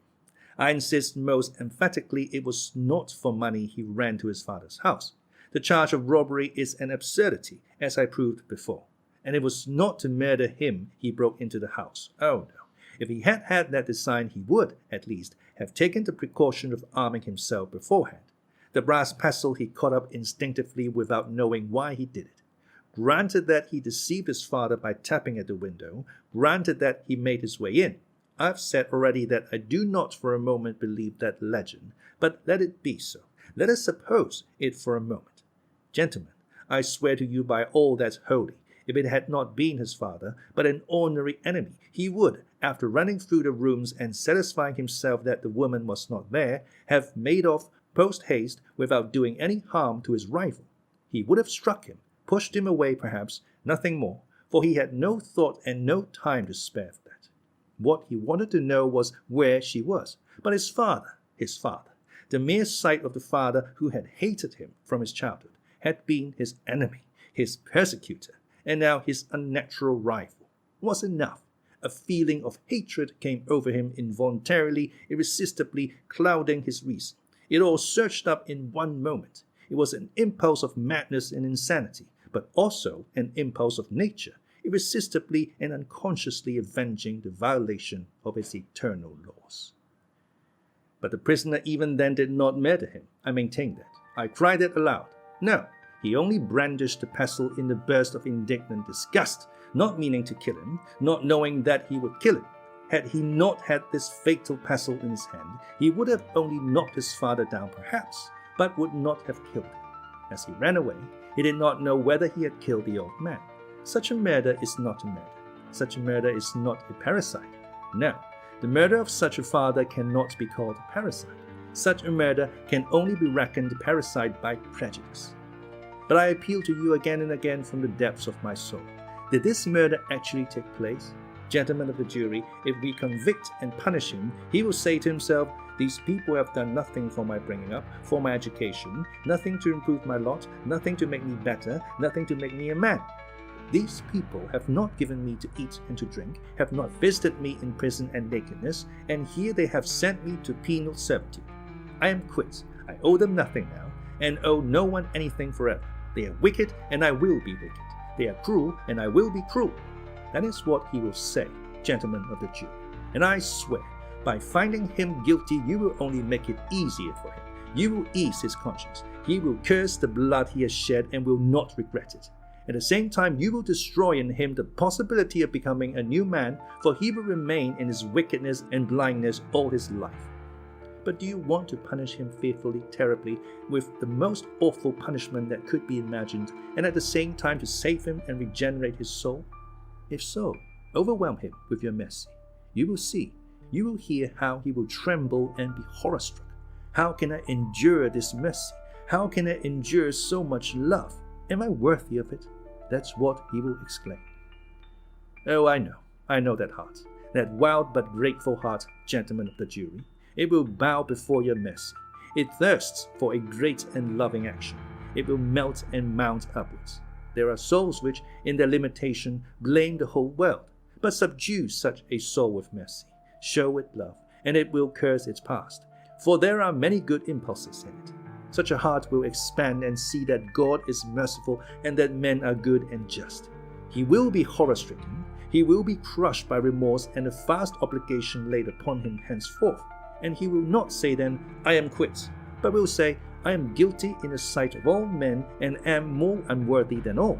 With tears of penitence and poignant, tender anguish, he will exclaim, others are better than I, they wanted to save me, not to ruin me. Oh, this act of mercy is so easy for you, for in the absence of anything like real evidence it will be too awful for you to pronounce, yes, he is guilty. Better quit 10 guilty men than punish one innocent man. Do you hear? Do you hear that majestic voice from the past century of our glorious history? It is not for an insignificant person like me to remind you that the Russian court does not exist for the punishment only, but also for the salvation of the criminal. Let other nations think of retribution and the letter of the law. We will cling to the spirit and the meaning, the salvation and the reformation of the lost. If this is true, if Russia and her justice are such, she may go forward with good cheer. Do not try to scare us with your frenzied troikas from which all the nations stand aside in disgust. Not a runaway troika, but the stately chariot of Russia will move calmly and majestically to its goal. In your hands is the fate of my client. In your hands is the fate of Russian justice. You will defend it. You will save it. You will prove that there are men to watch over it, that it is in good hands.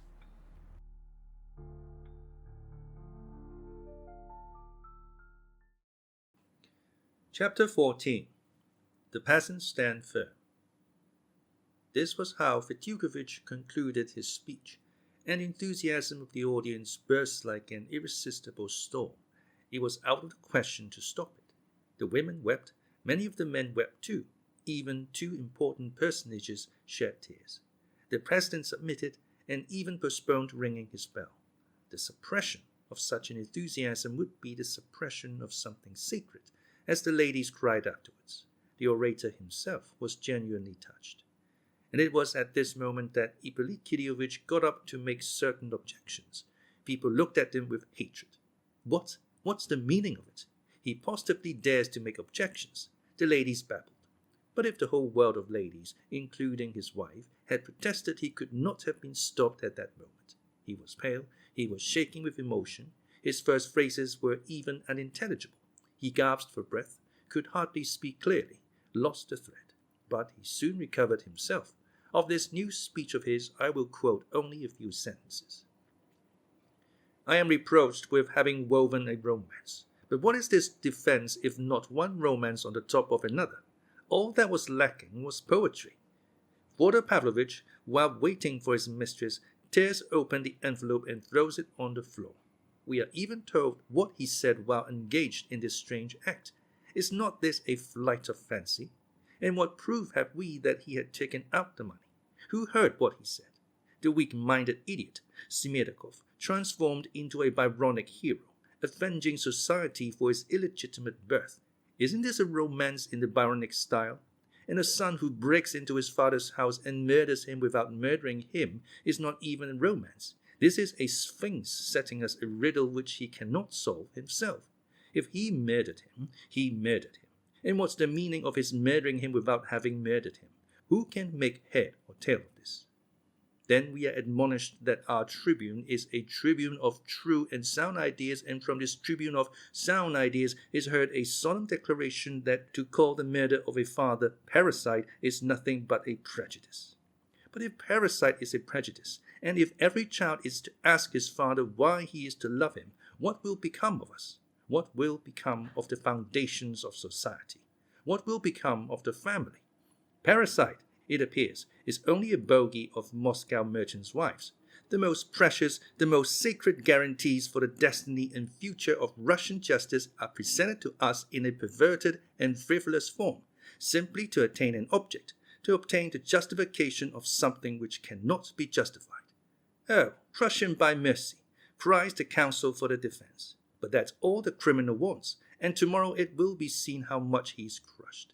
And is not the counsel for the defense too modest in asking only for the acquittal of the prisoner? Why not found a charity in the honor of the parricide to commemorate his exploit among future generations? Religion and the gospel are corrected.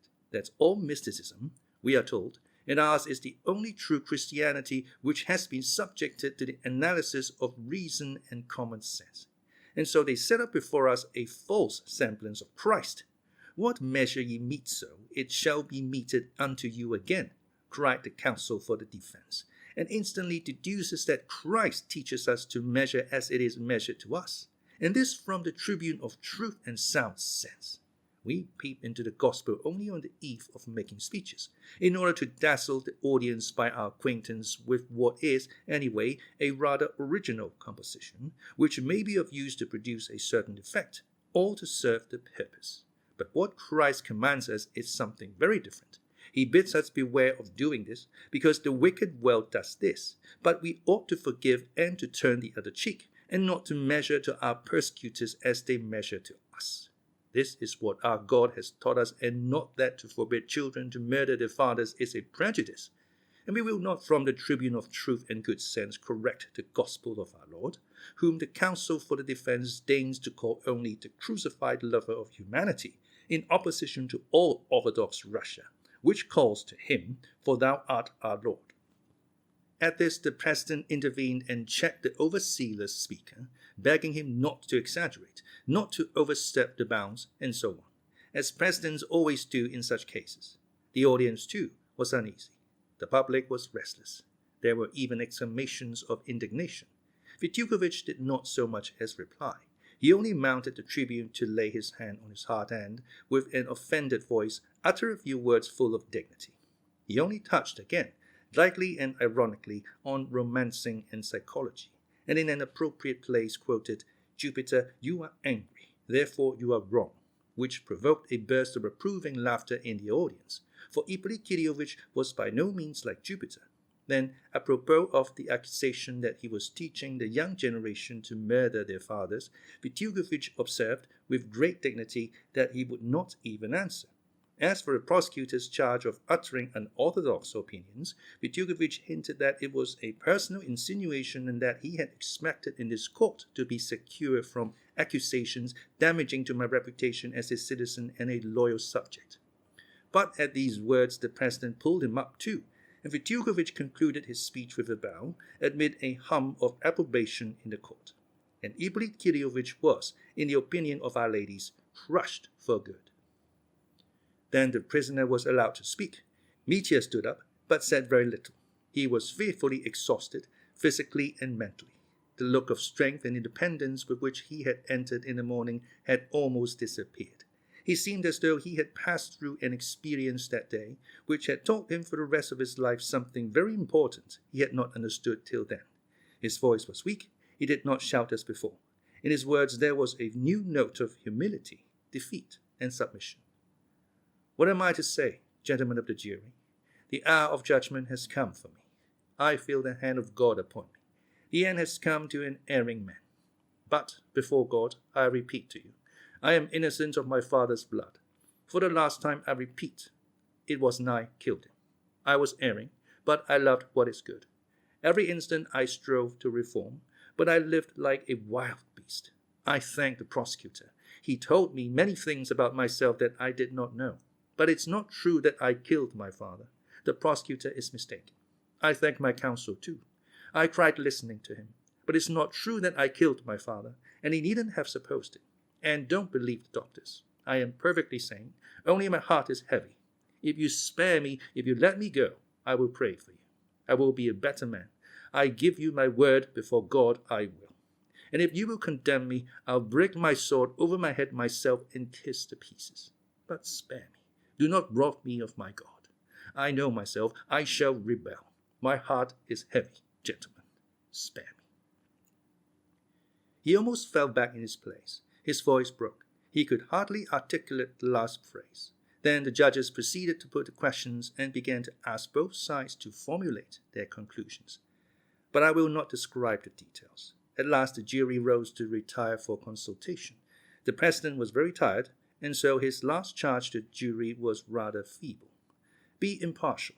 Don't be influenced by the eloquence of the defense, but yet weigh the arguments. Remember that there is a great responsibility laid upon you," and so on and so on. The jury withdrew and the court adjourned. People could get up, move about, exchange their accumulated impressions, refresh themselves at the buffet. It was very late, almost 1 o'clock in the night, but nobody went away.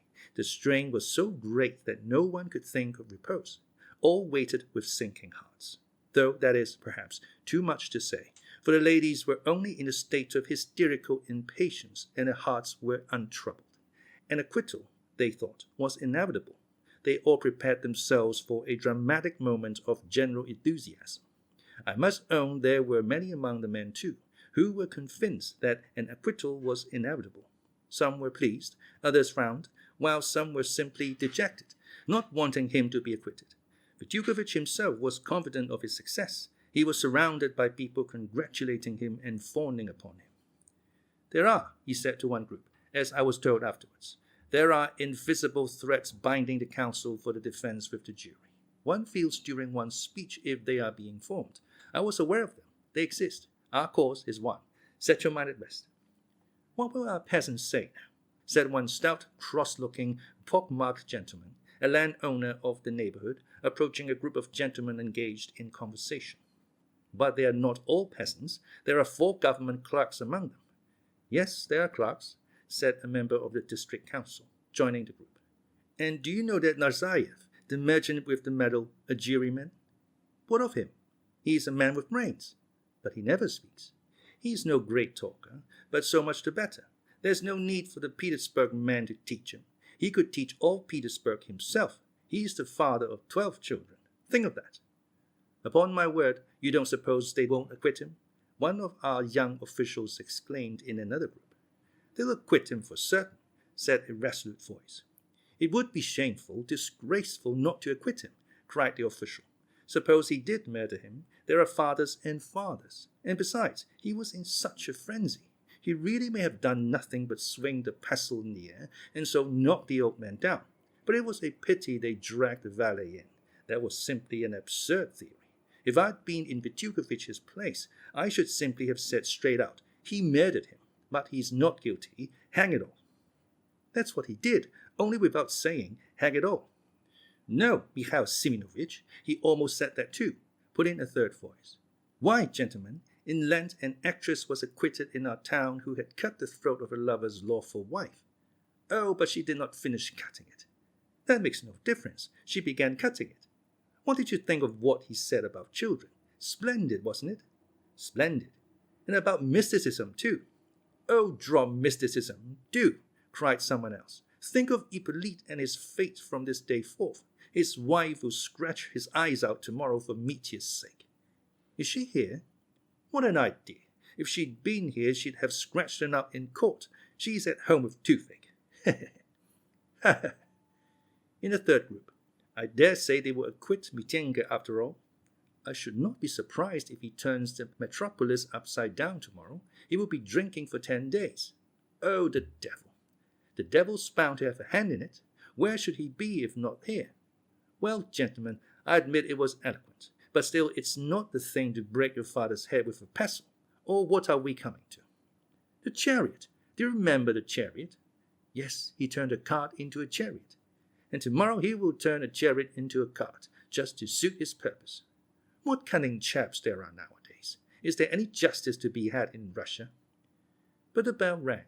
The jury deliberated for exactly an hour, neither more nor less. A profound silence reigned in the court as soon as the public had taken their seats. I remember how the jurymen walked into the court. At last, I won't repeat the questions in order, and indeed I have forgotten them.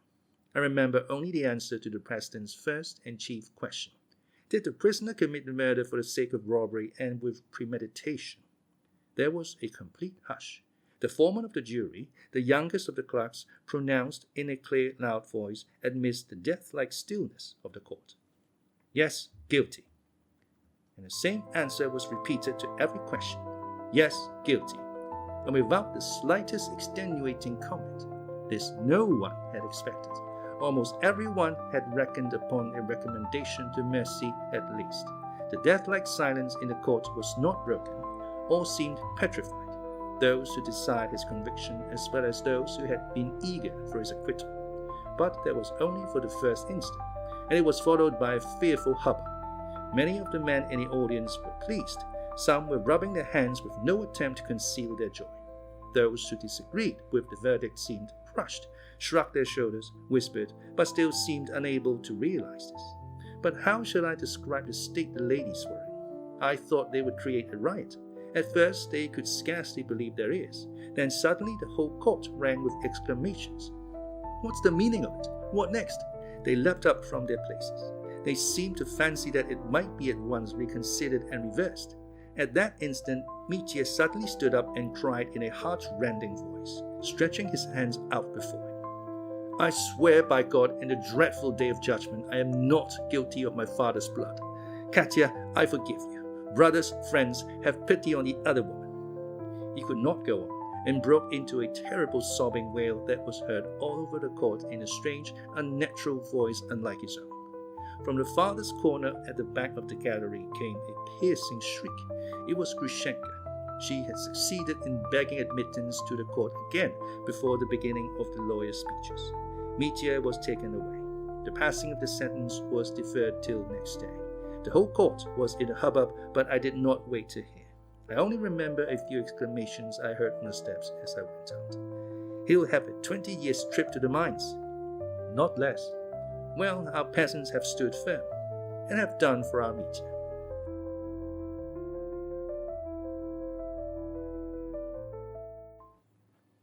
Epilogue.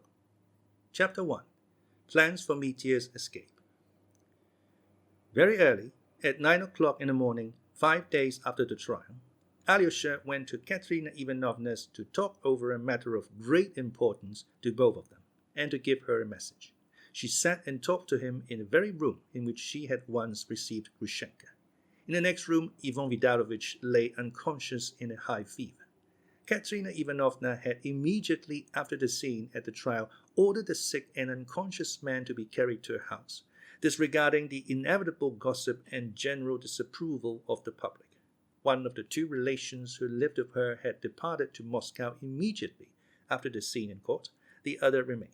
But if both had gone away, Katerina Ivanovna would have adhered to her resolution, and would have gone on nursing the sick man and sitting by him day and night. Varinsky and Kazenstchupa were attending him. The famous doctor had gone back to Moscow, refusing to give an opinion as to the probable end of the illness. Though the doctors encouraged Katerina Ivanovna and Alyosha, it was evident that they could not yet give them positive hopes of recovery. Alyosha came to see his sick brother twice a day, but this time he had specially urgent business, and he foresaw how difficult it would be to approach the subject, yet he was in great haste. He had another engagement that could not be put off for that same morning, and there was need of haste. They had been talking for a quarter of an hour. Katerina Ivanovna was pale and terribly fatigued, yet at the same time in a state of hysterical excitement. She had a presentiment of the reason why Alyosha had come to her. "Don't worry about his decision," she said, with confident emphasis to Alyosha. "One way or another, he is bound to come to it. He must escape. That unhappy man, the hero of honor and principle. Not he, not Dmitri Vidalovich, but the man lying the other side of that door, who has sacrificed himself for his brother," Katya added, with flashing eyes. "Told me the whole plan of escape long ago. You know, he has already entered into negotiations. I've told you something already. You see, it will probably come off at the third etape from here, when the party of prisoners is being taken to Siberia. Oh, it's a long way off yet. Ivan Vidalovich has already visited the superintendent of the third etape. But we don't know yet who will be in charge of the party, and it's impossible to find that out so long beforehand. Tomorrow perhaps I will show you in detail the whole plan in which Ivan Vidalovich left me on the eve of the trial in case of need. That was when, do you remember, you found us quarreling. He had just gone downstairs, but seeing you I made him come back. Do you remember? Do you know what we were quarreling about then?" "No, I don't," said Alyosha. "Of course he did not tell you. It was about that plan of escape. He had told me the main idea 3 days before, and we began quarreling about it at once and quarreled for 3 days. We quarreled because when he told me that if Dmitri Vidalovich were convicted, he would escape abroad with that creature. I felt furious at once. I can't tell you why. I don't know myself why. Oh, of course, I was furious then about that creature, and that she, too, should go abroad with Dmitri. Katerina Ivanovna exclaimed suddenly, her lips quivering with anger. As soon as Ivan Vidalovich saw that I was furious about that woman, he instantly imagined I was jealous of Dmitri and that I still loved Dmitri. That is how our first quarrel began. I would not give an explanation. I could not ask forgiveness. I could not bear to think that such a man could suspect me of still loving that, and when I myself had told him long before that I did not love Dmitri, that I loved no one but him. It was only resentment against that creature that made me angry with him. 3 days later, on the evening you came, he brought me a sealed envelope, which I was to open at once, if anything happened to him. Oh, he foresaw his illness. He told me that the envelope contained the details of the escape, and that if he died or was taken dangerously ill, I was to save Mitya alone. Then he left me money, nearly 10,000, those notes to which the prosecutor referred in his speech, having learned from someone that he had sent them to be changed. I was tremendously impressed to find that Ivan Vidalovich had not given up his idea of saving his brother, and was confiding this plan of escape to me, though he was still jealous of me and still convinced that I loved Mitya. Oh, that was a sacrifice. No, you cannot understand the greatness of such self-sacrifice, Alexei Vidalovich. I wanted to fall at his feet in reverence, but I thought at once that he would take it only for my joy at the thought of Mitya's being saved.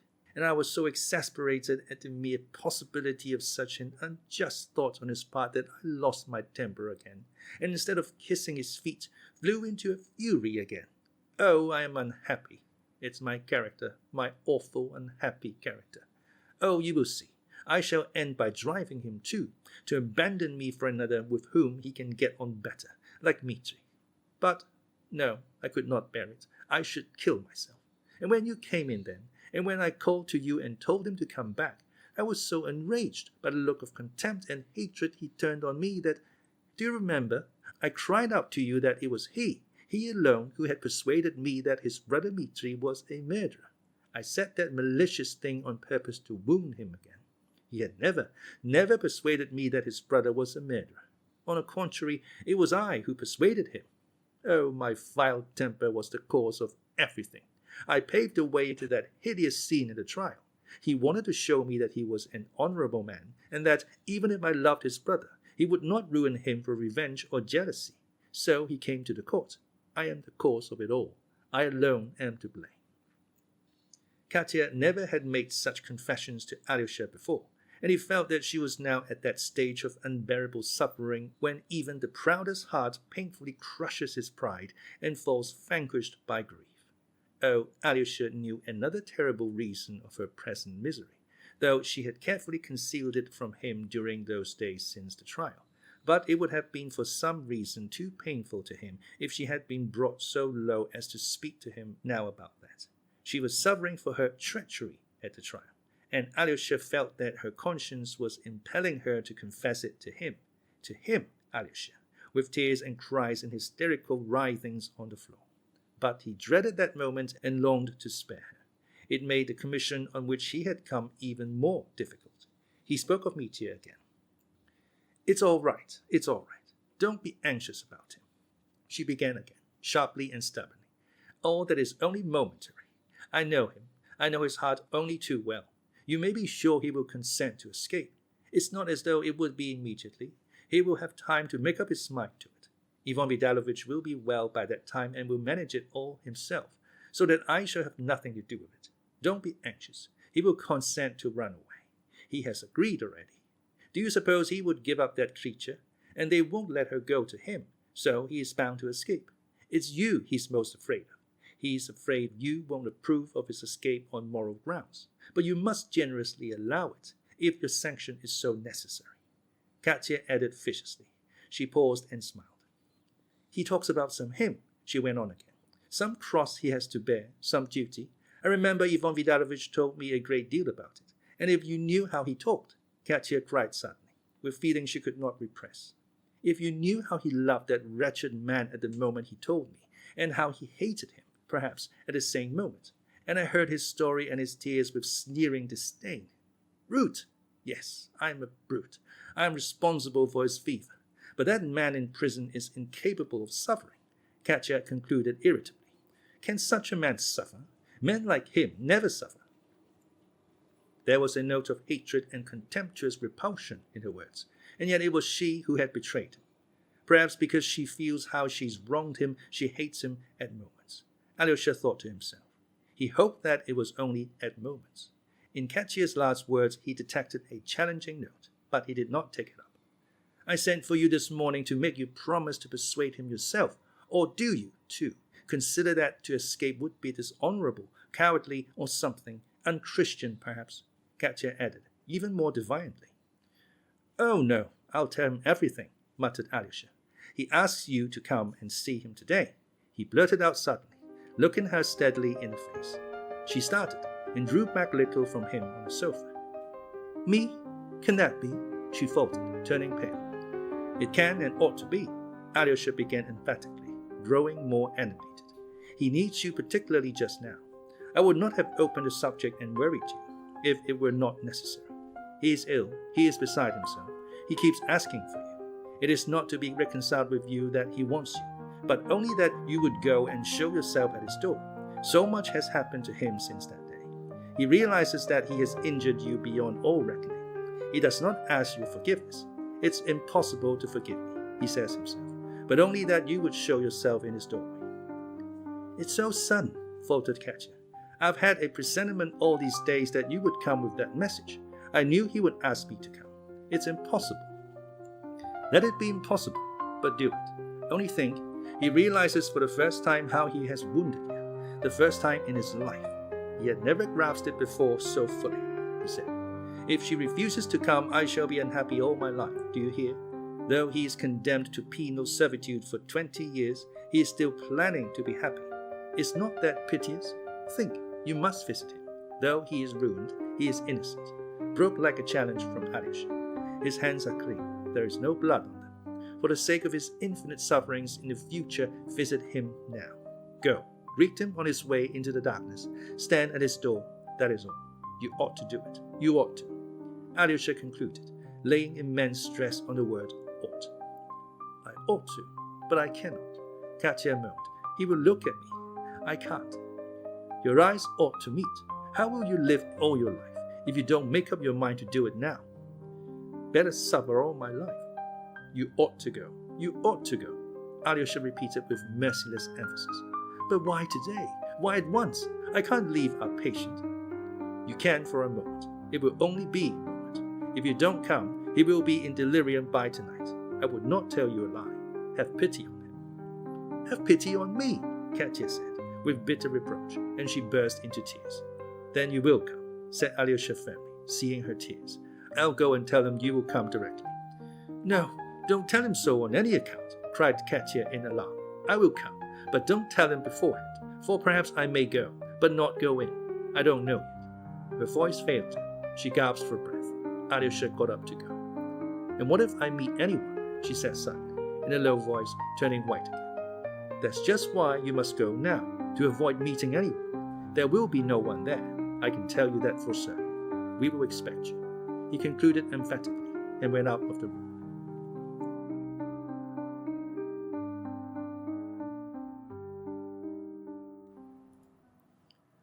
Chapter 2. For a moment the lie becomes truth. He hurried to the hospital where Mitya was lying now. The day after his fate was determined, Mitya had fallen ill with nervous fever and was sent to the prison division of the town hospital. But at the request of several persons, Dr. Ravinsky had put Mitya not with other prisoners, but in a separate little room, the one where Smerdyakov had been. It is true that there was a sentinel at the other end of the corridor, and there was a grating over the window, so that Ravinsky could be at ease about the indulgence he had shown, which was not quite legal, indeed. But he was a kind-hearted and compassionate young man. He knew how hard it would be for a man like Mitya to pass at once so suddenly into the society of robbers and murderers, and that he must get used to it by degrees. The visits of relations and friends were informally sanctioned by the doctor and overseer, and even by the police captain. But only Alyosha and Grushenka had visited Mitya. Rakitin had tried to force his way in twice, but Mitya persistently begged Favrinsky not to admit him. Alyosha found him sitting on his bed in a hospital dressing gown, rather feverish, with a towel, soaked in vinegar and water, on his head. He looked at Alyosha as he came in with an undefined expression, but there was a shade of something like dread discernible in it. He had become terribly preoccupied since the trial. Sometimes he would be silent for half an hour together, and seemed to be pondering something heavily and painfully, oblivious of everything about him. If he roused himself from his brooding and began to talk, he always spoke with a kind of abruptness and never of what he really wanted to say. He looked sometimes with a face of suffering at his brother. He seemed to be more at ease with Grushenka than with Alyosha. It is true, he scarcely spoke to her at all, but as soon as she came in, his whole face lighted up with joy. Alyosha sat down beside him on the bed in silence. This time Mitya was waiting for Alyosha in suspense, but he did not dare ask him a question. He felt it almost unthinkable that Katya would consent to come, and at the same time he felt that if she did not come, something inconceivable would happen. Alyosha understood his feelings. Trifon Borisovich, Mitya began nervously, has pulled his whole inn to pieces, I am told. He's taken up the flooring, pulled apart the planks, split up all the gallery, I am told. He is seeking treasure all the time. The 1,500 rubles which the prosecutor said I'd hidden there. He began playing these tricks, they say, as soon as he got home. Serve him right, the swindler. The guard here told me yesterday. He comes from there. Listen, began Alyosha. She will come, but I don't know when. Perhaps today, perhaps in a few days. That I can't tell. But she will come, she will. That's certain. Mitya started, would have said something, but was silent. The news had a tremendous effect on him. It was evident that he would have liked terribly to know what had been said, but he was again afraid to ask. Something cruel and contemptuous from Katya would have cut him like a knife at that moment. This was what she said among other things, that I must be sure to set your conscience at rest about escaping. If Yvonne is not well by then, she will see to it all herself. You've spoken of that already, Mitya observed musingly. And you have repeated it to Grusha, observed Alyosha. Yes, Mitya admitted. She won't come this morning. He looked timidly at his brother. She won't come till the evening. When I told her yesterday that Katya was taking measures, she was silent, but she set her mouth. She only whispered, "Let her." She understood that it was important. I did not dare to try her further. She understands now, I think, that Katya no longer cares for me, but loves Yvonne. Does she? Broke from Alyosha. Perhaps she does not. Only she is not coming this morning. Mitya hastened to explain again. I asked her to do something for me. You know, Yvonne is superior to all of us. He ought to live, not us. He will recover. Would you believe it? Though Katya is alarmed about him, she scarcely doubts of his recovery, said Alyosha. That means that she is convinced he will die. It's because she is frightened she's so sure he will get well. Yvonne has a strong constitution, and I, too, believe there's every hope that he will get well, Alyosha observed anxiously. Yes, he will get well, but she is convinced that he will die. She has a great deal of sorrow to bear. A silence followed. A grave anxiety was fretting Mitya. Alyosha, I love Grusha terribly, he said suddenly in a shaking voice, full of tears. They won't let her go out there to you, Alyosha put in at once. And there is something else I wanted to tell you, Mitya went on, with a sudden ring in his voice. If they beat me on the way or out there, I won't submit to it. I shall kill someone, and shall be shot for it. And this will be going on for 20 years. They speak to me rudely as it is. I've been lying here all night, passing judgment on myself. I'm not ready. I'm not able to resign myself. I wanted to sing a hymn. But if a guard speaks rudely to me, I have not the strength to bear it. For Grusha, I would bear anything except blows. But she won't be allowed to come there. Alyosha smiled gently. Listen, brother, once for all, he said. This is what I think about it. And you know that I would not tell you a lie. Listen, you are not ready, and such a cross is not for you. What's more, you don't need such a martyr's cross when you are not ready for it. If you had murdered our father, It would grieve me that you should reject your punishment. But you are innocent, and such a cross is too much for you. You wanted to make yourself another man by suffering. I say, only remember that other man always, all your life and wherever you go, and that will be enough for you. Your refusal of that great cross will only serve to make you feel all your life an even greater duty, and that constant feeling will do more to make you a new man, perhaps, than if you went there. For there you would not endure it and would repine, and perhaps at last would say, I am quits. The lawyer was right about that. Such heavy burdens are not for all men. For some they are impossible. These are my thoughts about it, if you want them so much. If other men would have to answer for your escape, officers or soldiers, then I would not have allowed you, smiled Alyosha. But they declare, the superintendent of that etapa told Ivan himself that if it's well managed there will be no great inquiry, and that they can get off easily.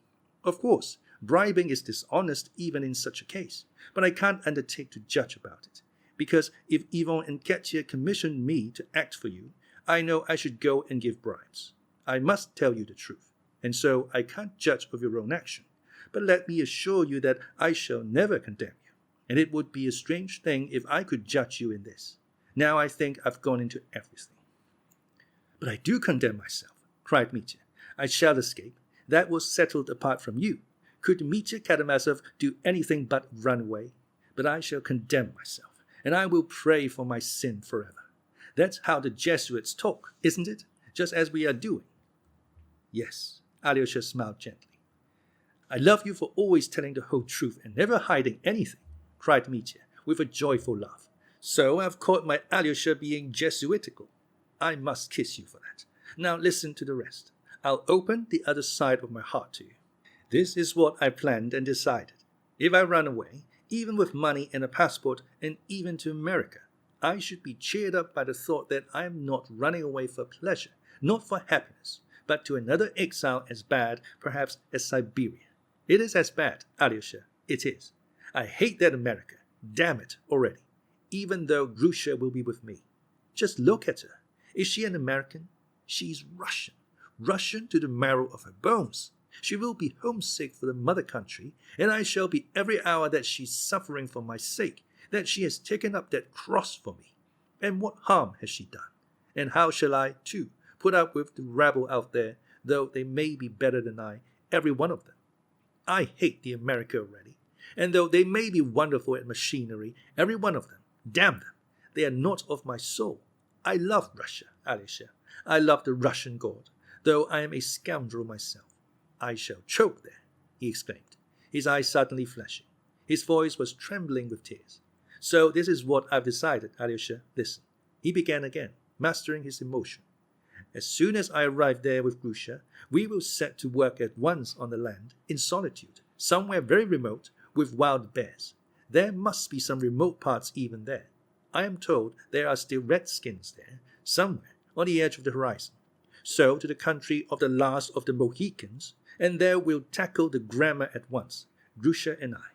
Work and grammar. That's how we'll spend 3 years, and by that time we shall speak English like any Englishman. And as soon as we've learnt it, goodbye to America. We'll run here to Russia as American citizens. Don't be uneasy. We would not come to this little town. We'd hide somewhere, a long way off, in the north or in the south. I shall be changed by that time, and she will too, in America. The doctors shall make me some sort of warts on my face. What's the use of their being so mechanical? Or else I'll put out one eye, let my beard grow a yard, and I shall turn grey, fretting for Russia. I dare say they won't recognize us. And if they do, let them send us to Siberia. I don't care. It will show it's our fate. We'll work on the land here, too, somewhere in the wilds, and I'll make up as an American all my life. But we shall die on our own soil. That's my plan, and it shan't be altered. Do you approve? Yes, said Alyosha, not wanting to contradict him. Mitya paused for a minute and said suddenly, And how they worked it up at the trial. Didn't they work it up? If they had not, you would have been convicted just the same, said Alyosha with a sigh. Yes, people are sick of me here. God bless them, but it's hard. Mitya moaned miserably. Again there was silence for a minute. Alyosha, put me out of my misery at once, he exclaimed suddenly. Tell me, is she coming now or not? Tell me, what did she say? How did she say it? She said she would come, but I don't know whether she will come today. It's hard for her, you know. Alyosha looked timidly at his brother. I should think it is hard for her. Alyosha, it will drive me out of my mind. Ilyusha keeps looking at me. She understands. My God, calm my heart. What is it I want? I want Katya. Do I understand what I want? It's the headstrong, evil Karamazov spirit. No, I'm not fit for suffering. I'm a scoundrel. That's all one can say. Here she is, cried Alyosha. At that instant, Katya appeared in the doorway. For a moment she stood still, gazing at Mitya with a dazed expression.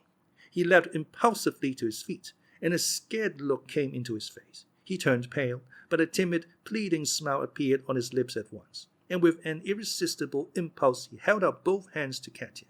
Seeing it, she flew impetuously to him. She seized him by the hands, and almost by force made him sit down on the bed. She sat down beside him, and still keeping his hands pressed them violently. Several times they both strove to speak, but stopped short and again gazed speechless with a strange smile, their eyes fastened on one another. So passed 2 minutes. Have you forgiven me? Mitya faltered at last, and at the same moment turning to Alyosha, his face working with joy, he cried, Do you hear what I am asking? Do you hear? That's what I loved you for, that you are generous at heart, broke from Katya. My forgiveness is no good to you, nor yours to me. Whether you forgive me or not, you will always be a sore place in my heart, and I in yours, so it must be. She stopped to take breath. What have I come for? She began again with nervous haste. To embrace your feet, to press your hands like this, till it hurts. You remember how in Moscow I used to squeeze them, to tell you again that you are my God, my joy, to tell you that I love you madly. She moaned in anguish, and suddenly pressed his hand greedily to her lips. Tears streamed from her eyes. Alyosha stood speechless and confounded. He had never expected what he was seeing. Love is over, Mitya. Katya began again. But the past is painfully dear to me. Know that you will always be so.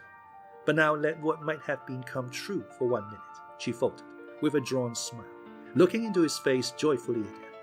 You love another woman, and I love another man, and yet I shall love you forever, and you will love me.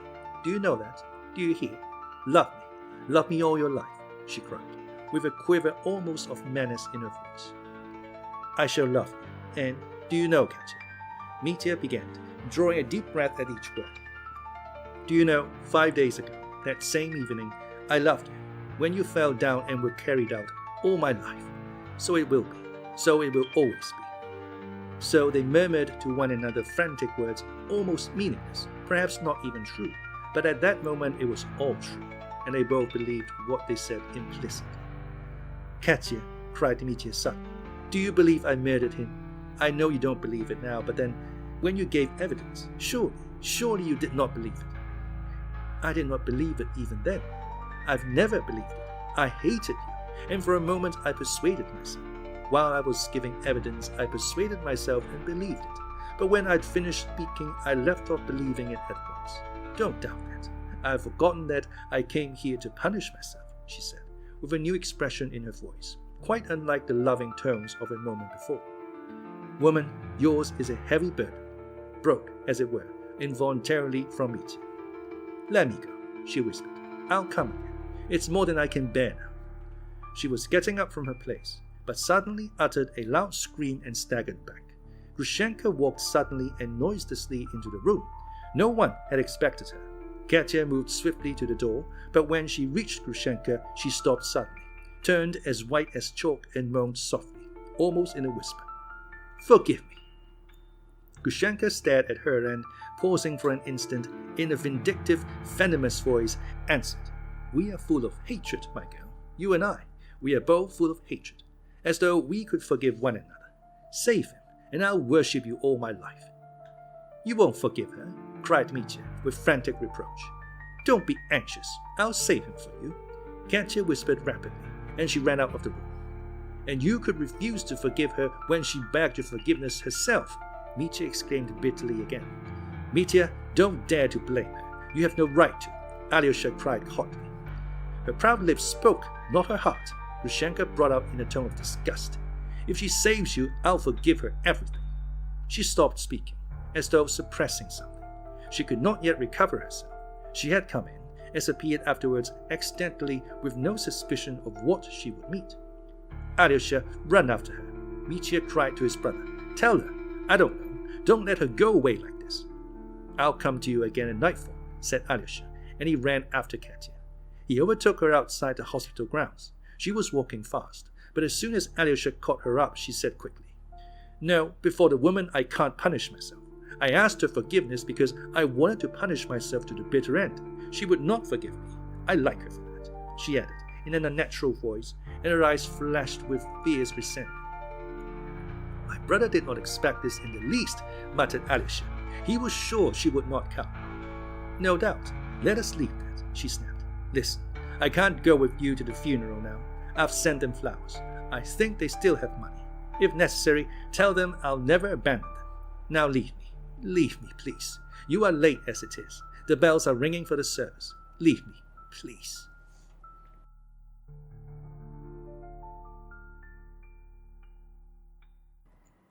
Chapter 3.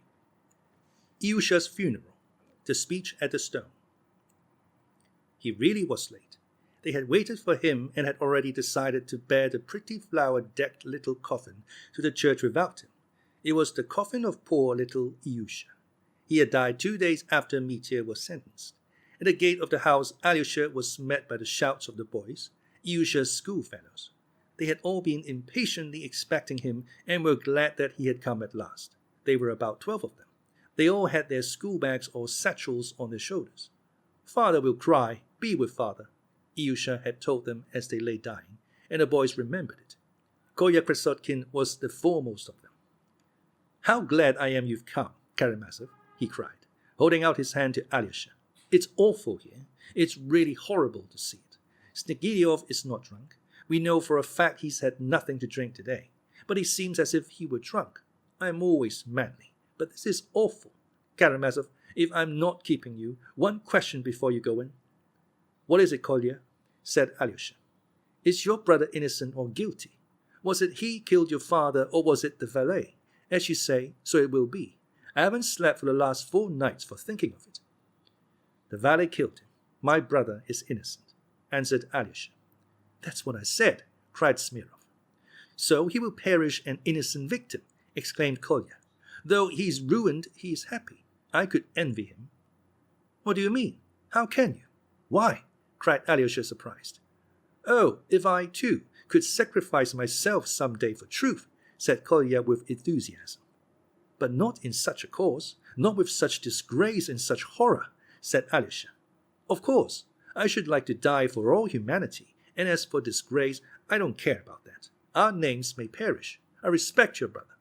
"And so do I."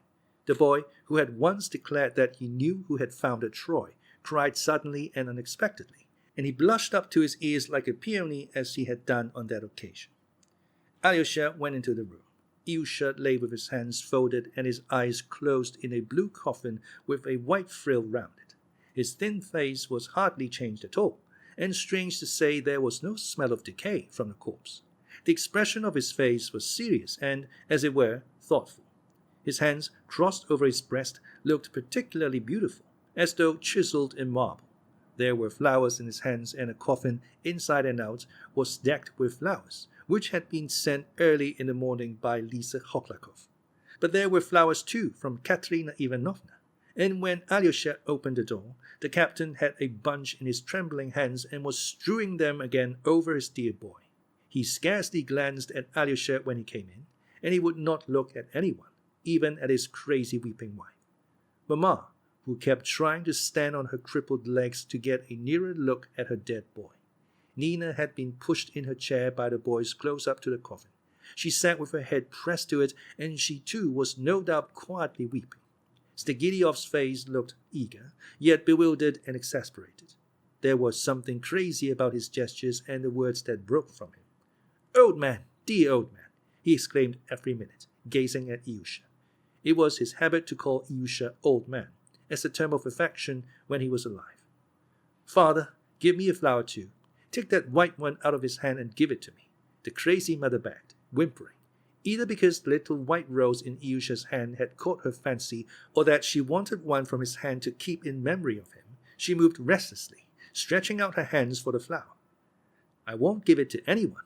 I won't give you anything," Smerdyakov cried callously. "They are his flowers, not yours. Everything is his. Nothing is yours."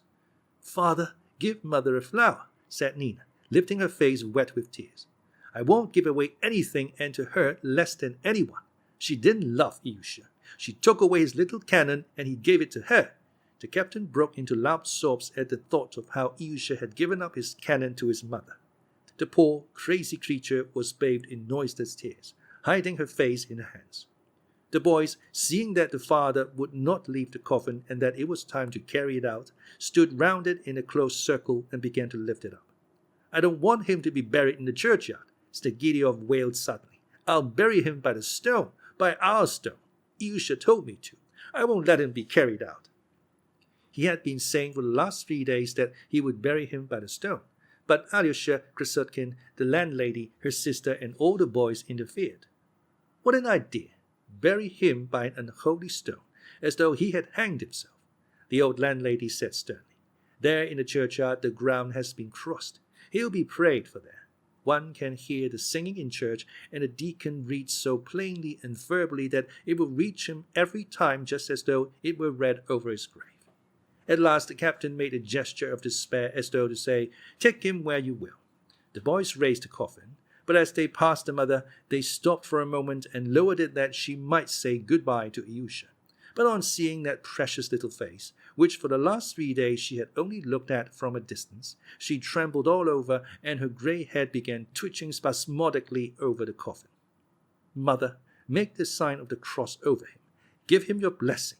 Kiss him," Nina cried to her. But her head still twitched like an automaton, and with a face contorted with bitter grief she began, without a word, beating her breast with her fist. They carried the coffin past her. Nina pressed her lips to her brother's for the last time as they bore the coffin by her. As Alyosha went out of the house, he begged the landlady to look after those who were left behind, but she interrupted him before he had finished. "To be sure, I'll stay with them. We are Christians too," the old woman wept as she said it. They had not far to carry the coffin to the church, not more than 300 paces. It was a still, clear day, with a slight frost. The church bells were still ringing. Smerdyakov ran fussing and distracted after the coffin, in his short old summer overcoat, with his head bare and his soft old wide-brimmed hat in his hand. He seemed in a state of bewildered anxiety. At one minute he stretched out his hand to support the head of the coffin and only hindered the bearers. At another he ran alongside and tried to find a place for himself there. A flower fell on the snow, and he rushed to pick it up as though everything in the world depended on the loss of that flower. "And the crust of bread! We've forgotten the crust!" he cried suddenly in dismay. But the boys reminded him at once that he had taken the crust of bread already and that it was in his pocket. He instantly pulled it out and was reassured. "Ilyusha told me to. Ilyusha," he explained at once to Alyosha. "I was sitting by him one night and he suddenly told me, 'Father, when my grave is filled up, crumble a piece of bread on it so that the sparrows may fly down. I shall hear, and it will cheer me up not to be lying alone.'" "That's a good thing," said Alyosha. "We must often take some." Every day," said the captain quickly, seeming cheered at the thought. They reached the church at last and set the coffin in the middle of it. The boys surrounded it and remained reverently standing so, all through the service. It was an old and rather poor church. Many of the icons were without settings, but such churches are the best for praying in.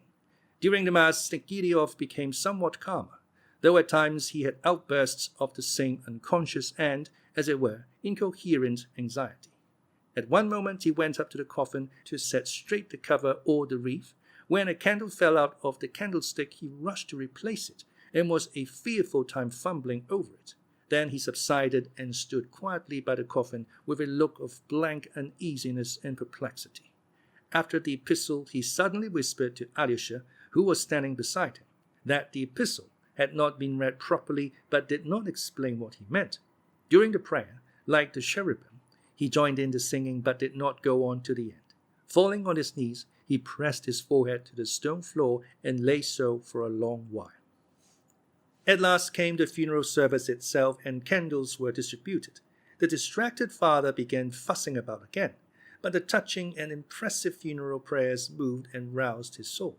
He seemed suddenly to shrink together and broke into rapid, short sobs, which he tried at first to smother, but at last he sobbed aloud. When they began taking leave of the dead and closing the coffin, he flung his arms about, as though he would not allow them to cover Ilyusha, and began greedily and persistently kissing his dead boy on the lips. At last they succeeded in persuading him to come away from the step, but suddenly he impulsively stretched out his hand and snatched a few flowers from the coffin. He looked at them, and a new idea seemed to dawn upon him, so that he apparently forgot his grief for a minute. Gradually he seemed to sink into brooding, and did not resist when the coffin was lifted up and carried to the grave. It was an expensive one in the churchyard close to the church. Katerina Ivanovna had paid for it. After the customary rites, the grave diggers lowered the coffin. Smerdyakov, with his flowers in his hands, bent down so low over the open grave that the boys caught hold of his coat in alarm and pulled him back. He did not seem to understand fully what was happening. When they began filling up the grave, he suddenly pointed anxiously at the falling earth and began trying to say something, but no one could make out what he meant, and he stopped suddenly. Then he was reminded that he must crumble the bread, and he was awfully excited, snatched up the bread and began pulling it to pieces and flinging the morsels on the grave. "Come, fly down, birds, fly down, sparrows," he muttered anxiously. One of the boys observed that it was awkward for him to crumble the bread with the flowers in his hands, and suggested he should give them to someone to hold for a time. But he would not do this, and seemed indeed suddenly alarmed for his flowers, as though they wanted to take them from him altogether. And after looking at the grave, and as it were, satisfying himself that everything had been done and the bread had been crumbled, he suddenly, to the surprise of everyone, turned, quite composedly even, and made his way homewards. But his steps became more and more hurried. He almost ran. The boys and Alyosha kept up with him. "The flowers are for Mama. The flowers are for Mama. I was unkind to Mama," he began exclaiming suddenly.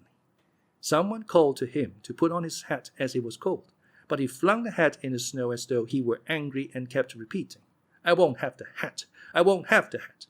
Smirnov picked it up and carried it after him. All the boys were crying, and Kolya and the boy who discovered about Troy most of all. Though Smirnov, with the captain's hat in his hand, was crying bitterly too, he managed, as he ran, to snatch up a piece of red brick that lay on the snow of the path, to fling it at the flock of sparrows that was flying by. He missed them, of course, and went on crying as he ran. Halfway, Smerdyakov suddenly stopped, stood still for half a minute, as though struck by something, and suddenly turning back to the church, ran towards the deserted grave. But the boys instantly overtook him and caught hold of him on all sides. Then he fell helpless on the snow as though he had been knocked down, and struggling, sobbing, and wailing, he began crying out, "Ilyusha, old man, dear old man." Alyosha and Kolya tried to make him get up, soothing and persuading him. "Captain, give over. A brave man must show fortitude," muttered Kolya. "You spoiled the flowers," said Alyosha, "and Mama is expecting them. She is sitting crying because you would not give her any before. Ilyusha's little bed is still there." "Yes, yes, Mama," Smerdyakov suddenly recollected. "They'll take away the bed. They'll take it away," he added as though alarmed that they really would. He jumped up and ran homewards again. But it was not far off, and they all arrived together. Smerdyakov opened the door hurriedly and called to his wife, with whom he had so cruelly quarrelled just before. "Mama, poor crippled darling, Ilyusha has sent you these flowers," he cried, holding out to her a little bunch of flowers that had been frozen and broken while he was struggling in the snow. But at that instant he saw in a corner, by the little bed, Ilyusha's little boots, which the landlady had put tidily side by side. Seeing the old, patched, rusty-looking, stiff boots, he flung up his hands and rushed to them, fell on his knees, snatched up one boot, and, pressing his lips to it, began kissing it greedily, crying, "Ilyusha, old man, dear old man, where are your little feet?" "Where have you taken him away? Where have you taken him?" the lunatic cried in a heart-rending voice. Nina, too, broke into sobs. Kolya ran out of the room. The boys followed him. At last Alyosha, too, went out. "Let them weep," he said to Kolya. "It's no use trying to comfort them just now. Let us wait a minute and then go back." "No, it's no use. It's awful," Kolya assented. Do you know, Karamazov," he dropped his voice so that no one could hear him, "I feel dreadfully sad, and if it were only possible to bring him back, I'd give anything in the world to do it." "Ah, so would I," said Alyosha. "What do you think, Karamazov? Had we better come back here tonight? He'll be drunk, you know." "Perhaps he will. Let us come together, you and I. That will be enough, to spend an hour with them, with the mother and Nina. If we all come together, we shall remind them of everything again," Alyosha suggested. "The landlady is laying the table for them now. There'll be a funeral dinner or something. The priest is coming. Shall we go back to it, Karamazov?" "Of course," said Alyosha. "It's all so strange, Karamazov. Such sorrow, and then pancakes after it. It all seems so unnatural in our religion." "They are going to have salmon too," the boy who had discovered about Troy observed in a loud voice. "I beg you most earnestly, Kartashov, not to interrupt again with your idiotic remarks, especially when one is not talking to you and doesn't care to know whether you exist or not," Kolya snapped out irritably. The boy flushed crimson but did not dare to reply. Meantime, they were strolling slowly along the path, and suddenly Smirnov exclaimed, "There's Ilyusha's stone, under which they wanted to bury him." They all stood still by the big stone. Alyosha looked, and the whole picture of what Smerdyakov had described to him that day, how Ilyusha, weeping and hugging his father, had cried, "Father, father, how he insulted you," rose at once before his imagination. A sudden impulse seemed to come into his soul. With a serious and earnest expression, he looked from one to another of the bright, pleasant faces of Ilyusha's schoolfellows, and suddenly said to them, "Boys, I should like to say one word to you, here at this place." The boys stood round him and at once bent attentive and expectant eyes upon him. "Boys, we shall soon part. I shall be for some time with my two brothers, of whom one is going to Siberia, and the other is lying at death's door. But soon I shall leave this town, perhaps for a long time, so we shall part. Let us make a compact here, at Ilyusha's stone, that we will never forget Ilyusha and one another. And whatever happens to us later in life, if we don't meet for 20 years afterwards, let us always remember how we buried the poor boy at whom we once threw stones. Do you remember, by the bridge? And afterwards we all grew so fond of him. He was a fine boy, a kind-hearted, brave boy. He felt for his father's honor and resented the cruel insult to him and stood up for him. And so, in the first place, we will remember him, boys, all our lives.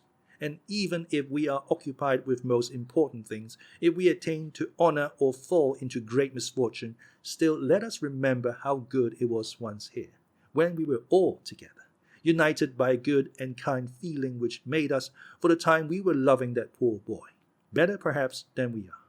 My little doves, let me call you so, for you are very like them, those pretty bluebirds, at this minute as I look at your good dear faces. My dear children, perhaps you won't understand what I am saying to you, because I often speak very unintelligibly, but you remember it all the same and will agree with my words sometime. You must know that there is nothing higher and stronger and more wholesome and good for life in the future than some good memory, especially a memory of childhood, of home. People talk to you a great deal about your education, but some good, sacred memory preserved from childhood is perhaps the best education. If a man carries many such memories with him into life, he is saved to the end of his days. And if one has only one good memory left in one's heart, even that may sometime be the means of saving us. Perhaps we may even grow wicked later on, may be unable to refrain from a bad action, may laugh at men's tears and at those people who say as Kolya did just now, "I want to suffer for all men," and may even jeer spitefully at such people.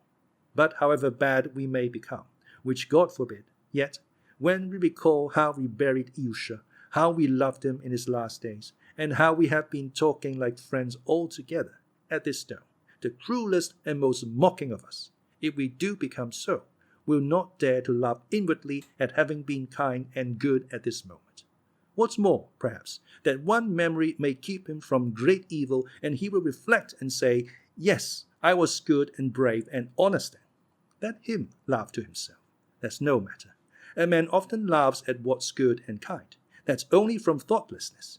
But I assure you, boys, that as he laughs, he will say at once in his heart, "No, I do wrong to laugh, for that's not a thing to laugh at." "That will be so. I understand you, Karamazov," cried Kolya.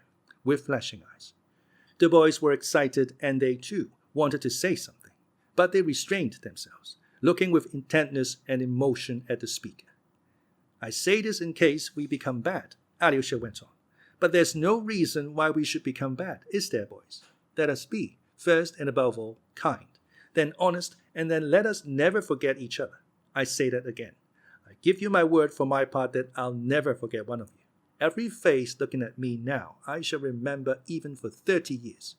Just now Kolya said to Karamazov that we did not care to know whether he exists or not. But I cannot forget that Karamazov exists, and that he is not blushing now as he did when he discovered the founders of Troy, but is looking at me with his jolly, kind, dear little eyes. Boys, my dear boys, let us all be generous and brave like Ilyusha, clever, brave, and generous like Kolya. And let us all be as modest, as clever, and sweet as Karamazov. But why am I talking about those two?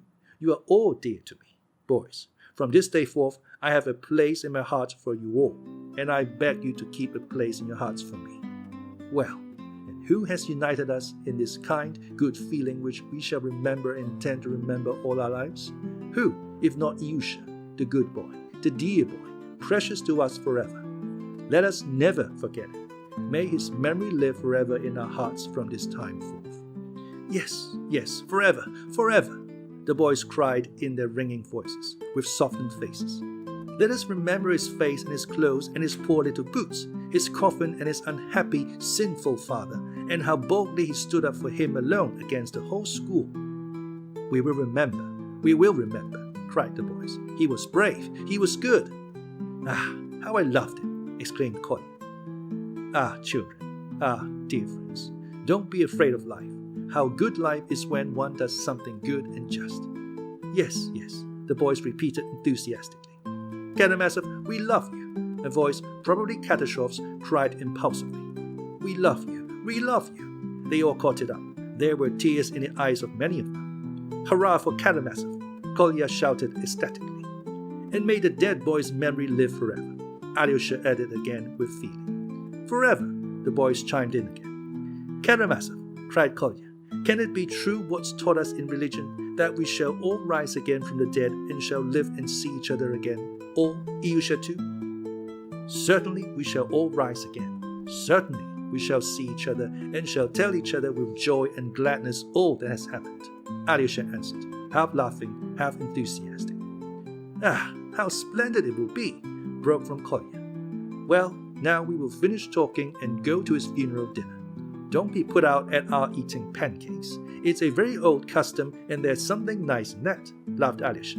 Well, let us go, and now we go hand in hand. And always so, all our lives hand in hand. Hurrah for Karamazov! Kolya cried once more rapturously, and once more the boys took up his exclamation. Hurrah for Karamazov! The end.